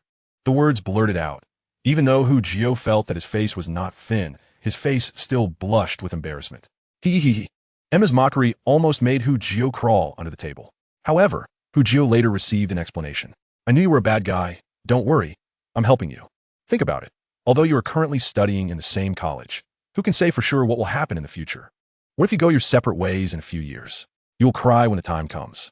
So you, the elderly person, recognize Xiao Wu as your goddaughter in advance. With this relationship, we will have contact no matter where she goes in the future, right? Hu Jio looked at Emma with a wry smile. Ah, this is the bond between mother and son. They all want to go together. Although Hu Jio didn't think like Emma did, he was still planning to keep pestering Xiao Wu. With him around, Xiao Wu couldn't even run away if she wanted to. After all, the keepers are not calling for nothing. Well, in the future, just wait patiently, Xiao Wu. It will eventually be yours. Emma felt proud of her methods. Okay, mom is really amazing. Hu Jio gave a thumbs up, feeling that his scheming must have been inherited from Emma. Otherwise, with his pure and kind nature, how could his thoughts be so filthy? Emma and her family have adopted a very lovely little girl as their goddaughter, which is an unimaginable joy in the village. The level of excitement is no less than when Hu Jio awakened his martial soul. The Holy Soul village with over 300 households, except for those who are away, has more than 100 tables for banquets alone.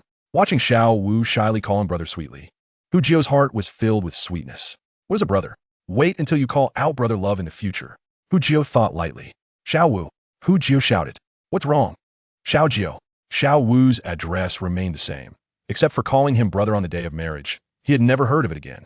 Can you let me take a look by spreading your hair? I remember when Xiao Wu grew up, when her hair parted, Hu Jio's sheen almost melted. I haven't seen Xiao Wu with her hair parted before. Since she's already her godbrother now, isn't it too much to see Xiao Wu's hair spread out? What do you want? Xiao Wu tilted her head and looked at Hu Jio, her face full of confusion. Does her scorpion braid look bad? I just want to see it. What reason can Hu Jio give? Could it be that in his past life, he was already captivated by Xiao Wu's loose hair? Well, let me think about it.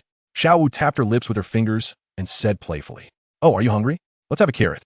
Seeing Xiao Wu's movements, Hu Jio instantly understood. He noticed that Xiao Wu has a little habit of tapping her lips with her fingers when she wants to eat carrots, which is very cute. That's pretty much it. Just watch it if you want. Solve it yourself. It's always troublesome to braid this hair, every time. Xiao Wu nibbled on a carrot, tilted her head, and revealed her scorpion braid behind her, gesturing for Hu Jio to do it himself.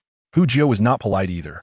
He stepped forward and worked hard for a while, finally sweating profusely and dressing Xiao Wu up with loose hair. Pretty looking at Xiao Wu with a gentle and intellectual demeanor, Hu Jio suddenly felt that this busy half-day was worth it. Is it pretty? Xiao Wu asked softly. Good looking. The days of vacation always pass quickly. A month passes by suddenly. Before parting, both Xiao Wu and Emma were reluctant to part ways.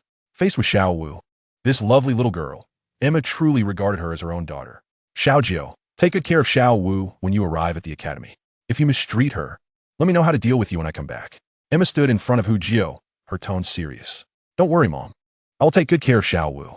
Remember, he seems to be an auxiliary soul master, but Xiao Wu is a combat type. How can you protect him?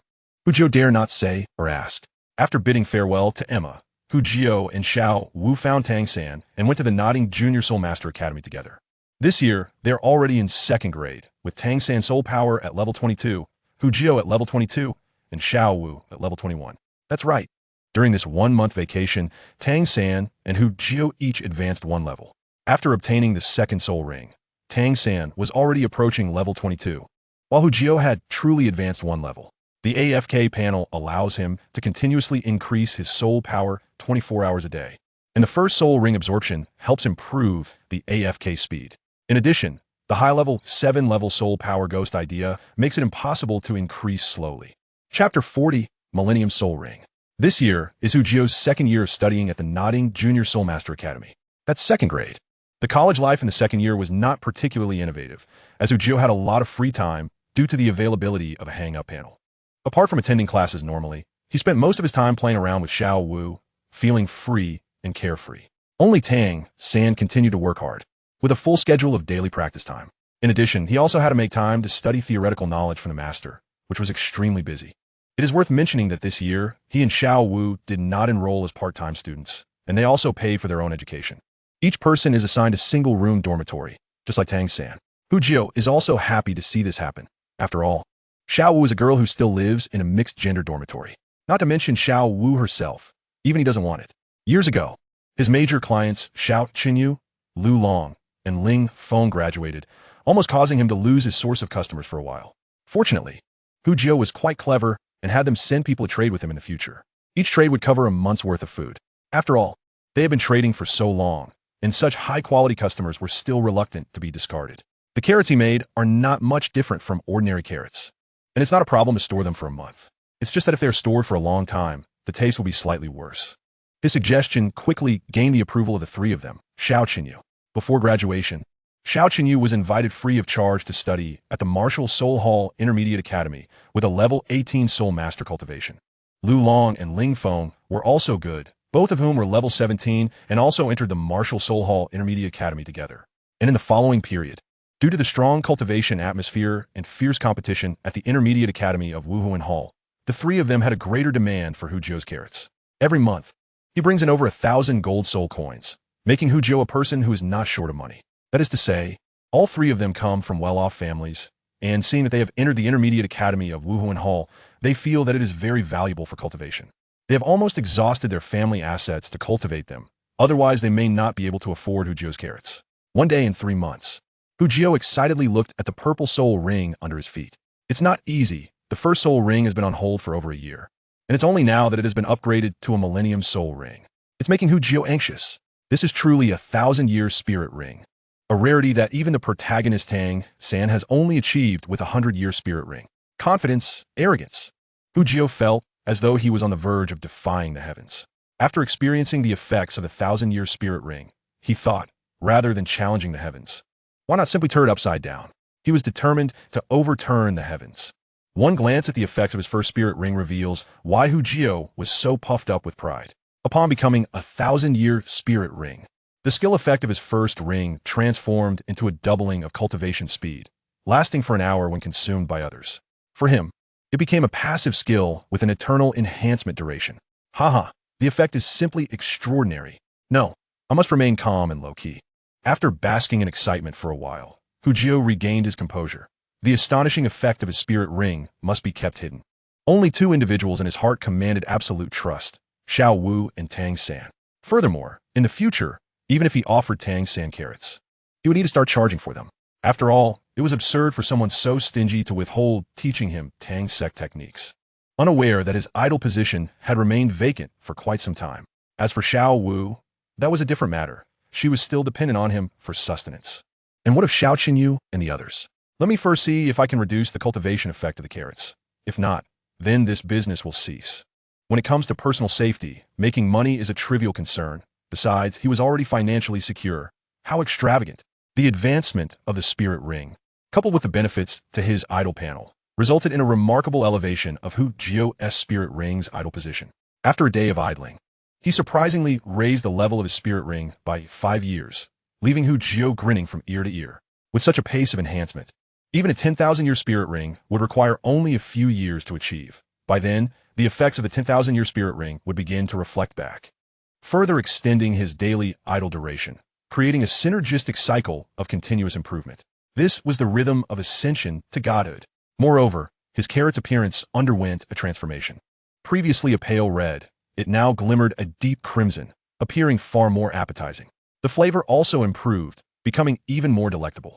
This led to Xiao Wu abandoning regular meals, opting solely for carrots, and she was never seen stopping. It seemed she had become addicted to carrots. With this, Hu Jiu felt relieved. Excellent. I hereby announce the capture of a little rabbit named Wu. Little San, pay up. The 1,000-year spirit ring had indeed inflated Hu Jiu's ego. Selling a carrot to Tang San for a silver soul coin was practically a giveaway. After all, he sold one that merely increased cultivation effects by 10% for a golden soul coin, while this one doubled the cultivation speed. Yet he was only charging a silver soul coin. Tang San himself felt it was too little. Little Jiu, can I write you an IOU? I'm really out of money now, Tang San said sheepishly. Each month, apart from receiving 10 golden soul coins from a spirit hall, his only income came from the meager earnings at the blacksmith shop. Initially, he earned 1 silver coin a month, but now, due to his improved skills, it had risen to 2 silver coins. Thus, even if Tang San refrained from eating or drinking, his monthly salary could only purchase around 100 carrots. He required at least 8 per day, meaning his salary would only sustain his cultivation for about 10 days. after which he broke. Yet, he was reluctant to part with the carrot that doubled his cultivation effects. Thus Hu Jiuhao formally became Tang San's creditor. Haha, what are you saying, little San?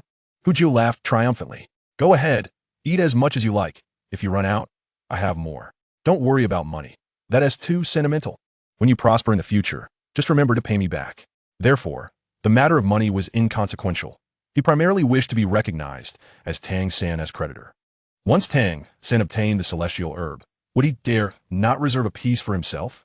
He faintly recalled that in the original story, the quantity of celestial herbs Tang San acquired was limited, just enough for the Shrek's 7 monsters. With his presence now, it would inevitably displace one spot. So he needed to secure his position first. Oh, and as for Xiao Wu, it should be 2 positions indeed. All right, I'll keep track of that.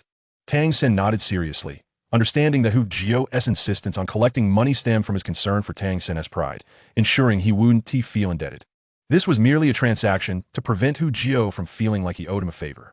Unfortunately, all of this was seen through by the astute Tang San. Little Jiuhao, just wait. I will repay you in the future, he silently vowed in his heart. With the double cultivation effects, the cultivation speeds of Hu Jiuhao, Tang San, and Xiao Wu surged, akin to riding a speeding vehicle with daily transformations. This rapid acceleration of spirit power filled them with trepidation. Chapter 41, The Master's Invitation. In the blink of an eye, 3 months had passed. During this time, due to the daily 5-year enhancement from the idol panel, the skill of his second spirit ring also evolved, subsequently becoming a 1,000-year spirit ring. All spirit rings, upon reaching the 1,000-year threshold, experienced significant upgrades in their skill effects. The transformation skill was no exception. In front of Xiao Wu, Hu Jiuhao's appearance gradually morphed. His skin became tender, his head shrank, his cheeks flushed, and 2 pink rabbit ears sprouted from the top of his head. Following this, his clothing, figure, and tail began to change as well. In mere seconds, there were 2 Xiao Wus in the room, one in spirit transformation mode, the other unchanged. Oh my, little Jiuhao, you can even transform into my martial spirit, exclaimed Xiao Wu, the untransformed version, as she approached and playfully tugged at Hu Jiuhao's rabbit ears. Xiao Wu, don't play with my ears. It tickles. A clear and enchanting voice rang out. Hu Jiuhao's gaze became hazy. He had not anticipated that Xiao Wu's rabbit ears would be so sensitive, nor that his transformation skill could replicate this aspect. Oh dear, I forgot. Xiao Wu hurriedly released her grip, fully aware of how sensitive her own rabbit ears were, causing her to blush deeply, unable to lift her head. After a moment, Xiao Wu raised her head and casually asked, so little Jiuhao, can you use my spirit ring skills? The reason for her inquiry stemmed from having noticed 2 yellow spirit rings beneath Hu Jiuhao's feet, identical in level to her own.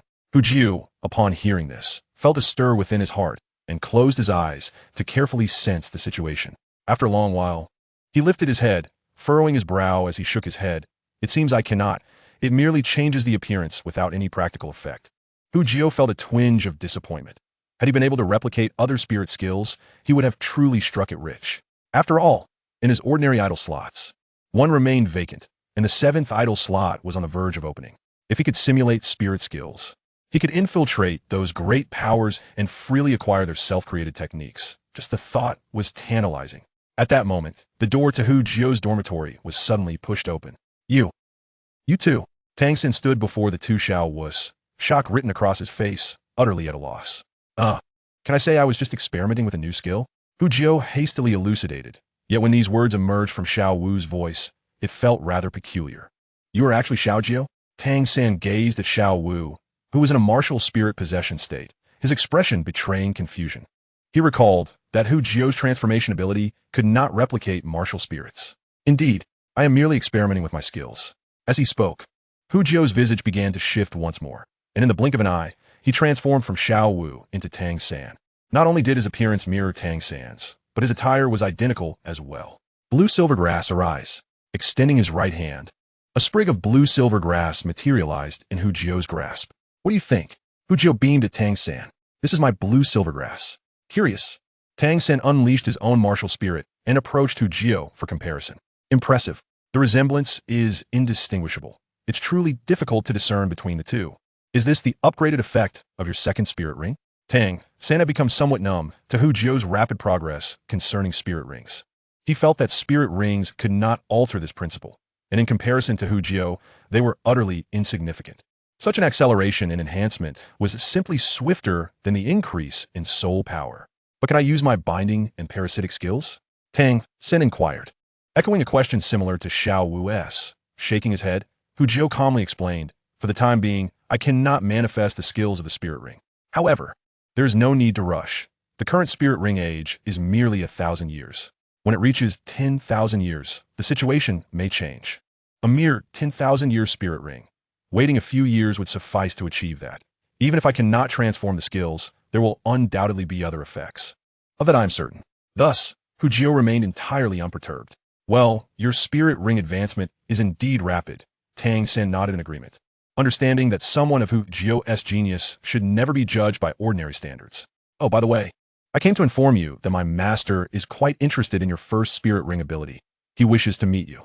It was only then that Tang San recalled his purpose for seeking Hu Jiao.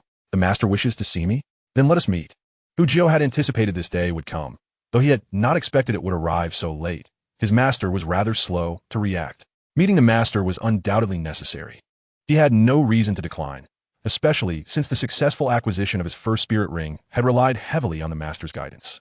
Therefore, even in the spirit of repaying favors, this visit was imperative. When shall we go? Hu Jiao inquired. Right now, to prevent the master from becoming anxious, Tang San replied. He held deep respect for his master and would fulfill any task assigned to him without fail. Very well, let us depart.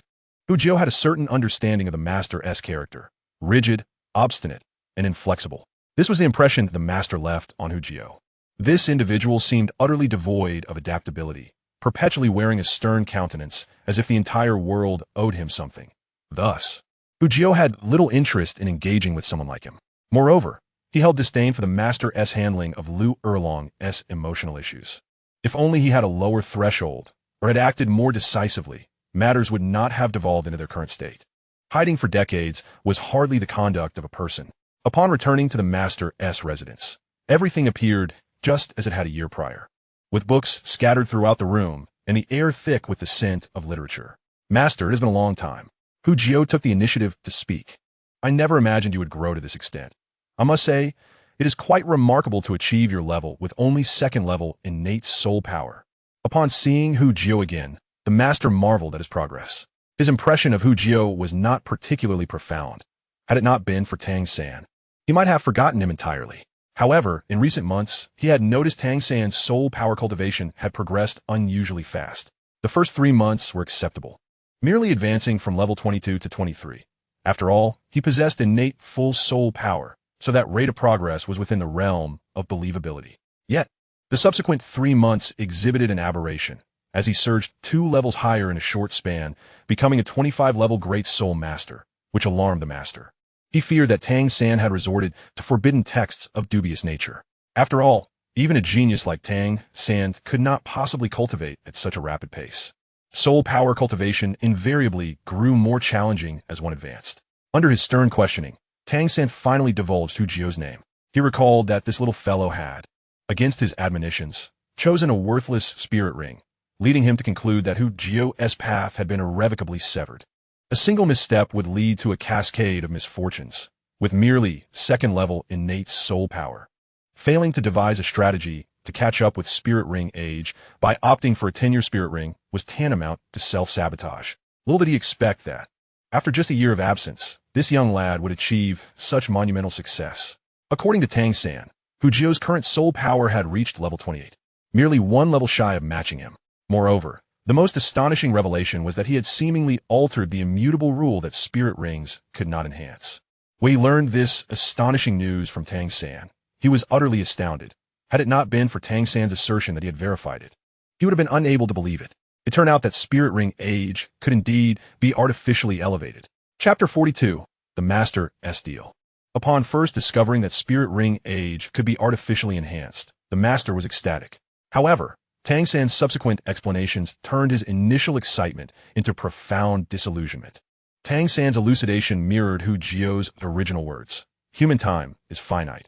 If one has time to cultivate spirit rings, why not use it to enhance one's own abilities instead? With improved cultivation, would it be more advantageous to hunt for higher-level spirit rings sooner? This statement struck the master with clarity. Indeed, Enhancing spirit ring age was futile for ordinary soul masters, as their talents were inherently limited. Even if they understood that spirit ring age could be increased, it would be of no consequence, for time was inherently scarce. Hence, this discovery was only applicable to geniuses, such as those from the seven-treasure glazed tile school, who possessed methods of focus control. Regrettably, the master was also a man of principles. Since Jiuhao uncovered the potential for spirit ring enhancement, he would not divulge it without permission, a vow he had made when Tang San first conveyed news. Of course, these were merely the master's musings and not the primary reason for his visit to Jiuhao today. Jiuhao, I shall be candid with you. I did not summon you for any other reason. I heard from Xiao San that your carrots can double the cultivation effects, and I wish to purchase some from you. This was the crux of his visit. With only half a level of innate soul power, he had spent his entire life striving, yet had never broken through level 30. This had become his obsession. It was precisely for this reason that he regarded individuals with lower innate soul power, like Jiuhao, with scorn. However, upon learning from Tang San about the effects of Jiuhao's first spirit ring, another idea took root in his mind. He could leverage Jiuhao's carrot effects to break through his own limitations. Master, purchasing my carrots is certainly feasible. However, you may not be aware that my carrots have always been for sale, though those can only enhance cultivation effects by 10%. I sell such carrots for 1 gold soul coin. Initially, the master's words surprised Jiuhao, but after a moment's contemplation, he discerned the master's intentions. If you wish to break through your bottleneck, that can certainly be arranged. However, if he did not seize this opportunity to extort some funds, he would no longer be Jiuhao. After all, merely providing the master with the chance to procure carrots would suffice to repay the favor from long ago. Henceforth, business would be business, devoid of personal sentiment. So what do you imply? The master regarded Jiuhao with a calm demeanor. Having resolved to make a purchase, he was prepared to spend a substantial sum, for Jiuhao's soul technique was equivalent to rare treasures, and in bulk, no less. As long as the price was not exorbitant, he would be amenable. As the teacher of the third party, I can't set the price too high. Let us say 10 gold soul coins for each carrot, Jiuhao replied with a smile. 10, you say? The master pondered momentarily before nodding slowly. That price is quite reasonable. I have no objections. Please provide me with 10. 10 gold soul coins per carrot happened to be the absolute limit of his mental budget. Not that Jiuhao's carrots were unworthy of a higher price, but simply because he did not possess such wealth. Were the powers that be to become aware of the efficacy of Jiuhao's carrots, it would not be merely 10 gold soul coins each. Even 100 would see eager buyers. Of course, a more likely scenario would involve his abduction, transforming him into a tool for relentless exploitation. Master, 10 may not suffice. 1 carrot lasts but an hour, and 10 would hardly sustain a day. The benefits are rather limited, Jiuhao remarked, eyeing the pouch of coins before him without reaching for it. He sensed that today might yield something extraordinary. The master, lifting his gaze to the smiling youth before him, furrowed his brow and inquired, "What is it that you desire?" "I can supply the master with carrots sufficient for a year's worth of training," Jiuhao asserted, raising a finger. "The conditions are quite simple. I seek a self-created soul technique that would be beneficial to me." Indeed, this was precisely what Jiuhao desired. He had not forgotten that the master hailed from the Blue Lightning Tyrant Dragon clan, one of the esteemed upper 3 sects, and he found it hard to believe that there would be no viable soul technique to offer. "Ah, so you wish to learn a soul technique. Do you understand that in this world, self-created soul techniques are exceedingly rare? Do you truly believe that you could so easily trade your carrots for one?"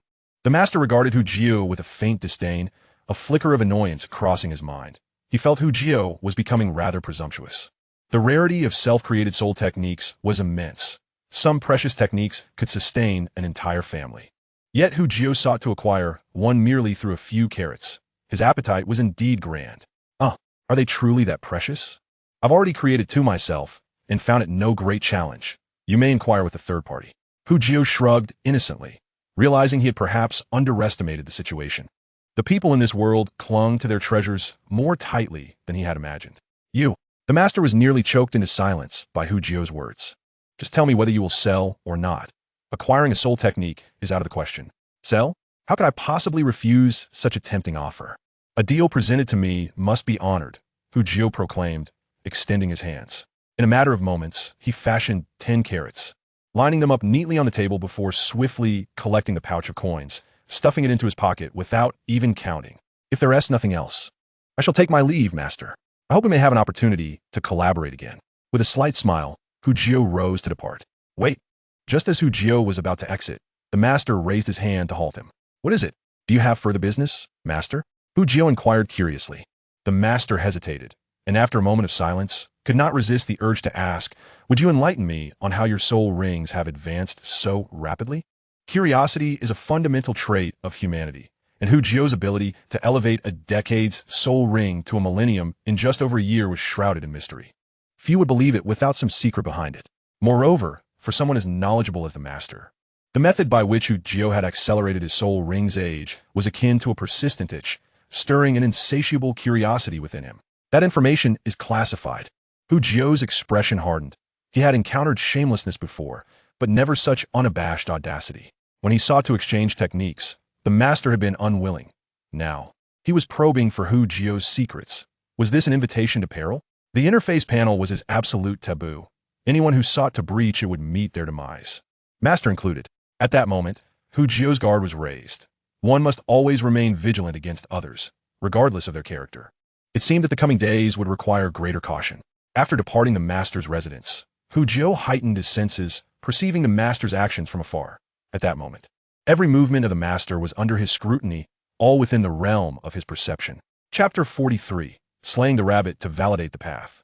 Shortly after leaving the master's abode, Tang San followed closely behind. Little Jiu, I apologize. I never anticipated the master would pose such inquiries to you. Approaching Hu Jiu, Tang San expressed his sincere contrition. Regarding the question of how Hu Jiu's soul rings had progressed so swiftly, Tang San had never delved deeply. He had simply attributed it to Hu Jiu's unique constitution. It was not that Tang San lacked intelligence. Rather, his keen intellect had prevented him from ever broaching the subject. Everyone harbors their own secrets, and while Hu Jiu possessed his, so too did Tang San. He understood that boundaries exist within relationships, no matter how close. Certain limits should not be crossed. To be candid, when he heard the master utter that question, Tang San felt the teacher had overstepped. Meanwhile, Hu Jiu listened attentively to Tang San's apology and responded calmly. Little San, the human heart is inscrutable. This incident serves as a lesson. I bear no grudge against you. However, the catalyst for the situation was, in fact, your loose lips, your belief that the master, being your teacher, warranted honesty in response to his queries. This caused the master to become agitated and ask questions he should not have. Thus, the responsibility lies with you. Hu Jiu cast aside his carefree demeanor, his gaze reflecting the depth of maturity akin to an adult's, like a spring whose depths are unfathomable. His previous life's wisdom allowed him to see through all. He did not wish to live burdensomely in this life, but rather to enjoy it joyfully. Hence, his youthful demeanor often led him to act childishly. In terms of temperament, Hu Jiu was more mature than Tang San. Throughout his previous life, Tang San had remained within the confines of the Tang sect, never venturing beyond. And in an ancient world at that, how could he possibly compete with Hu Jiu, who had traversed the vibrant world? The disparities in perspective, information, and temperament positioned Hu Jiu on the shoulders of giants, surveying Tang San from a loftier vantage. Hu Jiu's words, coupled with the transcendent aura he exuded, caused Tang San to break out in a cold sweat. At that moment, he felt more pressure from Hu Jiu than he ever had from his father. This version of little Jiu was formidable. Tang San felt a sense of awe. Yes, the responsibility indeed lies with me. Tang San lowered his head, accepting the admonition as a younger disciple would before an elder. Haha, but do not dwell on it too heavily. Making mistakes is not dreadful. What is truly alarming is being oblivious to one's own errors. In this regard, little San, you excel, Hu Jiu jested, patting Tang San on the shoulder. As Hu Jiu's laughter echoed, Tang San felt the weight of pressure lift, as if everything that had transpired was merely a figment of imagination. Tang San smiled in return. Little Jiu, rest assured, such matters shall not recur. The events of the day had not marred their relationship, and Tang San exhaled deeply, relieved. Just moments ago, he had harbored concerns about losing Hu Jiu as a brother due to the events of the day. In the days that followed, Hu Jiu seemingly forgot about his encounter with the master, frolicking carefreely with Xiao Wu each day. Yet, in truth, he partitioned a portion of his awareness, his senses perpetually attuned to the master's condition. Should there be the slightest indication of any unusual movement, he would act without hesitation to eliminate the threat. Fortunately, the master did not seem to possess the ability to be a villain. He lacked even the capacity for ruthless cunning, and for a prolonged period, there were no anomalies, rendering Hu Jiu's vigilance seemingly in vain. Thus, for months passed once more. After this span, Hu Jiu's soul power level finally ascended to 30. Remarkably, He achieved this milestone in less than 2 years of cultivation, a pace that was nothing short of astonishing. Yet, this was understandable. Despite his moderate talent for cultivation, he benefited from enhancements and the advantages of passive training. The 8th level soul power meditation technique granted him a 70% increase in cultivation speed, while the first soul ring skill provided a doubling of that speed. Furthermore, with a 24-hour passive training panel, it was nearly impossible for his soul power to stagnate. At level 30, he was now ready to contemplate the 3rd soul ring. Jiuhao had long since considered the nature of his 3rd soul ring. He desired Xiao Wu's teleportation skill, recalling that the original text had mentioned this ability being possessed by the lightning rabbit. Presently, his primary means of attack consisted of the chaotic wind hammer technique and the soul power spiral sphere.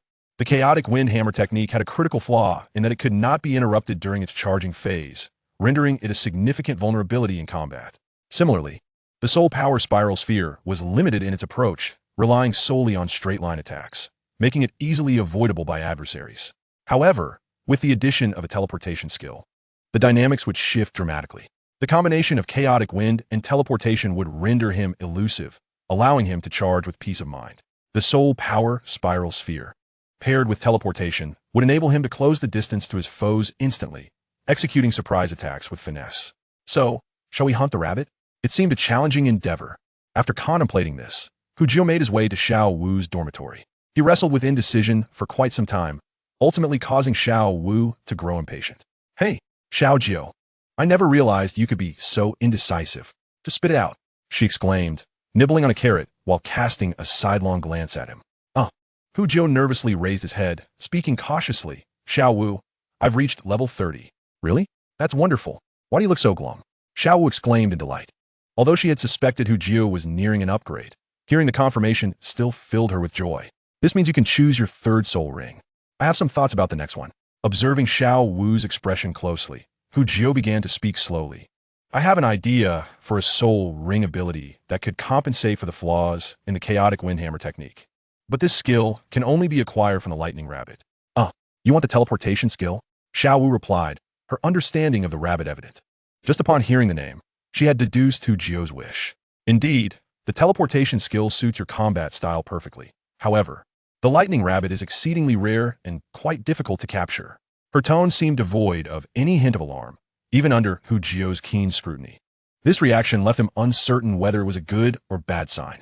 Since he could not discern her feelings, he decided to inquire. Jiuhao looked at Xiao Wu and asked, Aren't you angry? I'm going to hunt the lightning rabbit. Why would I be angry? What's the problem? Xiao Wu replied, looking confused. Aren't we discussing this? I'm merely stating that the lightning rabbit is hard to catch. Isn't your martial soul a rabbit? Don't you care? Jiuhao was taken aback. In the original story, Xiao Wu was portrayed as quite kind-hearted, moreover, being a rabbit herself. Why did she not oppose his intent to hunt the lightning rabbit? His confusion deepened. Are you foolish? Xiao Wu regarded him with a strange expression. My martial soul is a rabbit. What does that have to do with you hunting the lightning rabbit? It's not like they're my relatives. Why should I care? Indeed. The original text was one thing, but the present reality was another. Xiao Wu was simply Xiao Wu. One could not judge a person's character based solely on fragmented information. Chapter 44, Stardew Forest. Alright, since you don't mind, let us discuss our course of action. Once his indecision subsided, Jiuhao readily collaborated with Xiao Wu on the plan to hunt the lightning rabbit. In a few days, the academy would be on break, and Jiuhao resolved to seize this opportunity to acquire his 3rd soul ring. Following the unpleasant exchange with the master, Jiuhao had consciously concealed the extent of his soul power. Thus far, the academy was only aware of him being a great soul master, with no knowledge of his precise level. He had no intention of revealing his soul ring acquisition plans to the academy, or rather, he preferred to keep it from the master. After all, the academy could offer little assistance in this endeavor. Let us head to the Stardew Forest. Xiao Wu suddenly interjected. Noticing Jiuhao's puzzled expression, she averted her gaze, lowering her head to conceal her emotions. I haven't mentioned this before, but I am an orphan. I grew up in the Stardew Forest, raised by a gorilla and a cow python. To me, the Stardew Forest is home. I am well acquainted with everything there, including the whereabouts of the lightning rabbit you seek. Xiao Wu's revelation stirred Jiuhao's heart with compassion. He gazed at her tenderly. Xiao Wu, no, sister, you are not an orphan. My mother is your mother, my father is your father, and I am your brother. So Xiao Wu was an orphan. Jiuhao took a deep breath, silently vowing to remember this detail. Brother. Xiao Wu lifted her head, her voice soft and sweet. The atmosphere grew increasingly intimate. Days later, the annual holiday arrived. Hu Jiuhao, Xiao Wu, and Tang San departed the academy together, returning to Holy Soul Village. Xiao Wu's arrival brought immense joy to Ima, who secretly gave Hu Jiuhao a thumbs up. However, after a few days, Ima's mood soured. What did you say? You want to leave with Xiao Wu for a while? Ima replied without hesitation, no way. You are still young. You must stay home and behave. At this point, Hu Jiuhao and Xiao Wu were just over 8 years old. Due to their status as soul masters, they had experienced rapid physical development, maturing into young adolescents. Yet, in Ima's eyes, this was irrelevant. No matter how they appeared, they were still only 8 years old. At this age, they should be focused on their studies and cultivation, not gallivanting about. Moreover, she could not bear to let them go. Reluctantly, seeing her resolute demeanor, Hu Jiuhao finally revealed the truth. Mother, it's not that we want to leave. We have no choice. I've hit a bottleneck in my cultivation and must hunt for a soul ring to continue my progress. It is essential for my training. After much persuasion, he ultimately managed to convince Ima, who agreed to keep his soul power level a secret.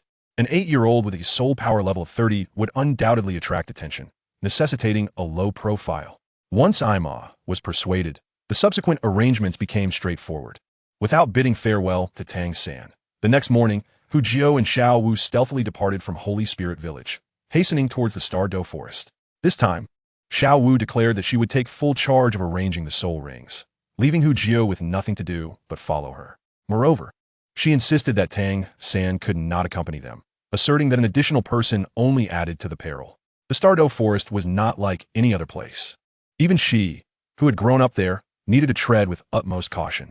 However, Hu Jiuhao suspected that Xiao Wu was deceiving him, yearning instead for a moment of intimacy between just the two of them. Regrettably, he dared not voice such thoughts. As they journeyed swiftly, both Hu Jiuhao and Xiao Wu utilized their transformation skills to alter their appearances, rendering them inconspicuous. Consequently, they encountered no further distressing incidents. After 10 days of travel, they finally reached the outskirts of the Stardow Forest. Xiao Jiuhao, be vigilant of our surroundings. We will first venture into the heart of the Stardow Forest, and then I shall summon Air Ming to fetch us. Upon entering the forest, Xiao Wu appeared as if she had returned home, her spirit lifted with joy, as if this place truly belonged to her. Rest assured, with my perceptive abilities, no one can evade my senses, save for a select few soul beasts adept at hiding. With her heightened sensory enhancement technique, Hu Jiuhao could detect the presence of soul beasts well in advance, particularly in such a complex environment, almost as if he were in his element. This was Hu Jiuhao's inaugural visit to the Stardow Forest, and compared to the soul hunting forest he had previously traversed, the soul beasts here were far more densely populated and formidable. In the Stardow Forest, century-old soul beasts were ubiquitous, and millennia-old ones were not a rarity either. It was indeed true that one could find millennia-old beasts scattered about, while century-old ones might as well be deemed insignificant. As Hu Jiuhao and Xiao Wu delved deeper, more powerful soul beasts began to emerge, and within mere hours, several 10,000-year soul beasts came within Hu Jiuhao's perception. The aura they emanated sent a chill through Hu Jiuhao. With his current strength, encountering a 10,000-year soul beast would spell certain death, leaving him no chance to flee. Xiao Wu, should we continue onward? It feels perilously dangerous here. Hu Jiuhao glanced nervously at Xiao Wu, who appeared blissfully unaware. These soul beasts were not merely stationary. Many roamed freely, especially the 10,000-year ones, whose every movement sent shivers down Hu Jiuhao's spine, fearing they too possessed sensing abilities that could reveal their presence. Fear not, Xiao Jiuhao. With me, your elder sister Xiao Wu, it's as if you have returned home. There is no need to be afraid. I will protect you. Observing Hu Jiuhao's trepidation amused Xiao Wu, for such a sight was a rare occurrence. Stop jesting and quickly contact your dear friend Air Ming. Hu Jiuhao shot her an irritated glance. The remarkable efficacy of his enhanced senses was indeed beneficial, yet it also proved to be a burden, as he was perpetually aware of the threats to his life. Akin to a sheep wandering into a wolf's territory, terrified of being devoured at any moment. All right, I won't tease you anymore. I've already notified Air Ming, and I'm sure he is on his way to us. Rest assured, with him around, our safety will soon be assured. Xiao Wu comforted him with a pat on the shoulder. All right then, let us find a place to rest for a while. After a long day of travel, Hu Jiuhao felt fatigued, primarily due to the immense psychological strain he was under. Yes, I'm quite hungry now. I want to eat carrots. Xiao Wu lamented as she rubbed her belly. Eat less. Be careful not to gain weight. Hu Jiuhao chuckled as he conjured a carrot and tossed it to her. This rabbit girl was simply gluttonous. She was not truly hungry. She merely enjoyed eating. Finding a secluded spot, Hu Jiao and Xiao Wu rested while awaiting Air Ming's arrival. During their idle chatter, Xiao Wu began to introduce Hu Jiao to De Ming and Air Ming. However, Hu Jiao was well aware that only 9/10 of her account was truthful, with the remaining fraction being a facade to conceal her identity. Chapter 45, A Tragic Past. From a young age, I was abandoned by my parents in the Stardow Forest, taking the forest as my home. Without friends or family. The only companions I had growing up were De Ming and Air Ming. They were ill-equipped to care for anyone. I was truly pitiable. Xiao Wu stammered as she recounted her backstory, and Hu Jiao listened attentively, for he knew he could not afford to laugh. This cunning rabbit was adept at deceiving him. However, as he listened, genuine sympathy welled up within him. A girl, raised in the desolate heart of the Stardow Forest, was indeed a sorrowful tale. Yet one aspect puzzled Hu Jiao, prompting him to inquire, "How did you come to attend Notting Academy?" That requires mentioning another matter," Xiao Wu replied, taking a bite of her carrot. "When I was nearly 6 years old, an injured man came to my home. I saved him, and once he recovered, he asked if I wanted to venture out and see the world beyond. And you followed him, unafraid of the dangers?" Hu Jiao interjected. I wasn't afraid." De Ming said that due to his injuries, he was completely powerless, no better than an ordinary person. Subsequently, I returned with him to his hometown, a small village not far from Notting City. "And what has become of that man? I haven't seen him visit you." Hu Jiao believed that with Xiao Wu's endearing disposition, combined with her being his savior, that man would likely cherish her more than his own daughter. Ha ha ha! Xiao Wu erupted in a series of mocking laughter. After a while, she ceased her mirth, her expression turning grave. "He died. I killed him." Upon uttering those words, Xiao Wu gazed at Hu Jiao with an inscrutable expression, her eyes harboring a flicker of anxiety and a tinge of tension. However, Hu Jiao's reaction surprised her. He slapped his thigh and exclaimed, "Good riddance. Xiao Wu, remember, some people are truly wicked, so never trust others easily in the future." Hu Jiao believed that the individual Xiao Wu spoke of had indeed existed, which explained why she had entered Notting Academy under the guise of a work-study student. "Don't you think I'm a bad girl? I killed him," Xiao Wu exclaimed incredulously, unable to believe Hu Jiao's reaction, though a hint of relief flickered in her gaze. "Xiao Wu, there are all kinds of people in this world, good and bad. Even someone as lovely as you succumbed to taking his life. He deserved to die. I trust you." Hu Jiao remained unfazed by Xiao Wu's response. Having witnessed the complexities of human nature in his past life, his heart had become impervious to such matters.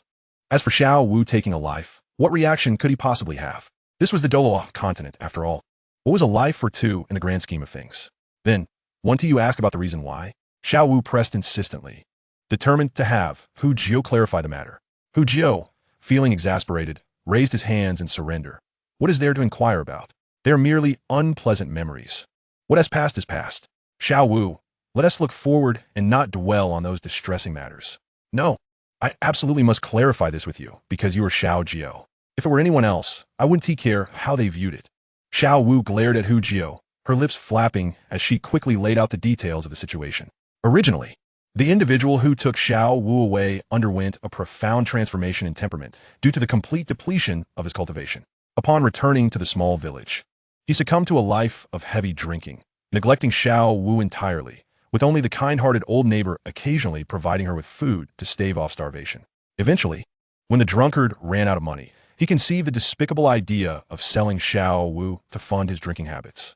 However, Xiao Wu inadvertently discovered this sinister plot, and, witnessing the drunkard's unwavering intent to sell her, she succumbed to rage and took his life. "See, I knew you must have endured great injustice. Fear not, for with me around, no one shall dare to bully you," Hu Jiao assured, patting his chest earnestly. Xiao Wu nodded emphatically. After an extensive conversation, the sky had darkened considerably, particularly within the depths of the forest. As night fell, nocturnal soul beasts began to emerge, infusing the entire forest with a lively atmosphere. To Hu Jiao's ears, the sounds of hunting and battles reverberated all around, revealing the brutal reality of survival of the fittest within the woodland. Just as Hu Jiao was about to inquire why Air Ming had not yet arrived, he felt a subtle shift in his ears. A tremendous aura was advancing towards them from 5 miles away. This presence was infused with raw ferocity and volatility, its wild energy nearly overwhelming Hu Jiao, causing him to tremble involuntarily. There was no need for speculation. This aura could only belong to Air Ming. Beyond 10,000-year-old soul beasts, No other entity could possess such a powerful presence, especially at the edge of the Stardow Forest core. It was evident that this was meant for them. Xiao Wu. It seems Ming has arrived, Hu Jiu exclaimed joyfully. The Stardow Forest is perilously dangerous. Had it not been for the desire to see Ming, I would never have ventured here, he added. Really? That's wonderful. Xiao Wu exclaimed, bouncing with excitement. With Ming by her side, she felt emboldened to traverse the Stardow Forest with confidence. Ming approached swiftly, appearing before Hu Jiu and Xiao Wu in a mere 5 minutes. What a colossal figure! Hu Jiu marveled at the sight of Ming, who resembled a small mountain. This was merely Ming in a quadrupedal stance. If he stood upright, his height would be even more imposing. Ming was entirely black, and now that night had fallen, he almost blended into the darkness. Had it not been for Hu Jiu's extraordinary eyesight, he might have gone unnoticed. Ming, why did it take you so long to arrive? We've been waiting for you, Xiao Wu reproached as she sprang up from the ground. Ming exhaled, his large lantern-like eyes innocently gazing at Xiao Wu, as if to convey his ignorance of her complaints. Never mind. Allow me to introduce you. This is Xiao Jiu, whom I mentioned before. You must not harm him, Xiao Wu stated, pointing at Hu Jiu with a serious demeanor to ensure Ming understood. She was worried that Ming, in his playful nature, might inadvertently harm Hu Jiu, thus the warning. The Titan giant ape turned his eyes, his yellow gaze fixed intently on Hu Jiu, causing a surge of pressure to envelop him, making him break out in a cold sweat, nearly collapsing under the weight of it. Damn it. This beast is definitely doing this on purpose. Hu Jiu cursed internally, knowing he could not retaliate against Ming, or else he would have delivered a couple of hard slaps to teach him some manners. With a thought, Hu Jiu began to shimmer with a deep red glow. In an instant, his muscles bulged, stretching his clothes tightly as he transformed from a delicate youth into a towering figure over 2 meters tall. Chapter 46, Feeding. Finally, the pressure has lessened, Hu Jiu observed expressionlessly at the Titan giant ape. You vile creature, just wait. I shall settle the score with you later. Ming, I'm about to get angry. At that moment, Xiao Wu sensed the imbalance and quickly darted in front of Hu Jiu to shield him from Ming's imposing presence. Upon seeing Xiao Wu, Ming immediately retracted his aura, his expression momentarily blank, as if he had forgotten everything that transpired just moments ago. How infuriating. Ming, just you wait. I will certainly inform Ming that you bullied me, Xiao Wu declared, hands on her hips, glaring at Ming. In a fit of indignation, she approached him and delivered a few kicks. The Titan giant ape, in response to Xiao Wu's playful assault, slightly crouched down to allow her to strike from a more comfortable angle. Enough, Xiao Wu. Ming is merely jesting. Hu Jiu interjected after Xiao Wu had her fun. Height, Ming? Hu Jiu added, with an enigmatic expression as he reached out to pat the Titan giant ape, who eagerly nodded, looking pitifully at Xiao Wu to indicate that he was only playing with Hu Jiu. What are we still doing here? Hurry and take us home, Xiao Wu exclaimed, giving Ming's hand a nudge with irritation. Roar! Ming bellowed in response, rising to his full height, his arms sweeping out to instantly lift Xiao Wu and Hu Jiu onto his shoulders. In that moment, Hu Jiu gained a newfound appreciation for Ming's strength. As he was seized in Ming's grasp, he barely had time to react, feeling a sense of helplessness that left him deeply frustrated. It seemed that the endeavor to teach Ming a lesson would be a long and arduous journey. However, this thought was quickly cast aside as Ming began to move. His massive form glided silently through the forest, and Hu Jiu felt the surroundings change at an astonishing speed, the wind howling past his ears as if they were traversing through a rift in space, distorting the very air around them. After an indeterminate passage of time, which felt both instantaneous and prolonged, Hu Jiu realized that Ming had finally come to a halt beside a serene lake. The water was crystal clear, and the trees lining the banks cast vivid reflections in the moonlight. Hu Jiu and Xiao Wu hopped down from Ming's shoulders. Xiao Wu, is this the place where you once lived? It's beautiful, Hu Jiu exclaimed in awe. Yes, I grew up here, Xiao Wu nodded, gazing at the lake before calling out loudly, Ming, come out. I'm back. Boom. As Xiao Wu's voice echoed, the entire lake began to bubble, and moments later, a massive 4-meter-tall black-blue bull's head emerged from the water. The sky blue bull python had arrived. Xiao Wu Jia, it truly is you. I almost thought my senses had deceived me. The sky blue bull python spoke, its voice carrying an air of authority, akin to that of sovereign. Of course it's me. This time, I brought friends to play with you. Let me introduce you. This is Xiao Jiu, the friend I told you about. Xiao Wu said warmly as she approached Hu Jiu to make the introduction. Ming, it's a pleasure to meet you. I've heard tales of the Emperor residing in the Stardow Forest, and today I see that the legends are indeed true, Hu Jiu remarked sincerely, sensing the profound aura radiating from Deming, whose soul power felt boundless. Xiao Jiu, I know you. Xiao has spoken highly of you as her dear friend. Welcome to the Stardow Forest. Deming nodded, his tone gentle as he greeted Hu Jiu. My apologies for the hasty arrival. I didn't bring any gifts for you. How about trying my carrots? Xiao Wu loves them, Xiao Wu suggested earnestly. Hu Jiu felt a twinge of embarrassment. It was his first visit to someone else's home, and he had neglected to bring a gift, which struck him as rather impolite. With no other choice, he resorted to summoning his martial spirit, the carrot, to entertain his hosts. Oh, I've heard your carrot possesses unique qualities. I shall certainly sample it today, remarked Deming, who maintained a commendable demeanor, treating Hu Jiu with equality despite the latter's inferior strength. This respectful attitude greatly endeared Deming to Hu Jiu, in stark contrast to the unapproachable demeanor of the imposing gorilla. After conjuring a handful of carrots, Hu Jiu distributed them to both Deming and Ming, ensuring that Xiao Wu received her share as well. Hu Jiu felt quite pleased with his martial spirit, as it doubled his cultivation speed, a benefit applicable to all levels of power. The higher one's strength, the greater the advantages gained. As Deming took a polite taste, he was immediately struck by the carrot's effects. At his level of cultivation, enhancing one's strength posed significant challenges. Yet Hu Jiu's ability to double his training speed manifested a palpable difference that Deming sensed at once. Xiao Jiu, your carrot is remarkable. I didn't expect it to affect me as well. Truly impressive, Deming exclaimed after a moment. Hu Jiu's smile broadened. For this was praise from the Emperor of the Stardow Forest, a commendation that would make him swell with pride for quite some time, if witnessed by others. Meanwhile, the Titan giant ape, who had initially looked down upon the carrot, now regarded it with skepticism. However, after hearing Deming's praise, he hesitantly consumed the carrot. Suddenly, Hu Jiu found a massive head looming before him, eyes glinting with evident yearning. Haha, Ming, look at you now. No matter how formidable you are, you succumbed to my carrot, Hu Jiu said with a smirk, crafting more carrots with a beaming smile. Ming, take it easy. The effects of my carrot last for an hour. Eating too much one tea yield additional benefits. You must wait until the effect has worn off before consuming more. Hu Jiu cautioned as he observed Ming grabbing a handful of carrots, ready to devour them. Roar! Ming exclaimed. Hu Jiu glanced at Xiao Wu, awaiting her translation. He says your carrots are too small.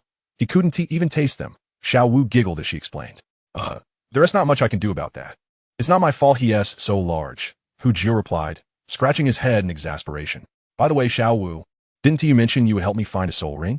When are we going? Having met Deming and Ming, he felt it was time to focus on the matter at hand. The incident with Ming had left him somewhat disheartened, although there was no malice intended.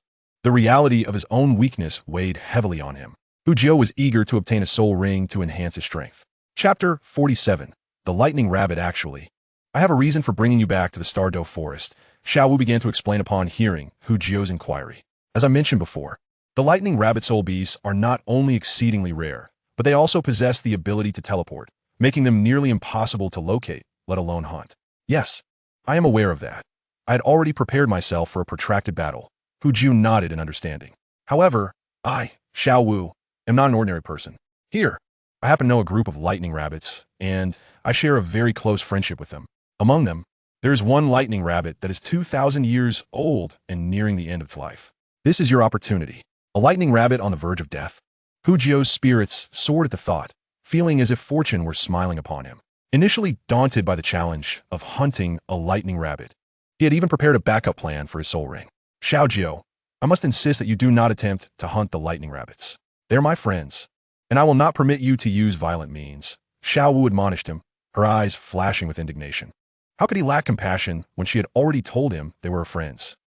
So, do you expect me to wait until it is on the brink of death to strike? That could take ages. Hu Jiu protested, uncertain of how long that might be. What if the rabbit held on for dear life? You fool.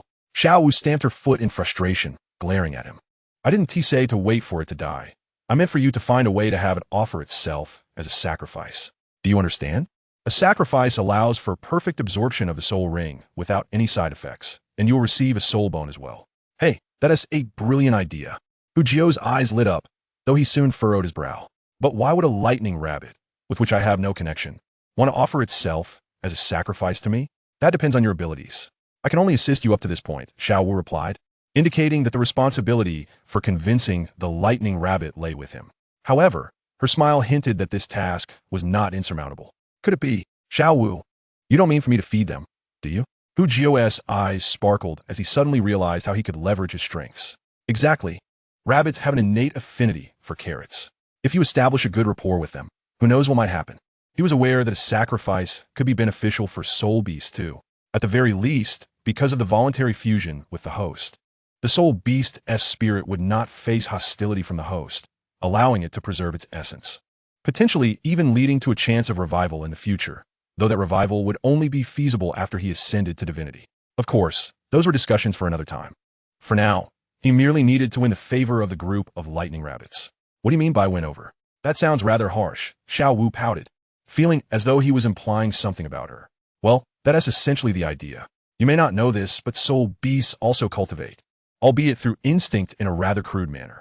The effects of your carrots will be beneficial for them, and coupled with their delightful taste, they'll have no reason not to like you. However, it will require some time for them to come to see you as family. Xiao Wu explained while playfully sucking on her finger, resembling a devoted wife considering his well-being. Well, if it takes some time to obtain the desired soul ring, I can't accept that, Hu Jiu replied, understanding the necessity. That night, he went to bed filled with joy. The next morning, after feeding Erming, he cheerfully said, Erming, I have a powerful hammer technique. I've never encountered anyone who could withstand a blow from me. Would you like a try? Erming, unable to resist the challenge, immediately stood upright, his palms thumping against his chest with a resounding echo. Without needing Xiao Wu to translate, Hu Jiu understood his message. Who do you think you are? There is no attack in this world that I, Erming, cannot withstand. All right then, just watch closely, Hu Jiu proclaimed with excitement, gripping the meteor hammer tightly. A gentleman seeks revenge without delay. After being toyed with by the gorilla the previous day, he was determined to repay the favor. As the transformation skill activated, Hu Jiu instantly morphed into a towering figure, standing 9 feet tall, his muscles bulging as if ready to burst through his garments. Embodying the very image of a brutish warrior, the soul power coursed through his body, enveloping him in a protective shield to prevent being overwhelmed by the ferocity of his own strength. At present, Hu Jiu's chaotic cloak hammer technique had reached an impressive 9th level, with the final strike of the 81 hammer series accumulating a staggering force of 8,000 pounds. However, he dared not unleash this final blow, for his body simply could not withstand strain. He feared that even before the attack could be executed, he would be shattered by his own power. Gome, meteor hammer, swing. As he commanded, the hammer's head spun around him in a whirlwind of motion. With each rotation, his strength intensified. After merely 30 swings, his aura had already eclipsed that of a soul master, and it continued to ascend. When Hu Jiu swung the hammer for the 49th time, he finally approached the limits of his physical capacity. Any further accumulation would exceed his endurance. Ming, prepare yourself. Hu Jiu bellowed, his body propelled by the momentum of the meteor hammer, moving with the swiftness of lightning. Roar! With this strike, Hu Jiu had nearly reached the pinnacle of a soul sovereign. Although such an attack would not incapacitate Ming, it could certainly inflict pain. Indeed, this sinister weapon was adorned with countless sharp spikes, which pierced Ming's skin, delivering a sensation akin to being pricked by needles, prompting a change in his roar. Huff! Huff! Ming panted, his eyes narrowing in irritation as he glared at Hu Jiu. This blow had indeed caused him discomfort. Ming, are you all right? Did you sustain any injuries?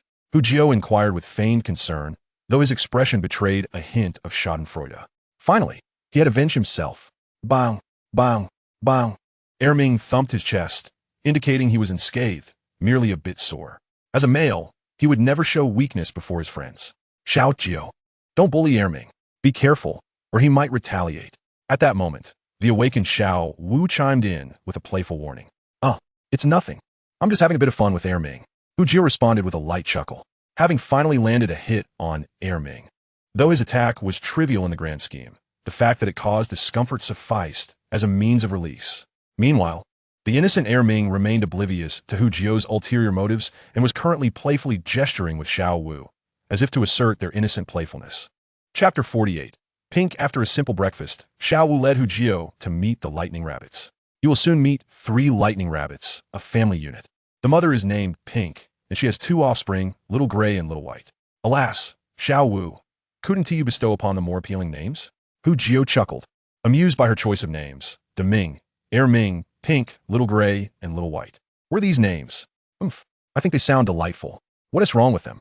Xiao Wu shot a fiery glare at Hu Jio, her indignation palpable. She had spent considerable time devising those names, and it was utterly vexing to have them mocked. All right, as long as you chose them. They are indeed lovely names, Hu Jio reassured her with a smile, seeking to placate her impending fury. That is more like it.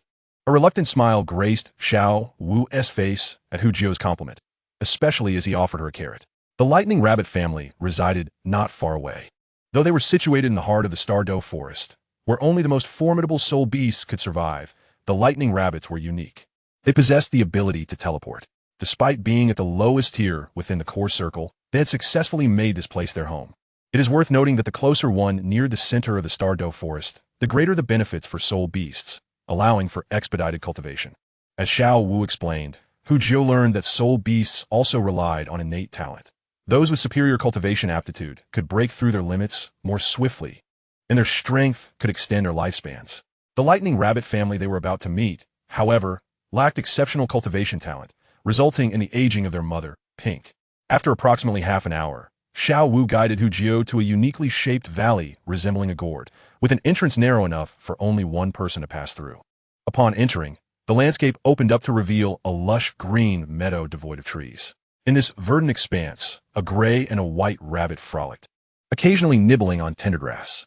Upon Hu Jio and Xiao Wu's arrival, the rabbits immediately became vigilant. The gray one, in particular, displayed a fierce glint in its eyes, as if poised to pounce at any moment. Little Gray, I'll come see you, Xiao Wu called out playfully, standing her ground.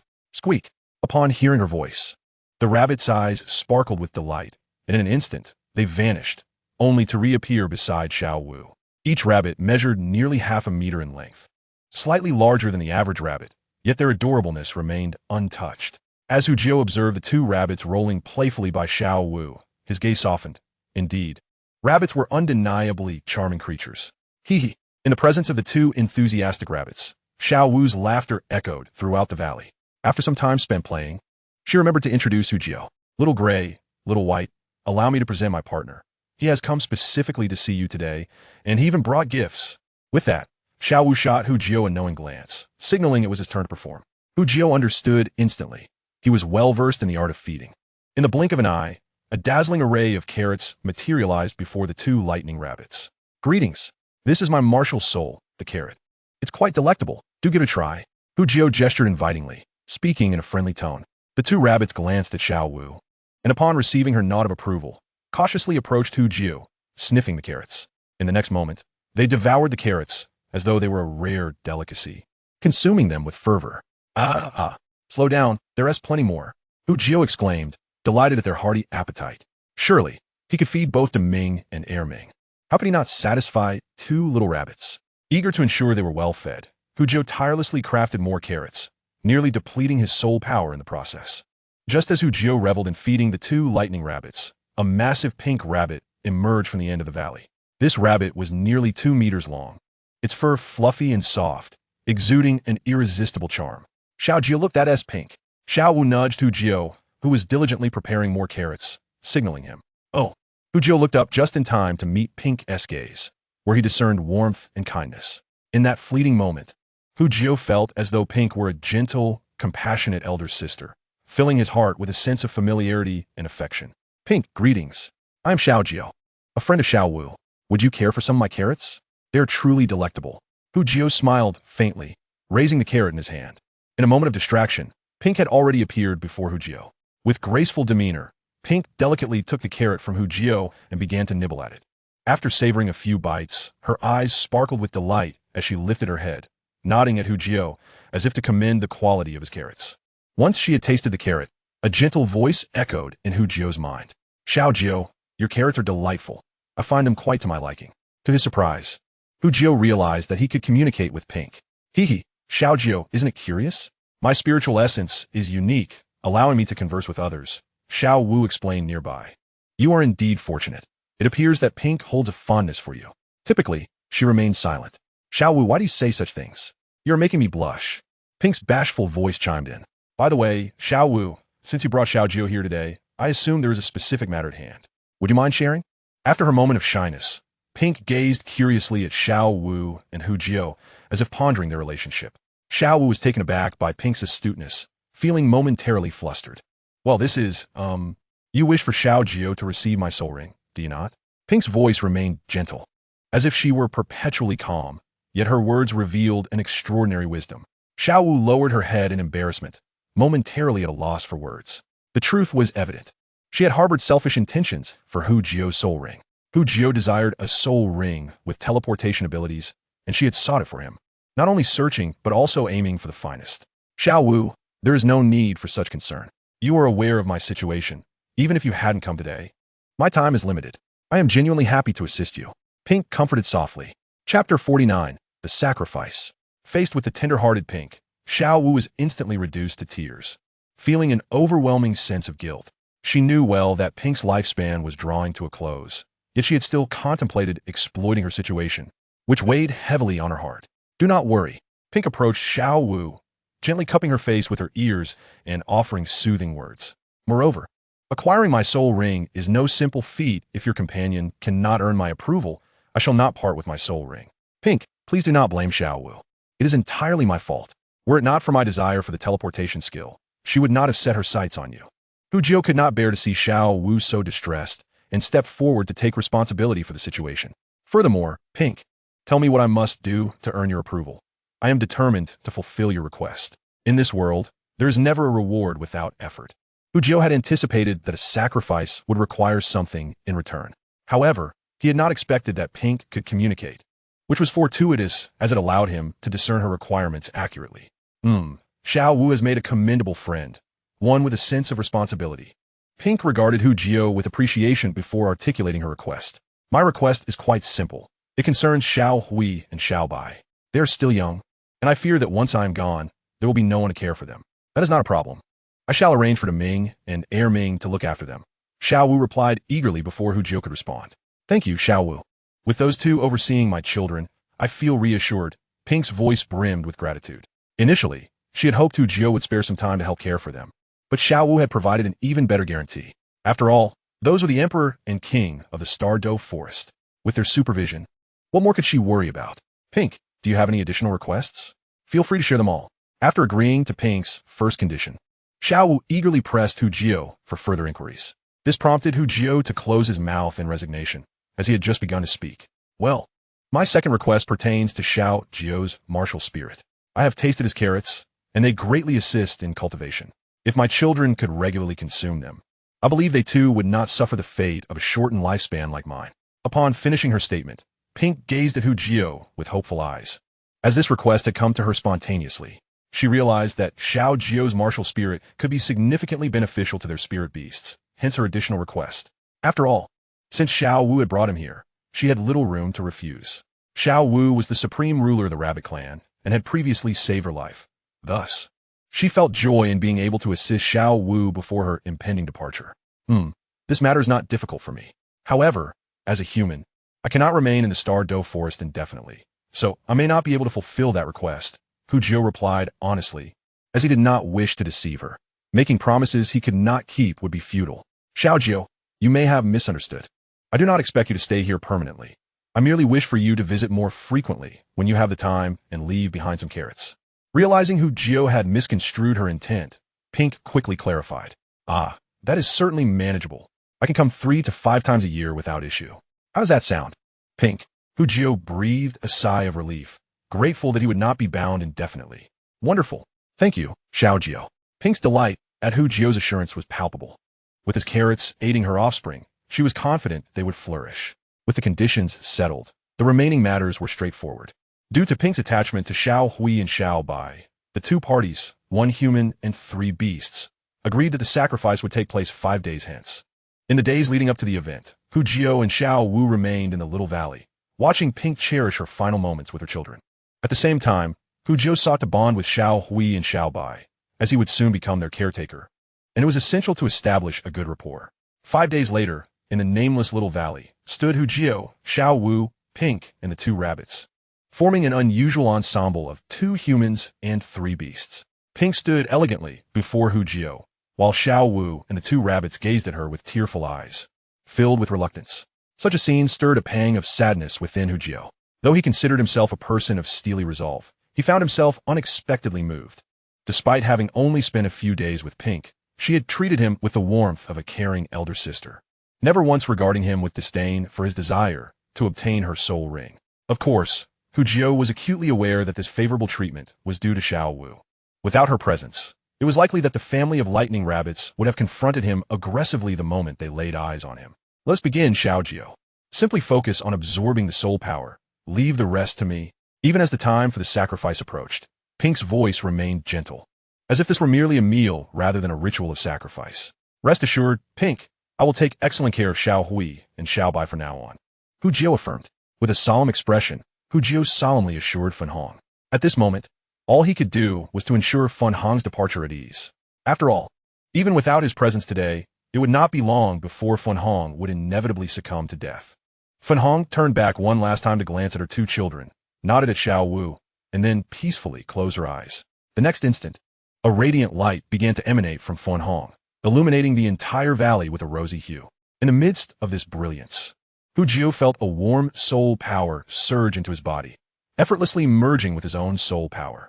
At that moment, Jiuhao's soul power level began to ascend rapidly, swiftly breaking through level 30 to reach level 31. Soon after, he advanced from 31 to 32. It was only when he surpassed the halfway mark of level 32 that the soul power finally dissipated. After absorbing the soul power, Jiuhao's soul rings naturally appeared beneath his feet. Originally possessing only 2 purple soul rings, a third began to coalesce at an astonishing speed. In a short while, the third soul ring took shape, marking Jiuhao's official transformation into a 32-level food system soul master. However, the transformations were far from over. It was well known that any sacrifice would inevitably yield a soul bone. Fan Hong's sacrificial offering to Jiuhao would naturally result in the emergence of a soul bone. Just after absorbing the soul power, Jiuhao suddenly experienced a sharp pain in his head, as though something was being forcibly crammed into it. The next moment, his mental strength began to soar, and in mere moments his perception range expanded tenfold or more. Fleeting images from beyond the valley flickered before him. Chapter 50, Martial Soul Fusion Skill. This is a head soul bone. A faint understanding dawned upon Jiuhao, revealing the nature of the soul bone Fan Hong had bestowed upon him. Simultaneously, he discovered a skill named Mental Shock manifesting in his mind. At that moment, it became clear why Fan Hong could communicate using mental abilities. Indeed, her mental prowess was her greatest strength. Under the enhancement of the 2,000-year-old soul bone, Jiuhao's mental power surged, becoming tangible within his sea of consciousness, constantly reminding him of its formidable strength. After absorbing the soul bone, Jiuhao's interface underwent a transformation, unlocking the third soul ring slot. Meanwhile, as Jiuhao awaited the activation of the third soul ring slot, Xiao Wu suddenly sensed an unusual feeling emanating from him. What is happening? Why do I feel such a peculiar sensation toward Xiao Jiuhao? Xiao Wu pondered, gazing curiously at Jiuhao. It seemed the source of this feeling lay in Xiao Jiuhao's martial soul. After a moment of contemplation, Xiao Wu's mind flashed with the thought. Xiao Wu, release your martial soul. Jiuhao, seated on the ground, suddenly opened his eyes, a glint of brilliance shining within, and looked up at Xiao Wu. I liked. After a brief moment of astonishment, Xiao Wu obediently unleashed her martial soul. In her martial soul state, 2 adorable white ears sprouted atop her head, her irises transforming into a soft red hue, while a fluffy white tail emerged from beneath her short skirt, hidden from view. Simultaneously, as Xiao Wu released her martial soul, Jiuhao manifested his carrot martial soul. With the acquisition of the third soul ring, his carrot appeared even more vibrant, radiating a crystalline sheen akin to bloodstone, with a gentle red glow enveloping it, rendering it even more precious. The martial soul itself exuded a subtle fragrance that made Xiao Wu involuntarily swallow her saliva. Go! Jiuhao hurled the carrot from his right hand toward Xiao Wu. As she reached out to catch it, she grasped nothing but air. For Jiuhao's martial soul transformed into a fleeting red light that enveloped Xiao Wu. Once the red light enveloped her, astonishing changes occurred. Her scorpion braids suddenly unfurled as if caught by a breeze, and her pink attire transformed into a flowing white celestial robe. The gentle moonlight illuminated Xiao Wu, making Jiuhao feel as though he were gazing upon a celestial being. Xiao Wu, who had previously radiated youthful charm, now exuded a mature and gentle demeanor. Her delicate smile resembled a gentle breeze, and a fleeting glance rendered Jiuhao momentarily entranced. My Xiao Wu has transformed into a fairy, Hu Jiu murmured, unable to contain his admiration, causing Xiao Wu's cheeks to flush. Who is yours? Not at all. Cough, cough. Xiao Wu, is this our martial soul fusion skill? What is your current state? Hu Jiu, unable to withstand the allure of the mature Xiao Wu, diverted his attention with questions. So this is the martial soul fusion skill. How delightful. I know the name, Cold Moon Fairy. Xiao Jiu, have I truly become a fairy? Upon speaking, Xiao Wu's true nature emerged, resembling a celestial being descended to the mortal realm, as her cool demeanor dissipated, leaving only a playful and charming essence. Yet, this contrast rendered the transformed Xiao Wu even more captivating. Cold Moon Fairy, does that not equate to Chang'e? Hu Jiu pondered, fleetingly considering the absence of Chang'e in this world. What about your abilities? Xiao Wu, don't just admire your appearance. Quickly assess how your strength has changed. Hu Jiu urged, snapping back to reality. I am incredibly powerful now. Upon mentioning her strength, Xiao Wu's pride blossomed. She gazed upwards, and her body began to levitate gracefully, ribbons swirling around her as if she were truly ascending to the moon. Xiao Jiu, wait. Look. Xiao Wu proudly raised her hand, and a beam of moonlight coalesced before her. With a flick of her wrist, the moonlight flickered briefly before vanishing from her grasp. Boom! Suddenly, a thunderous explosion resonated from the distant stone walls of the valley, sending sand and gravel flying, enveloping the surroundings in smoke.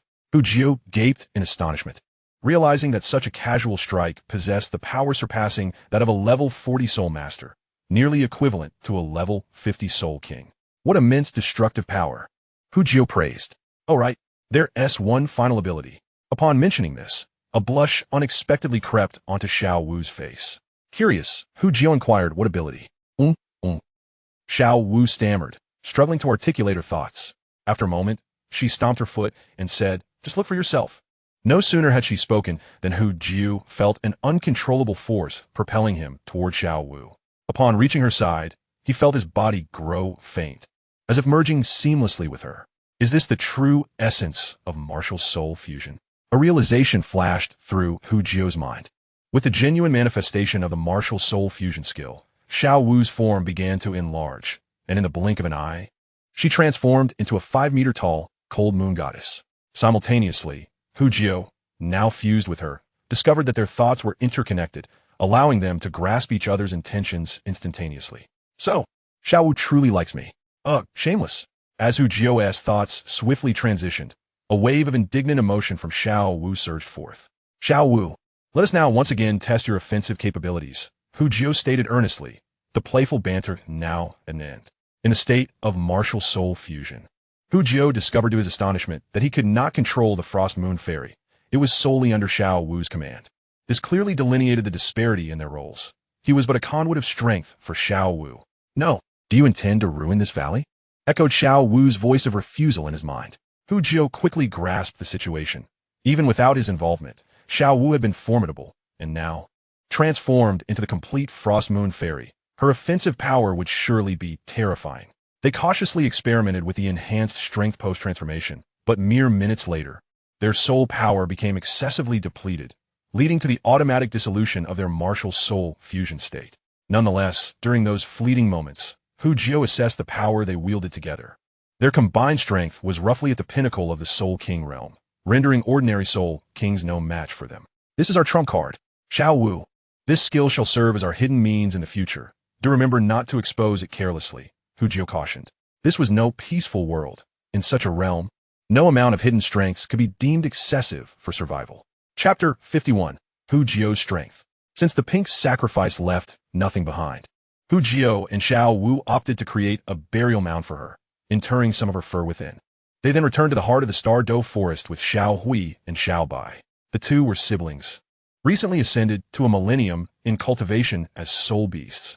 They were particularly fond of Xiao Wu and, by extension, expressed warmth towards Hu Jiu, who could provide them with delectable carrots.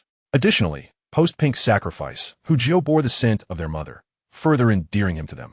Along the journey, Hu Jiu reflected upon his own strength. Name, Hu Jiu. Rank, level 32 Soul Master. First Soul Ring, 2, 195 years. Soul Ring Skill, Absorption doubles cultivation speed. Second Soul Ring, 1, 695 years. Soul Ring Skill, Transformation, can assume the appearance of any individual, including attire and martial soul, those soul skills cannot be mimicked. It also temporarily enhances physical strength by altering muscle and nerve structure. Third soul ring, 200 years. Soul ring skill, teleportation, allows for arbitrary appearance within a 100-meter radius. Self-created soul skills, meditation technique, level 8, enhances cultivation efficacy by 70%. Enhanced senses technique, level 8, significantly amplifies sight, hearing, touch, smell, and taste. Chaotic cloak hammer technique, level 9, 81 strikes amalgamated into one, with the final strike delivering an additional force of 8,000 pounds. Soul skill manipulation, level 8, soul power materializes as threads, possessing hardness comparable to steel, with precise control. Spiral sphere, level 7, a soul power sphere the size of a basketball, rapidly rotating internally after forming, with its attack power increasing with level, currently on par with that of similarly ranked assault-type soul masters. External soul bone, tongue, can be propelled at light speed to ensnare prey, exhibiting remarkable resilience, impervious to ordinary attacks, with a maximum range of 10 meters. Head soul bone, greatly amplifies the host's mental strength, accompanied by the soul skill mental shock. This encapsulated Hu Jiao's current capabilities, despite being a food-type soul master. His third soul ring technique allowed him to contend with battle-type soul masters of equal rank without being at a disadvantage. Ultimately, there was also the martial soul fusion technique shared with Xiao Wu. He recalled the initial moment he encountered Xiao Wu, when his martial soul had garnered a faint response, which he overlooked due to his lower level. With the acquisition of his third soul ring, his carrot martial soul underwent a significant evolution, finally meeting the requirements for the martial soul fusion technique. The fully merged Frost Moon Goddess boasted strength equivalent to a Soul King of over level 50, representing a formidable trump card. Presently, his rank stood at 32, while Xiao Wu was at 24. He believed that as their strengths grew, this martial soul fusion technique would become even more formidable. Meanwhile, the group arrived at the center of the Stardow Forest. Doming, Adaming, Xiao Wu joyfully called to them. Sister Xiao Wu, are you leaving?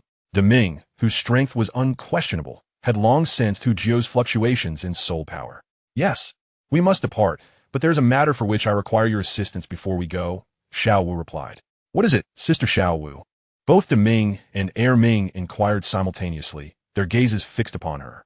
Xiao Wu's affairs were their own. They would not hesitate to assist her in any task. These two little ones, Xiao Wu indicated at Xiao Hui and Xiao Bai. Their mother has passed away, and they lack care. I wish for you to look after them. No problem. Leave these two little rabbits to Ming and me. We will take good care of them, Deming affirmed with a nod. I appreciate it. Xiao Wu responded, bringing the two rabbits closer to Ming and patting his arm. Roar! Ming thumped his chest twice, signaling his promise to protect them. Subsequently, Hu Jiao devoted himself to the creation of carrots, not only for the two rabbits, but also for Deming and Ming. This endeavor lasted 2 full days. Whenever his soul power was depleted, he would restore it with all his might and resume his task, leading to considerable exhaustion. Nevertheless, the fruits of his labor were bountiful. In those 2 days, he produced over 5,000 accelerated cultivation carrots, sufficient to sustain their training for over 2 months. On the 3rd day, accompanied by Ming, they departed the core area of the Stardow Forest. After bidding farewell to Ming, they hastened towards Nodding City. Calculating the time, they realized that only a few days remained before the start of the school term. They would likely arrive just in time for the beginning of classes. Upon leaving the Stardow Forest, Hu Jiao maintained his soul power manipulation skills, minimizing the fluctuation of his 2 soul rings to a subtle degree, their colors shifting to the optimal configuration of 2 yellow and 1 purple. 3 purple soul rings were undeniably striking. To avoid unnecessary complications, he concealed his own soul power fluctuations to a level akin to that of a rank 20 soul master. Furthermore, to ensure greater secrecy, he employed his transformation skill, establishing a dual layer of protection. With these concealed measures in place, those below the rank of Soul Duo would be entirely unable to discern his true strength. 7 days later, Hu Jiao and Xiao Wu stood before the gates of Nodding Academy, their faces etched with fatigue. In their eagerness to return to the academy, they had not allowed themselves any delays along the way. Haha, I can already imagine Tang San grumbling upon our return. Hu Jiao chuckled at the thought of Tang San's indignant expression. Oof, you only think of your little Tang San. How can one venture into such a perilous place as the Stardow Forest without permission? Not allowing him to go is merely a means of protecting him. Xiao Wu huffed in discontent. Fine. You're right, Hu Jiao conceded, rubbing his forehead in exasperation. This little rabbit, Xiao Wu, was even jealous of Tang San. Returning to the academy, Hu Jiu felt an overwhelming sense of relief. Here, he was finally free from the pervasive aura of formidable power that had surrounded him. In times of lesser strength, enduring the Stardow Forest had been nothing short of torment, and he had no desire to experience that suffocating sensation again. Xiao Jiu, you're finally back. I thought you might miss the enrollment. As Hu Jiu and Xiao Wu stood before the academy's grand entrance, admiring the scenery, they were greeted by Tang San's voice filled with surprise. During Hu Jiu's inexplicable absence of nearly a month, Tang San was the only one who had surmised their intentions. As a close friend, Hu Jiu had never intended to conceal his strength from them. So when Tang San guessed that Hu Jiu had gone to hunt for his third spirit ring, he couldn't help but feel a twinge of concern. Now, seeing Hu Jiu return safely, he was both relieved and slightly irritated. What's the matter? I, Tang San, am a level 25 control system spirit master. You invite a mere auxiliary system spirit master for assistance, and yet I am cast aside, not even invited to join the fun. What happened to our brotherhood? Chapter 52, Early Graduation. Let's go inside first. I have discovered an exceptionally powerful spirit ring skill that will surely astonish you. Hu Jiu exclaimed as he playfully draped an arm over Tang San's shoulder, urging him to enter the academy together. Well then, I shall eagerly await this revelation. Tang San replied, his voice tinged with a hint of reluctance over not being included in Hu Jiu's escapade. Hu Jiu, however, feigned ignorance. For this time, it was Xiao Wu who insisted on a solo adventure. An intimate world for just the two of them, one not to be squandered. At a later time, I shall reveal my spirit skill to you, Hu Jiu stated confidently. Having completed the enrollment procedures at the academy, they were officially promoted to third-year students. That night, lying alone on his dormitory bed, a sudden inspiration struck him, nearly propelling him to leap with excitement. He realized that since his hanging panel could accommodate skills, could the mental impact inherent in spirit bones be enhanced as well? If spirit bone skills could also be improved through the hanging panel, did that imply that the age of the spirit bone could similarly be upgraded? With this thought, he could hardly contain his eagerness to experiment. Focusing his mind, the hanging panel materialized before him. At the top, 3 golden slots awaited, filled with his 3 spirit rings, enhancing their longevity. Below were 7 ordinary slots, 5 of which were already occupied, leaving 2 vacant. With a mental command, the method of utilizing the mental impact skill associated with the spirit bone flowed through his mind.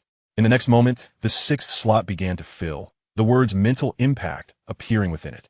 The progress, starting from level 1, began to steadily increase, so moving up a notch. Indeed, the skills attached to spirit bones could be enhanced as well. He simply wondered if the age of the spirit bone would rise concurrently. As for the brain spirit bone he had acquired, Hu Jiu felt neither entirely satisfied nor dismissive. After all, it was a precious remnant left behind by a pink sacrifice, its sentimental value far outweighing its practicality. Moreover, the spirit bone was merely an additional benefit from obtaining his 3rd spirit ring. He was already content to gain another skill. Xiao San, you better watch out, or I might knock your teeth out. That day, seizing the opportunity while Tang San was absent from the blacksmith shop, Hu Jiu challenged him to a friendly match, with Xiao Wu as their enthusiastic spectator. Xiao Jiu, don't hold back. Make sure to turn that arrogant Tang San into a pig's head. Xiao Wu cheered, bouncing with excitement. It seems you've truly acquired a formidable spirit skill. Tang San observed with a cautious gleam in his eyes. He understood Hu Jiu's nature all too well. If he hadn't been certain of his capabilities, he would never have boasted so boldly. Nevertheless, Tang San was no stranger to competition. Regardless of Hu Jiu's prowess, victories still required them to face off. Now a spirit master, Hu Jiu stood a whole rank above Tang San, who was still a great spirit master. Thus, Tang San initiated the assault with his signature spirit skill, Bind. Wow, Xiao San, how could you attack a food system spirit master first? That's just not honorable. Hu Jiu exclaimed, deftly evading the attack while drawing out his spiked hammer, unleashing his chaotic hammer technique. There was no way Tang San would engage him with that spiked meteor hammer of his. Xiao Jiu, you underestimate me. Do you really think you can evade my bind? Tang San declared, summoning a dense thicket of blue-silver grass to blanket the arena, utilizing considerable spirit power to restrict Hu Jiu's movements. Watching the swiftly sprouting blue-silver grass vines, Hu Jiu chuckled softly, activating his teleportation skill and instantly appearing 100 meters away. Tang San was momentarily dumbfounded. From afar, observing Tang San's bewildered expression, Hu Jiu began to leisurely draw circles, once again employing his chaotic hammer technique. Teleportation? Tang San exclaimed in shock. He had expended considerable spirit energy to confine Jiuhao's chaotic hammer technique. Yet here they were. The moment teleportation surfaced, he understood he had lost this match. However, surrendering without a fight was not his style. Unyielding, Tang San activated Ghost Shadow Mist, dashing towards Jiuhao like a phantom. Yet, Jiuhao was not so easily caught. With his mastery over spirit power, he enhanced his leg muscles for speed that surpassed even Tang San's lightness skill. Jiuhao, don't run. Tang San shouted in frustration from behind. Haha, if you want me to stop running, then let me charge my power for 2 rounds, and we shall settle it with one decisive blow. Jiuhao laughed, teleporting again. Oh, darn it, Jiuhao, I'm done. You play by yourself. Tang San exclaimed, reluctantly relinquishing his grip on the twin moon bridges at his waist. His hidden weapons were never meant for friends, especially not for his brother. Even in defeat, he would not resort to them. Ha, Xiao San, you've finally been bested by me in a fair fight. Jiuhao crowed. That hardly qualifies as a fair fight. Is there such a thing as a direct confrontation with teleportation? Tang San retorted, exasperated. Of course. What's the big deal? Once teleportation levels up, I'll be able to charge my chaotic hammer from 1,000 miles away and then teleport right next to the enemy for a lethal strike. That's true high-level slaughter. Jiuhao mused, delighting in his fanciful daydreams. Emerging victorious in a fair contest, Tang San's concession marked Jiuhao's ascendance to a new level of strength. The subsequent days at the academy settled into a routine. During this time, Jiuhao caught wind of a rather amusing piece of news. According to Tang San, it seemed that the master had experienced a slight enhancement in his internal spirit power after trying his accelerated care cultivation method. Unfortunately, he lacked the funds, and he felt too embarrassed to approach Jiuhao again. After all, he had initially turned down Jiuhao's offer with great conviction, stating he would never trade his self-created spirit power for Jiuhao's carrots, no matter what. Upon learning that the master had expressed remorse before Tang San, Jiuhao could not help but sneer. Jiuhao, would never offer the master a carrot, even if it meant forsaking soul skills and monetary gain. To this end, he sternly cautioned Tang San against sharing his carrots with the master. Although such a request placed Tang San in a difficult position, the carrots belonged to Jiuhao. He would not give them away without permission, even if he wished to. Fortunately, the master maintained a semblance of dignity, only alluding to the matter a few times in Tang San's presence. Upon observing Tang San's lack of significant reaction, he ceased to bring it up again. As time flowed like water, 2 years slipped by in the blink of an eye. This year, Tang San had reached the 30th level of soul power, and so had Xiao Wu. Meanwhile, Jiuhao had ascended to the 40th level, becoming a soul sect without any soul rings. Chapter 53. The Journey to Shrek.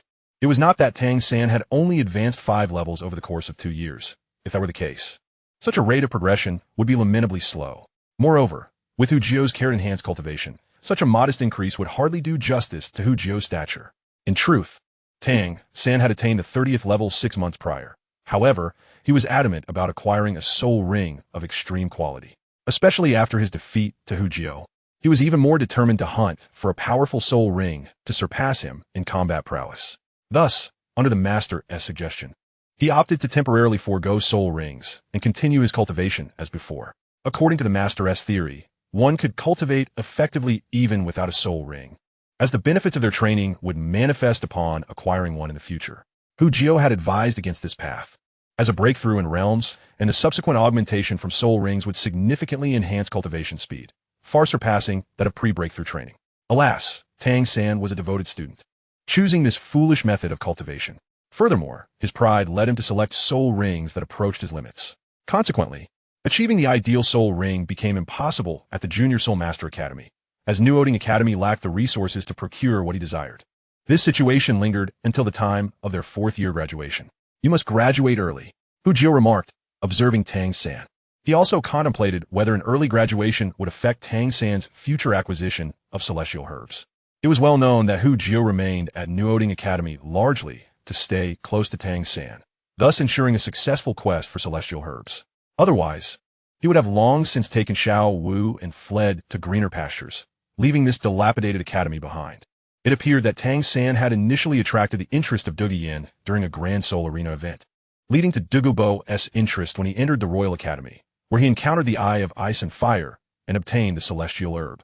In retrospect, whether or not he entered Shrek early seemed inconsequential, as long as he seized the critical moments. Moreover, Shrek was closer to the Stardew Forest, making it more convenient for him to deliver carrots to Deming and Erming. Well, my teacher has advised me to attend Shrek Academy in the Barak Kingdom. Xiao Wu, I may have to part ways with you, Tang San said with a hint of reluctance on his face. Unbeknownst to him, he had spent a full 4 years alongside Hu Jiuhao and Xiao Wu, forging profound bonds over that time. Parting? Xiao San, why would you think that? It's merely an early graduation and attending a more prestigious academy. We can go together. Hu Jiuhao responded with a smile, his lips curling upward. Yes. I'm already weary of this academy. Is Shrek Academy entertaining? If it is, I will accompany you, Xiao Jiuhao. Xiao Wu chimed in, her interest piqued. Such delightful adventures could not transpire without her involvement. That sounds splendid, but Shrek is in the Barak Kingdom, quite far from home. Additionally, it seems that Shrek Academy lacks a tiered system, leaving us uncertain about its ability to teach us, Tang San mused. Hearing that both Hu Jiuhao and Xiao Wu were willing to accompany him to Shrek deeply moved Tang San. Yet after the initial sentiment passed, concern took hold. After all, he could not jeopardize his friends without understanding the realities of Shrek Academy. You may be unaware. Xiao San, I've heard of Shrek. They say it only accepts monsters. If one is not a genius, they need not apply. Given our levels, I doubt any academy would turn us away. Hu Jiuhao jested. Is Shrek truly that formidable? How come I have not heard of it? Xiao Wu inquired, her eyes filled with curiosity as she looked at Hu Jiuhao, puzzled as to why she had not been privy to such information despite their daily companionship. Did you forget? I possess a secret weapon, Hu Jiuhao teased, pointing to his ears with a grin. In truth, few had ever heard of Shrek's name, had it not been for his reading of the original work. Such an obscure academy in the small town of New Oding would have remained unknown to him. Oh, I almost forgot about your enhanced senses. Xiao Wu looked at Hu Jiuhao with envy, pondering how many secrets he must have overheard with such remarkable ears. Is that so? No wonder my teacher would send me to Shrek. Tang San nodded, suddenly enlightened regarding the master's intentions. The current Tang San would not unconditionally trust the master as he had in the original tale. Despite still being obedient, he now harbored his own thoughts and doubts, influenced significantly by Hu Jiuhao. However, will Uncle and Aunt agree to your studying so far from home? Hu Jiuhao thought of Hu Rui and AI Ma's potential reactions. Feeling a slight headache, suddenly inspired, he turned to Xiao Wu. Xiao Wu, this matter rests upon you. You know, Mama listens to you the most. If you speak to her, she will surely agree. I refuse. I do not want to endure Aunt AI Ma's nagging. Xiao Wu vehemently shook her head, her scorpion braid swaying rhythmically behind her. Really not going? Hu Jiuhao asked, amused. I will not go, no matter what you say, Xiao Wu declared resolutely, her expression firm as if nothing could persuade her otherwise. Alas, Xiao San, I heard Shrek is in Soto City, one of the 2 most renowned cities in the Barak Kingdom, hailed as the granary of the realm. They say there's even a Grand Soul Arena. How lively it must be. It's a pity I cannot accompany you. Hu Jiuhao lamented, winking at Tang San. Indeed, such a pity. It seems I will have to wait until I have had my fill of fun before returning to share the tales with you. Tang San feigned a regretful expression in response. Curse be you. You win this time. I shall speak with Aunt AI Ma, Xiao Wu huffed, her foot tapping in irritation as she observed the duo's playful banter. Yet, it must be acknowledged that Hu Jiuhao's vivid descriptions had captivated her. Such a delightful adventure simply could not occur without her, Xiao Wu, being a part of it. 3 days later, Hu Jiuhao, Xiao Wu, and Tang San bid a heartfelt farewell to Old Jack, AI Ma, and Hu Rui, embarking on their journey to Shrek Academy. That year, the trio turned 11. Hu Jiuhao's once delicate features had matured into those of a strikingly handsome young man with sharp eyebrows and bright eyes. Xiao Wu need not elaborate. Her statuesque height of 170 centimeters, a waist delicate enough to be grasped by a single hand, and an exquisitely charming visage effortlessly draw the attention of those around her. As for Tang San, well, he has not been blessed with looks. Perhaps his appearance reflects his inner self. As the heir of the Tang sect, he undoubtedly yearns for a life of obscurity, wishing to be as unremarkable and inconspicuous as possible. Thus, trailing behind Hu Jiuhao and Xiao Wu, Tang San resembles a mere servant. Were it not for the extraordinary 24 moonlit bridges at his waist, he might well have gone unnoticed. Chapter 54, Daimu Bai. Half a month later, the trio made their way through the bustling streets of Soto City in the kingdom of Barak. Finally arrived, they were taken aback by how far Soto City truly was. I don't care, Xiao Jiuhao, Xiao San, you two must accompany me for a couple of days of fun in the city, especially to that Grand Soul Arena. You must join me there, Xiao Wu exclaimed, standing on her toes and eagerly scanning her surroundings, as everything in Soto City was a source of wonder for her.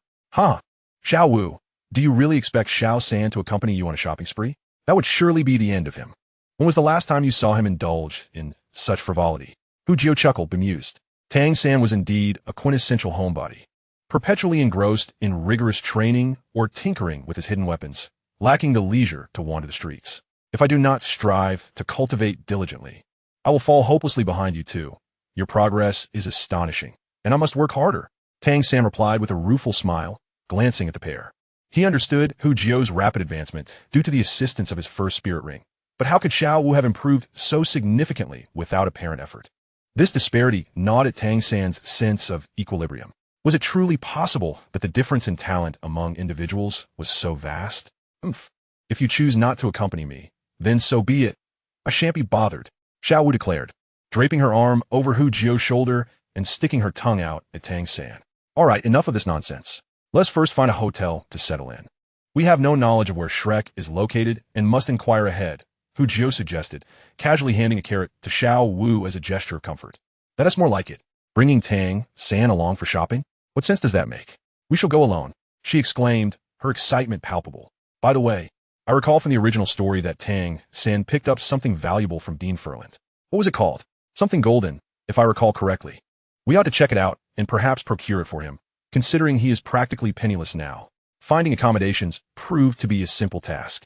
Soon they stumbled upon a rather conspicuous hotel. Its exterior was adorned in a vibrant rose hue, resembling a grand blossom from afar, making it nearly impossible to overlook. Rose Hotel. Upon seeing the establishment's name, Hu Jio grinned, following Xiao Wu with a playful demeanor as she eagerly stepped inside. Upon entering the Rose Hotel, a waft of fragrant roses enveloped them, imbuing the atmosphere with a sense of intimacy. Tang San approached the counter, requesting, "Could we please have 3 rooms?" The attendant behind the desk sprang to attention, first assessing Tang San and then casting a glance at the quietly conversing Xiao Wu and Hu Jio, his eyes betraying a hint of curiosity. "Are you certain you require 3 rooms? Surely, we have only one available. Or perhaps 2? Hu Jio narrowed his eyes at the attendant, suspecting mischief afoot. The attendant's eyes lit up, recognizing a kindred spirit, and replied with a suggestive tone, "Indeed. There is only 1 room left, a rather spacious one. Get lost. I'm not the type you imagine me to be. We demand 3 rooms." Hu Jio retorted angrily, glaring at the attendant, who failed to notice the additional light bulb present. "Igriagajis. My mistake. 2 guests have just checked out, so now we do have 3 available rooms," the attendant stammered, drenched in cold sweat from Hu Jio's imposing presence, no longer daring to act recklessly. "I believe one of those 3 rooms must belong to me." At that moment, a haughty and icy voice resonated from behind them. Turning around, they beheld a distinguished young man with striking dual-colored eyes standing before them. Without needing to conjecture, Hu Jio instantly recognized him. There were few, if any, who could embody such grandeur other than Dai Mu Bai, the arrogant prince of the Star Luo Empire. He had been pondering whether he might encounter Dai Mu Bai here, and to his surprise, the prince had indeed arrived. In the original narrative, Dai Mu Bai's entrance had always seemed rather impressive, and indeed, he still exuded that charm, flanked by a pair of twin sisters, embodying the persona of a flamboyant playboy. However, the allure of Dai Mu Bai's arrogance was far less enticing in person. As he approached the counter, he addressed the attendant. "Are you new here? Do you not realize that a room is always reserved for me? Go, summon your manager immediately." "Igriagajis. I shall fetch him right away," the attendant replied. "Rekonitsink Dai Mu Bai." According to his calculations, the prince shouldn't have appeared in the past couple of days, yet here he was today. This was a matter far beyond the capabilities of a mere attendant. The manager would need to take responsibility for the oversight of renting out a room that had been reserved for Dai Mu Bai. "Excuse me. It seems we arrived before you," Tang San interjected, still unclear about the situation, believing Dai Mu Bai was there to claim their room. "And what of it?" Dai Mu Bai responded coldly, not bothering to turn around. Who was Dai Mu Bai, after all? The 3rd prince of the Star Luo Empire. He had never been questioned with such disdain. "Not much, merely curious to see how grand your arrogance truly is," Hu Jio retorted, casting a dispassionate glance at Dai Mu Bai. "What is so impressive about a fallen prince, anyway? Huh, and you think yourself worthy to speak of arrogance?" Dai Mu Bai turned back, disdainfully regarding Hu Jio. "You, with your grotesque visage and undignified demeanor, are hardly deserving of my attention."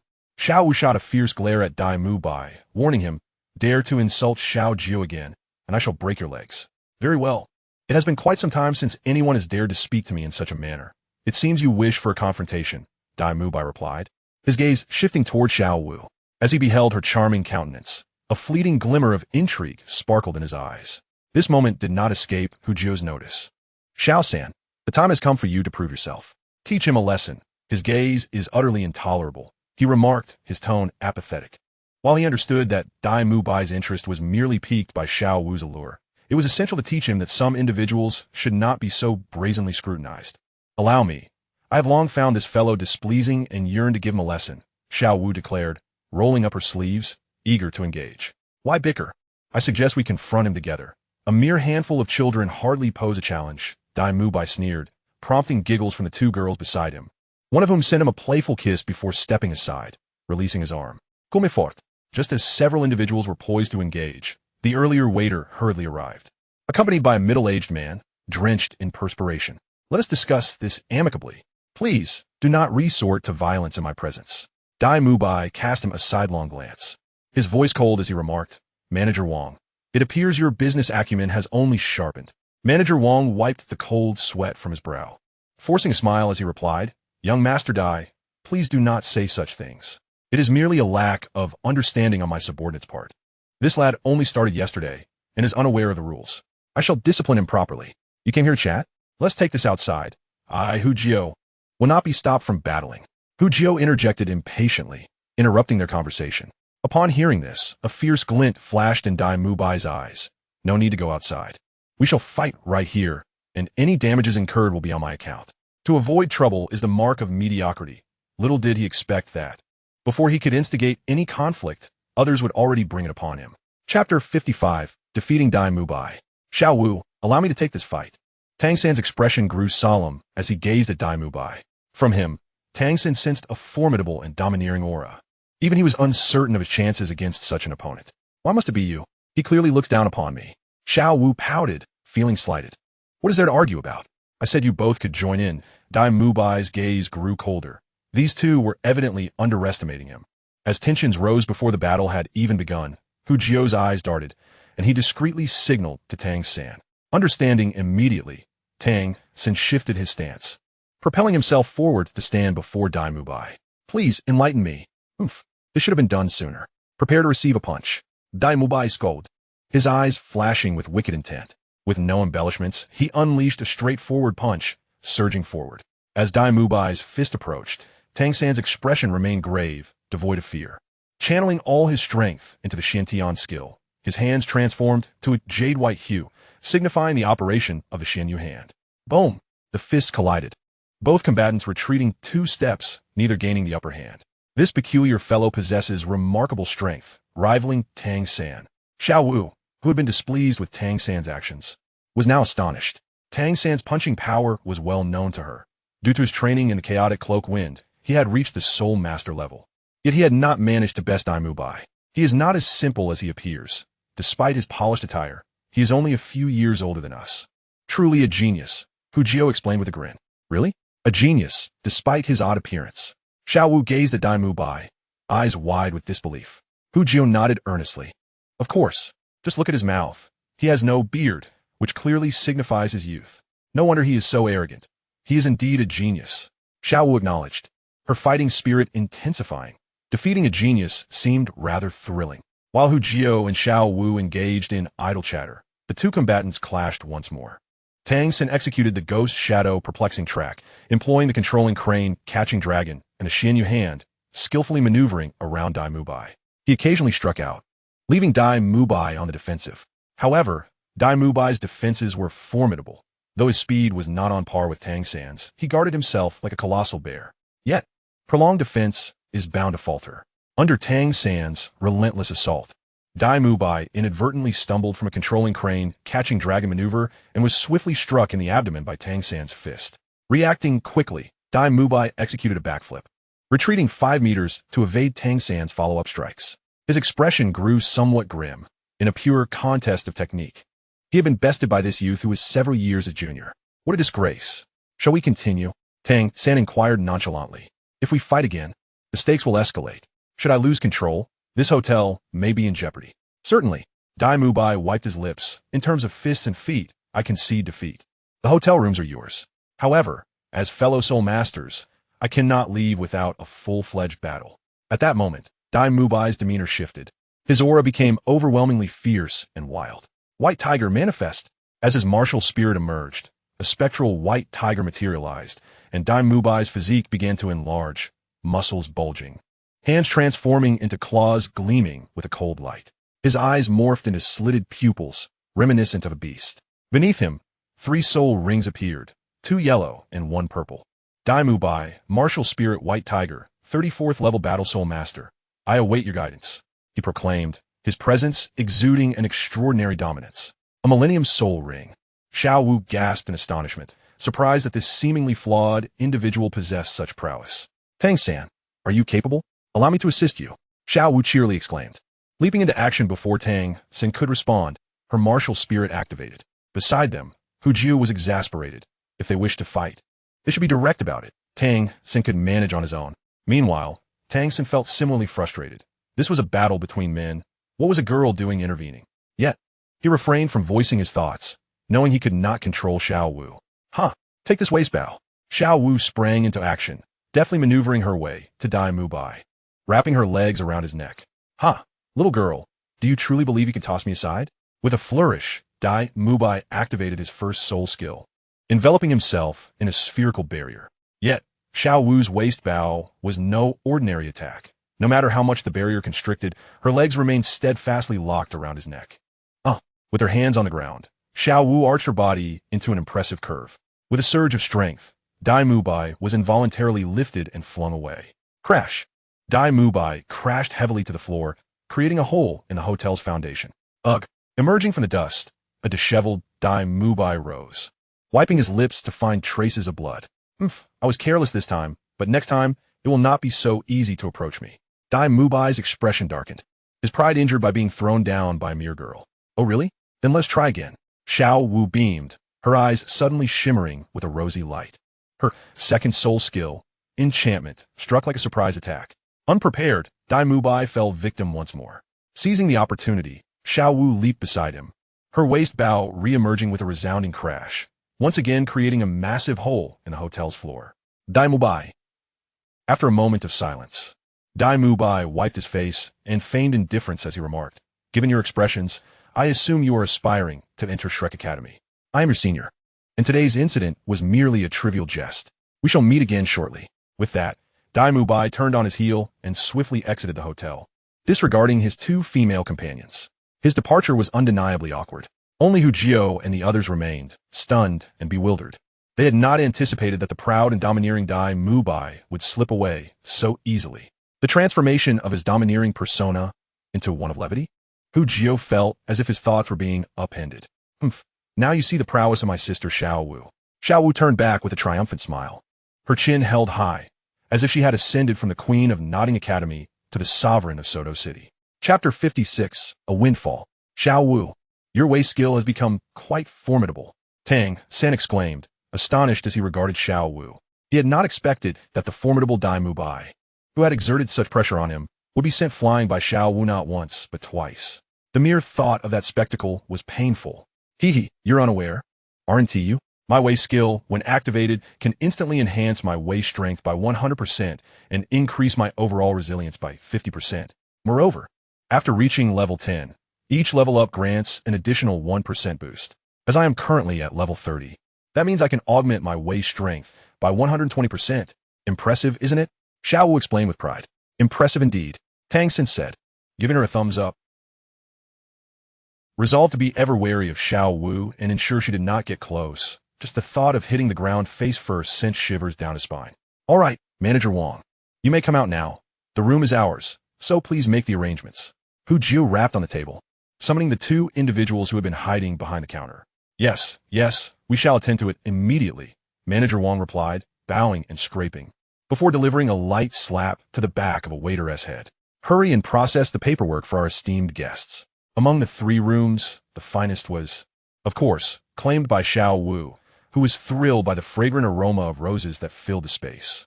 In the afternoon, Tang San dedicated himself to rigorous training, unwilling to step outside, leaving only Hu Jiu and Xiao Wu to explore Soto City. Hu Jiu had an automatic training panel, and his cultivation speed was slower than the automated process. He typically only trained when he felt inspired. As for Xiao Wu, she claimed that her very breathing constituted her training. Perhaps this was the distinction of being a soul beast. Cultivation had become her instinct, which was why she seldom trained overtly. Soto City was even larger than Hu Jiuhao had imagined. As one of the most significant cities in the Bala Kingdom, its level of prosperity far surpassed that of the modest Nodding City. There were countless options for dining, entertainment, and a dazzling array of goods. Along the way, Xiao Wu was eager to peruse everything she saw. Had Hu Jiu not possessed substantial soul power, he might have been overwhelmed.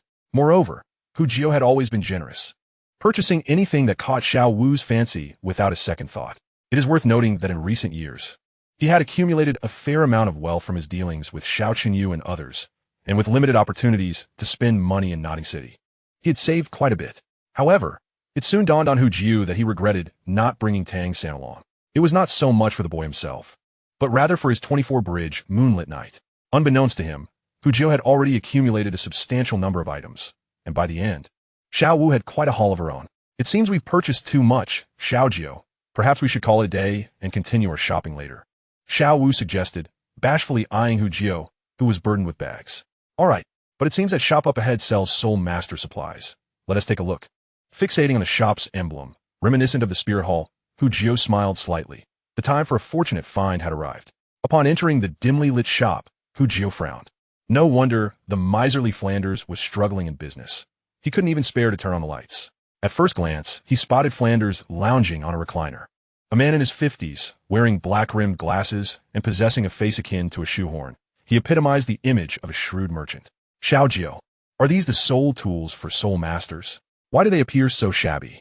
I remember Tang San's 24-bridge moonlit night was nothing like this, Xiao Wu remarked, surveying the dilapidated items with disdain.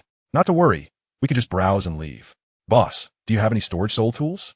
Hu Jiu inquired, looking towards the meditative Flanders. Storage soul tools. Of course. Flanders squinted, sitting up with a gleam in his eye. This was a lucrative opportunity. I have various types of storage soul tools. What grade are you interested in? How about a 10-cubic one? How much does that cost? Hu Jiu pondered before asking. Not expensive at all. Seeing as it's your first visit, I can give you a discount. Only 100,000 gold soul coins, Flanders replied, holding up a finger with a smile. 100,000 gold soul coins?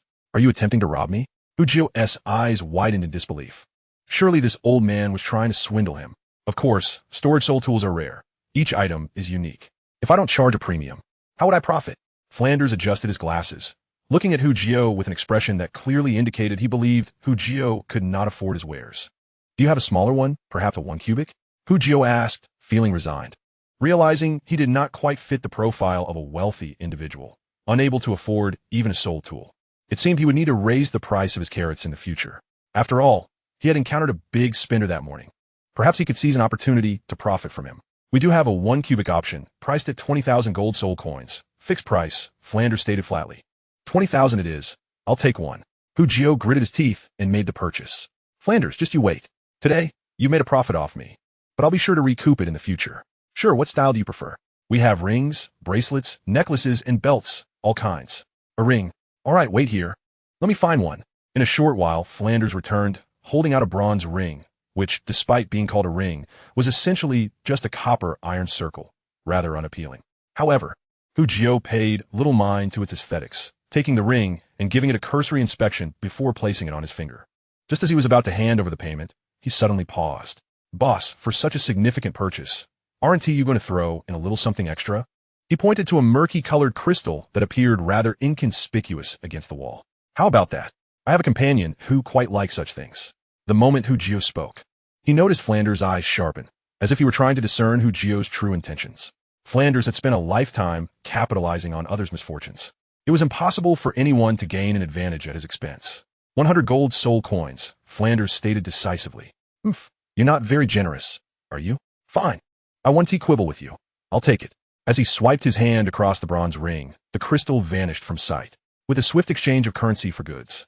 A faint smile finally graced Hu Jiu's face after the transaction was complete. Yet, that mere smile sent a jolt of unease through SoulLand. Did this rascal just stumble upon my hidden fortunes?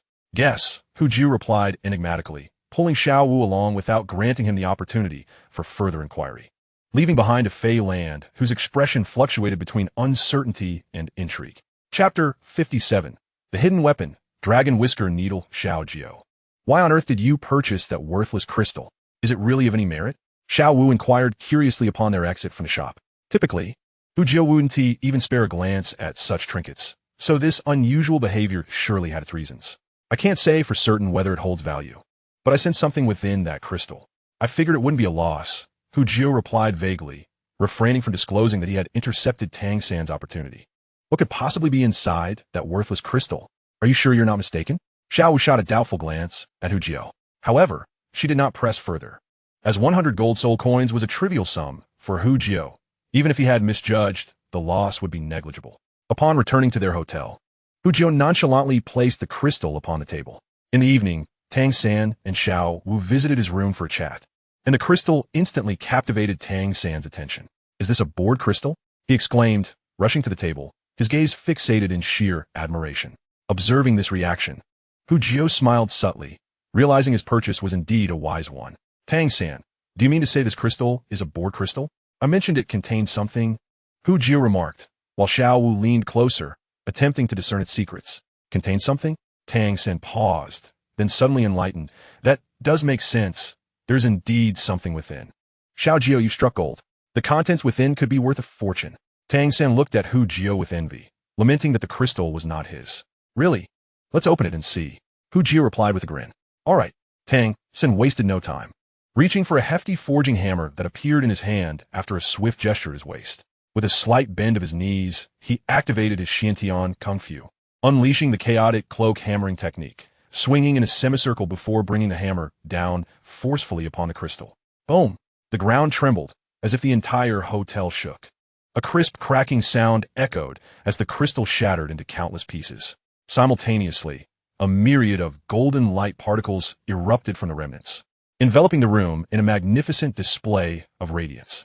The golden sparks gradually descended, illuminating the space with their shimmering brilliance. Tang San, how reckless you are. Look at the mess you've made of my room. Hu Jiuhao chided, though he conveniently forgot that it was he who had instigated Tang San's actions.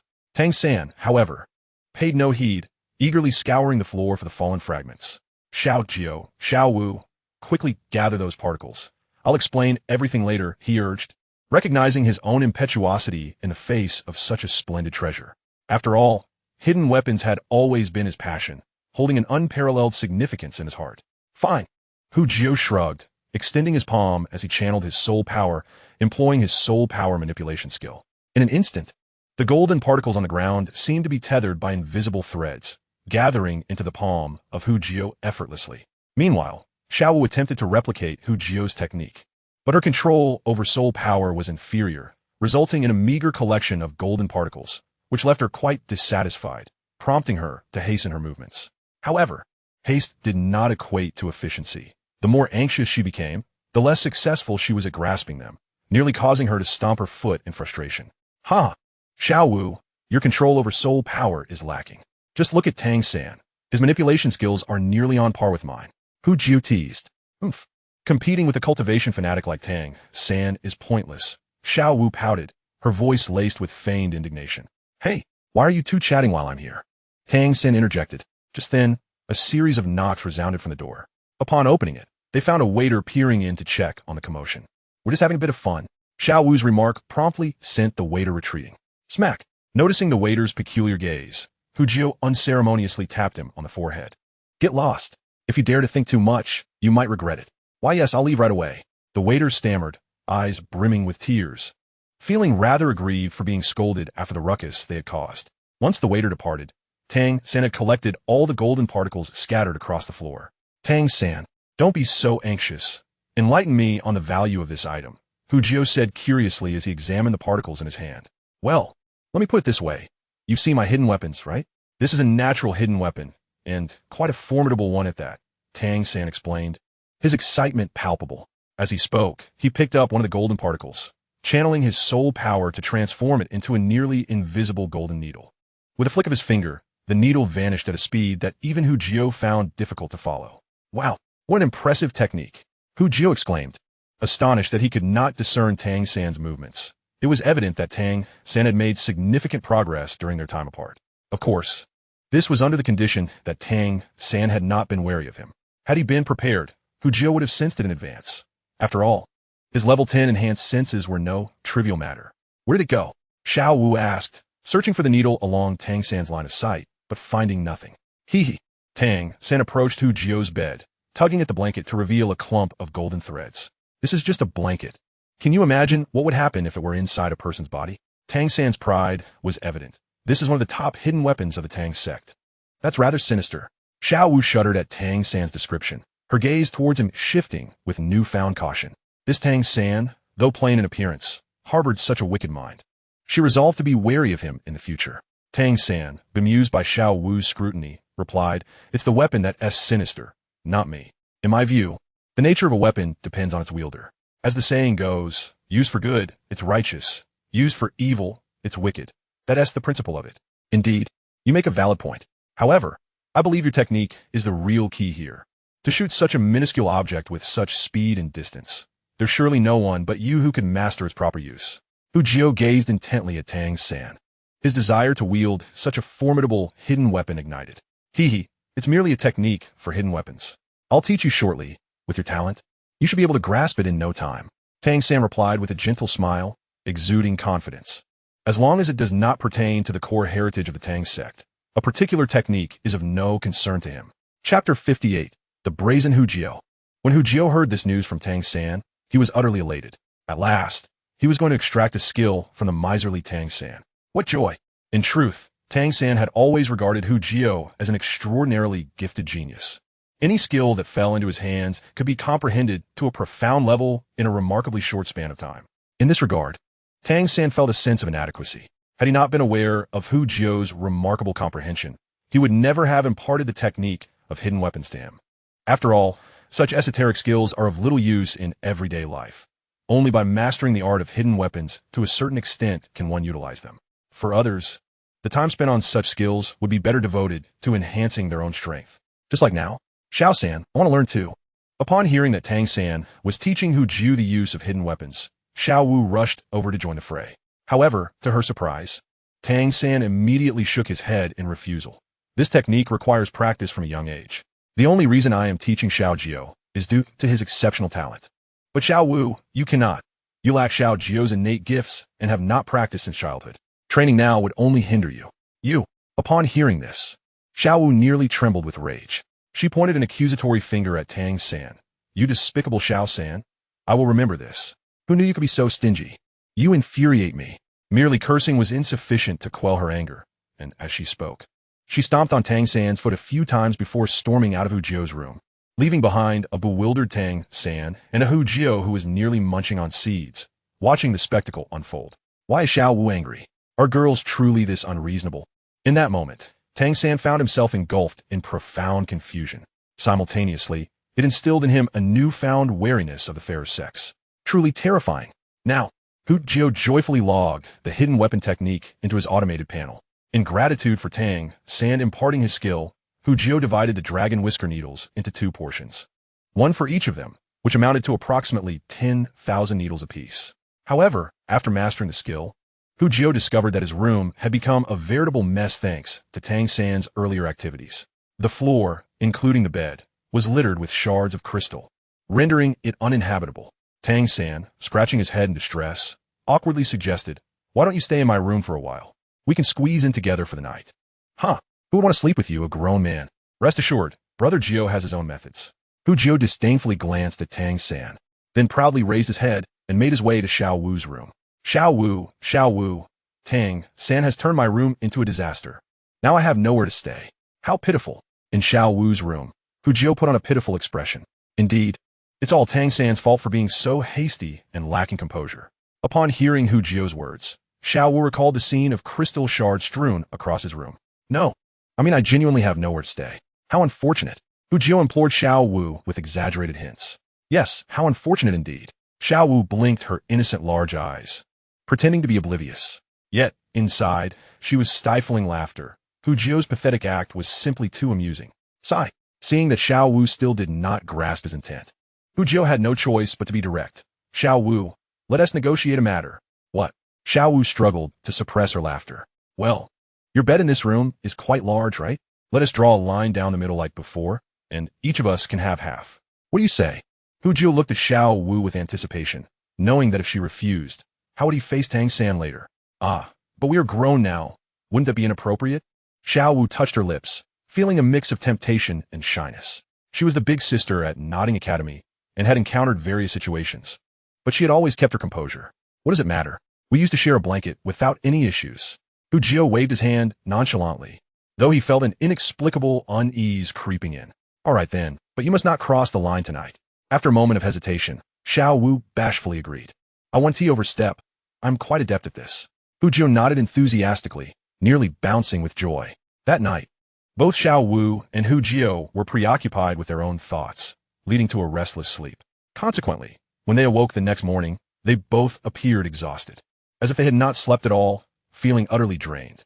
This prompted Tang San to regard them with a puzzled expression, wondering if something had disturbed them in their room. After enjoying a hearty breakfast, the trio departed the hotel, heading toward Shrek. Hu Jiu had not wasted his time exploring the previous day. At the very least, he had gleaned the location of Shrek Academy. Exiting Soto City, they traveled southward, flanked by vast expanses of farmland, yet in the immediate vicinity, there were no buildings, let alone Shrek Academy. Xiao Jiu, did you inquire incorrectly? This place hardly resembles an academy. Both Xiao Wu and even Tang San looked at him with skepticism. It exists, without a doubt. It just may not resemble what you envision. Come, you will understand upon arrival. Hu Jiu wore a rather peculiar expression. He knew from the original text that Shrek's environment was less than ideal, and he had indeed heard some rumors about Shrek the previous day, though they were hardly favorable. Then let us proceed. We ought to register as soon as possible and settle in. Time wasted is the most disgraceful thing for a cultivation enthusiast like Tang San. He would rather arrive at their destination immediately and devote himself to training in the Shintian skill. All right, let us race to see who arrives first. No sooner had Hu Jiu spoken than his body shot forward like the wind. Xiao Jiu, you cheat. Xiao Wu, Tang San immediately reacted, swiftly pursuing him.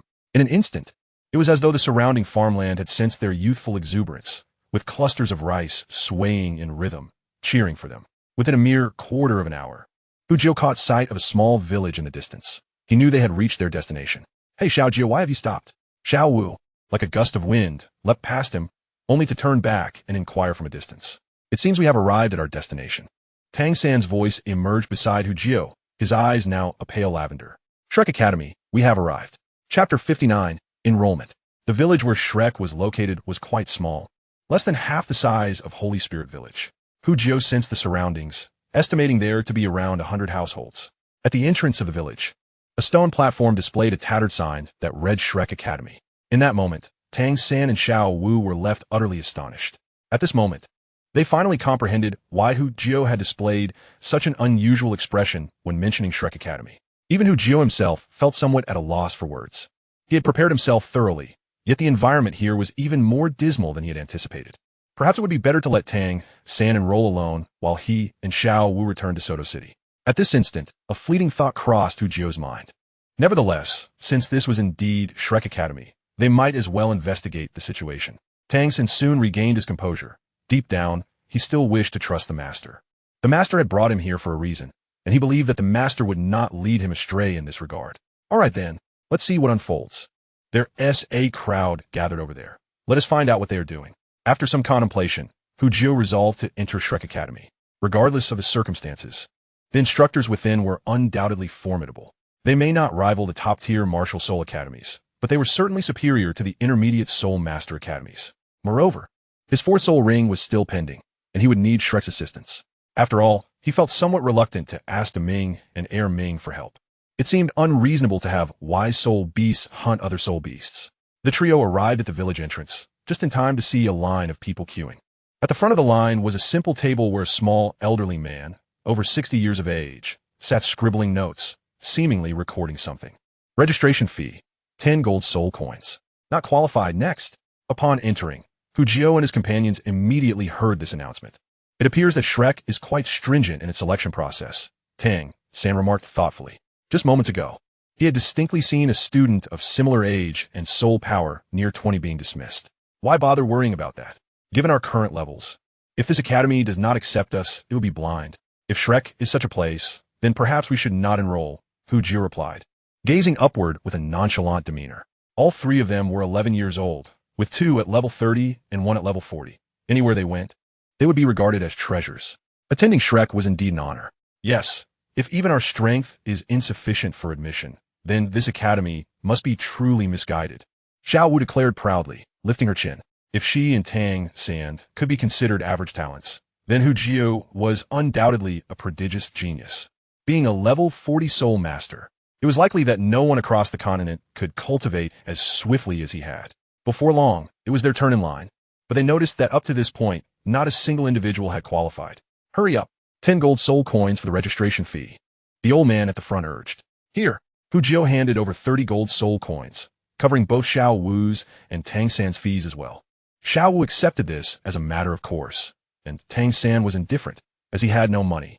Any earnings he made were either returned to Hu Jiu or spent on crafting hidden weapons, leaving his pockets emptier than his face. Give me your hands, the old man said, casting a brief glance at Hu Jiu, his expression impassive. Here, Hu Jiu squinted, curious to see if the old man would leap from his seat. You. The old man's eyes widened in shock. Then, as if in disbelief, he closed his eyes again to sense more carefully. However, the slight tremor in his hands revealed his inner turmoil. After a prolonged moment, the old man suddenly stood up from the table, gripping Hu Jiu's hand tightly. Come, let me take you to see the dean. Old man, don't be hasty. I have 2 companions with me. Hu Jiu resisted, firmly planted in place, as the old man's strength was insufficient to budge him.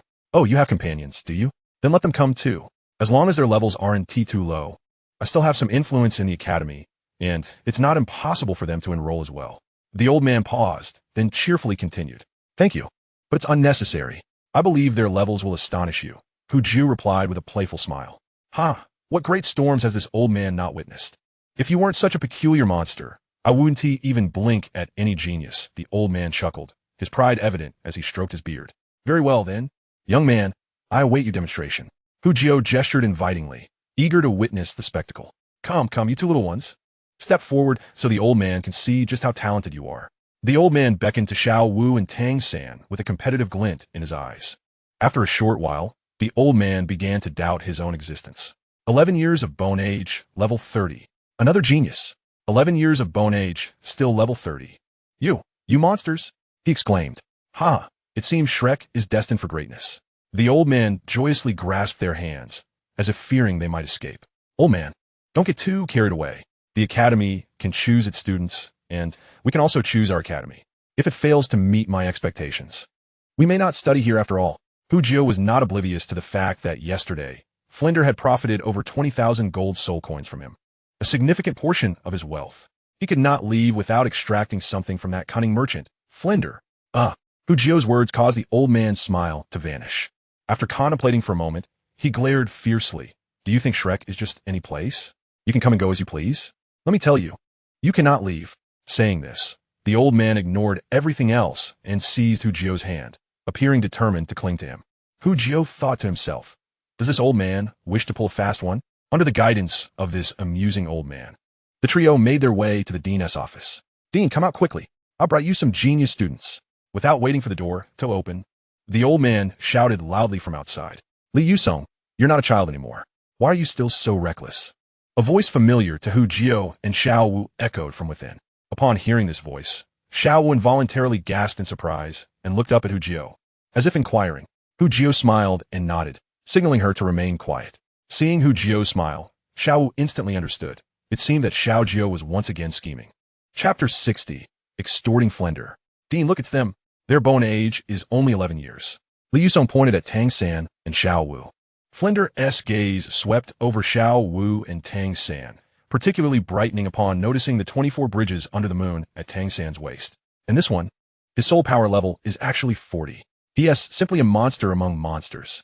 Li Yusong exclaimed excitedly, gripping Hu Jiu's arm. Boss, I didn't expect to meet you again so soon. I'm Hu Jiu, this is Tang San, and that is Xiao Wu. Hu Jiu said with a beaming smile, offering a polite greeting to Flinder. 40? A flicker of astonishment crossed Flinder's face as he turned to Hu Jiu. Let me see your martial soul. It wasn't he that he doubted Li Yusong's judgment. Rather, Hu Jiu's strength was so astounding that he felt compelled to exercise caution. All right, spirit of the soul. Manifest. Hu Jiu confidently extended his right hand, upon which a translucent carrot spirit began to gracefully rotate. Concurrently, 3 soul rings, 2 yellow and 1 purple, materialized beneath his feet.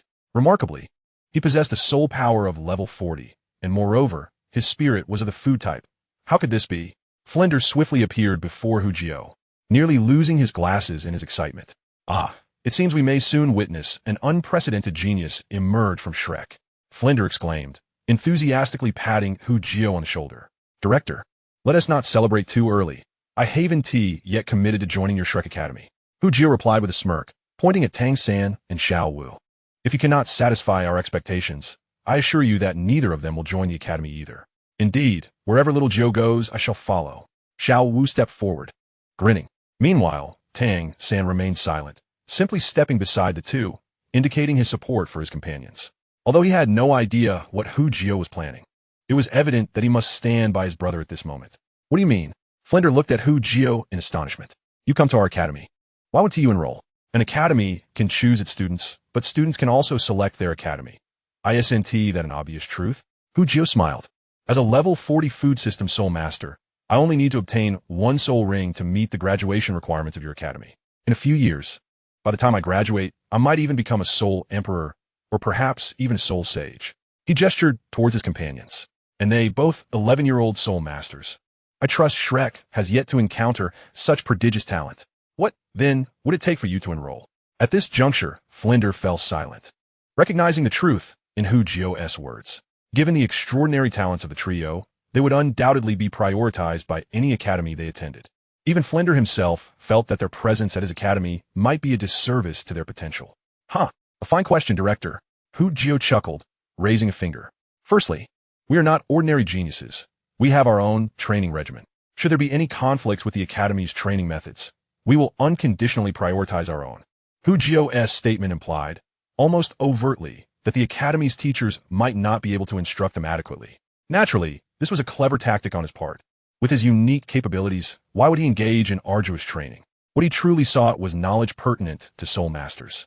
He had never underestimated the power of knowledge. Furthermore, he was wary of the master. Should he, like in the original story, become a teacher at Shrek, he might subject them to grueling training sessions. After all, his relationship with the master was far from amicable. That's simple. Our teachers merely provide suggestions and guidance for students' training. And whether students choose to follow is beyond our concern, Flender nodded. He recognized that genius students differed from the average, and some secret techniques of cultivation were indeed understandable. Very well, since we have reached an agreement on the first point, let us proceed to the final condition. Jiuhao smiled broadly. As prodigies, no matter which academy we attend, we will be given special attention. I have observed the environment at Shrek Academy, and, I must speak candidly, it appears rather lacking. Disregarding Flender's displeasure, Jiuhao continued, our demands are not excessive. I recall that you possess several soul-guiding devices. Allow us to each select one, and from that moment, we shall be students of Shrek Academy. Who knows, it might not be long before several titled Douluos emerge from our ranks. Jiuhao mused to himself that even referring to them as titled Douluos was an understatement. He was effectively delivering a divine being to their doorstep. So you have your sights set on my soul-guiding devices. Flender shot Jiuhao a glare, feeling quite exasperated. Was it really necessary to still be mulling over a slight from yesterday? It pained him deeply, both in heart and in pocket. Just then, a boisterous voice echoed from outside, shaking the very room. Hey, Flender, I heard some exceptionally talented youngsters have arrived at the academy. Let me see just how talented they are. Old Jiao, your timing is impeccable. Come over here. Flender's expression brightened at the sound of the voice. As an idea sparked in his mind. Young man, if you desire my soul-guiding devices, it's quite simple. You just need to endure for the duration of a stick of incense in his presence. Flender beamed, gesturing toward the figure now entering. The figure was not tall, but remarkably robust, moving as if a wall was shifting through the space. It was none other than the formidable Xiao Wu, the unmoving king. Director, if you're reluctant to give us the soul-guiding devices, you need not fabricate such excuses. If I'm not mistaken, this teacher must be a soul sage of over level 70. Jiuhao remarked, casting a disapproving glance at Flender, who was notoriously stingy. Extracting anything from him was no easy feat. You have quite the discerning eye, young man. I didn't expect you to uncover my concealed strength, Xiao Wu replied, his eyes sparkling with admiration for Jiuhao. Goodness, this teacher is indeed a soul sage. How formidable. Xiao Wu marveled at Zhao Wujin's muscular physique. Since you are geniuses, the assessment method will undoubtedly differ. However, rest assured, old Zhao will not unleash his true martial spirit. Do you lack the confidence to endure a stick of incense in his presence? Flinder raised an eyebrow, provocatively inciting them. Is that a challenge? Very well. However, should we succeed, I want your 10-cubic soul-guiding device, Jiuhao declared, recalling the numerous trump cards he held. Agreed, if you complete the trial. That 10-cubic soul-guiding device shall be yours. Flinder gritted his teeth, suddenly feeling a twinge of anxiety. This young man appeared to possess hidden capabilities. Chapter 61. Confronting Zhao Wujin. Huh, then I, old Zhao, shall entertain you little ones. You have a stick of incense to strategize, Zhao Wujin said, fondly ruffling his buzz cut. Despite his seemingly affable demeanor, Zhao Wujin was a formidable character. His title, the Unmoving King, had been earned through battle. Old Zhao, do take this seriously. If you let my soul-guiding device slip away, you shall see my wrath. Flinder warned Zhao Wujin with a piercing gaze. As an exceedingly miserly individual, he was unwilling to part with his possessions. Fear not, it's merely a few children. Do you truly doubt my ability to handle them? Zhao Wujin chuckled dismissively. Meanwhile, Jiuhao, Tang San, and Xiao Wu had huddled together, eagerly discussing their strategy. Having grown up together, they were acutely aware of each other's strengths. Their tactical deliberation was brief, merely a few exchanges, before they unified their core strategy. Teacher Zhao, we are prepared. Let us commence. Jiuhao looked at Zhao Wujin with an innocent expression, smiling warmly. Confronting Zhao Wujin, who was at level 76, required a bit of cunning. Very well, let us begin. Zhao Wujin shrugged, producing a stick of incense from seemingly nowhere, igniting it and placing it aside. At that moment, three figures approached from afar. One of the individuals, Jiuhao, was already well acquainted with Dai Mubai, having engaged in a skirmish just the previous day. As for the other two, one was a slender youth adorned with a thick beard, while the other was a plump lad with a fair complexion. It goes without saying that these two must be Oscar and Ma Hongjun. Upon witnessing the unfolding scene, Dai Mubai's interest was piqued. It took considerable audacity to confront Master Zhao Wujia. What are they up to? He inquired, approaching Flander. Keep a close watch. These young ones will soon be your classmates. Flander replied. His eyes narrowed as he focused intently on the battle, not bothering to turn back. Oh no, they dare to challenge Master Zhao Wujia. They are bound to face dire consequences, Oscar exclaimed, nearly leaping in astonishment. He bore a psychological scar for his past encounters with Zhao Wujia, having suffered greatly at the latter's hands. In the midst of the fray, Jiuhao had no time to concern himself with anything else. His full attention was now devoted to Zhao Wujia. His hands moved swiftly, conjuring the transformation skill carrot and the teleportation skill carrot into being. As a legitimate food-type soul master, ensuring logistical support was paramount. So, he is indeed a food-type soul master. From a distance, Dai Mubai sighed in relief. He had felt a certain pressure from Jiuhao. As the previous day, it was merely Xiao Wu who had left him in a state of disarray. He had also sparred with Tang San, whose strength was only marginally inferior to his own. Yet Jiuhao remained an enigma. Among the trio, he was clearly the leader, leading Dai Mubai to believe that Jiuhao surpassed both Tang San and Xiao Wu in prowess. However, upon closer inspection, Jiuhao appeared to be merely a non-combatant food-type soul master, alleviating Dai Mubai's concerns. No matter how formidable Jiuhao was, could he rival Dai Mubai? A powerful assault-type soul master? Xiao San, Xiao Wu, unleash your full power without reservation, Jiuhao declared with a serious countenance. Understood. Tang San and Xiao Wu nodded earnestly. They were facing a formidable assault-type soul sage of over 70 levels, leaving no room for carelessness. As they prepared, Jiuhao's transformation carrot was ingested by both Tang San and Xiao Wu. The skill's effects manifested, elongating their legs, as they concentrated their transformation abilities on their calf muscles to enhance their speed. While the trio prepared, Zhao Wujia regarded them with indifference, his arms crossed, clearly not taking them seriously. Full force attack. As his words fell, Jiuhao and Xiao Wu darted forward, simultaneously conjuring a swirling orb of soul power in their hands. Jiuhao's orb was notably larger, reaching the size of a barrel, while Xiao Wu's was slightly smaller, akin to that of a watermelon. This was their self-created skill, the soul power spiral ball. Meanwhile, Tang San was not idle. First soul skill bind, he bellowed, as blue-silver grass vines resembling giant serpents emerged, swiftly ensnaring Zhao Wujia's feet. At that moment, Hu Jiao and Xiao Wu's spiral balls had formed, mere meters away from Xiao Wujia. Release! Hu Jiao shouted, and together with Xiao Wu, they hurled their orbs forward. Huh! Such trivial attacks cannot possibly harm me. Xiao Wujia laughed heartily. His muscles tensed as he prepared to absorb their assault without even resorting to a soul skill. Teacher Xiao, you have underestimated us, Hu Jiao replied, retreating swiftly. Boom! Boom!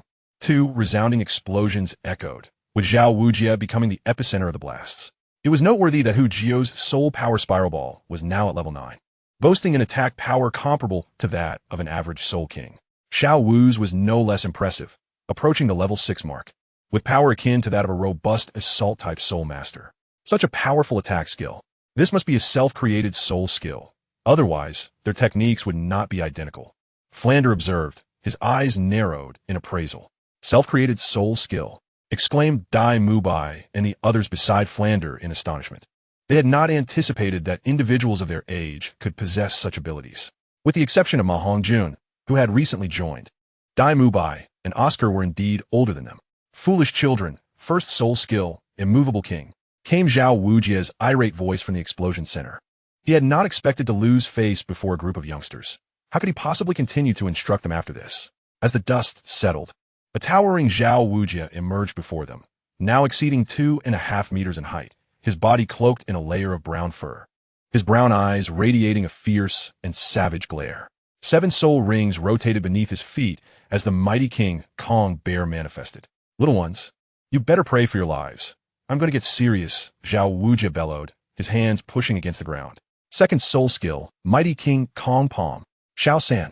Upon witnessing Xiao Wujia's movements, Hu Jiao remained undeterred.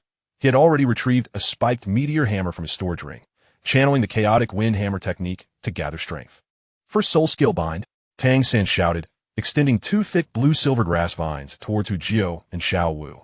With a shake of his hands, Hu Jiao and Xiao Wu were propelled into the air by the vines. Tang San followed suit, leaping just in time to evade the earth that was rolling towards them. It turned out that Xiao Wujia's mighty King Kong palm had shaken the ground, causing a layer of soil to roll towards the trio. Had it not been for Tang San's timely reaction, they would have been buried alive. Chapter 62. The Emergence of the Martial Soul Fusion Technique. Do you think you can escape? Xiao Wujia sneered, reaching toward the airborne Hu Jiao and his companions. Gravity Enhancement. This was Xiao Wujia's third soul skill. As soon as it was activated, the 3, who had just stabilized themselves in midair, suddenly felt a heavy pull, their bodies plummeting uncontrollably. Teleport, Hu Jiao shouted, maintaining the charge for the chaotic wind, and in the next moment, he appeared 100 meters away. In stark contrast, Xiao Wu and Tang San, having consumed Hu Jiao's teleportation carrot, flickered and found themselves flanking Xiao Wujia on either side. Watch my waist bow, Xiao Wu cried, her hands planted on the ground as her long, white legs wrapped around Xiao Wujia's neck as if boneless. Haha, little girl, you cannot move me, Xiao Wujia scoffed, firmly rooted to the ground, seemingly unaffected by her assault. Is that so? Came Tang San's calm voice. Xiao Wujia suddenly felt a pulling force beneath him, losing his balance as his body was involuntarily hurled into the air by Xiao Wu's throw. Hey, watch me turn you into 8 pieces. After landing, Xiao Wu paused momentarily before dashing toward Xiao Wujia at an incredible speed. Hiya, I throw. Xiao Wu exerted force with her legs, initiating a series of 8 consecutive throws. Little girl, your attacks may be entertaining, but they are ineffective against me. Behold my indestructible might. With a thunderous roar, Xiao Wujia tightened his muscles, a faint golden radiance emanating from his skin. Now, without Tang San as assistance, Xiao Wu found herself unable to make another move.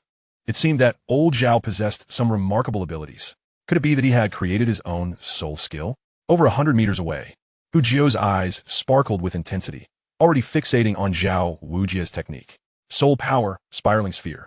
At the moment Xiao Wujia halted his advance, Tang San darted forth like a specter, launching a spiraling sphere the size of a basketball directly at his face. Boom! In an instant, Xiao Wujia staggered back. His face darkened with soot. Hey, I'm still here. Xiao Wu cheered, exerting her legs once more to send Xiao Wujia flying again with a swift waist throw. Boom! Dust and debris enveloped the ground, as old Xiao's figure flickered within. Now is the time. In the distance, Hu Jiao's silhouette flashed, the meteor hammer in his hand shining with blinding brilliance. Chaotique Meteor Hammer Technique. With a mighty shout, Hu Jiao's meteor hammer struck forcefully at Xiao Wujia's lower back.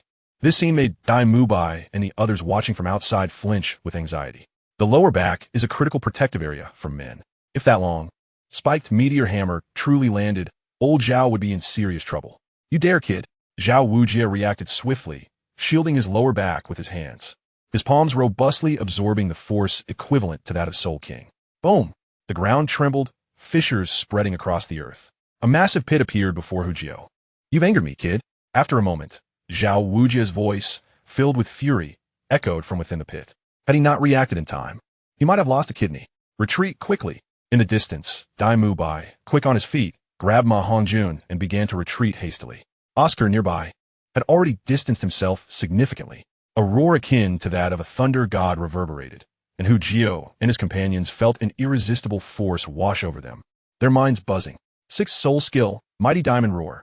Before the power of the sixth soul skill at the soul sage level, Hu Jiao and the others could not withstand it. They were sent flying, struggling to rise for quite some time. Ha! Your strength is indeed commendable. But it seems barely a stick of incense has passed. It appears I can save my soul tool. Flender appeared before Hu Jiao and the others with an air of authority, mercilessly mocking them. These three youngsters possessed extraordinary talent, particularly this one named Hu Jiao.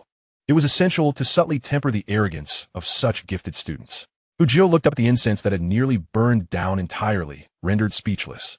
You, the esteemed dean, are actually competing with us for such a trivial amount of time? Rules are rules. I'm a person of fairness and integrity. I will uphold my promises, but you have yet to meet the requirements, Flinders stated with righteous conviction. Little Joe, I also want a soul tool, Xiao Wu lamented, glancing at the nearly extinguished incense with a sense of reluctance. She looked at Hu Jiao with pleading eyes, full of a charming demeanor. Knowing her intentions, Hu Jiao paused for a moment before nodding in agreement, then turning to Flinder to say, Dean, I will remember your words today. I hope you continue to be just.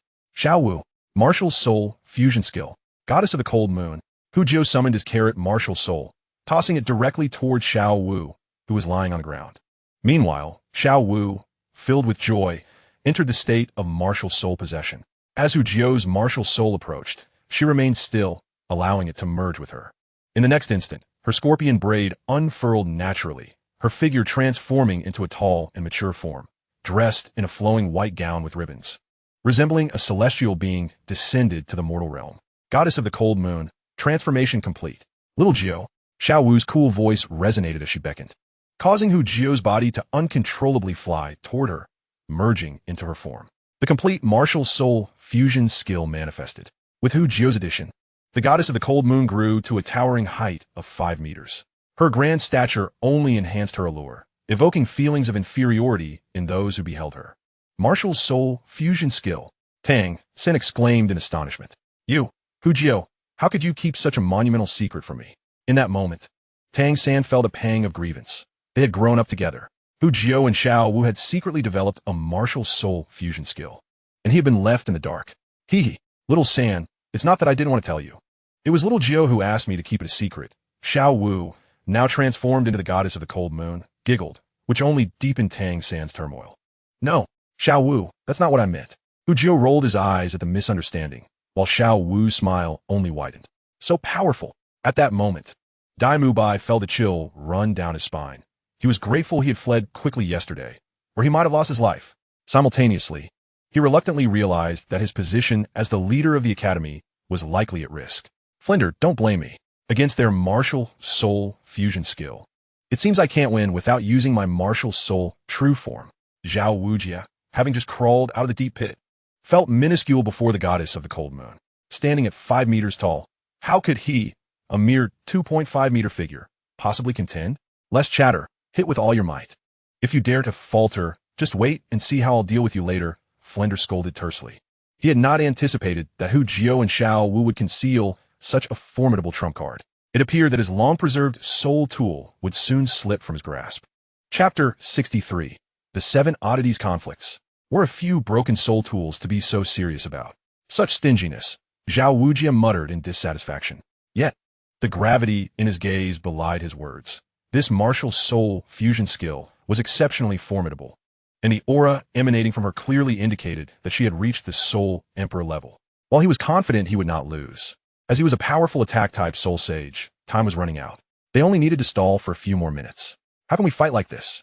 Isn't this just tormenting us? Youngsters, be careful. Xiao Wu shouted. Giant bear roar bomb.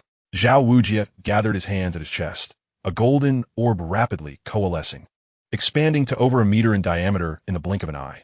Xiao Wu, soul power spiraling sphere, in unison within their fusion. Hu Jiu's mind moved in sync with Xiao Wu's actions, conjuring a chilling white orb that appeared in the hands of the goddess of the cold moon. This white orb was exceptionally condensed, expanding to a meter in size as well. Stop! Are you trying to destroy my academy? You rascals!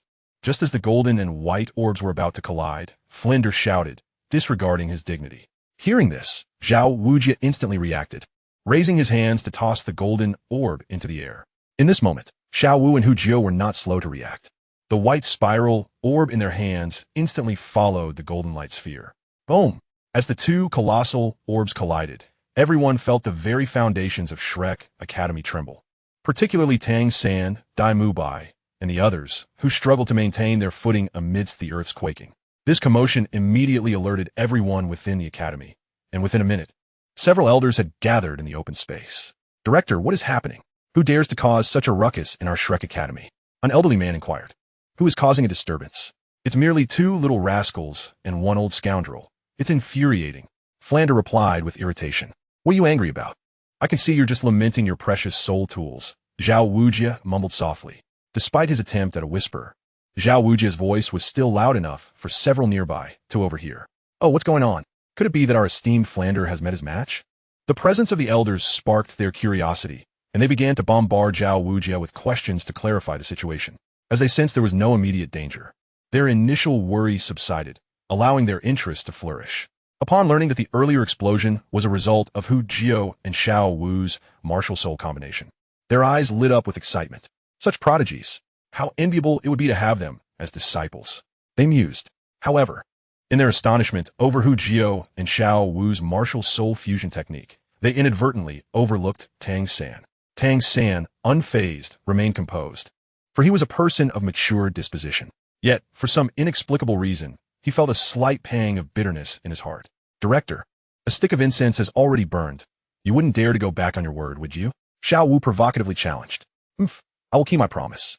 Once you enroll, I shall provide you with soul-guided devices. Flander feigned nonchalance, though inwardly he was distressed. His heart ached. Fortunately, the sacrifice made had preserved such talents. Dai Mubai, I entrust them to you. Help them find a dormitory and gather in the morning, he commanded. Understood.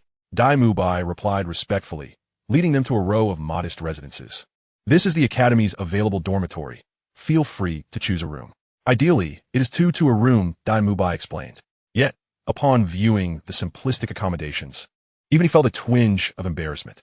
Principles and rules aside, we demand single rooms. Hu Jiu interjected decisively, interrupting Dai Mubai's further remarks. Everyone has their own secrets. How can one exist without a modicum of personal space? It would be acceptable to share with a female, but sharing with a man is out of the question. Very well, as you wish, Dai Mubai shrugged, indifferent to the matter. Allow me to introduce you. This bearded fellow is Oscar, who arrived last year and is technically your senior. Senior or not, we are all classmates now. Just call me Xiao Ao, Oscar chimed in, his voice somewhat androgynous, and his facial hair reminiscent of certain vocal impersonators from Hu Jiu's past life, causing him to shudder internally.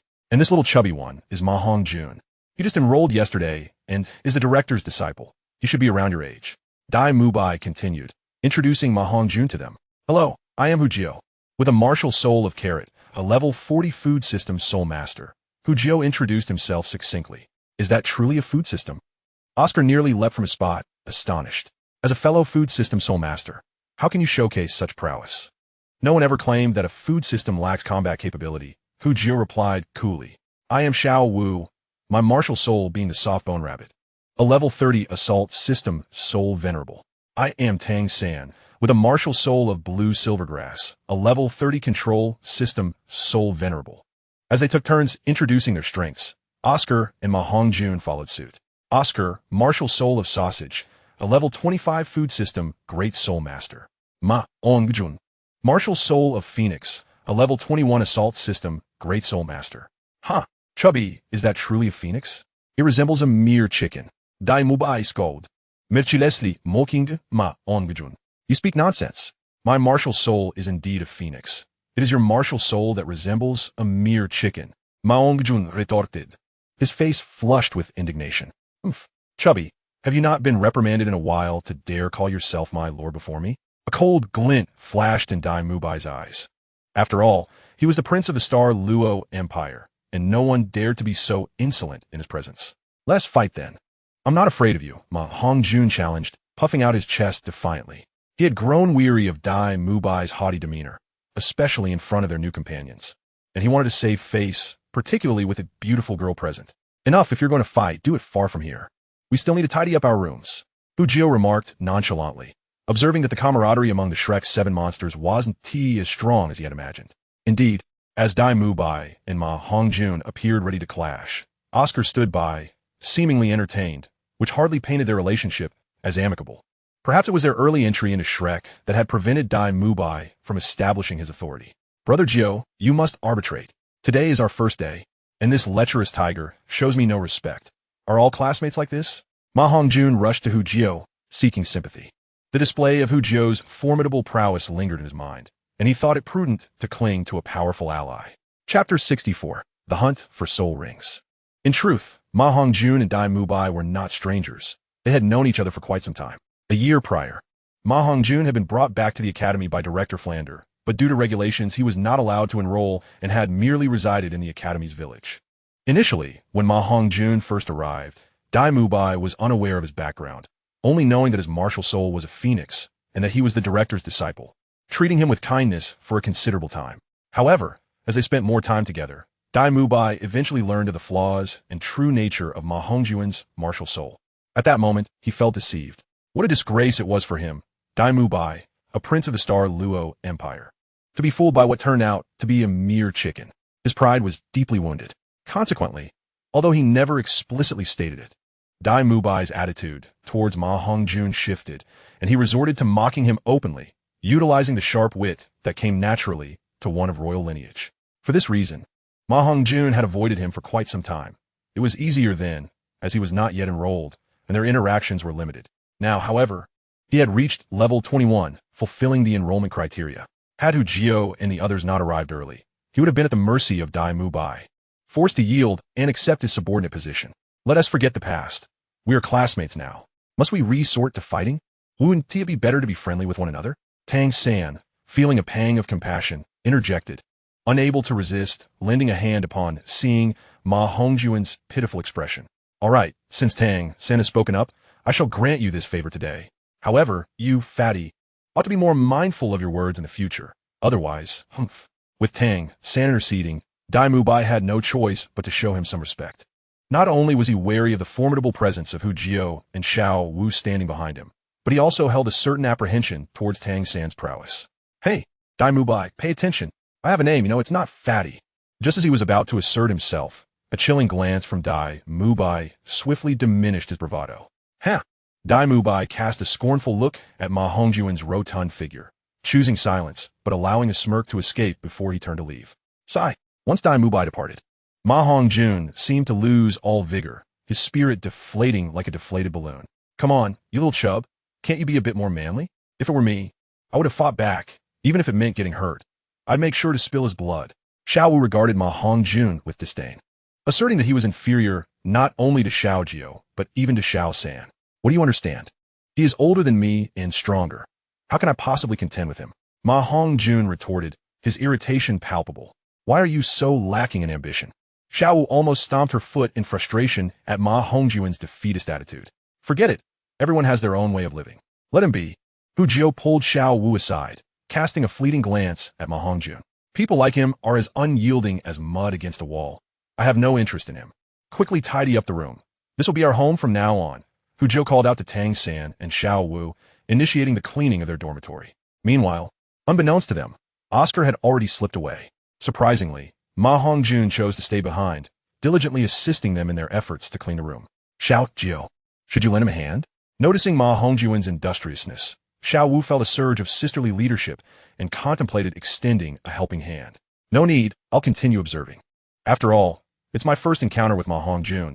I cannot hastily judge his worth based solely on the original narrative, Hu Jiuhao replied, contemplating whether Ma Hongjun deserved his assistance. Alright then, but frankly, I find this little fatty, quite honest, far better than that lecherous old tiger with bad eyes and that long-bearded fop. Suddenly, Hu Jiu recalled that Ma Hongjun was indeed rather pitiable, having to endure hardships at such a tender age due to his mutated martial spirit, suffering more than many do in their middle age. Poor little fatty, enduring burdens that one should not have to bear at such an age. Let us pay our respects to his plight. For a moment, Hu Jiu was filled with compassion for Ma Hongjun, who was diligently working. In the evening, under Ma Hongjun's guidance, they partook in a modest meal at a local farmer's home. This academy is rather stingy, expecting us to fend for our own dinner. Truly, calling him a shrewd merchant is not an exaggeration, Xiao Wu lamented, launching into a harsh critique of Flander. Early the next morning, Hu Jiu was awakened by Tang San, and after breakfast, he joined Ma Hongjun in gathering at the academy's grand playground. By the time they arrived, Flander and Xiao Wujia were already awaiting them. Dai Mubai and Oscar were also present. Notably, due to their early enrollment, Tang Hao was absent at this time. Thus Xiao Wujia narrowly avoided a potential beating. The reason it was merely a possibility was that Tang San had effectively remained unscathed the day before. Thus Tang Hao had no justification for punishing Xiao Wujia. If there were to be a show of authority, it would have been more appropriate for Flander to be the target. Alright, since everyone is here, let me outline your upcoming training regimen, Flander declared, impeccably dressed and sporting an appearance reminiscent of a scholarly figure, though his shoehorn-like face still betrayed his merchant nature. Hu Jiu, Tang San, Xiao Wu, you three have just broken through to a new realm, and to avoid hindering your cultivation, Vice Dean Xiao Wujia will take you to acquire your soul rings shortly. Dai Mubai, Oscar, Ma Hongjun, you will follow me for specialized training, Flander instructed, surveying the group. Understood. Regardless of their willingness, the trio obediently acknowledged his command. With the dean personally overseeing their training, the expressions of Dai Mubai and the others turned somber. Report, Dean. Hu Jiu raised his hand. Speak. Before we head out to hunt for soul rings, could you please return our soul guiding devices? Having them would certainly facilitate our travels. Hu Jiu inquired eagerly, his anticipation for the 10-cubic storage soul guide palpable. Flander's lips twitched slightly before he replied with a tone of righteous indignation. That is not urgent for now. You should acquire your soul rings as soon as possible without being delayed by trivial matters. Rest assured, the soul guiding devices will be provided to you. Such sweet words. I suspect you simply don't wish to give them to us, Xiao Wu muttered under a breath. Flander feigned ignorance, waving his hand. Old Zhao, I leave them in your care. Remember to ensure their safety. All right, boss. Xiao Wujia grinned widely, his voice booming. Let us go, little ones. Old Zhao will surely find you a satisfactory soul ring. With a sweeping gesture, Xiao Wujia led the way with the force of an iron wall. Chapter 65. Xiao Wujia's Scheme. Teacher Zhao, where are you taking us to hunt for soul rings? Stardew Forest? Hu Jiu activated his transformation skill, morphing into a tall, slender man, sprinting with fervor along the path. Xiao Wu's legs appeared even more delicate and elongated, propelling her forward with grace, far surpassing Hu Jiu's speed. Trailing closely behind Tang San, his form flickered like a specter, effortlessly keeping pace with the group. Indeed, your soul rings must be at least 1,000 years old, particularly for you. You should aim for at least a 3,000-year-old one. Otherwise, my elder brother will surely punish me, Xiao Wujia remarked, leading the way, his gait reminiscent of a charging bear. Haha, indeed. The Stardew Forest is teeming with various soul beasts. It is bound to provide us with the most suitable soul rings, Hu Jiu chuckled, his gaze shifting toward Xiao Wu. Upon meeting Hu Jiu's eyes, Xiao Wu nodded affirmatively, signaling that there would be no issues. She understood Hu Jiu's unspoken concern, that he feared Ming might sense her presence and come to see her. After all, soul beasts and humans have long been mortal enemies, and if their relationship with Ming were discovered, it would undoubtedly lead to considerable trouble. Thus, the best course of action was to remain discreet. Xiao Jiu, what are you two up to? Tang San observed, puzzled by the silent exchange between them. When did you evolve to the point of communicating solely through glances? Oh, I was merely contemplating what type of soul ring effect to seek, Hu Jiu replied with a smile, swiftly changing the subject. Have you decided yet? Xiao Wu probed. Shaking his head, Hu Jiu gazed at Xiao Wujia, filled with anticipation. That is still uncertain. I'll have to discuss it with Teacher Zhao. Discuss what? Naturally, to ascertain if old Zhao possesses any self-created soul skills. He recalled that during their battle yesterday, Xiao Wujia had showcased a technique resembling indestructible defense. This skill was evidently defensive in nature, precisely what he lacked.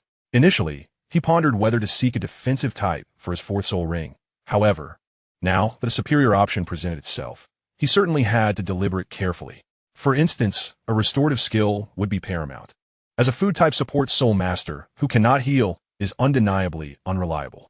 It is essential to note that the foundational abilities of other food-type soul masters typically revolve around recovery. Additionally, enhancing speed would be advantageous, with the ability to fly being an even greater boon. While I may not be able to defeat you in battle, I can certainly outrun you, thereby significantly increasing my chances of survival.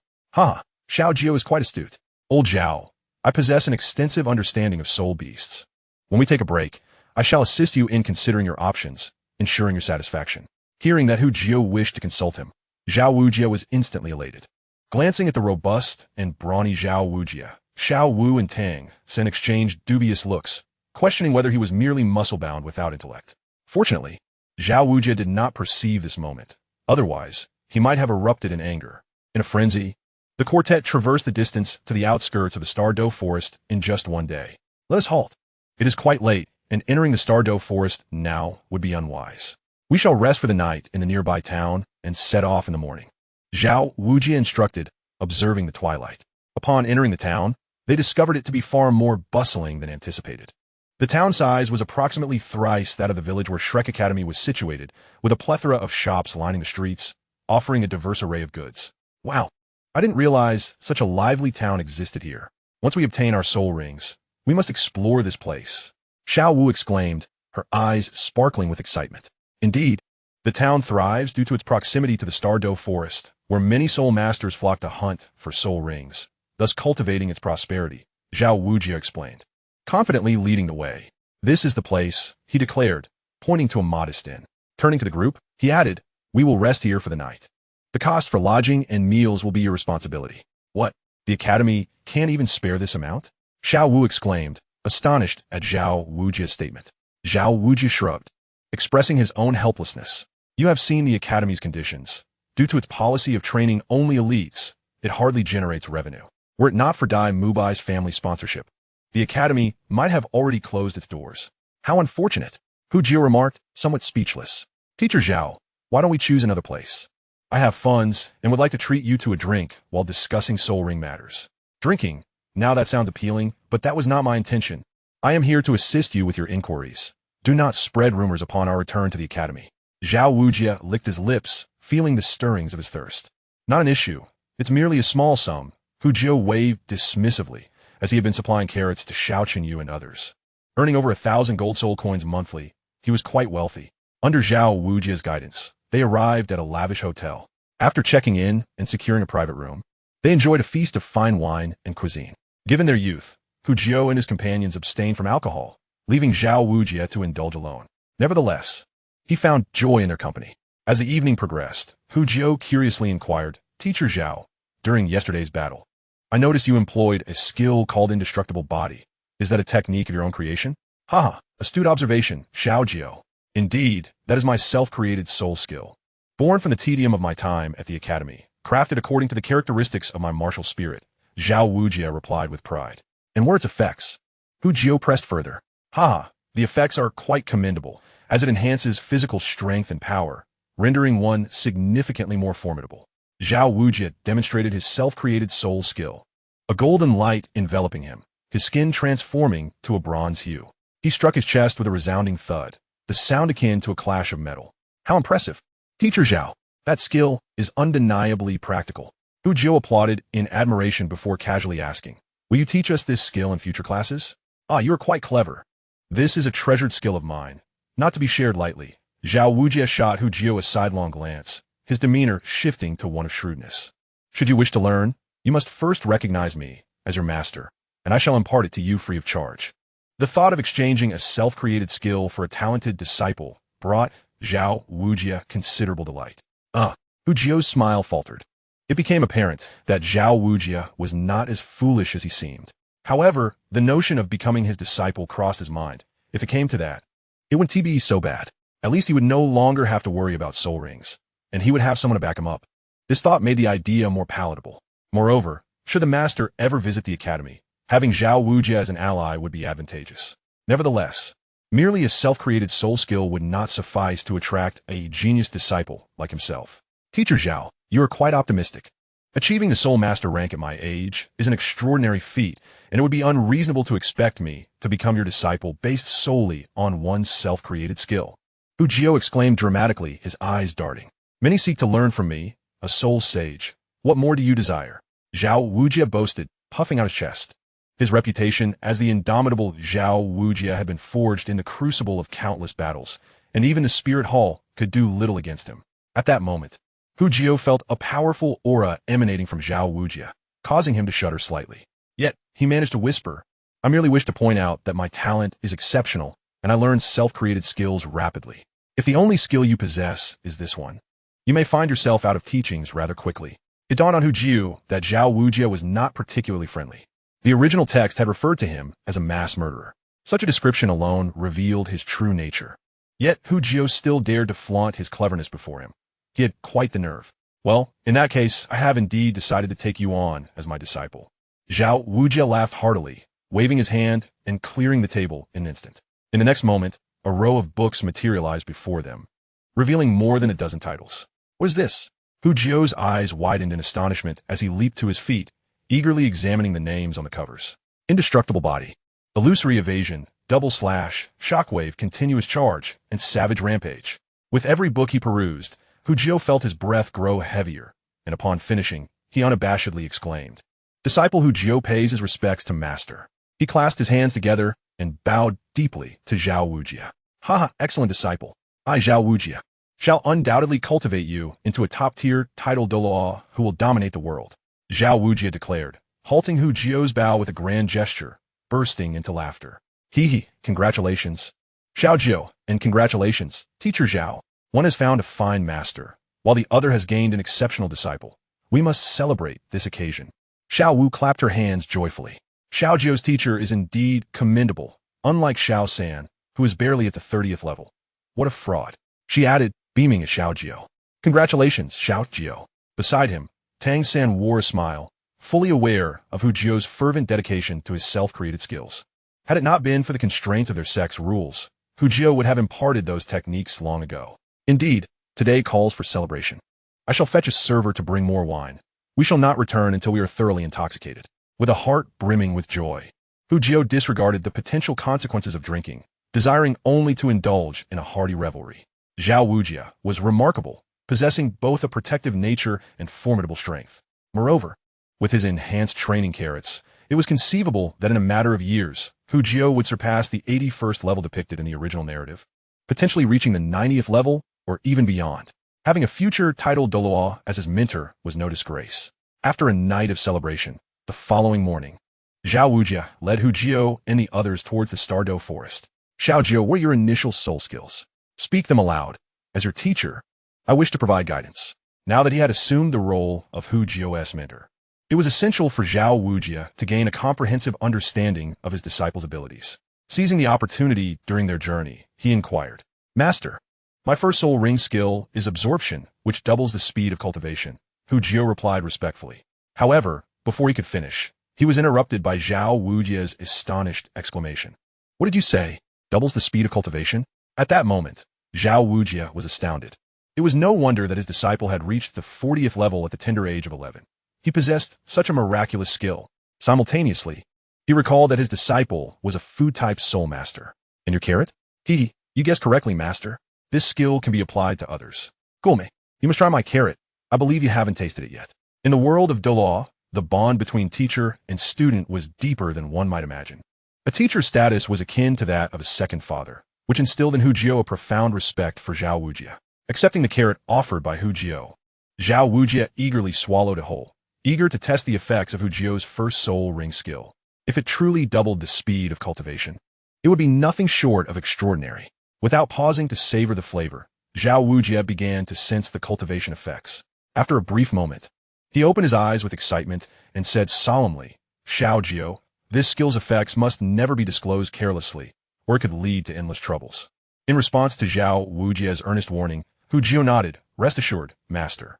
Thus far, apart from Xiao Wu and Xiao San, only you are aware. Oh right, it seems Xiao San's teacher knows as well. He concluded by mentioning the name of the master. Yes, just be cautious moving forward. However, there is no need for excessive worry. I am a level 76 Battle Soul Sage, after all. Even against a soul, Douluo, I can hold my own. Xiao Wu reassured his disciple with a smile. A warm feeling flickered in Hu Jio's heart, leading to a greater appreciation for his newly recognized teacher. Next, he introduced the effects of his two additional soul ring skills, transformation and teleportation, deliberately omitting the age of the soul rings. It was not due to a lack of trust in Xiao Wu, but rather because explaining it would be too cumbersome. It was better left unsaid. I have a general understanding of your cultivation system. Do you have any thoughts on the skill for your fourth soul ring? Xiao Wu asked, diligently noting down Hu Jio's skill effects before looking up. Well, I have considered it. Initially, I planned to seek a defensive type soul ring effect. But since you possess the self-created skill, Indestructible Body, I can contemplate other skills instead. Hu Jio promptly shared his thoughts without hesitation. His first choice was a healing type effect. As a food type soul master, possessing healing capabilities was essential and inevitable. His second choice was a speed-enhancing skill. With speed, one could both attack and retreat effectively. And if it included a flight effect, that would be even better. It appears you have thoroughly contemplated this. Excellent. Your reasoning is sound. I believe you should opt for a healing type skill, especially since you are a food type soul master. Healing skills are best acquired early. As for the speed type, there's no need to rush. My self-created skills can compensate for that, though it will require diligent effort on your part for improvement. Xiao Wu nodded in agreement, thoroughly pleased with his clear-minded and talented disciple. Haha, you need not worry about that, master. I am quite diligent in my training of soul skills. It is indeed my forte, Hu Jio replied with a confident smile, eager to showcase his progress. Tang San interjected, have you truly been diligent? I seem to recall no such evidence. Chapter 67. The 8 spider lances are lost. Having resolved to pursue a healing-type soul skill, the remaining task became simpler. Now we shall focus solely on searching for soul beasts possessing healing skills, Xiao Wu declared, quickening their pace towards the Stardow Forest. There are numerous soul beasts with healing abilities. Xiao Jio should pay attention to the red blood pig, the willow tree, the sun tree, and the moonsoft rabbit. Tang San advised after searching his memory. I will keep that in mind. Hu Jio nodded, placing his trust in Tang San's knowledge of soul beasts, having also learned similar information in the academy. Now, Xiao Wu and Xiao San, do you have any specific requirements for your martial spirits? I can offer some guidance. Xiao Wu inquired, extending his consideration as a favor to Hu Jio's companions. If not for their connection, he would likely be less attentive, allowing them to choose freely. Xiao Wu's question caught Xiao Wu off guard. She had no particular thoughts on her soul ring. She simply intended to sneak away and improve her abilities at the next opportunity. Xiao, teacher, I have already determined the direction for my third soul ring, focusing primarily on enhancing my martial spirit's resilience. If it could also restrict movement or provide resistance to toxins, that would be ideal. Tang San had previously discussed his next soul ring with the master, and he answered confidently. Oh, then I would like to enhance my speed. As I follow a swift assault path, Xiao Wu hurriedly added as she felt the focus of the group shift toward her. Very well. Let us accelerate our pace and aim to gather your soul rings by today, Xiao Wu commanded, prompting the group to quicken their steps. After a quarter of an hour, the four entered the Stardow Forest. At this juncture, Xiao Wu's pace slowed. Even as a level 76 soul sage, he needed to tread cautiously within the forest's depths. At that moment, Tang San revealed some of his exceptional skills. With just a simple medicinal powder, he protected them from the forest's venomous creatures. Tang San's bug repellent powder is truly effective, he remarked. Subsequently, Hu Jio activated his enhanced senses skill, adeptly avoiding soul beasts while seeking those that met his criteria with remarkable efficiency. Nonetheless, by the time they located their first suitable soul beast, half a day had already elapsed. Venomous spider, Xiao San, are you satisfied with this martial spirit? Hu Jio expressed a hint of regret, recalling that in the original story, he had surpassed the limits to absorb a 2,000-year-old faceless spider soul ring and had even acquired an external soul bone. However, in the vast expanse of the Stardow Forest, where could he find a faceless spider for Tang San? Thus, it seemed he had inadvertently caused Tang San's 8 spider lances to vanish. Judging from the markings on the back of this venomous spider, its cultivation age was approximately 1,500 years, and it was a poison-type soul beast, making it perfectly suitable for Hu Jio's third soul ring.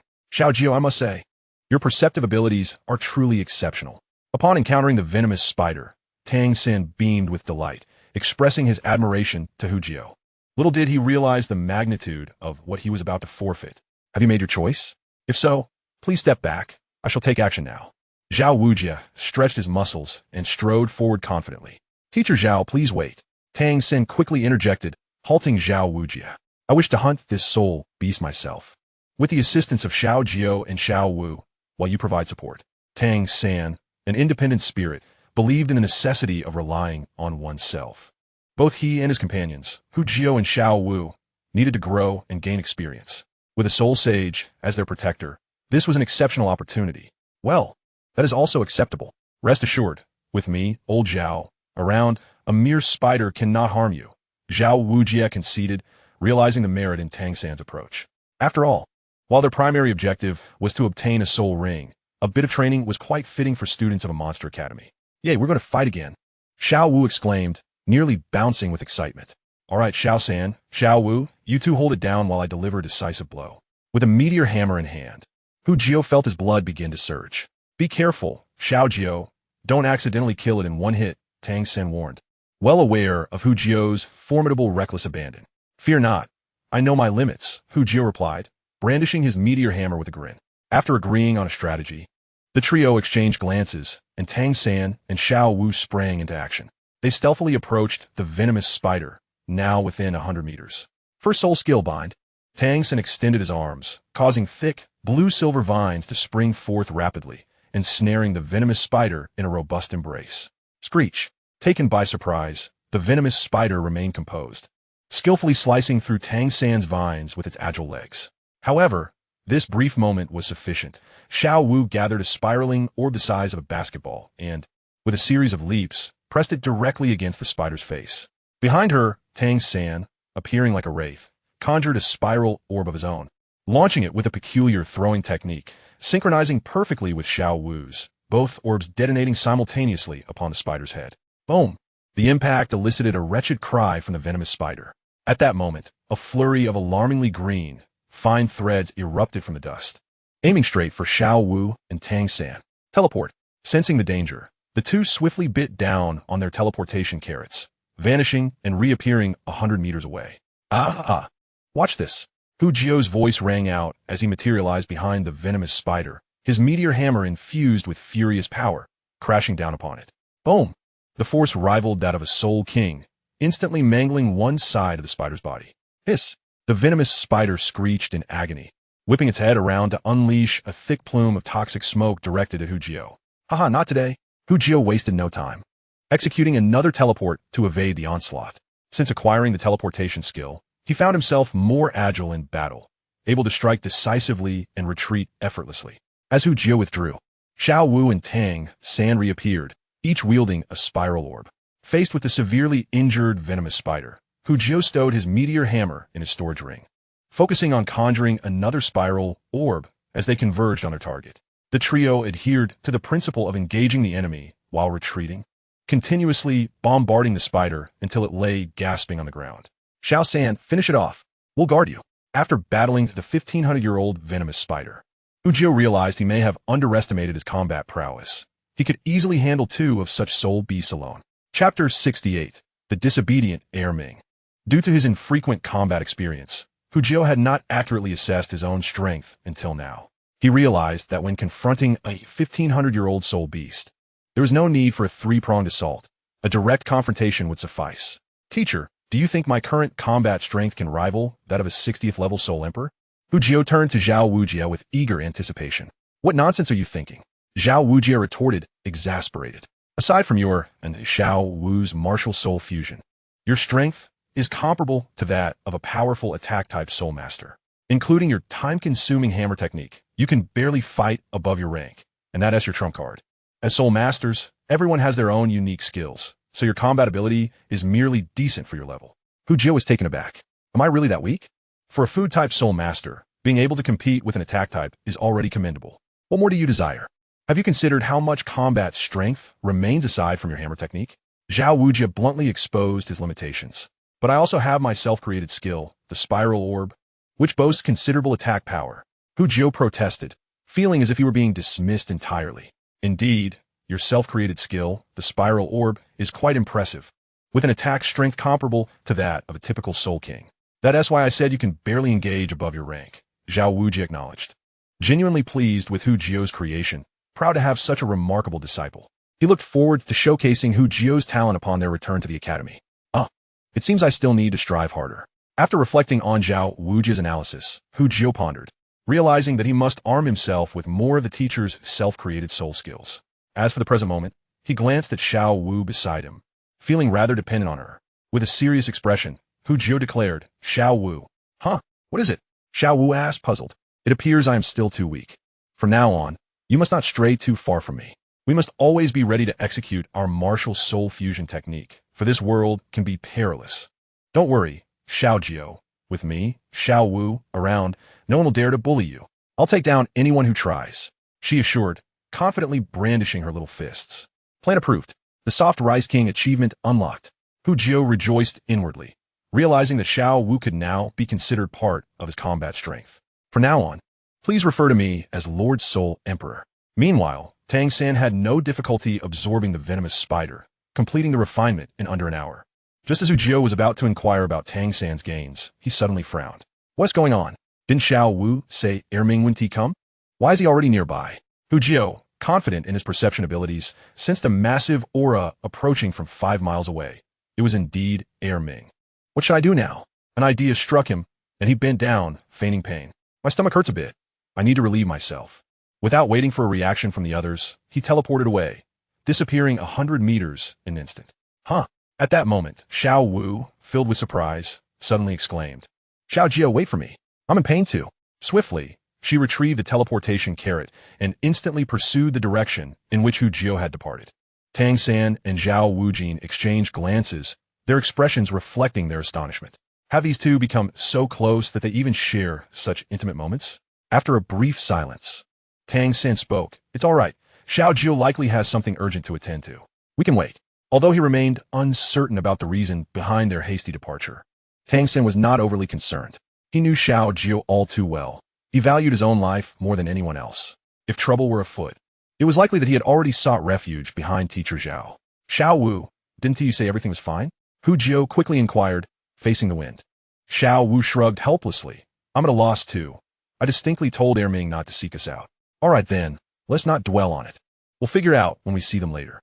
Without further ado, Hu Jiu activated his teleportation skill and vanished once more. A quarter of an hour later, the duo finally reunited with Erming en route. Erming, what is going on? Didn't I tell you not to come looking for us? Upon meeting, Xiao Wu's expression was one of indignation. Erming, with an innocent demeanor, crouched down, gesturing quietly. Honestly, I don't even know what to say to you. Xiao Wu sighed in exasperation as she turned to Hu Jiu to explain. Xiao Jiu, Erming claims he ran out of your carrots, and his training has slowed down. So he disregarded my advice upon sensing your aura. Hu Jiu replied, well, you've won this round. His expression was one of resignation, yet a subtle joy lingered at the corners of his mouth. This indicated that even the Titan giant ape could not do without his carrots. In a bid to swiftly send Erming on his way, Hu Jiu rummaged through his storage ring and produced a stash of acceleration carrots. Here, take these and eat. I'll bring you another batch in a few days. I promise you won't go hungry. Given that Soto City was in close proximity to the Stardow Forest, the round trip wouldn't take long, and soon he would possess a 10-cubic storage soul guide, making it convenient to store carrots in the future. Erming's eyes lit up at the sight of the vibrant red carrots, and he beamed broadly, showering Hu Jiu with grateful smiles. Ever since he had benefited from Hu Jiu's training carrots, both he and Ming had significantly accelerated their training speed. For soul beasts, where strength was paramount, nothing could bring greater joy than the enhancement of their powers. Goodbye, Ming. Xiao Wu and I are heading back now. We'll visit you and Ming again soon. Xiao Wu and Hu Jiu waved farewell to Erming before hastily making their way back. On the return journey, Xiao Wu's cheeks remained flushed as she recalled her earlier, panicked words to Tang San and Teacher Xiao. How would she face them after having gone to relieve herself with Hu Jiu? Hey, Xiao Wu, why are you blushing? Are you all right? Hu Jiu asked, puzzled. For it was unlikely, given their physiques, that they could fall ill. This is all your fault. Xiao Wu shot him a fierce glare, refusing to respond as she hastened her pace. Me? Isn't it Erming who is disobedient? Why am I being blamed? Hu Jiu looked at Xiao Wu, bewildered.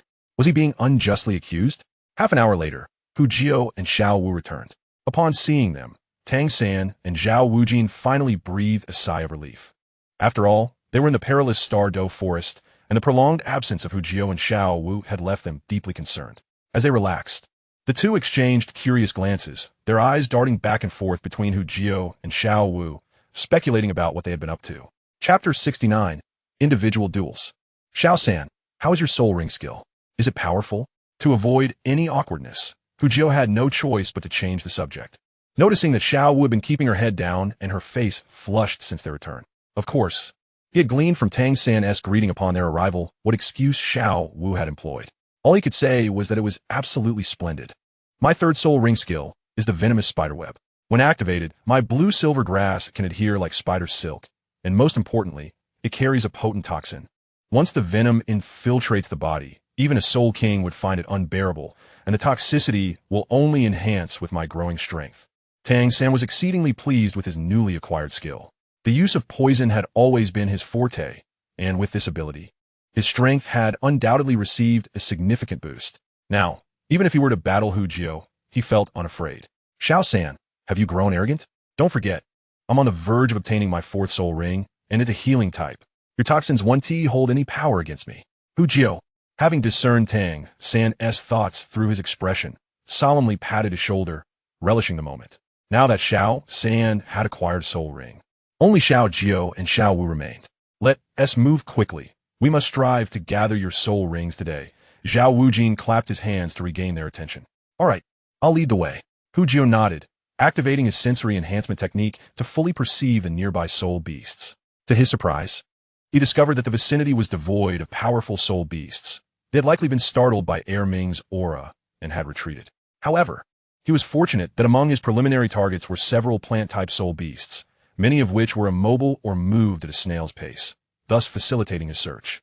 He searched for 2 hours until, just as the sun began to set, Jiuhao finally identified a suitable soul beast. Everyone, be cautious. About 800 meters away, I sense an aura reminiscent of the sun tree. Based on its emitted energy, it should be around 5,000 years old, making it perfect for my fourth soul ring. Slowing his pace, Jiuhao turned to address the group. That's wonderful. The sun tree can utilize sunlight to dispel negative states and heal, making it ideal for you. Xiao Wu exclaimed with delight. When it came to knowledge about soul beasts, Xiao Wu, as one of their kind, undoubtedly surpassed them all. Not even Tang San or the master could rival her in this regard. 5,000-year soul beast. Will you be able to handle it yourself? Zhao Wujin inquired, glancing upward. In terms of human cultivation levels, a 5,000-year soul beast was roughly equivalent to the ranks between Soul Zone and Soul King. If Jiuhao and Xiao Wu did not employ their martial soul fusion technique, it might pose a challenge. Teacher Zhao, have you forgotten? I've already acquired my third soul ring. It's the perfect opportunity to test the effectiveness of my skill. You just need to support us. Tang San interjected before Jiuhao could respond, his excitement from recently obtaining the soul ring still palpable. Xiao Wu's face also lit up with eagerness. How could she miss out on the excitement of a battle? Only Jiuhao furrowed his brow, while testing his fine. The sun tree likely has other soul beasts in its vicinity serving as guardians, so we must all exercise caution. Understood. Tang San and Xiao Wu nodded gravely in unison. Then we need not rush to confront the sun tree, for it remains immobile. Let us first eliminate its guardian spirit beasts, suggested Xiao Wu. That is a commendable proposal. Let us proceed thus, Jiuhao concurred. We should draw closer and observe which spirit beast guarded. Nodding in agreement.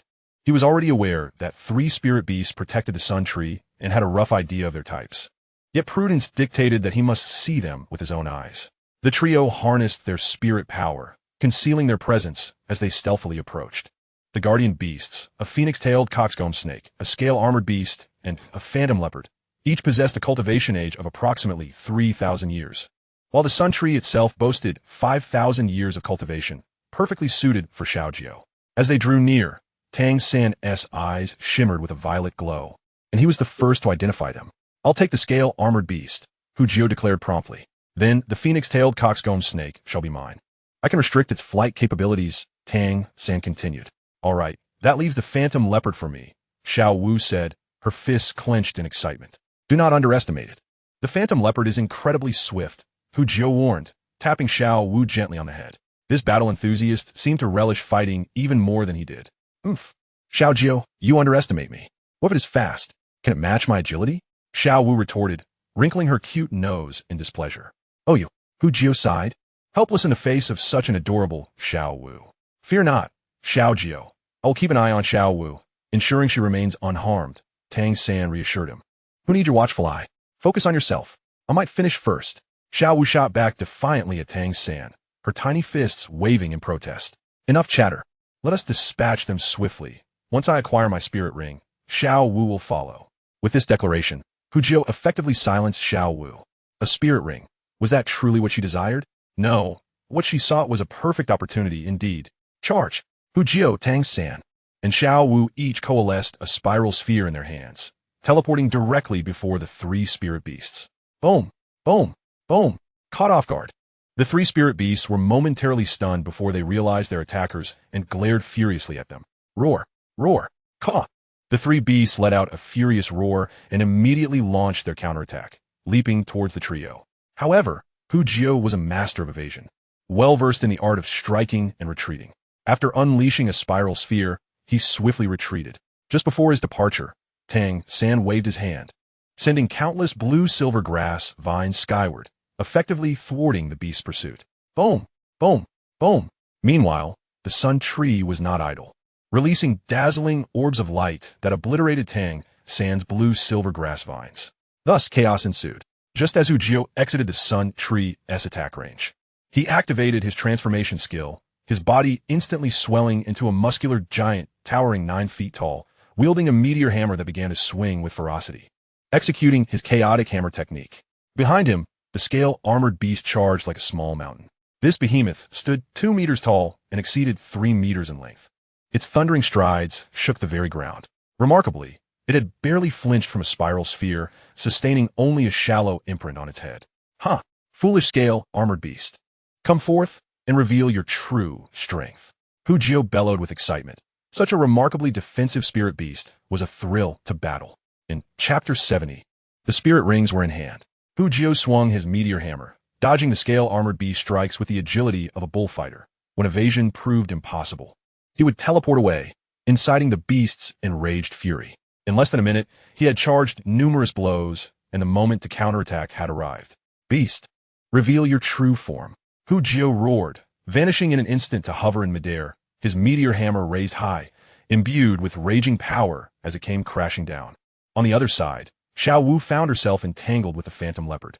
This speed-oriented spirit beast was a master of deceptive attacks, requiring Xiao Wu to exert considerable effort to keep up. After all, she was only at level 30, had yet to acquire a spirit ring, and lacked a third spirit skill, rendering her struggle against a 3,000-year spirit beast quite taxing. Fortuitously, Hu Jiu's teleportation and transformation skills provided her with the edge needed to engage the phantom leopard using her nimble agility. Then there was Tang San, who appeared to be the most at ease. As a control-type spirit master of his realm, he was no novice. At the onset of the battle, he unleashed his newly acquired third spirit ring skill, Venomous Spider Web, instantly immobilizing the phoenix-tailed coxcomb snake. Following this, he continually executed spiral sphere techniques, treating it as if it were a stationary target, leaving the snake utterly defenseless. As the venom's potency intensified, the phoenix-tailed coxcomb snake's resistance dwindled, teetering on the brink of defeat. Boom! At that moment, Hu Jiu's accumulated chaotic hammer technique was unleashed, delivering 6,000 pounds of force that smashed down, successfully dispatching his target ahead of the others. Just as Hu Jiu concluded his battle, Tang San simultaneously triumphed over the phoenix-tailed coxcomb snake. With the assistance of Hu Jiu and Tang San, Xiao Wu soon overcame the phantom leopard as well. How infuriating! How could you finish your battles so quickly? No way. I must hasten to acquire my spirit ring, or I will fall behind. Xiao Wu expressed her dissatisfaction with her performance. All right, let us swiftly deal with the sun tree. After I absorb the spirit ring, it will be your turn, Hu Jiu said gently, stroking Xiao Wu's braided hair. Understood. The trio exchanged glances, preparing to confront their final target, the sun tree. Yet, the sun tree was not so easily vanquished. As a 5,000-year plant-type spirit beast, despite its immobility, its offensive capabilities were formidable, and it possessed regenerative abilities, making it a particularly vexing adversary. Expend your energy. In response, the three had no effective strategy. Tang San and Xiao Wu took the lead, utilizing spiral spheres to counter the sun tree's orbs of light, while Hu Jiu remained in the rear, gathering power with his chaotic hammer technique. Fortunately, Tang San and Xiao Wu had learned the spiral sphere skill. Otherwise, they would likely be at a loss against the sun tree. Essentially, both Tang San and Xiao Wu found themselves thoroughly restrained. Firstly, for Tang San, entangling the sun tree was utterly futile, as it did not move. Thus, any attempt to restrict its mobility was in vain. Additionally, the Sun Tree wielded its orbs of light skill, obliterating the blue-silver grass with ease. Even his second spirit ring skill, Parasite, was rendered ineffective, as the Sun Tree possessed the innate ability to dispel abnormal states. Similarly, his third skill, Poison, was equally useless. Xiao Wu faced similar challenges. What impact could a bow have against a tree? Although her charm skill had some effect, the tree, being devoid of emotions, could easily dispel the charm, leaving Xiao Wu exasperated. Thus, in the face of such a resilient entity, only my chaotic hammer technique could resolve the situation. Behind him, Jiuhao calmly traced circles, accumulating the power of his meteor hammer. Confronted with such a brazen creature, Tang San found himself enviously admiring Jiuhao's gale hammer technique. Were he to possess the mastery of Jiuhao's hammerplay at this moment, he would not need to rely on spiraling sphere merely to bide his time. Indeed, it was akin to treading water. Their assaults alongside Xiao Wu were rather futile against the Sun Tree, as even if they managed to inflict some harm, the tree would merely absorb sunlight, accelerating its healing. Their efforts were largely ineffectual. Minutes passed, and Jiuhao, perspiring profusely, gripped the meteor hammer with determination. This time, he had amassed a formidable strike. 70 hammer blows, a culmination of his utmost control, were poised to unleash over 7,000 pounds of force. With a single blow, he might not decisively vanquish the foe, but he could certainly inflict grievous injury. I am commencing, Jiuhao declared, and immediately, Tang San and Xiao Wu surged forward, launching a frenzied assault to firmly restrain the Sun Tree. Meanwhile, Jiuhao executed a swift teleportation, appearing beside the tree, clutching the meteor hammer, its head imbued with suffocating power, and struck down with ferocity. Boom! The force erupted, shattering half of the tree's trunk and rendering its healing capabilities momentarily ineffective. Again, he retreated in an instant, inhaling deeply before resuming the gale hammer technique. Minutes later, another explosive sound reverberated. The advantage of confronting a plant-type soul beast lay in the fact that, with the right strategy, even relentless attrition could lead to its demise. An hour later, with a resounding crash, the enduring Sun Tree finally succumbed. Subsequently, a deep purple soul ring floated in the air, awaiting Jiuhao's absorption. Jiuhao, hurry, we shall safeguard you while you absorb the soul ring. Xiao Wu urged eagerly as the battle concluded. A new soul ring signified that Jiuhao's carrots would become even more delectable, and with the enhancement of the soul ring, their martial soul fusion technique would gain formidable strength. Aside from Jiuhao himself, she seemed the most elated. Quite impressive. You little monsters have truly vanquished the Sun Tree. Xiao Wuji, who had been a mere spectator, wore a satisfied smile as he generously praised them. Indeed, we are the monsters among monsters. Xiao Wu proclaimed proudly, tilting her head back. Very well, I shall absorb the soul ring now.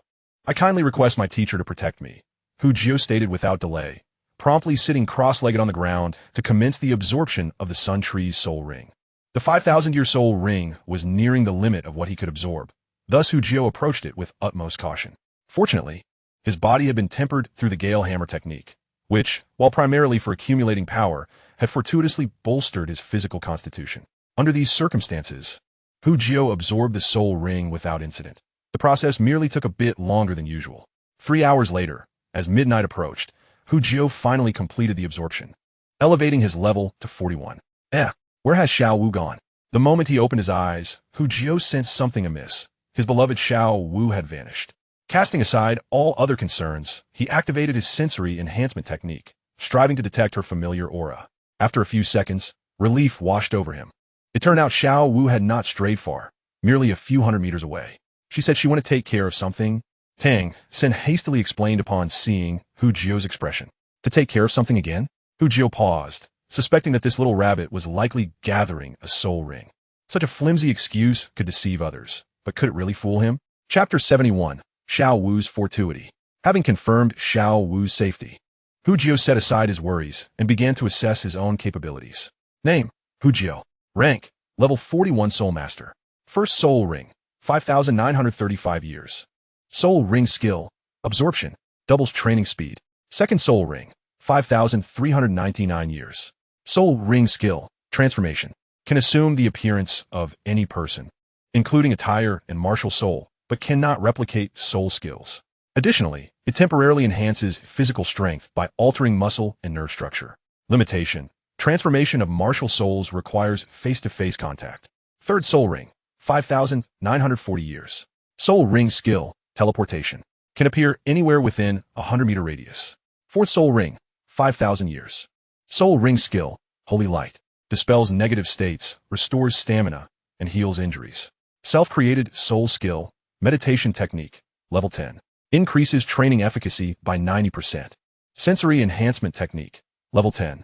Significantly amplifies visual, auditory, tactile, olfactory, and gustatory perception. Awakens awareness abilities. Gale hammer technique, level 10. 81 strikes unified into one, with a final blow amplifying one's strength by 10,000 pounds. Soul skill manipulation, level 9. Soul power transforms into threads, possessing hardness rivaling steel, with meticulous control over soul energy. Spiraling sphere, level 9. A soul power spiraling sphere the size of a basin, rapidly rotating internally after formation, with attack power increasing with level, comparable to that of a powerful assault-type Soul King. Hidden weapon technique, level 3. Guaranteed accuracy within 50 meters. External attached soul bone, tongue. Can launch at light speed to ensnare prey. Exceptionally resilient. Ordinary attacks cannot free the target, with a maximum binding distance of 20 meters. Head soul bone. Greatly enhances the host's mental strength, accompanied by the soul skill mental impact. Mental impact, level 8.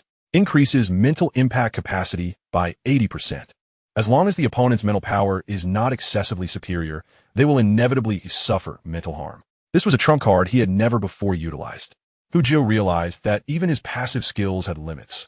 Once a skill reached level 10, its progression, while still possible, became remarkably sluggish. He estimated that level 10 represented the pinnacle of his skills development, and the continued ability to advance was likely due to his passive interface simulating upgrades. Hence the gradual pace. Meanwhile, the ordinary passive slots had now been unlocked to 9, with 7 currently in use, leaving 2 available. I'm back, Xiao Jiuhao. Have you finished absorbing it? Xiao Wu's voice broke Hu Jiuhao's reverie. Where did you run off to? Do you not realize how perilous this place is? Hu Jiuhao chided, gazing at her reproachfully. Convenience? You might deceive others, but can you truly fool me? In response to Hu Jiuhao's admonishment, Xiao Wu playfully stuck out her tongue and obediently approached him. I understand, I won't do it again. By the way, Xiao Jiuhao, what about your carrot? Let me taste its flavor. Xiao Wu was aware of Hu Jiuhao's formidable sensory perception, undoubtedly sensing her earlier predicament and knowing her flimsy excuse would not suffice. It seemed she could no longer conceal her secret. A tangle of emotions brewed within her. Nevertheless, in Hu Jiuhao's presence, she maintained her usual demeanor, appearing sweet and eager. Go ahead, indulge. Hu Jiuhao gestured, summoning a white jade carrot into his hand. After presenting it to Xiao Wu, he also handed one each to Tang San and Xiao Wuji. This is called the Holy Light Carrot. It dispels negative states, restores soul power and stamina, and heals injuries. It serves as an all-encompassing restorative skill, providing immediate recovery. An excellent food-type skill, Hu Jiuhao elucidated. A remarkable skill indeed. I feel warmth spreading through my body, invigorating me with newfound strength. Tang San savored the carrot while experiencing the effects of his skills. Apart from its restorative properties, this carrot is remarkably delicious. Crunchy, sweet, truly delightful. Xiao Wu chimed in, her cheeks puffed out. Indeed, your carrots surpass Oscar's sausages in efficacy. It seems that Oscar might soon find himself losing business to you. Xiao Wuji also sampled the Holy Light Carrot and noted that compared to Oscar's sausages, Hu Jiuhao's offering was not only more potent in restoration, but also more comprehensive. With a recovery speed that Oscar couldn't match. No wonder you're a disciple of old Xiao. Your prowess is impressive. All right, you all take a moment to rest, and I will keep watch. We shall set off again in the morning. We are merely waiting for Xiao Wu's soul ring. Xiao Wu gestured for Hu Jiuhao and the others to rest. Teacher Xiao, there's something I forgot to mention earlier. Xiao Wu feigned surprise. Actually, I have already obtained my soul ring. What? Tang San and Xiao Wu gazed at Xiao Wu in astonishment. How is that possible? You were only gone for a moment. Really, just look. As she spoke, Xiao Wu spun in place, her martial spirit manifesting, with 2 yellow and 1 purple soul rings gleaming beneath her feet. 1,000-year soul ring? What is going on? Xiao Wujia and Tang San stared at Xiao Wu in disbelief. It shouldn't be possible. Even if she had the ability to slay a soul beast, she would still require time. How could she have obtained a soul ring in the blink of an eye? I was just fortunate. When I went to relieve myself, I stumbled upon an injured and unconscious wind shadow rabbit. I noticed that it was exactly 1,500 years old, so I took it down and absorbed its soul ring. That's simple. Both Tang San and Xiao Wu were left speechless. Only Hu Jiu maintained a stoic expression, though he pondered whether it was time to confront the little rabbit. Over the years, he had become quite certain that Xiao Wu had grown dependent on him. Yet one could never be too cautious. What if she decided to run away? Perhaps it was best to test the waters first. He looked up at Xiao Wu, who was nervously attempting to mask her anxiety with an exaggerated display of joy. Hu Jiu reached out and gently tousled Xiao Wu's scorpion braid, asking, "What skill did you acquire? Is it one that enhances your speed?" It had been Hu Jiu's suggestion for Xiao Wu to pursue a speed-oriented route, for her agility was too remarkable to waste on anything else. Xiao Wu's demeanor lightened at his gesture. "The soul skill I obtained is quite powerful. It's called instant speed, allowing me to cover 100 meters in the blink of an eye. From now on, neither you nor Tang San can match my speed. Show me." Hu Jiu's eyes sparkled with interest in this skill. He watched closely. Xiao Wu cheerfully twirled around, her third soul ring illuminating. In an instant, she vanished from sight, only to reappear in her original position moments later. She then demonstrated what true speed looked like, moving so swiftly that her afterimages were scarcely visible, akin to teleportation. Appearing beside Xiao Wu one moment and in front of Tang San the next, making a silly face before reappearing in front of Hu Jiu. "How was that?" Xiao Wu beamed with pride. "Impressive. Your instant speed rivals my teleportation. While both abilities allow for instantaneous movement, my teleportation is a spatial skill that can bypass any obstacle to reach its destination. Your instant speed, however, achieves a similar effect solely through velocity, which is already remarkable. Moreover, it was worth noting that Hu Jiu's skill had a slight drawback when used on others. It wasn't as convenient as when employed by himself. To assist another, they must consume his carrots, and that brief moment required posed a significant vulnerability. Chapter 72. The Indestructible Body. Subsequently, Hu Jiu refrained from inquiring further about Xiao Wu's matters and approached Xiao Wu alone. "Xiao Jiu, why aren't you resting? Do you not trust your teacher's strength?" Xiao Wu's rugged face softened with a gentle expression. "You underestimate me. With my physique, I could go 2 days and nights without sleep without issue. Let your heart rest. I will not be idle. Of course, I trust my teacher's strength. I have come to discuss something else," Hu Jiu replied respectfully. Though Xiao Wu had only been his teacher for a day, Hu Jiu held him in high regard. He was acutely aware of who treated him well and who did not. Those who showed him kindness received his gratitude in kind, while those who wronged him would also face consequences. "What is it?" Xiao Wu regarded his disciple with a serious expression. "It's nothing too grave. Yesterday, you revealed many of your self-created soul skills, and I am particularly intrigued by them. Since dawn is not far off, and I do not wish to rest, I thought I might learn from you," Hu Jiu said with a grin. He was immensely tempted by the numerous self-created soul skills Xiao Wu possessed. He had several empty slots on his own panel that needed filling. "Hey, you little rascal, do you fear that your teacher won't teach you? There will always be time in the future. Why the rush?" Xiao Wu chided with a laugh, but ultimately, he readily produced a book from his waist. "After observing you for these past couple of days, I have come to understand your strength. To be honest, aside from that technique that requires extensive charging, only your spiral sphere holds potential. Aside from those 2 techniques, you lack offensive capability as a food-type soul master." Xiao Wu evaluated. "Yes, teacher, after all, my martial spirit is food-based, making supportive soul ring skills most suitable for me, which renders my offensive abilities somewhat monotonous." Hu Jiu acknowledged this shortcoming, though he previously had no means to compensate for it. "Just so, Xiao Wu nodded in satisfaction, casually handing over the book. "I noticed that during your battles, you did not fully unleash the power of that hammer technique. The reason likely lies in your insufficient physical strength, which is why you're keen on my indestructible body." "You're truly wise, teacher." Hu Jiu joyfully accepted the indestructible body manual, eager to flatter. As for Xiao Wu discerning his intentions, Hu Jiu was unperturbed. After all, his teacher was a level 76 soul sage. One could hardly achieve such a status without a modicum of intellect. Xiao Wu was not at a loss either. Having such a talented disciple, who could say who would ultimately benefit in the end? Practice diligently. If you have any questions, feel free to ask me. The indestructible body is the only self-created soul skill of mine, and as my disciple, you must not practice it poorly. Xiao Wu's expression radiated pride as he spoke of the indestructible body. This was a self-created soul skill in the entirety of Douluo Continent. Those capable of innovation of such a caliber were renowned figures. Not to mention, in Shrek Academy, apart from him, no one else had created their own soul skills. Not even the Dean, Flender. Only one. Upon hearing this, Jiuhao was puzzled. What about the manuals you showed me yesterday? Those belong to others. Xiao Wu replied with a casual grin. At Xiao Wu's words, Jiuhao felt a chill run down his spine, despite the teacher's calm demeanor. He sensed a distinct aura of bloodshed emanating from it. Not moving the Ming King. Calling him the King of Slaughter is quite similar. Don't even guess. These soul skills must have come from killing and stealing treasures. Otherwise, how could they claim to have killed countless people? Teacher, I still need one more body technique and soul skill.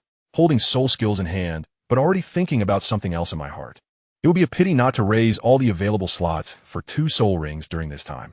Get out of here, you little rascal. If you don't learn anything else well, you will understand greed. Let me tell you, if you don't cultivate the diamond body to the level that satisfies me, don't even think about other soul skills. Xiao Wu was laughed at by Jiuhao's shameless momentum. He didn't have much ability, but his heart was quite big. Teacher, don't be angry. I learned soul skills quite quickly. How can one soul skill be enough for me to cultivate? You see, this diamond doesn't damage your body. I'll get you started in 2 or 3 days. Jiuhao said with a smile. Okay, let alone 3 days, I'll give you half a month. As long as you can master it within half a month, I'll give you body techniques and soul skills. Xiao Wu said calmly. He doesn't believe Jiuhao's nonsense at all. The fact that King Kong does not harm himself is something he created, and he is well aware of the difficulty of his cultivation. Back in the day, even he had to cultivate for 2 whole months before getting started. Jiuhao, even if you were a genius, you can't get started without a month. Okay, that's what you said, teacher. Don't refuse to accept it later. Upon hearing these words, Jiuhao was immediately delighted and looked down upon. With the hang-up panel on his body, he said 3 days was enough. Whoever doesn't acknowledge their debts, their grandson. Xiao Wu patted his chest and loudly promised. Okay, then I won't disturb you, teacher. I'll go study now. The goal was achieved, and Jiuhao quickly lost recognition. He turned around and ran back to his tent to learn soul skills. Hey, you kid. Xiao Wu looked at Jiuhao's back and cursed with a smile. Opening the Diamond Unbreakable Manual, Jiuhao read every word. This soul skill is similar to his guess, mainly aimed at enhancing physical strength through special exercise methods to make the body stronger. However, he has a hang-up panel, so the exercise methods in the secret manual can be omitted. In just half an hour's time, Jiuhao finished reading this book. The diamond never dies. In the line of sight, a deep blue panel appears, and in the 8th AFK position, a Diamond Unbreakable skill icon appears. Around the icon, a transparent progress bar is slowly filling in. In my mind, every few seconds, a feeling of the indestructible nature of King Kong arises, as if it were his understanding. It's over, go to sleep. Jiuhao put the secret script into the storage ring and fell asleep with his head down. The next morning, Jiuhao was awakened by a soft little hand in his sleep. Lazy bug, wake up now. Teacher, Xiao asked us to tidy up and set off. The cheerful voice of Xiao Wu sounded. Jiuhao groggily pulled out a white carrot and took a bite with his eyes closed. Huh, the holy light carrot is really good. With it, you no longer have to worry about not sleeping enough. Taking a bite of the carrot, Jiuhao instantly regained his energy and didn't even doze off. Okay, these are all illusions. Actually, carrots are useless to him. He's just stimulated by the sweet taste. Snap! In a daze, Jiuhao noticed that his carrot was instantly missing a piece. He looked up and saw a scorpion braid facing him, with bulging cheeks on his small head. The crisp sound of chewing was clearly discernible in the tent. Okay, you actually stole it.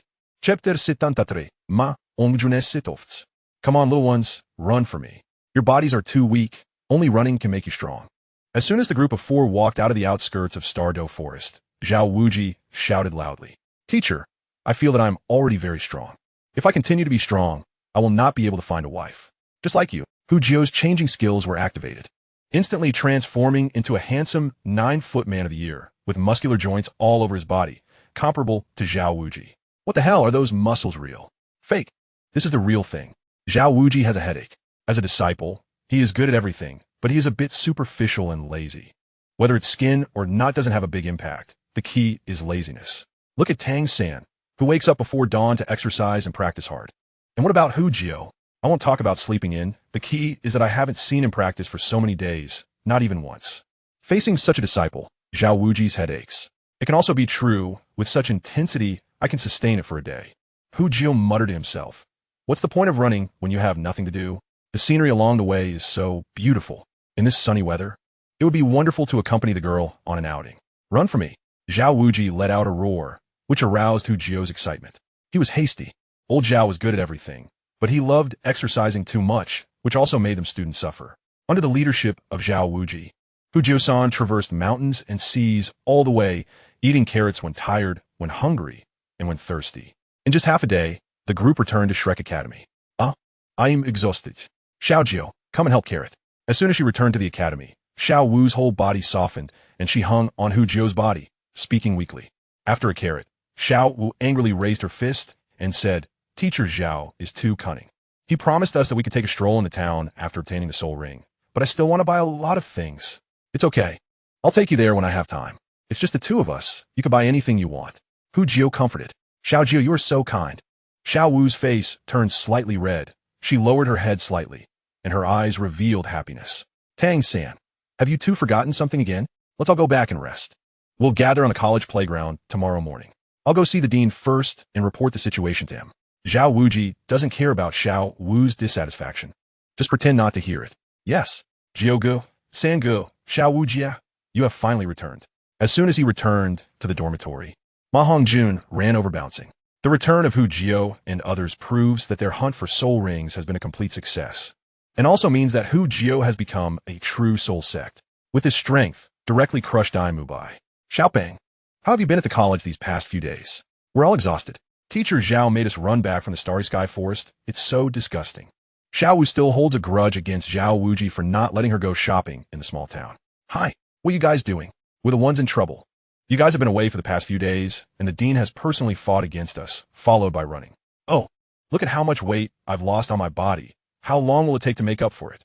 Ma Hongjun had a bitter face and touched the fat on his belly, feeling that the texture was almost gone. So miserable? Hu Jiusan looked at each other in confusion. They had never encountered such training when they were at Notting College before.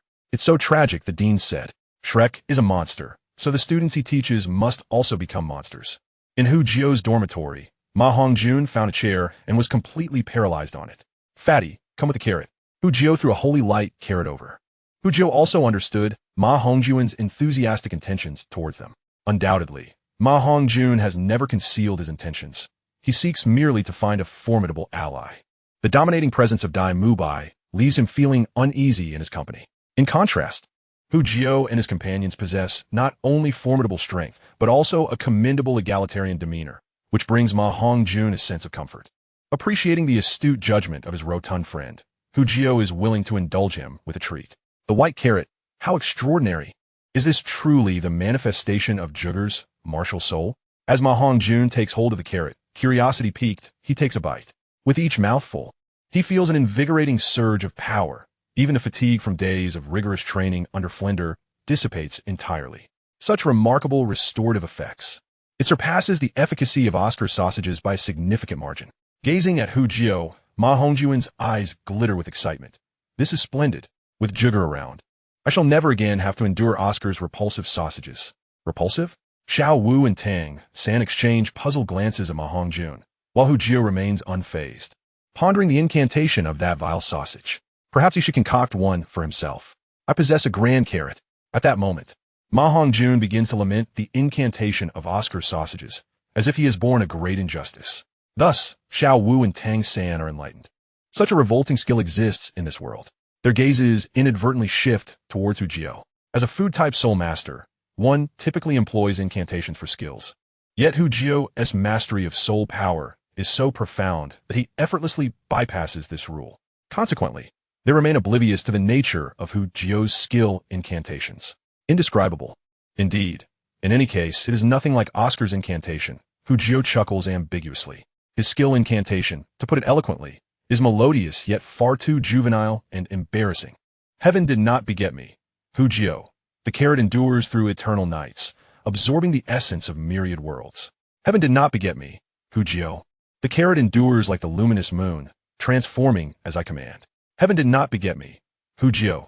The carrot endures like the dark moon, soaring swiftly to the azure sky. Heaven did not beget me. Hu Jiu. The carrot endures like the warm sun, reversing the cycle of life and death. Look at this incantation. How could I possibly recite it? Is it truly unlike Oscar's incantation? Xiao Wu queries skeptically. If not, why have I never witnessed you utter it? It is indeed not. I merely find the incantation excessively lengthy, hindering my ability to employ my skills swiftly. Hu Jiu responds. Besides, what is there to be curious about an incantation? I have never recited it, so consider it non-existent.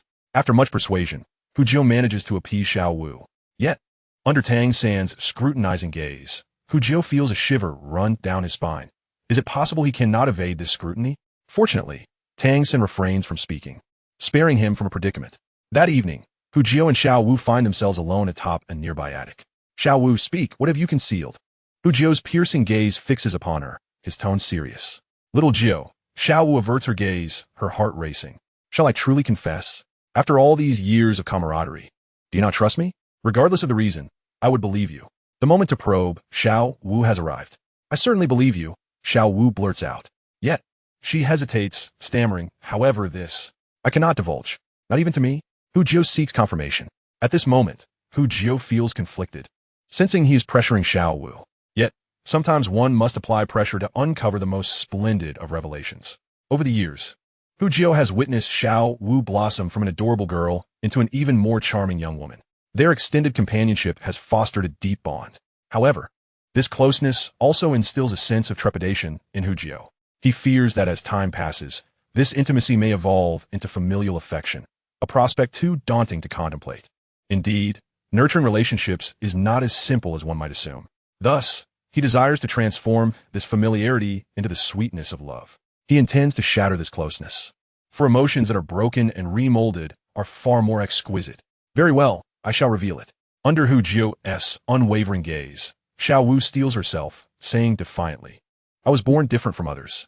Each time I reach a significant realm in my training, I can absorb the world's spirit energy to condense my soul rings. This has been my secret. Are you satisfied? Xiao Wu's face flushes, as though she has suffered a great injustice. Is that all? Hu Jiu sighs in disappointment. Xiao Wu, despite my kindness towards you, you still choose to withhold the truth from me. Not only do you refuse to speak honestly, but you also fabricate lies to deceive me. At this moment, Hu Jiu is genuinely disheartened. Regardless of how harmonious their relationship may be, in critical moments, she resorts to deceit. If you choose to be unkind, do not expect my kindness in return. I did not deceive you. All I said is true. Xiao Wu exclaims passionately. Can I not condense my soul rings? Is that not a secret? If others discovered her unique ability, it would surely astonish them. However, Hu Jiu pays no heed to her protestations, directly responding, what do you mean by being different? Indeed, you are unique, for your identity is unlike others. Reflect on this matter carefully. When you comprehend it, seek me out. By the way, allow me to give you a final reminder. My perceptive abilities exceed your imagination. Thus, you cannot conceal anything from me. With that, Hu Jiu vanishes from the rooftop in an instant, leaving Xiao Wu in a daze. An identity unlike others? Perceptive abilities? I cannot hide anything from him. Hu Jiu's words play on repeat in Xiao Wu's mind, causing her body to tremble involuntarily. Does he know my true identity? This terrifying thought emerges in Xiao Wu's heart, becoming increasingly plausible. Soon after, another notion surfaces. What if I am mistaken? Perhaps little Jiu merely sensed that I am withholding something, which is why he is upset. After all, he is merely a soul master. He cannot possibly know my true identity. Ah, cursed little Jiu, why can't you be clearer with your words? How infuriating. Xiao Wu clutches her hair in frustration, shaking her head in agitation. That night, within Shrek Academy, two individuals found themselves unable to sleep. One spoke to himself throughout the night, alternating between tears and laughter, ultimately revealing a resolute glimmer in his eyes. The other, meanwhile, ventured into a stone forest, relentlessly crashing against the rocks, oblivious to exhaustion. The following morning, Hu Jiu arrived last at the training grounds, emanating an aura that warned others to keep their distance. Tang San instantly sensed something amiss. What has happened to little Jiu? Tang San observed with concern, but as class time had commenced, he reluctantly set his worries aside, intending to inquire later. On the training field, Flinder, Zhao Wujia, along with Dai Mubai, Oscar, Ma Hongjun, and Xiao Wu were present. Xiao Wu kept her lips sealed, her face betraying no emotion, revealing only her beauty. Zhao Wuqi, standing at the forefront, keenly sensed the peculiar behavior of his disciple, a flicker of concern crossing his mind. Well, since everyone is gathered, let us commence today's training. Flinder's gaze swept over the assembly, ultimately pausing momentarily on Hu Jiu. Among the attendees were several new students. I must fully comprehend your abilities before devising tailored training plans for each individual. Dai Mubai, Flinder addressed him. Engage in battle with Hu Jiu. and allow me to witness his prowess. Yes, Dean. Upon hearing the directive to battle Hu Jiao, Dai Mubai instantly felt exhilarated. This was a splendid opportunity. In his view, Hu Jiao's greatest strength lay in his martial soul fusion technique with Xiao Wu, and since this was a one-on-one confrontation, he would be unable to utilize that skill. Furthermore, as long as he interrupted Hu Jiao's charging hammer technique in a timely manner, victory seemed easily within reach. Should he triumph over Hu Jiao, he would maintain his position as the leader of Shrek, and when that feathered fowl lost its support, he would relish in crafting his downfall. With these thoughts, Dai Mubai's fighting spirit surged, feeling an inexhaustible energy coursing through him. Dean, I am a food-type soul master without offensive capabilities, not a combat soul master. I shall not participate in this battle, Hu Jiao stated calmly, his mood soured, unwilling to engage in frivolity with a mere child. His words rendered the onlookers speechless. While we acknowledge you as a food-type soul master, how can you audaciously claim to possess no offensive power when you wielded the meteor hammer against others? Did you not voice such objections? In my eyes, you are a combat soul master. Cease your prattle and engage in battle, Flender declared sternly, dismissing Hu Jiao's explanation entirely. Come on, be a man, let us fight. I've long desired to face you, Dai Mubai taunted, striding confidently into the clearing, his eyes glinting with mischief. Very well. You have successfully provoked my ire, Hu Jiao replied with an expressionless nod, lowering the ambient pressure around him. It was fortuitous to have an outlet for his frustrations. He stepped forward slowly until he stood before Dai Mubai. Furthermore, I am Hu Jiao. The moniker Little Jiao is not one you are entitled to use. You.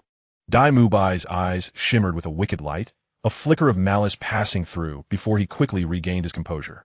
Very well. I shall refer to you as Junior Hu Jiao instead. Let us begin. As a food-type soul master, you may strike first.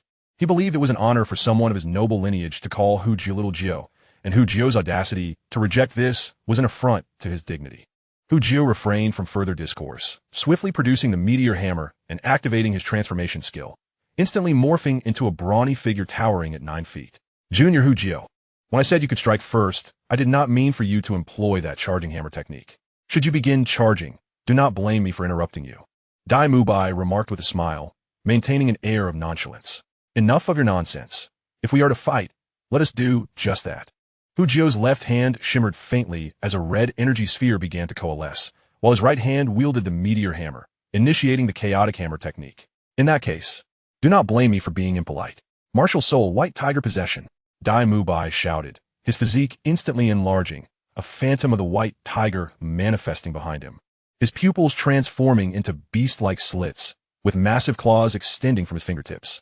Second soul skill, White Tiger's Radiant Wave. Upon completing the possession, a milky white energy sphere erupted from Dai Mubai, rapidly enlarging as it hurtled directly toward Hu Jiao. Hu Jiao calmly hurled the spiral sphere he had conjured, continuing to charge his chaotic hammer technique. Chapter 75, The Showdown, Part 2. Boom! The White Tiger's Radiant Wave collided with the spiral sphere. Yet Hu Jiao's spiral sphere proved superior, shattering the wave and continuing its advance. Unfortunately, the brief moment of collision was sufficient for Dai Mubai to react. He leapt back and soared into the air, unleashing another White Tiger's Radiant Wave aimed squarely at Hu Jiao, intent on interrupting his chaotic hammer technique. Preposterous! Hu Jiao scoffed, activating his third soul ring skill, vanishing from sight and reappearing 100 meters behind Dai Mubai. I shall not allow you to charge.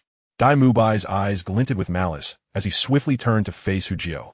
Third soul ring skill, White Tiger's Diamond Transformation.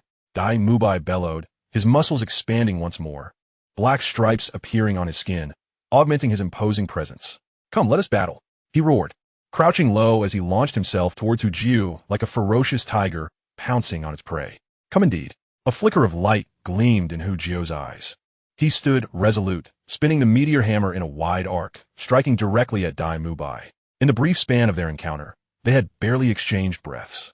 In such a short time, Hu Jiao's chaotic hammer technique had accumulated merely 5 charges. Yet, even those 5 strikes exuded an overwhelming force, the tempestuous energy running rampant, the meteor hammer radiating a searing heat. Boom! Dai Mubai was launched high into the air, sent crashing over 10 meters away, tumbling several times before finally coming to a halt. What? What is this? How can this be? Was that truly only 5 charges of Little Jiao's technique? How can it possess such power? As they witnessed Hu Jiao send Dai Mubai flying, Astonishment erupted among the spectators. Particularly, Xiao Wu was the most astonished of all. While others were bewildered, he was acutely aware of the truth.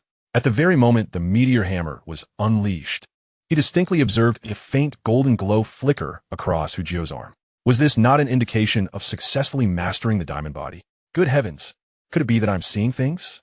Xiao Wu skeptically rubbed his eyes. It had barely been 2 days. How could this be possible? What is impossible? It seems you know the reason, Flender remarked, glancing at him with intrigue. He was well aware of Dai Mubai's strength, and had heard of Hu Jiu's chaotic hammer technique. Understanding this, he found Hu Jiu's power rather peculiar.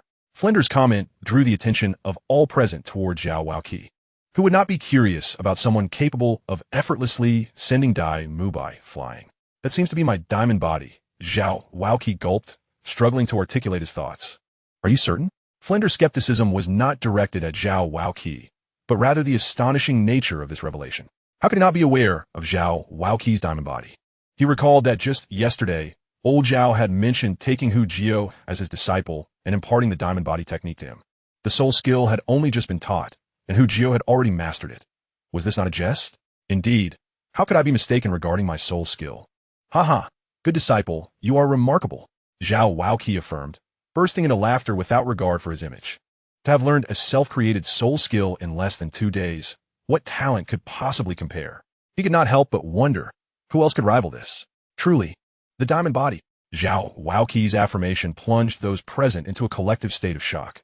What on earth was this extraordinary talent? Amidst the crowd, only Tang San and Xiao Wu maintained a semblance of calm, while Hu Jiu's ability to learn a soul skill in such a brief span was astonishing. They had grown somewhat accustomed to it, considering it merely the acquisition of a soul skill, not a self-created one.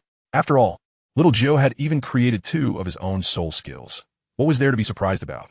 In the arena, Dai Mubai staggered to his feet, clutching his chest as streams of blood flowed through his fingers. Hu Jiu asked, is it still a fight? The meteor hammer of Hu Jiu was no easy weapon to contend with. Did he not notice the glinting cold light upon its sharp spikes? This time I concede defeat. But you merely relied on the power of your weapon, which does not reflect true skill. I shall return to avenge this battle, Dai Mubai huffed coldly, still defiant against Hu Jiu. Very well, I shall await your return. Next time, I will forego my weapon, Hu Jiu replied, nodding calmly, confident that he could overpower Dai Mubai with his bare fists. Enough. This round goes to Hu Jiu. You 2 may step down. The next battle will be Tang San against Xiao Wu, Flander announced as the fight concluded. Excellent. As Tang San and Xiao Wu stepped forward, they faced each other in the clearing. Xiao Wu, be cautious. This time I shall give my all, Tang San warned. Understood, Xiao Wu replied, her expression serious. Tang San, puzzled, wondered what had changed. Hadn't Xiao Wu always been exuberant at the prospect of battle? How strange. Today, both Xiao Jiu and Xiao Wu seemed odd. First soul skill, bind. Third soul skill, instantaneous speed. As Tang San's blue-silver grass ensnared her, Xiao Wu activated her speed, appearing before him in an instant. Her legs coiling around him like venomous serpents. Crane control, dragon capture. Ghost shadow mist. Tang San recalled Xiao Wu's agile waist, daring not to engage her directly. He swiftly maneuvered, evading her elegant legs and putting distance between them. Run, can you escape? Xiao Wu flashed again, shadowing Tang San. Venomous spiderweb. As Xiao Wu's legs threatened to entangle him, Tang San unleashed his third soul ring technique. Under normal circumstances, he might have hesitated to use such potent toxins. But with Xiao Jiu present, he feared not the risk of Xiao Wu succumbing to poison. With arms outstretched, vibrant blue-silver grass surged from his palms, both protecting him and ensnaring Xiao Wu. Spiral sphere. Xiao Wu gripped a sphere the size of a basketball, using it as a shield. She spun, darting toward Tang San like an arrow, disregarding his venomous web. I evade. The venomous web was pierced, and Tang San's expression shifted as he quickly dodged. You cannot escape. In midair, Xiao Wu lay horizontally, spinning like a whirlwind, her toes almost grazing Tang San's neck. Then, a sticky soul force emanated from her toes. As her other leg climbed up, first soul skill waist bow, she exclaimed. Boom! Tang San felt a whirlwind before his body crashed firmly to the ground. I've lost. After a moment, Tang San rose from the ground, disappointment etched on his face. Though he had experienced this many times, the feeling of inadequacy lingered. Indeed, I am still too weak. I have never bested Xiao Wu. Very well, I now understand your strengths. I will devise a detailed training regimen for you. You've all worked hard today. Return and rest. Training will commence tomorrow morning, Flanders said, his eyes glimmering with approval. The quality of the new students was commendable, leaving him quite satisfied. No, exceedingly pleased. Finally, we don't have to train today. What bliss! Upon hearing the dismissal, everyone rejoiced, especially Oscar and Ma Hongjun, who leapt with joy. Tang San, come with me for a moment. I have something to ask you. Knock, knock, knock. As evening fell, the moon hid behind clouds, resembling a shy maiden. Hu Jiu lay in bed resting, suddenly hearing a knock at the door. Have you thought of what you want to say to me? Upon opening the door, he saw Xiao Wu's figure, partially obscured by moonlight. I have, she replied, her soft voice nearly melting Hu Jiu's heart. Chapter 76, A Confrontation, Part 3. As Xiao Wu approached, Hu Jiu noticed a small bundle on her back, as if she were preparing to run away from home. Is the little rabbit planning to flee? Hu Jiu feigned calmness, turning back to his dormitory, awaiting her explanation. Xiao Jiu, I wasn't lying yesterday. I truly can obtain a soul ring by myself, she said in the dim light, where the moon cast a gentle glow, making it difficult for Hu Jiu to discern her expression. However, there is something you may not know. The reason I can obtain a soul ring is due to my identity. Taking a deep breath, Xiao Wu was ready to confess. You're not human, are you? Hu Jiu asked softly. Xiao Wu gasped. You truly discovered it. She had come with a glimmer of hope, but, not wishing to deceive Hu Jiu any longer, she resolved to reveal the secret buried deep within her heart. She had planned to leave immediately after disclosing her identity, believing she could no longer stay here. Overnight, she had come to understand her feelings for Hu Jiu. She wished to be with him. Yet, if he were to discover her soul beast identity, he would undoubtedly reject her. Nevertheless, the depth of her love compelled her to confess, regardless of the consequences. If Hu Jiu could not accept her, she would depart alone. She felt the odds were slim, having even packed her belongings. Hu Jiu chuckled softly, and then what? You plan to tell me your identity, and simply vanish? Yes. Since you've uncovered my identity, I do not wish to burden you, Xiao Jiu. I must leave. Xiao Wu gazed deeply into Hu Jiu's eyes, her face filled with reluctance and affection. In that moment, Xiao Wu realized that her love for Hu Jiu surpassed her expectations. The countless days and nights spent together, the many times he had fed her, and the laughter they shared all surged forth. When she truly contemplated leaving, all her emotions erupted, transforming into an overwhelming love. Hu Jiu stepped forward, gently embracing Xiao Wu, feeling her trembling form as he whispered, Do you think I care about your identity? Xiao Wu is simply Xiao Wu. She's my Xiao Wu. Xiao Jiu. Xiao Wu looked up in astonishment. Could it be that he truly did not mind? Xiao Wu, let me tell you, you cannot escape my grasp. In the future, be sure to grow up well, and when the time comes, you will become my wife. Don't even think about running away, he said, affectionately stroking her back, a broad smile gracing his face. In that moment, he knew he had won the gamble. Who would want to be your wife? Xiao Wu's voice quivered, her face flushing with embarrassment. Yet deep within, joy bubbled. He truly did not care about her identity. What? You do not like me? Hu Jiu paused, his tone suddenly stiffening. No, I do like you, Xiao Wu blurted out, only realizing afterward that Hu Jiu had been teasing her. You just enjoy bullying me. Xiao Wu turned away, a mixture of anger and delight on her face. All right, I won't tease you anymore. Come here. Tonight, I will hold you while you sleep, Hu Jiu declared, pulling Xiao Wu into his embrace, pursuing his advantage.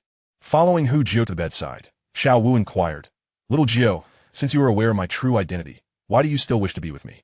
You may not realize that for someone like me, navigating human society is perilous. Should my true nature be uncovered, I would face relentless pursuit, ultimately leading to a fate where not even my bones would remain. Fear not, for I shall protect you, Hu Jiu reassured, pulling Xiao Wu into the quilt. Being hunted is merely a consequence of insufficient strength. Once I am powerful, the tables shall turn. Having chosen Xiao Wu from the beginning, he was prepared for the challenges ahead, including his arrival at Shrek Academy, which was, after all, for the sake of that precious herb. All right then, let's strive together. Once I reach level 70 and enter my mature phase, no one will be able to discern my identity. At that time, I shall reveal my true self to you. Seeing that Hu Jiu genuinely did not care about her identity, Xiao Wu felt a wave of relief wash over her, and her affection for him deepened. Were it not for her youth, she might have already offered herself to him. Now, it is late, we should retire for the night. Embracing Xiao Wu's soft form, Hu Jiu closed his eyes and drifted into slumber. The following morning, Hu Jiu and Xiao Wu strolled side by side onto the playground, their faces alight with joy, leaving onlookers momentarily speechless. Ha, Brother Jiu, you truly are impressive. Ma Hongjun jogged over, casting a glance at Xiao Wu and giving a thumbs up in admiration. Scram. Speak nonsense again, and I shall show you what for, Hu Jiu replied with a chuckle, raising his fist in mock threat. Are you all right, little Jiu? Tang San, relieved to see Hu Jiu back to normal, had been worried as he had been preoccupied with matters concerning Dean Flinder the previous day. I'm fine. It was just a minor incident yesterday. Rest easy, Hu Jiu said with a smile, patting Tang San's shoulder, feeling warmth in his heart for having such a brother by his side. After some casual conversation, Hu Jiu keenly observed that although everyone appeared to be engaged in lively discussion, the group had actually divided into two factions. One comprised himself, Xiao Wu, Tang San, and Ma Hongjun, while the other consisted of Dai Mubai and Oscar. Through Oscar's light-hearted banter, the two groups appeared to intermingle harmoniously. Hu Jiu maintained an indifferent demeanor, conversing only with those he considered allies, dismissing Dai Mubai and Oscar, the former exuding an air of haughty aloofness, as if he were a celestial being, and the latter evoking memories of insidious figures with garish appearances. A shiver ran through Hu Jiu as he quickly averted his gaze, unwilling to succumb to that unsettling thought. After a while, Flinder and Xiao Wujin arrived at the playground. I have prepared your training regimen, Flinder stated without preamble, addressing the group. Your bodies are at a peak capacity for improvement. Effective training is imperative to unlock your latent potential. Therefore, I have devised a long-term task for you all. Run 20 laps around the village. If you do not complete it by noon, you shall not eat. Hu Jiu, Dai Mubai, stay behind. Flinder waved his hand, signaling the commencement of the exercise. Yes. Upon hearing the running command, Oscar and Ma Hongjun felt despair, reluctantly taking the lead while urging Tang San and Xiao Wu to follow. Hu Jiu watched the scene in silence, thinking running. Do I need you to teach me? Dai Mubai, come with me. I shall conduct special training for you. Your performance yesterday was utterly disappointing. After Tang San and the others had taken off, Flinder turned to Dai Mubai, his voice cold. Let's go, little Jiu. Follow me for training. Xiao Wujin approached Hu Jiu, patting him on the shoulder.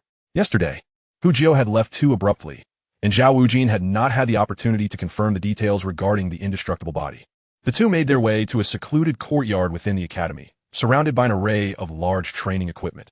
It was evidently Xiao Wujin's personal training ground.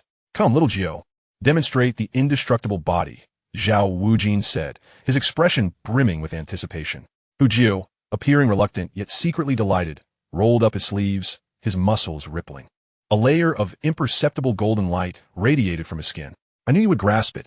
You are truly my disciple. Excellent, excellent, Xiao Wujin exclaimed, repeating the word thrice, illustrating just how thrilled he was. Mastering martial arts is only understood through personal experience, and the difficulty is profound. Teacher, I have met the requirements. It is time for you to grant me my next self-created soul skill, Hu Jiu implored, his eyes shining with hope. Wasn't this the reason he sought a mentor in the first place? Patience, Xiao Wujin replied, smacking his lips. Your indestructible body is merely at the initial stage. It requires solidification before we can afford to delay your training. Xiao Wujin spoke earnestly, for a person's energy is finite. Such exceptional talent in cultivation should not be squandered on the indestructible body. Teacher, you are being unreasonable, Hu Jiu retorted in exasperation. You said that anyone who does not acknowledge their debt is a fool. Are you going to act like that? To obtain a body skill, Hu Jiu had no choice but to resort to his trump card. Xiao Wujin, being magnanimous and laid back, allowed such audacity. Otherwise, Hu Jiu would not have dared to be so bold. Ah, you clever boy. Perhaps you anticipated this day from the beginning. Xiao Wujin looked at Hu Jiu, feeling somewhat exasperated that his disciple had outsmarted him, leaving him at a loss for words. Fine, you little rascal, if I do not grant you this. I fear you will raise a ruckus. So tell me, what soul skill do you desire? Xiao Wujin waved his hand in resignation. Haha, teacher, you are so generous. Hu Jiu beamed, raising his thumb in praise. I want a skill related to agility, one that helps me evade attacks and facilitates escape. You can only choose one, either nimbleness or increased speed. You cannot have both. Such a soul skill is simply a fantasy. Xiao Wujin shot him a sidelong glance, recognizing Hu Jiu's ambitions. Is there truly none? Hu Jiu sighed in disappointment, conceding, then I shall opt for improved agility. As for speed, I shall address that later. Previously, the issue was a lack of soul skills. Now it seems I am short on available slots. What a delightful dilemma. That would be the shadow step. Once mastered, it will enhance your agility, allowing you to create illusory afterimages using your soul power to confuse your opponents. This soul skill is exceedingly difficult. Even I have yet to master it. You may try it out, and if it proves too challenging, we shall consider it done. Xiao Wu rummaged through his belongings, finally producing a weathered book. While he possessed many soul skills, few had been mastered, and most lay gathering dust in storage. Thank you, teacher. Hu Jiao, undeterred by the difficulty, was not afraid. After all, who would dare to argue about challenges with someone who had the upper hand? Grasping the manual, Hu Jiao found a stone stool, flipping through its pages with utmost seriousness as he began to study. Now, you little imp, this is class time. Why are you reading? Get up. Training is of the essence. Xiao Wu's massive hand swatted down, causing Hu Jiao to jump up in surprise. Teacher, I am learning from the book. Please be patient. I will train once I finish reading. Hu Jiao protested innocently. This is class, and in class, one reads. There is nothing wrong with that. You're being cheeky. Today, we will forego training in favor of practical combat. Prepare yourself. Xiao Wu has just realized that his disciple is exceptionally indolent. He has never encountered someone so lethargic. It baffles him how this young man has managed to cultivate to his current level. Nevertheless, considering his esteemed status as a soul sage, could he possibly allow a mere boy to turn his world upside down? After all, children are resilient. A little discipline will suffice. Suddenly, the training ground erupted with joyous screams and the sounds of intense combat. Hu Jiao felt as though he had inadvertently dug his own grave by choosing to have a mentor. Was it not preferable to enjoy a carefree life? Why must he endure such torment at such a tender age? As midday approached, Hu Jiao, dragging his weary body, limped toward the assembly on the field. The physical injuries were manageable, thanks to the Holy Light's soul skill. As long as he wasn't missing limbs, a single application would restore him to his former self, even revitalizing his spirit. However, anyone subjected to rigorous training for an entire morning would inevitably feel weary in their heart. Yet, the path he chose was his own. Even with tears, he must see it through. Xiao Wu is running fun? Perhaps I should join you all in running from now on. I truly adore running. Hu Jiao weakly inquired, sprawled on the grass of the training ground. Only at this moment did he recognize the beauty of running as a training exercise. Running is indeed splendid. It enhances endurance and fortifies the body. Such training is simply flawless. There is no better regimen. Fun? Not at all. Bring me some Holy Light carrots. My legs ache. Xiao Wu, equally limping, collapsed beside Hu Jiao, disregarding her appearance. Jiao go, please rescue your little brother. I can't move. In the distance, Ma Hongjun lay flat on the ground, reaching out toward him, crying for help. All right, it seems we are bound by fate, Hu Jiao thought, his mindset now tranquil. Among them, only Oscar and Tang San appeared untroubled. Oscar had his recovery sausages, and Tang San, having forged his body since childhood, was in excellent condition. Hu Jiao remained seated, embracing Xiao Wu, handing her a carrot, then tossing one to Ma Hongjun and another to Tang San. Xiao Wu, Xiao San. Soon we must demand our due from the dean. He still owes us a soul guide. Seeing Xiao Wu's exhausted state tugged at Hu Jiao's heart. If only she had a storage ring, she wouldn't be in such a predicament. As for why he didn't give one to Tang San, well, he had simply forgotten. In the distance, Oscar observed the others regain their vitality after consuming the carrots, a flicker of envy crossing his gaze. As a fellow food-type soul master, he was older than Hu Jiao, and he realized that in the academy, he would no longer be unique. Although Ma Hongjun had already boasted about Hu Jiao's recovery effects the previous day, witnessing it firsthand instilled a profound sense of crisis within him. Despite Oscar's playful demeanor, he was, in fact, the most astute of the group and clearly understood the academy's dynamics. Hu Jiao, Tang San, and Xiao Wu were steadfast friends, their bond unbreakable.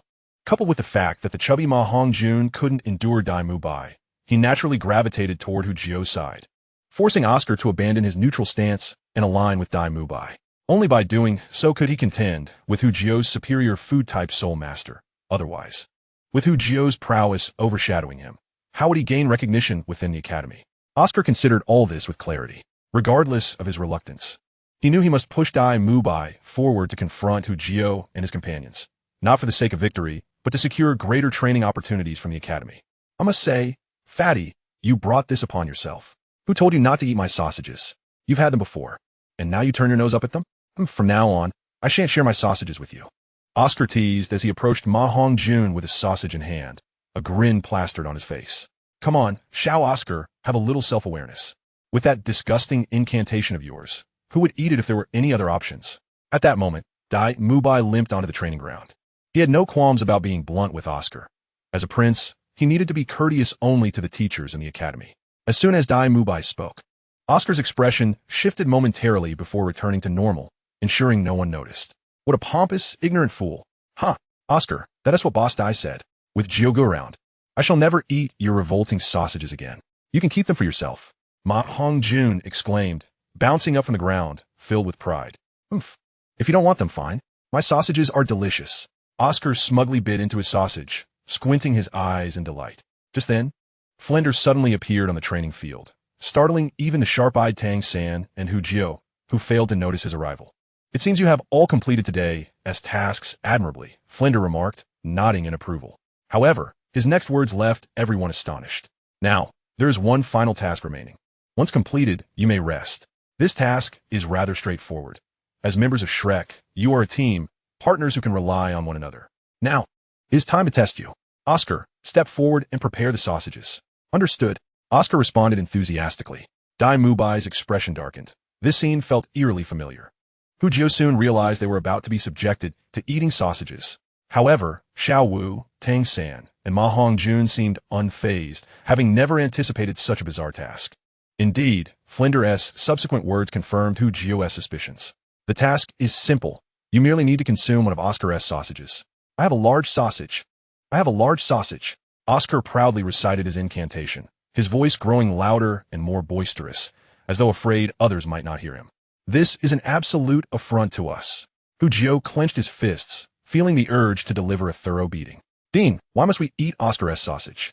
Tang San's face contorted in discomfort. He had no desire to consume such a peculiar sausage. What? You don't want to eat? Flinder's gaze sharpened. The aura of a soul sage emanating from him, overwhelming them all. This is called adaptive training. I ask you, what is more important, life or face? When forced to choose between the two, which would you select? Although Oscar's soul incantation was somewhat distasteful, its restorative effects were undeniably effective. During their time at the academy, he was one of them, and they would endure trials together. If they could not establish rapport with him, they would squander the best supportive ally. Simultaneously, this served as a test of their mindset. If they could not accomplish even this, how would they survive in the world of soul masters? To survive, one must take desperate measures. Do not underestimate the need to consume even a sausage. In life-threatening situations, one might have to resort to eating rats, cockroaches, or earthworms. Tang San lowered his head, feeling that the dean's words were indeed accurate. If one cannot overcome even the slightest difficulties, how can they ever hope to grow stronger in the future? Dean, Just as Tang San was about to respond, Hu Jiuhao interrupted him. Dean, I believe everything you said holds true. In order to survive, we must indeed resort to any means necessary. For the sake of our lives, I would not only consume mice, cockroaches, or earthworms, but even the very soil itself. However, Hu Jiuhao raised his voice. Right now, we are not fighting for survival. Are we truly to eat his sausages based on a conjecture about an uncertain future? I feel that you are showing us a lack of respect, even insulting us. Hu Jiuhao fixed his gaze on Flandra, exuding a faint yet unwavering aura of defiance. Would he really eat Oscar's sausages for such a ludicrous reason? And what if I insist that you do? Flandra replied coolly, exerting a palpable pressure upon Hu Jiuhao. Activating his transformation skill, Hu Jiuhao's form suddenly expanded.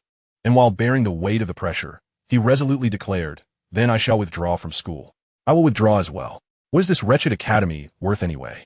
Xiao Wu approached Hu Jiuhao, grasping his hand, standing steadfastly by his side. Tang San joined them, silently sharing the burden of pressure.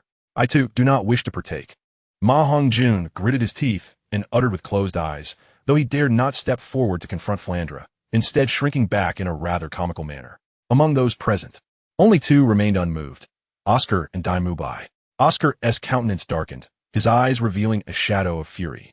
The audacity of Hu Jiuhao and the others to prefer expulsion and defy the dean rather than consume his sausages left him feeling humiliated.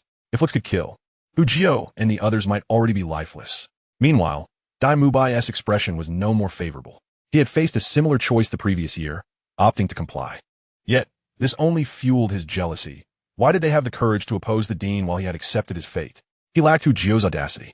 Had he possessed such courage back then, would he not have preferred to remain a prince in a better place than the dilapidated Shrek Academy?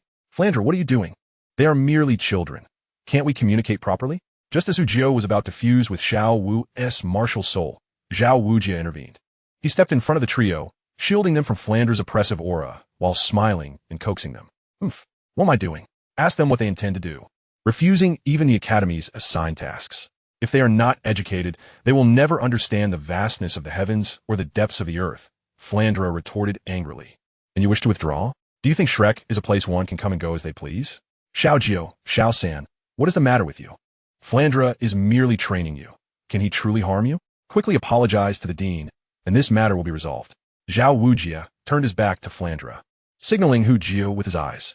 Unfortunately, Hu Jiu seemed oblivious, continuing to stare defiantly at Flandra. You think you're so impressive, Flandra?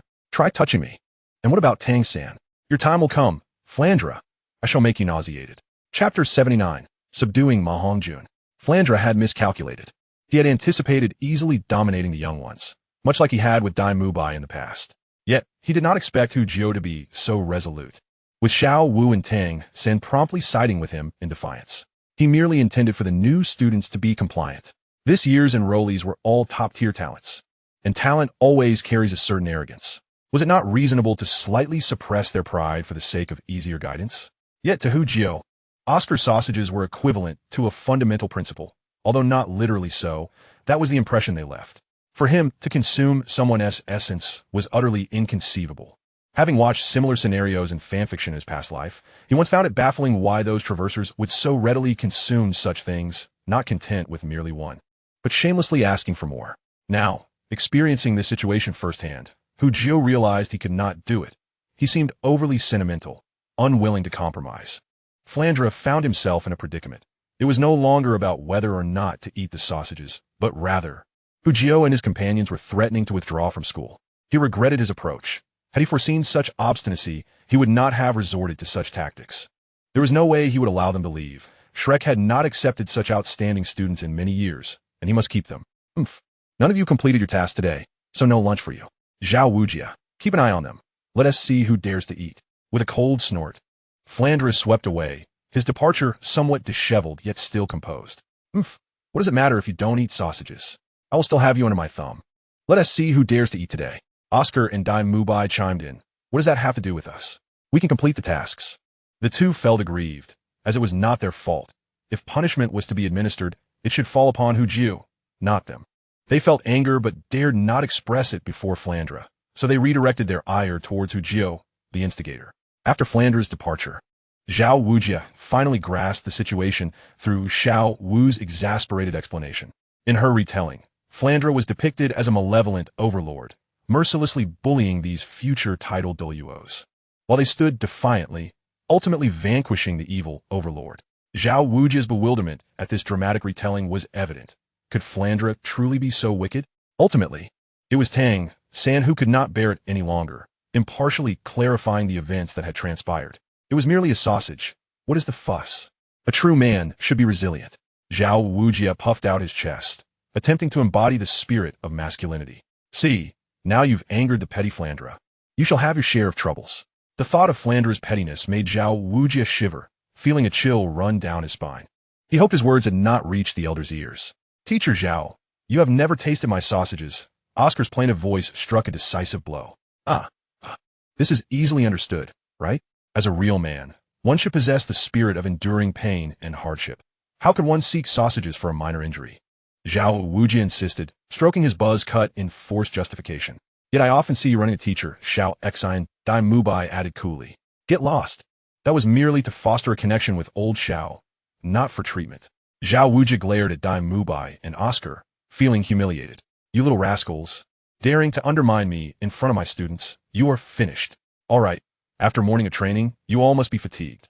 You should return to rest, but remember, do not partake in lunch. Otherwise, I cannot guarantee your safety. Xiao Wu waved his hand, signaling the dismissal. Brother Jiu, you were incredibly formidable just now. You actually dared to confront the teacher. I admire your courage. After Xiao Wu left, Ma Hongjun scampered to Hu Jiu, eager to flatter him. Of course. My dear Xiao Jiu is inherently majestic. Unlike you, a coward who cowered at the back. Truly embarrassing. Xiao Wu proudly linked her arm with Hu Jiu's. Following that night of honesty, she and Hu Jiu had officially established their relationship. And how could she not take pride in his imposing demeanor? Sister Xiao Wu, but that was my teacher. How could I dare to defy him? Ma Hongjun said, his head lowered in a display of grievance, feeling humiliated by his earlier actions. Never mind. Xiao Ma was compelled by the circumstances, and besides, he did speak up for us. Quite brave, indeed. I acknowledge you. Hu Jiu patted Ma Hongjuan's shoulder. In that moment, Ma Hongjuan's ability to shout from behind was unexpected, for it was already tantamount to defying the teacher. Haha, I knew it. Brother Jiu understands me best. Upon hearing Hu Jiu's praise, Ma Hongjuan's face lit up with a smile. Following such a promising figure as Hu Jiu, he was certain he would prosper in the future. Come, let us retreat to my dormitory for a while. Having accepted Ma Hongjuan as a younger brother, Hu Jiu decided to let him savor a taste of success, making him aware of how wise his choice to follow him was. Observing the group depart with their arms around each other, Dai Mubai and Oscar exchanged glances, their expressions sour, realizing they had been distinctly excluded. Almost instinctively, they leaned closer together and mimicked Hu Jiu's earlier gesture, walking off in the opposite direction. In the distance, Hu Jiu sensed the scene unfolding behind him, a hint of disdain curling at the corners of his mouth. Ah, Xiao Ma, do you know why? Despite our ages being the same, your soul power level pales in comparison to mine?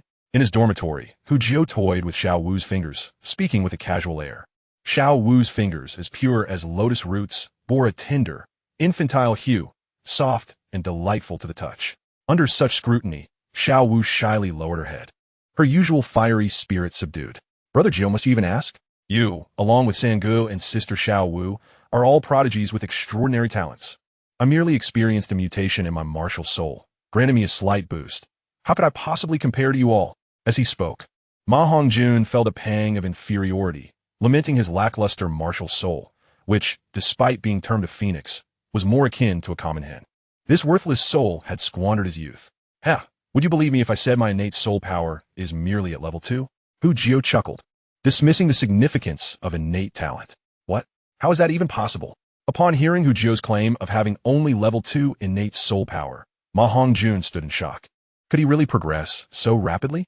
There is nothing impossible. Just take a look at this. Hu Jiu produced a pale red carrot, donning a slime merchant's expression.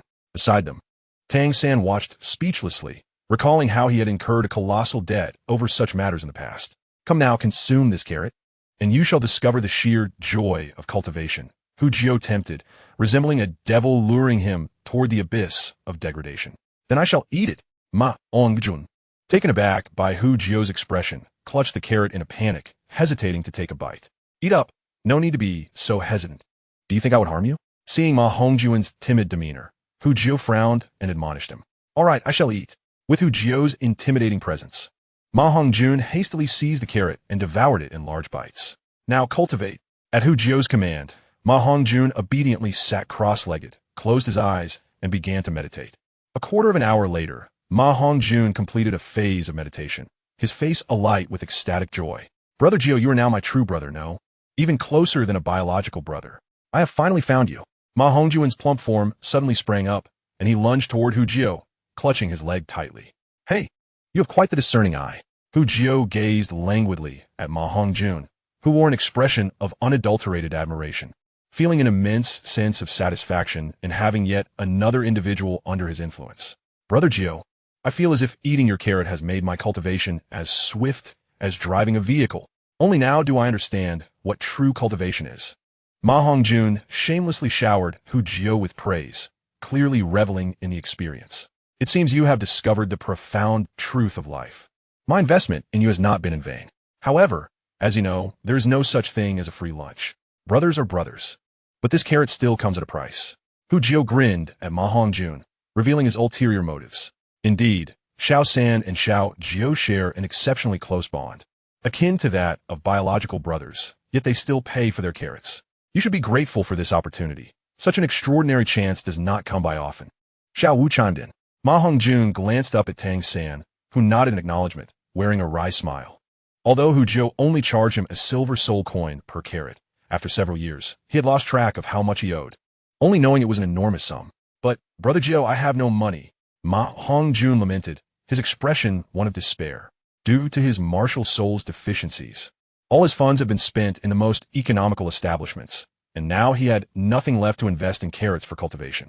Well, seeing your plight, I am not one to lack compassion, so I will allow you to keep a tab and repay me slowly, without interest. In that moment, Hu Jiu felt particularly magnanimous. Foregoing interest in an era of soaring prices. Truly, he was too merciful. That's wonderful. Thank you, Brother Jiuhao. Ma Hongjun exclaimed, his face lighting up with joy. But then he recalled he had yet to inquire about the price. How much for each carat? Not much at all. Merely 1 gold soul coin per carat. That is quite a bargain. If it were anyone else, I would certainly charge them 100. Jiuhao raised a finger, smiling amiably. The matter of money was of little concern to him. He simply relished the role of creditor. Tang San owed him, and now Ma Hongjun did too. The sensation of being a creditor was quite delightful. Upon hearing Jiuhao's pricing, Tang San was filled with emotion, recognizing the bond of brotherhood.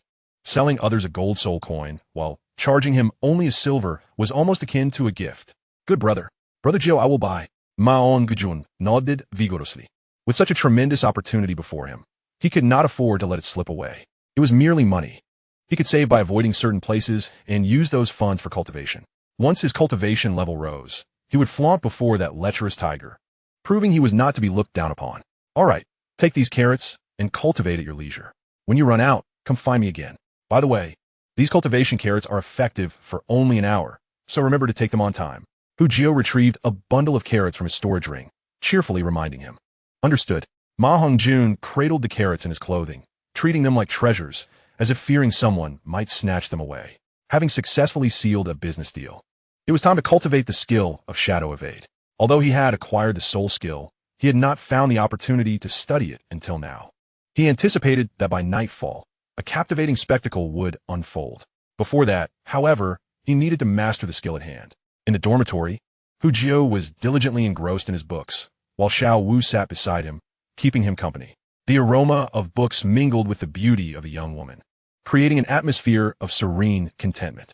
An hour later, Jiuhao stretched lazily, a grin spreading across his face as he gazed at the interface before him. The icon representing Shadow Evade on the 9th slot gleamed brilliantly, with a progress bar continuously fueling his understanding of the skill. With Shadow Evade at his disposal, combined with the indestructible body, he could finally engage in direct combat. A true man must confront challenges head-on. Once mastered, the Shadow Evade skill would grant him remarkable agility. And at a profound level, it could enable him to sense movements before they occurred, while also creating illusions to confound his enemy's perception. If utilized wisely, it would yield impressive results. As Jiuhao observed the fully occupied interface, a profound sense of satisfaction welled up within him. After all these years, he had finally filled every slot with skills. What a formidable achievement. The hardships he had endured, the effort he had invested, and the grievances he had borne were all worth it. Xiao Jiuhao, are you done? Xiao Wu murmured sleepily, roused by Jiuhao's movements. Don't sleep any longer. Let us go for a stroll. We've been at the academy for quite a while, yet we haven't truly explored it. That is quite a shame, he proposed. Although they would be wandering the academy, the primary intention was to gather intelligence for the evening's activities. After all, a grand performance was anticipated that night. What is so interesting about this rundown academy? Why not visit Soto City instead? You promised to take me to see the Grand Soul Arena, Xiao Wu exclaimed, her fatigue dissipating at the thought of fun. Let us postpone the Grand Soul Arena for another day. Today, I must focus on training Shadow Evade, Jiuhao replied, crafting a convenient excuse. The arena could wait, but he could not miss the impending spectacle. Very well, I'll heed your wishes, Xiao Wu replied, blinking in disappointment yet obediently nodding her head. After Jiuhao pressed her to reveal her thoughts, she gradually began to trust him more. He was human, and despite knowing her true identity, he accepted her without disdain, which deeply moved her. Unbeknownst to her, Jiuhao had begun to occupy an important place in her heart, significant enough that she could disregard her own safety for him. Perhaps this was the essence of human emotion. Chapter 81. Flander faces adversity as night descended. The stars shone brightly in the sky. Jiuhao lay in bed, fully activating his heightened senses, acutely aware of the slightest disturbances around the academy. Clutched in his hand was an exquisite jar, a treasured item he had procured at great expense, aptly named, Yearning for the Red Dust. Just as Jiuhao was on the verge of impatience, his brow relaxed, and a hint of joy illuminated his face. Within his perception, a deeply concealed, almost imperceptible, oppressive aura surged rapidly towards Flander's residence. This presence lingered for a few breaths before vanishing swiftly towards the back mountain of the academy.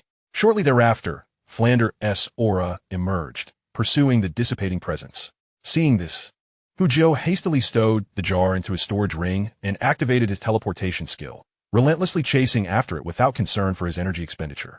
During the teleportation, he also initiated a transformation, enhancing his calf muscles allowing his body to become a streak of lightning, swiftly following the two auras.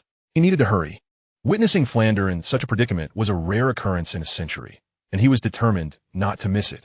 Fortunately, as the two auras traversed nearly 5 miles, they finally came to a halt, allowing him to catch up gradually. Simultaneously, he sensed another presence approaching from a different direction, Xiao Wu's aura. Had he not reacted in time, they might have collided. "Come out. I've already detected you," Flander said gravely, halting in the forest. A pair of enormous black wings unfurled behind him. As a spirit master of the agility type, it was astonishing that he had been outpaced in speed. Before Flander could finish speaking, a tall figure clad in a black robe, obscuring his face, appeared before him. "I am Flander. May I inquire what brings you to summon me at this late hour?" "Summon is one way to put it. I have come to spar with you. It has been a while since I last engaged in battle, and I am eager to stretch my muscles," the figure said nonchalantly. As he spoke, he raised his right hand, and a black radiance materialized, coalescing into a formidable hammer. Simultaneously, 9 soul rings gradually ascended from beneath him, enveloping his form, with the final ring shimmering with a faint red hue amidst the darkness. 2 yellow, 2 purple, 5 black, an overwhelming and domineering aura began to rise, instantly suffocating Flander with a sense of breathlessness. Title Jiuhao. Under the Haotian crown, Flander gulped, cold sweat beading upon his brow. "Cursed be it. When did I inadvertently provoke such a formidable figure? This is dire," he lamented. "There's another. Let them all come forth. What difference does one make from two?" The newcomer remarked, casting a glance towards Xiao Wu's direction. "Uncle Hao is so imposing." Hu Jiu admired, gazing at Tang Hao, whose tattered attire belied the presence of an extraordinary master, feeling a twinge of envy. In the next moment, Xiao Wu revealed himself, instantly activating his powerful golden giant bear form, warily observing Tang Hao. "Boss, what is happening? When did you incur the wrath of a titled Douluo?" Flander disregarded Xiao Wu, bowing respectfully to Tang Hao. "I greet you, Haotian Crown." Hiss. Now Xiao Wu realized the gravity of the situation. No wonder his boss was so respectful. Not daring to be negligent, he placed his right hand over his chest and bowed deeply. "I greet you, Haotian Crown. No need for excessive courtesy. I have come seeking trouble." Tang Hao waved his hand, his Haotian hammer standing tall at his feet. "I am unaware of when I offended you, Your Excellency. Ignorance is no excuse. I assure you, I have no intention of opposing you." Flander protested, feeling utterly wronged. "I have been exceedingly cautious. After all, I have hidden in Shrek for over 20 years. How could I have provoked such a revered figure? If the smaller one is bullied, naturally the greater one will come to settle the score. Enough idle chatter. You are destined to receive a beating today. Do not fret. I will not say I am bullying you. I want to even use my martial soul.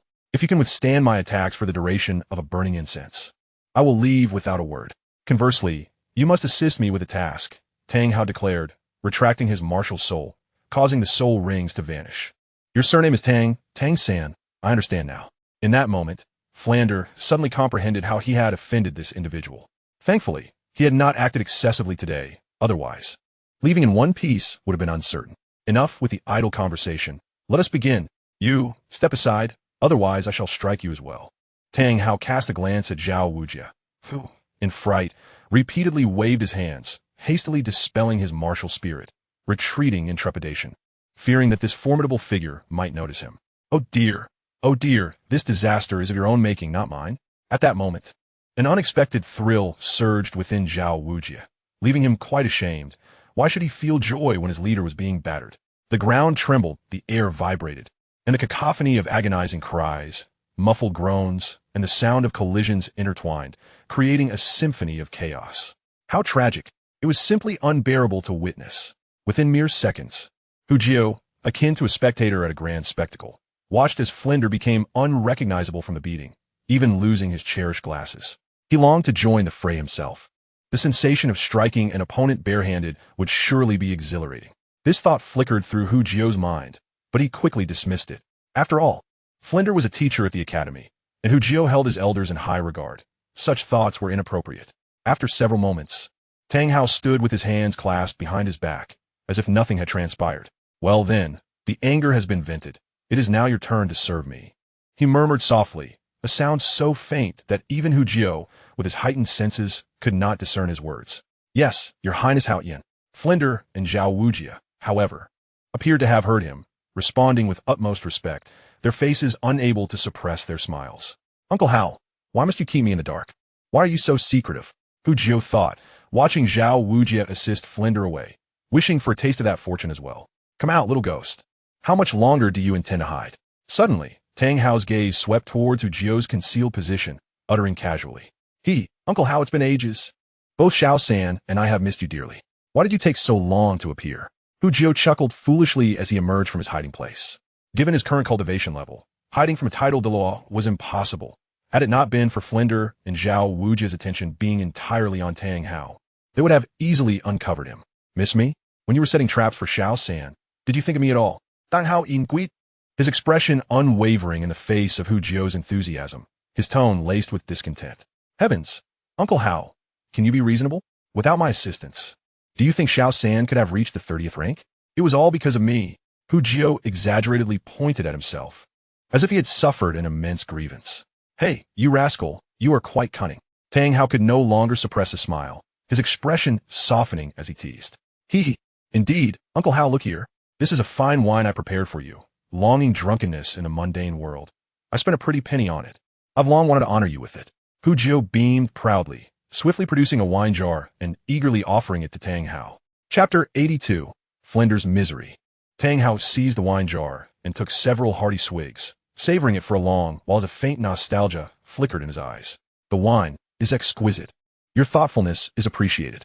Of course, if it weren't for Uncle Hao teaching me the chaotic wind hammer technique, how could I, a food system soul master, possess such combat prowess? Hu Jiu grinned widely at Tang Hao's praise. His gratitude towards Tang Hao was genuine. Had it not been for the chaotic wind, he would never have been able to showcase his skills in front of Xiao Wu, ultimately winning her over after much effort. Without Tang Hao's guidance, he might not have been so successful in capturing Xiao Wu's attention. Did he truly think that anyone could win over the little rabbit? How is Xiao San faring? Tang Hao did not question why Hu Jiu was not surprised by his strength, nor why he dared to follow him here.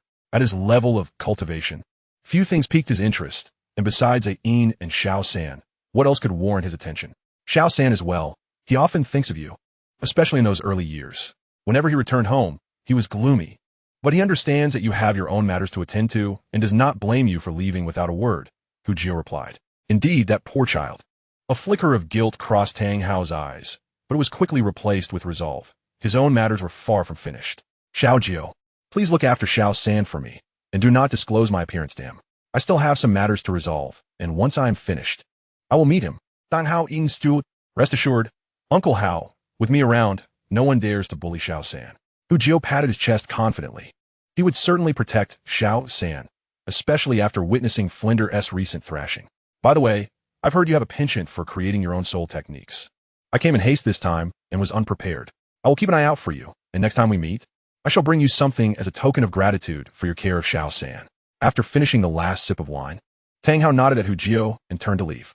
Uncle Hao, please take care of yourself. Both Xiao San and I will miss you. Hu Jiu waved farewell. Feeling reluctant to part, Tang Hao did not look back. He merely paused momentarily before hastening away. Creating my own soul technique. Indeed, my efforts were not in vain.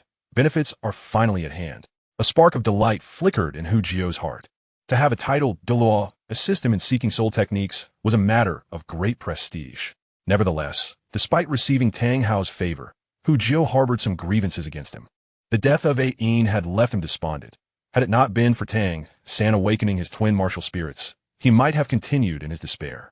It could be said that such actions were not very manly. If it were him, he might have entrusted Tang San to someone he trusted for care and embarked on a path of vengeance alone. What kind of power could a title Douluo, driven solely by revenge, unleash? Of course, these thoughts remained unvoiced. He was merely a lowly soul master, while Tang Hao was a titled Douluo. He had no standing to judge. Moreover, he had received benefits from Tang Hao. One must not forget the kindness received. The following day, Flinder appeared before the crowd with a face resembling that of a pig. There was no remedy. After all, to be fortunate enough to be beaten by a title Douluo was akin to a blessing, and he dared not invoke healing, choosing instead to wait for the bruises to fade gradually. Who is that? Why is he wearing the dean's attire? Xiao Wu exclaimed in surprise, struggling to suppress her laughter, for she was indeed doing so intentionally. Teacher, what happened to you? Ma Hongjun shouted, his voice laced with genuine concern. Cough, enough of the nonsense. Today, Teacher Xiao will lead your training. Tang San, Hu Jiu, Xiao Wu, you three come with me. Flinder feigned authority, avoiding any explanation regarding his pig-like appearance. How would he explain that he had been favored by title Douluo, or that he had simply tripped and hurt himself while walking? Yes, the group stifled their laughter. Responding loudly, Flinder led the three towards the city of Soto. Dean, where are you taking us? Xiao Wu bounced around, curiously glancing at Flinder's behavior. Hu Jiu, however, appeared contemplative, thinking this stingy old man, after receiving a thrashing, is likely about to fulfill a promise. Just follow along. You will find out soon enough, Flinder replied, his tone somewhat stiff as he prepared to unveil his cherished collection, feeling a pang of reluctance. Yet he had no choice. Opportunities to curry favor with the title Douluo were rare, and in his view, winning over Tang San was tantamount to winning over His Highness Haoyan. Hehe, Xiao Wu. Do not inquire further. Merely observing the pained expression of the dean reveals everything. He is preparing to return our soul guide devices shortly.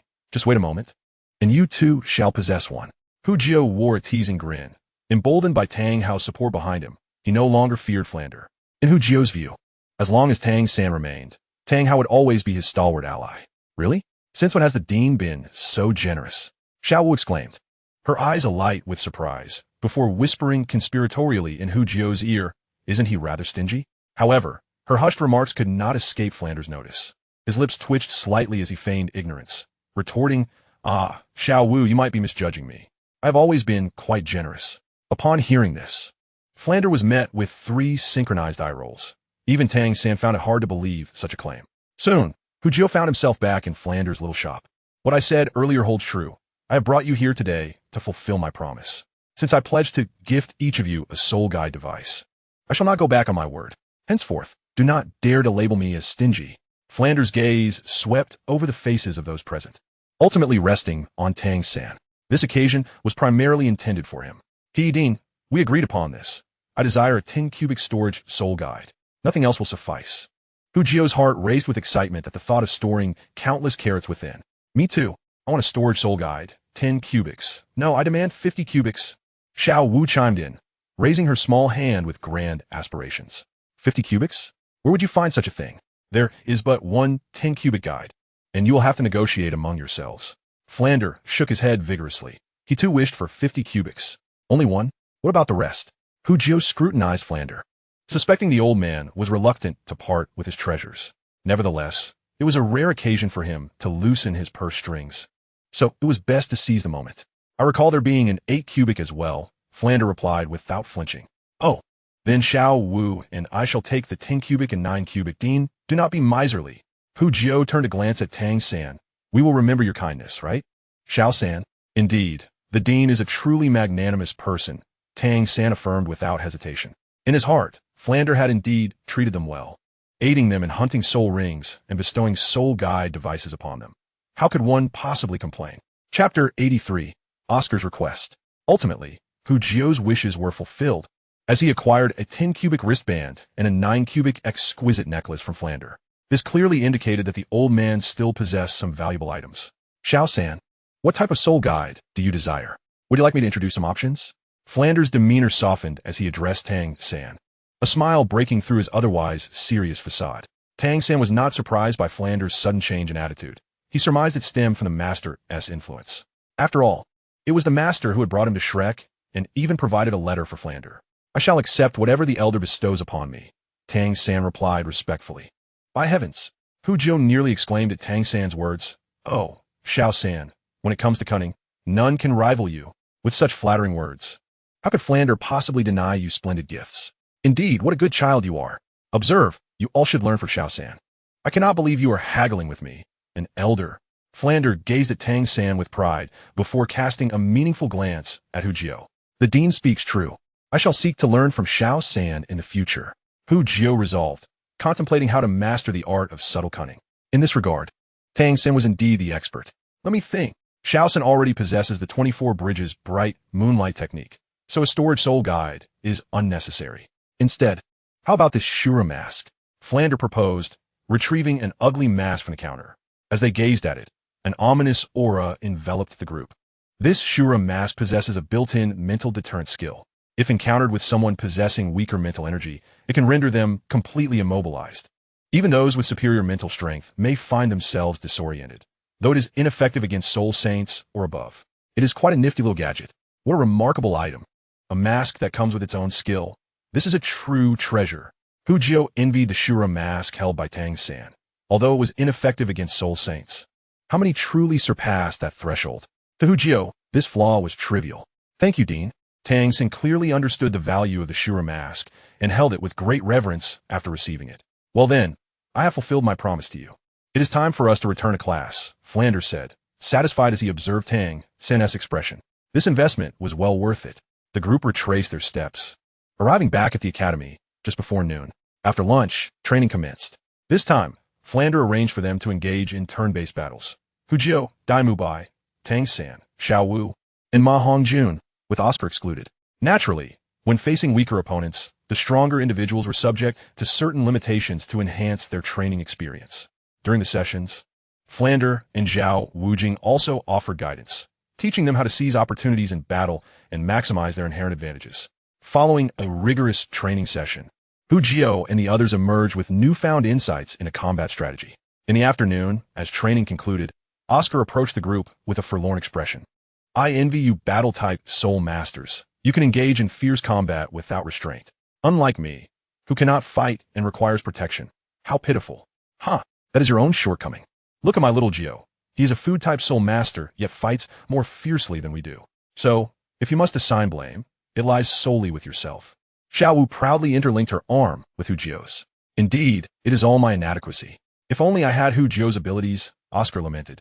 A flicker of admiration dancing in his eyes as he gazed enviously at Hu Jiao and the others. By the way, I notice you all using that technique called spiral pill. Can food-type soul masters also utilize it? Of course. That technique was tailored specifically for Xiao Jiao. Xiao Wu scoffed at Oscar. Did you not see it? My little Jiao created this skill years ago. Wait, Hu Jiao created this? Years ago? How is that even possible? Oscar exclaimed. Genuine astonishment etched across his face.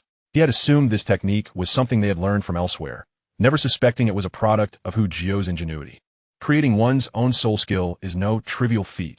A well-executed skill is akin to possessing an additional soul ring ability. In this world, having an extra soul skill translates to a significant advantage. Many soul masters go their entire lives without ever developing a personal skill, let alone having heard of one. Yet Hu Jiao had crafted a soul skill years prior. What immense talent that must entail. In an instant, Oscar's gaze brimmed with envy, even a tinge of jealousy, though his expression remained fleeting and discreet, unnoticed by others. Meanwhile, the others were still reeling from the revelation of Xiao Wu's words, particularly Dai Mubai. As a prince of the Star Luo Empire, alone comprehends the immense value of self-created soul skills, even within the royal family. Such skills are regarded as the most precious of secrets, and he himself has scarcely encountered a handful of them. Regrettably, he lacks any innate talent for developing soul skills. Thus, to avoid impeding his cultivation, he has not devoted much thought to this endeavor. After only a brief period of earnest practice, witnessing no fruitful results, he decisively abandoned the pursuit. The time spent on crafting self-created soul skills could be better utilized to enhance his soul power. After all, with an increase in rank, he could naturally hunt for soul rings and acquire soul ring abilities.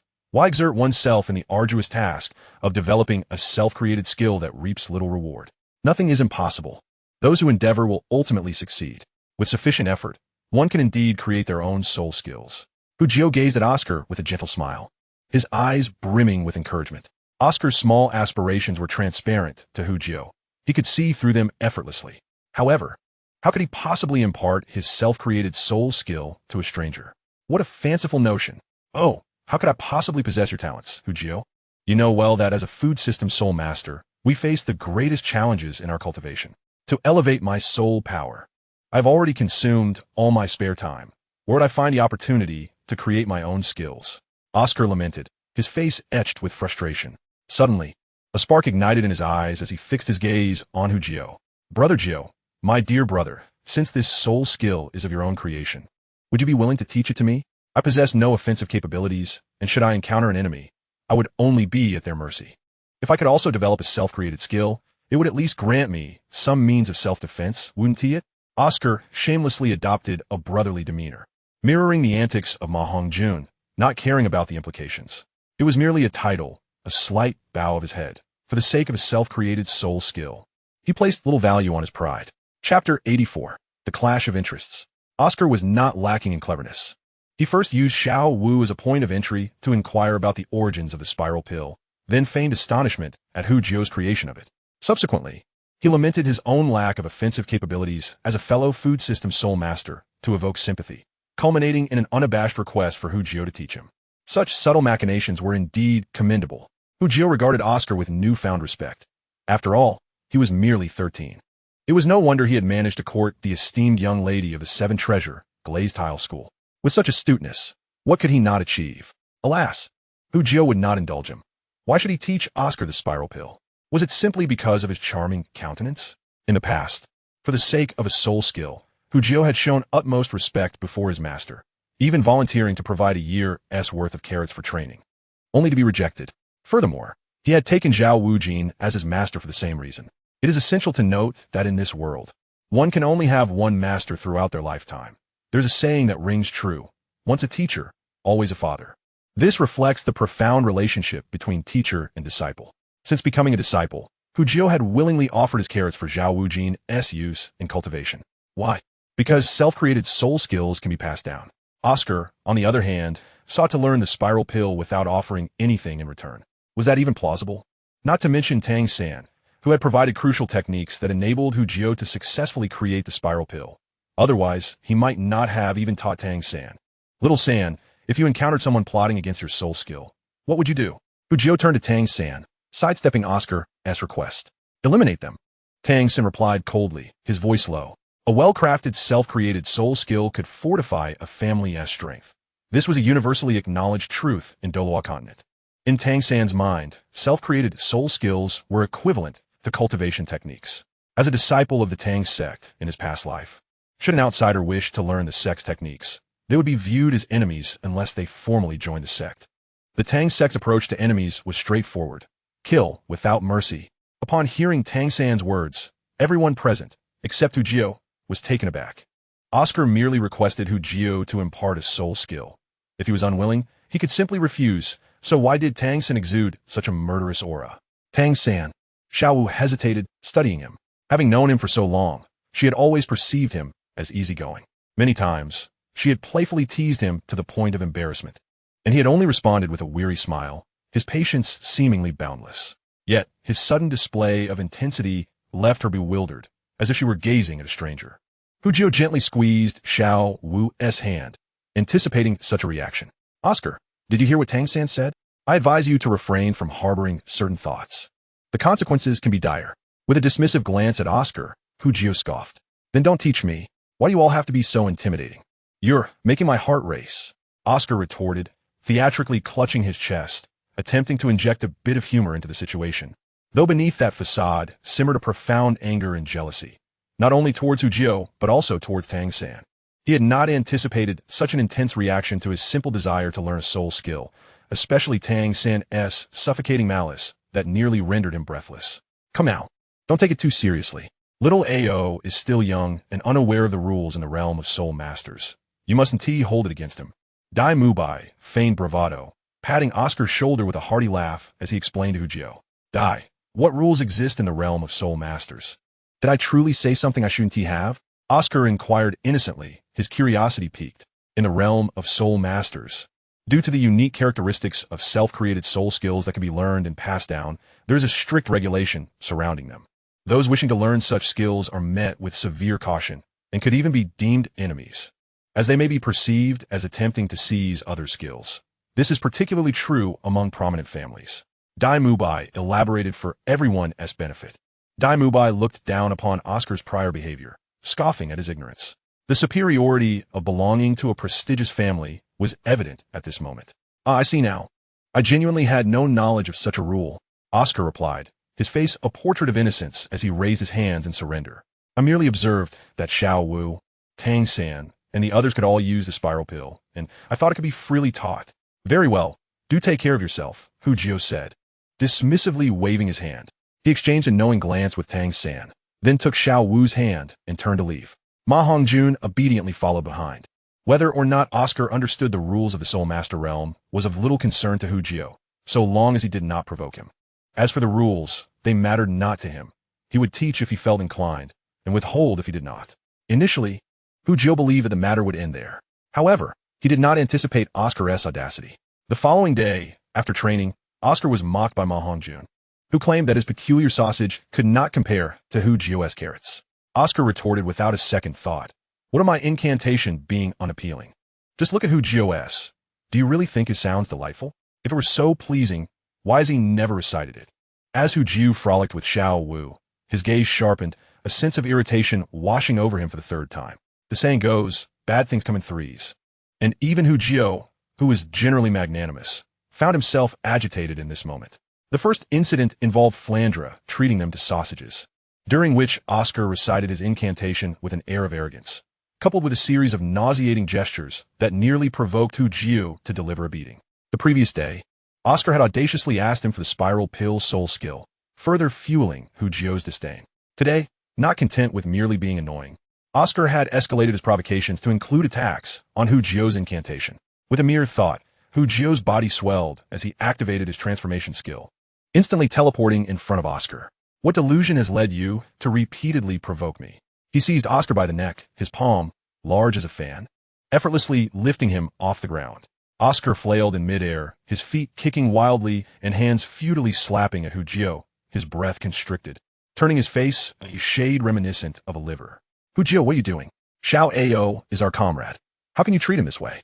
Dai Mubai roared, his eyes gleaming with a fierce intensity as he swiftly approached Hu Jiu, grasping his hand in an attempt to pry it open. Fortunately, Dai Mubai was wise enough not to attack Hu Jiu at that moment. He merely aimed to loosen his grip, for otherwise, the white tiger would be in peril. "Comrade, that's your sentiment. I have never acknowledged him," Hu Jiu scoffed, casting a disdainful glance at Dai Mubai while tightening his hold. "Don't think it's just him. I haven't accepted you either." This last thought remained unspoken. Chapter 85, The Punishment. "Brother Jiu, this is unnecessary." Xiao Ao was merely running his mouth. "Don't act impulsively." The entire exchange, from Hu Jiu lifting Oscar by the neck to Dai Mubai stepping in to mediate, transpired in mere breaths, leaving Ma Hongjun momentarily bewildered. By the time he comprehended the situation, he rushed forward to intervene. Ma Hongjun felt that Oscar's intellect had been failing him recently. It was evident to anyone that Hu Jiu was indeed the leader of their group. Why provoke him continually? Now, he had truly riled up Brother Jiu. "Humph," Hu Jiu snorted, pushing aside Dai Mubai, still grappling with him, and forcefully throwing Oscar to the ground, then lifting a foot to kick him several meters away. While he could disregard Dai Mubai's feelings, Ma Hongjun was different. As a newcomer to their group, he had to consider appearances. "Want to know what my incantation is? Very well. I'll enlighten you. Grandfather has a gigantic carrot. So, how does that incantation please you?" Hu Jiu mocked, looking at Oscar with palpable disdain. Lacking capability, Oscar sought to employ underhanded tactics. Was that truly effective? "You cough. You dare strike me?" Oscar gasped for air, a mix of fear and fury gracing his features. Did he dare? This was the academy. Surely he feared the teachers. Did you not just witness it? Let me offer you a piece of advice. Some individuals are not worth your ire. If you provoke me again, it will not be as simple as a kick. "Hu Jiu, you are far too petty." Xiao Ao was merely joking. Must you take it so seriously? Dai Mubai's gaze was stern, brimming with anger. This Hu Jiu was insufferably arrogant, showing no regard for him. After all, he had been a senior for several years. "Indeed, I am that petty." Hu Jiu raised his head, interpreting this remark as a compliment. Not only was he petty, but he also harbored a vengeful spirit, more meticulous than a woman. Anyone who displeased him would find themselves in a more uncomfortable position. "I will report this matter to the dean in full detail. Prepare for your punishment." Dai Mubai was incensed by Hu Jiu's flippant attitude, his eyes filled with malevolence. Were it not for the knowledge that he could not overpower Hu Jiu, he would have certainly argued back. "Dai Mubai, that won't be necessary. This is merely a trivial dispute among classmates. Why escalate it to the dean? If the dean learns of this, neither Brother Jiu nor Xiao Ao will escape punishment," Ma Hongjun urged anxiously. He was well aware of his teacher's temperament. He tolerated no nonsense, and should the dean find out, the consequences could be dire, potentially leading to expulsion. "Dai Mubai, this is a matter for us students. Informing the dean would be excessive." Tang San also approached Dai Mubai to mediate. "Hey, why are you being like this? It's just a fight. I remember my sister Xiao Wu was invincible in the academy. No one dared to inform the teachers. They said, those who tell the teacher are weaklings." "Are you a weakling?" Xiao Wu proudly puffed out her chest, and made a face at him. Xiao Wu, please refrain from speaking. Tang San observed her call Dai Mubai a weakling, which only intensified Dai Mubai's fury. Yet, he hesitated, considering the strength of both parties. If you want me to refrain from informing the teacher, then let him apologize to Xiao Ao. Dai Mubai regarded Tang San with unyielding determination. Tang San, forcing Xiao Jiuhao to apologize is out of the question. He hasn't forgotten how, back at Nodding Academy, Jiuhao would readily wield a hammer against anyone. Why should we apologize? Although Xiao Jiuhao acted, that was because Oscar couldn't keep his mouth shut. He brought this upon himself, Xiao Wu retorted defiantly. Then I shall inform the teacher. Well, what's there to discuss? If he wishes to inform the teacher, let him do so. At worst, I shall give him a beating too, Jiuhao said, pulling Tang San, who still wanted to argue, into silence. Are you threatening me? Dai Mubai's eyes flashed dangerously, and he could no longer contain himself, roaring as he charged at Jiuhao. Heh, now that is more like it. If we're fighting, let us all join in. No one should speak against anyone. Jiuhao laughed heartily, raising his fist and rushing forward. Dai Mubai, in his martial spirit embodiment, and Jiuhao, in his transformation state, clashed like titans, disregarding their soul skills and engaging in a straightforward exchange of blows. Don't fight. Please don't fight. Xiao Wu excitedly rushed forward, joining the fray. Watching her kick and strike, it seemed she was teaming up with Jiuhao against Dai Mubai, utterly lacking in the demeanor of a peacemaker. Tang San shook his head, feeling utterly drained. Then, he shouted, channeling his ghost shadow perplexing track. Stop fighting. The teacher will arrive shortly. Tang San truly intended to mediate, but his focus seemed primarily on Dai Mubai. Ma Hongjun wished to intervene, but lacked the courage, instead shouting from the sidelines for them to cease. Oscar also desired to stop the fight, but as a food-type soul master, he found himself helpless to intervene. A quarter of an hour later. Are you convinced now? Jiuhao looked down with pride at the sprawled Dai Mubai, kicking him lightly. Hey, are you convinced? Xiao Wu, hands on her hips, gleefully delivered a kick as well. I'm not convinced. You are unreasonable. Dai Mubai, gritting his teeth, shouted defiantly. Perhaps overwhelmed with anger, he soon found himself fainting from the exertion. You all are quite bold. Just a few days in, and you dare to brawl in the academy? Who gave you such audacity? The following day, Jiuhao, Xiao Wu, Tang San, Dai Mubai, Ma Hongjun, and Oscar stood in a row, Flandra furiously stroking his beard, spitting words of reprimand that left the group hanging their heads, unable to meet his gaze. Dean, they ganged up on me. Dai Mubai protested, his indignation palpable. It was he who struck first. Jiuhao pointed an accusatory finger at Dai Mubai. He attacked Xiao Ao. Xiao Wu insulted me. Stop. Everyone, run around the village until you realize your mistakes and return. Flandre commanded, his voice resonating with the unique pressure characteristic of a soul sage, compelling the group to cease their bickering. Obediently, they took off at a sprint, overwhelmed by Flandre's formidable presence, which rendered lingering in the vicinity quite daunting. Once they had departed, Flandre rubbed his forehead, immediately feeling a throbbing ache. Boss. Now you see that having a plethora of talented students can be quite the challenge to manage. Xiao Wu teased from the side. Not a single one of these little rascals is easy to handle. Flandre sighed, grappling with a bittersweet dilemma. Each of these students possessed remarkable talents. It was precisely their brilliance that made them so arrogant. Even Tang San, who seemed quite earnest, proved to be a rather formidable character. I can't fathom what troubles the boss. They are all monsters, after all. Since they're called monsters, how could they not have a bit of temperament? Xiao Wu chuckled, a mischievous grin spreading across his face. Moreover, if they are so full of energy, let's toss them into the Great Soul Arena. Once they witness its brutality, they will have no time to ponder other matters. Flandre's eyes lit up, and he spoke with a hint of contradiction. Wouldn't that be a bit unkind? They are still just children. Xiao Wu retorted, what a shameless scoundrel.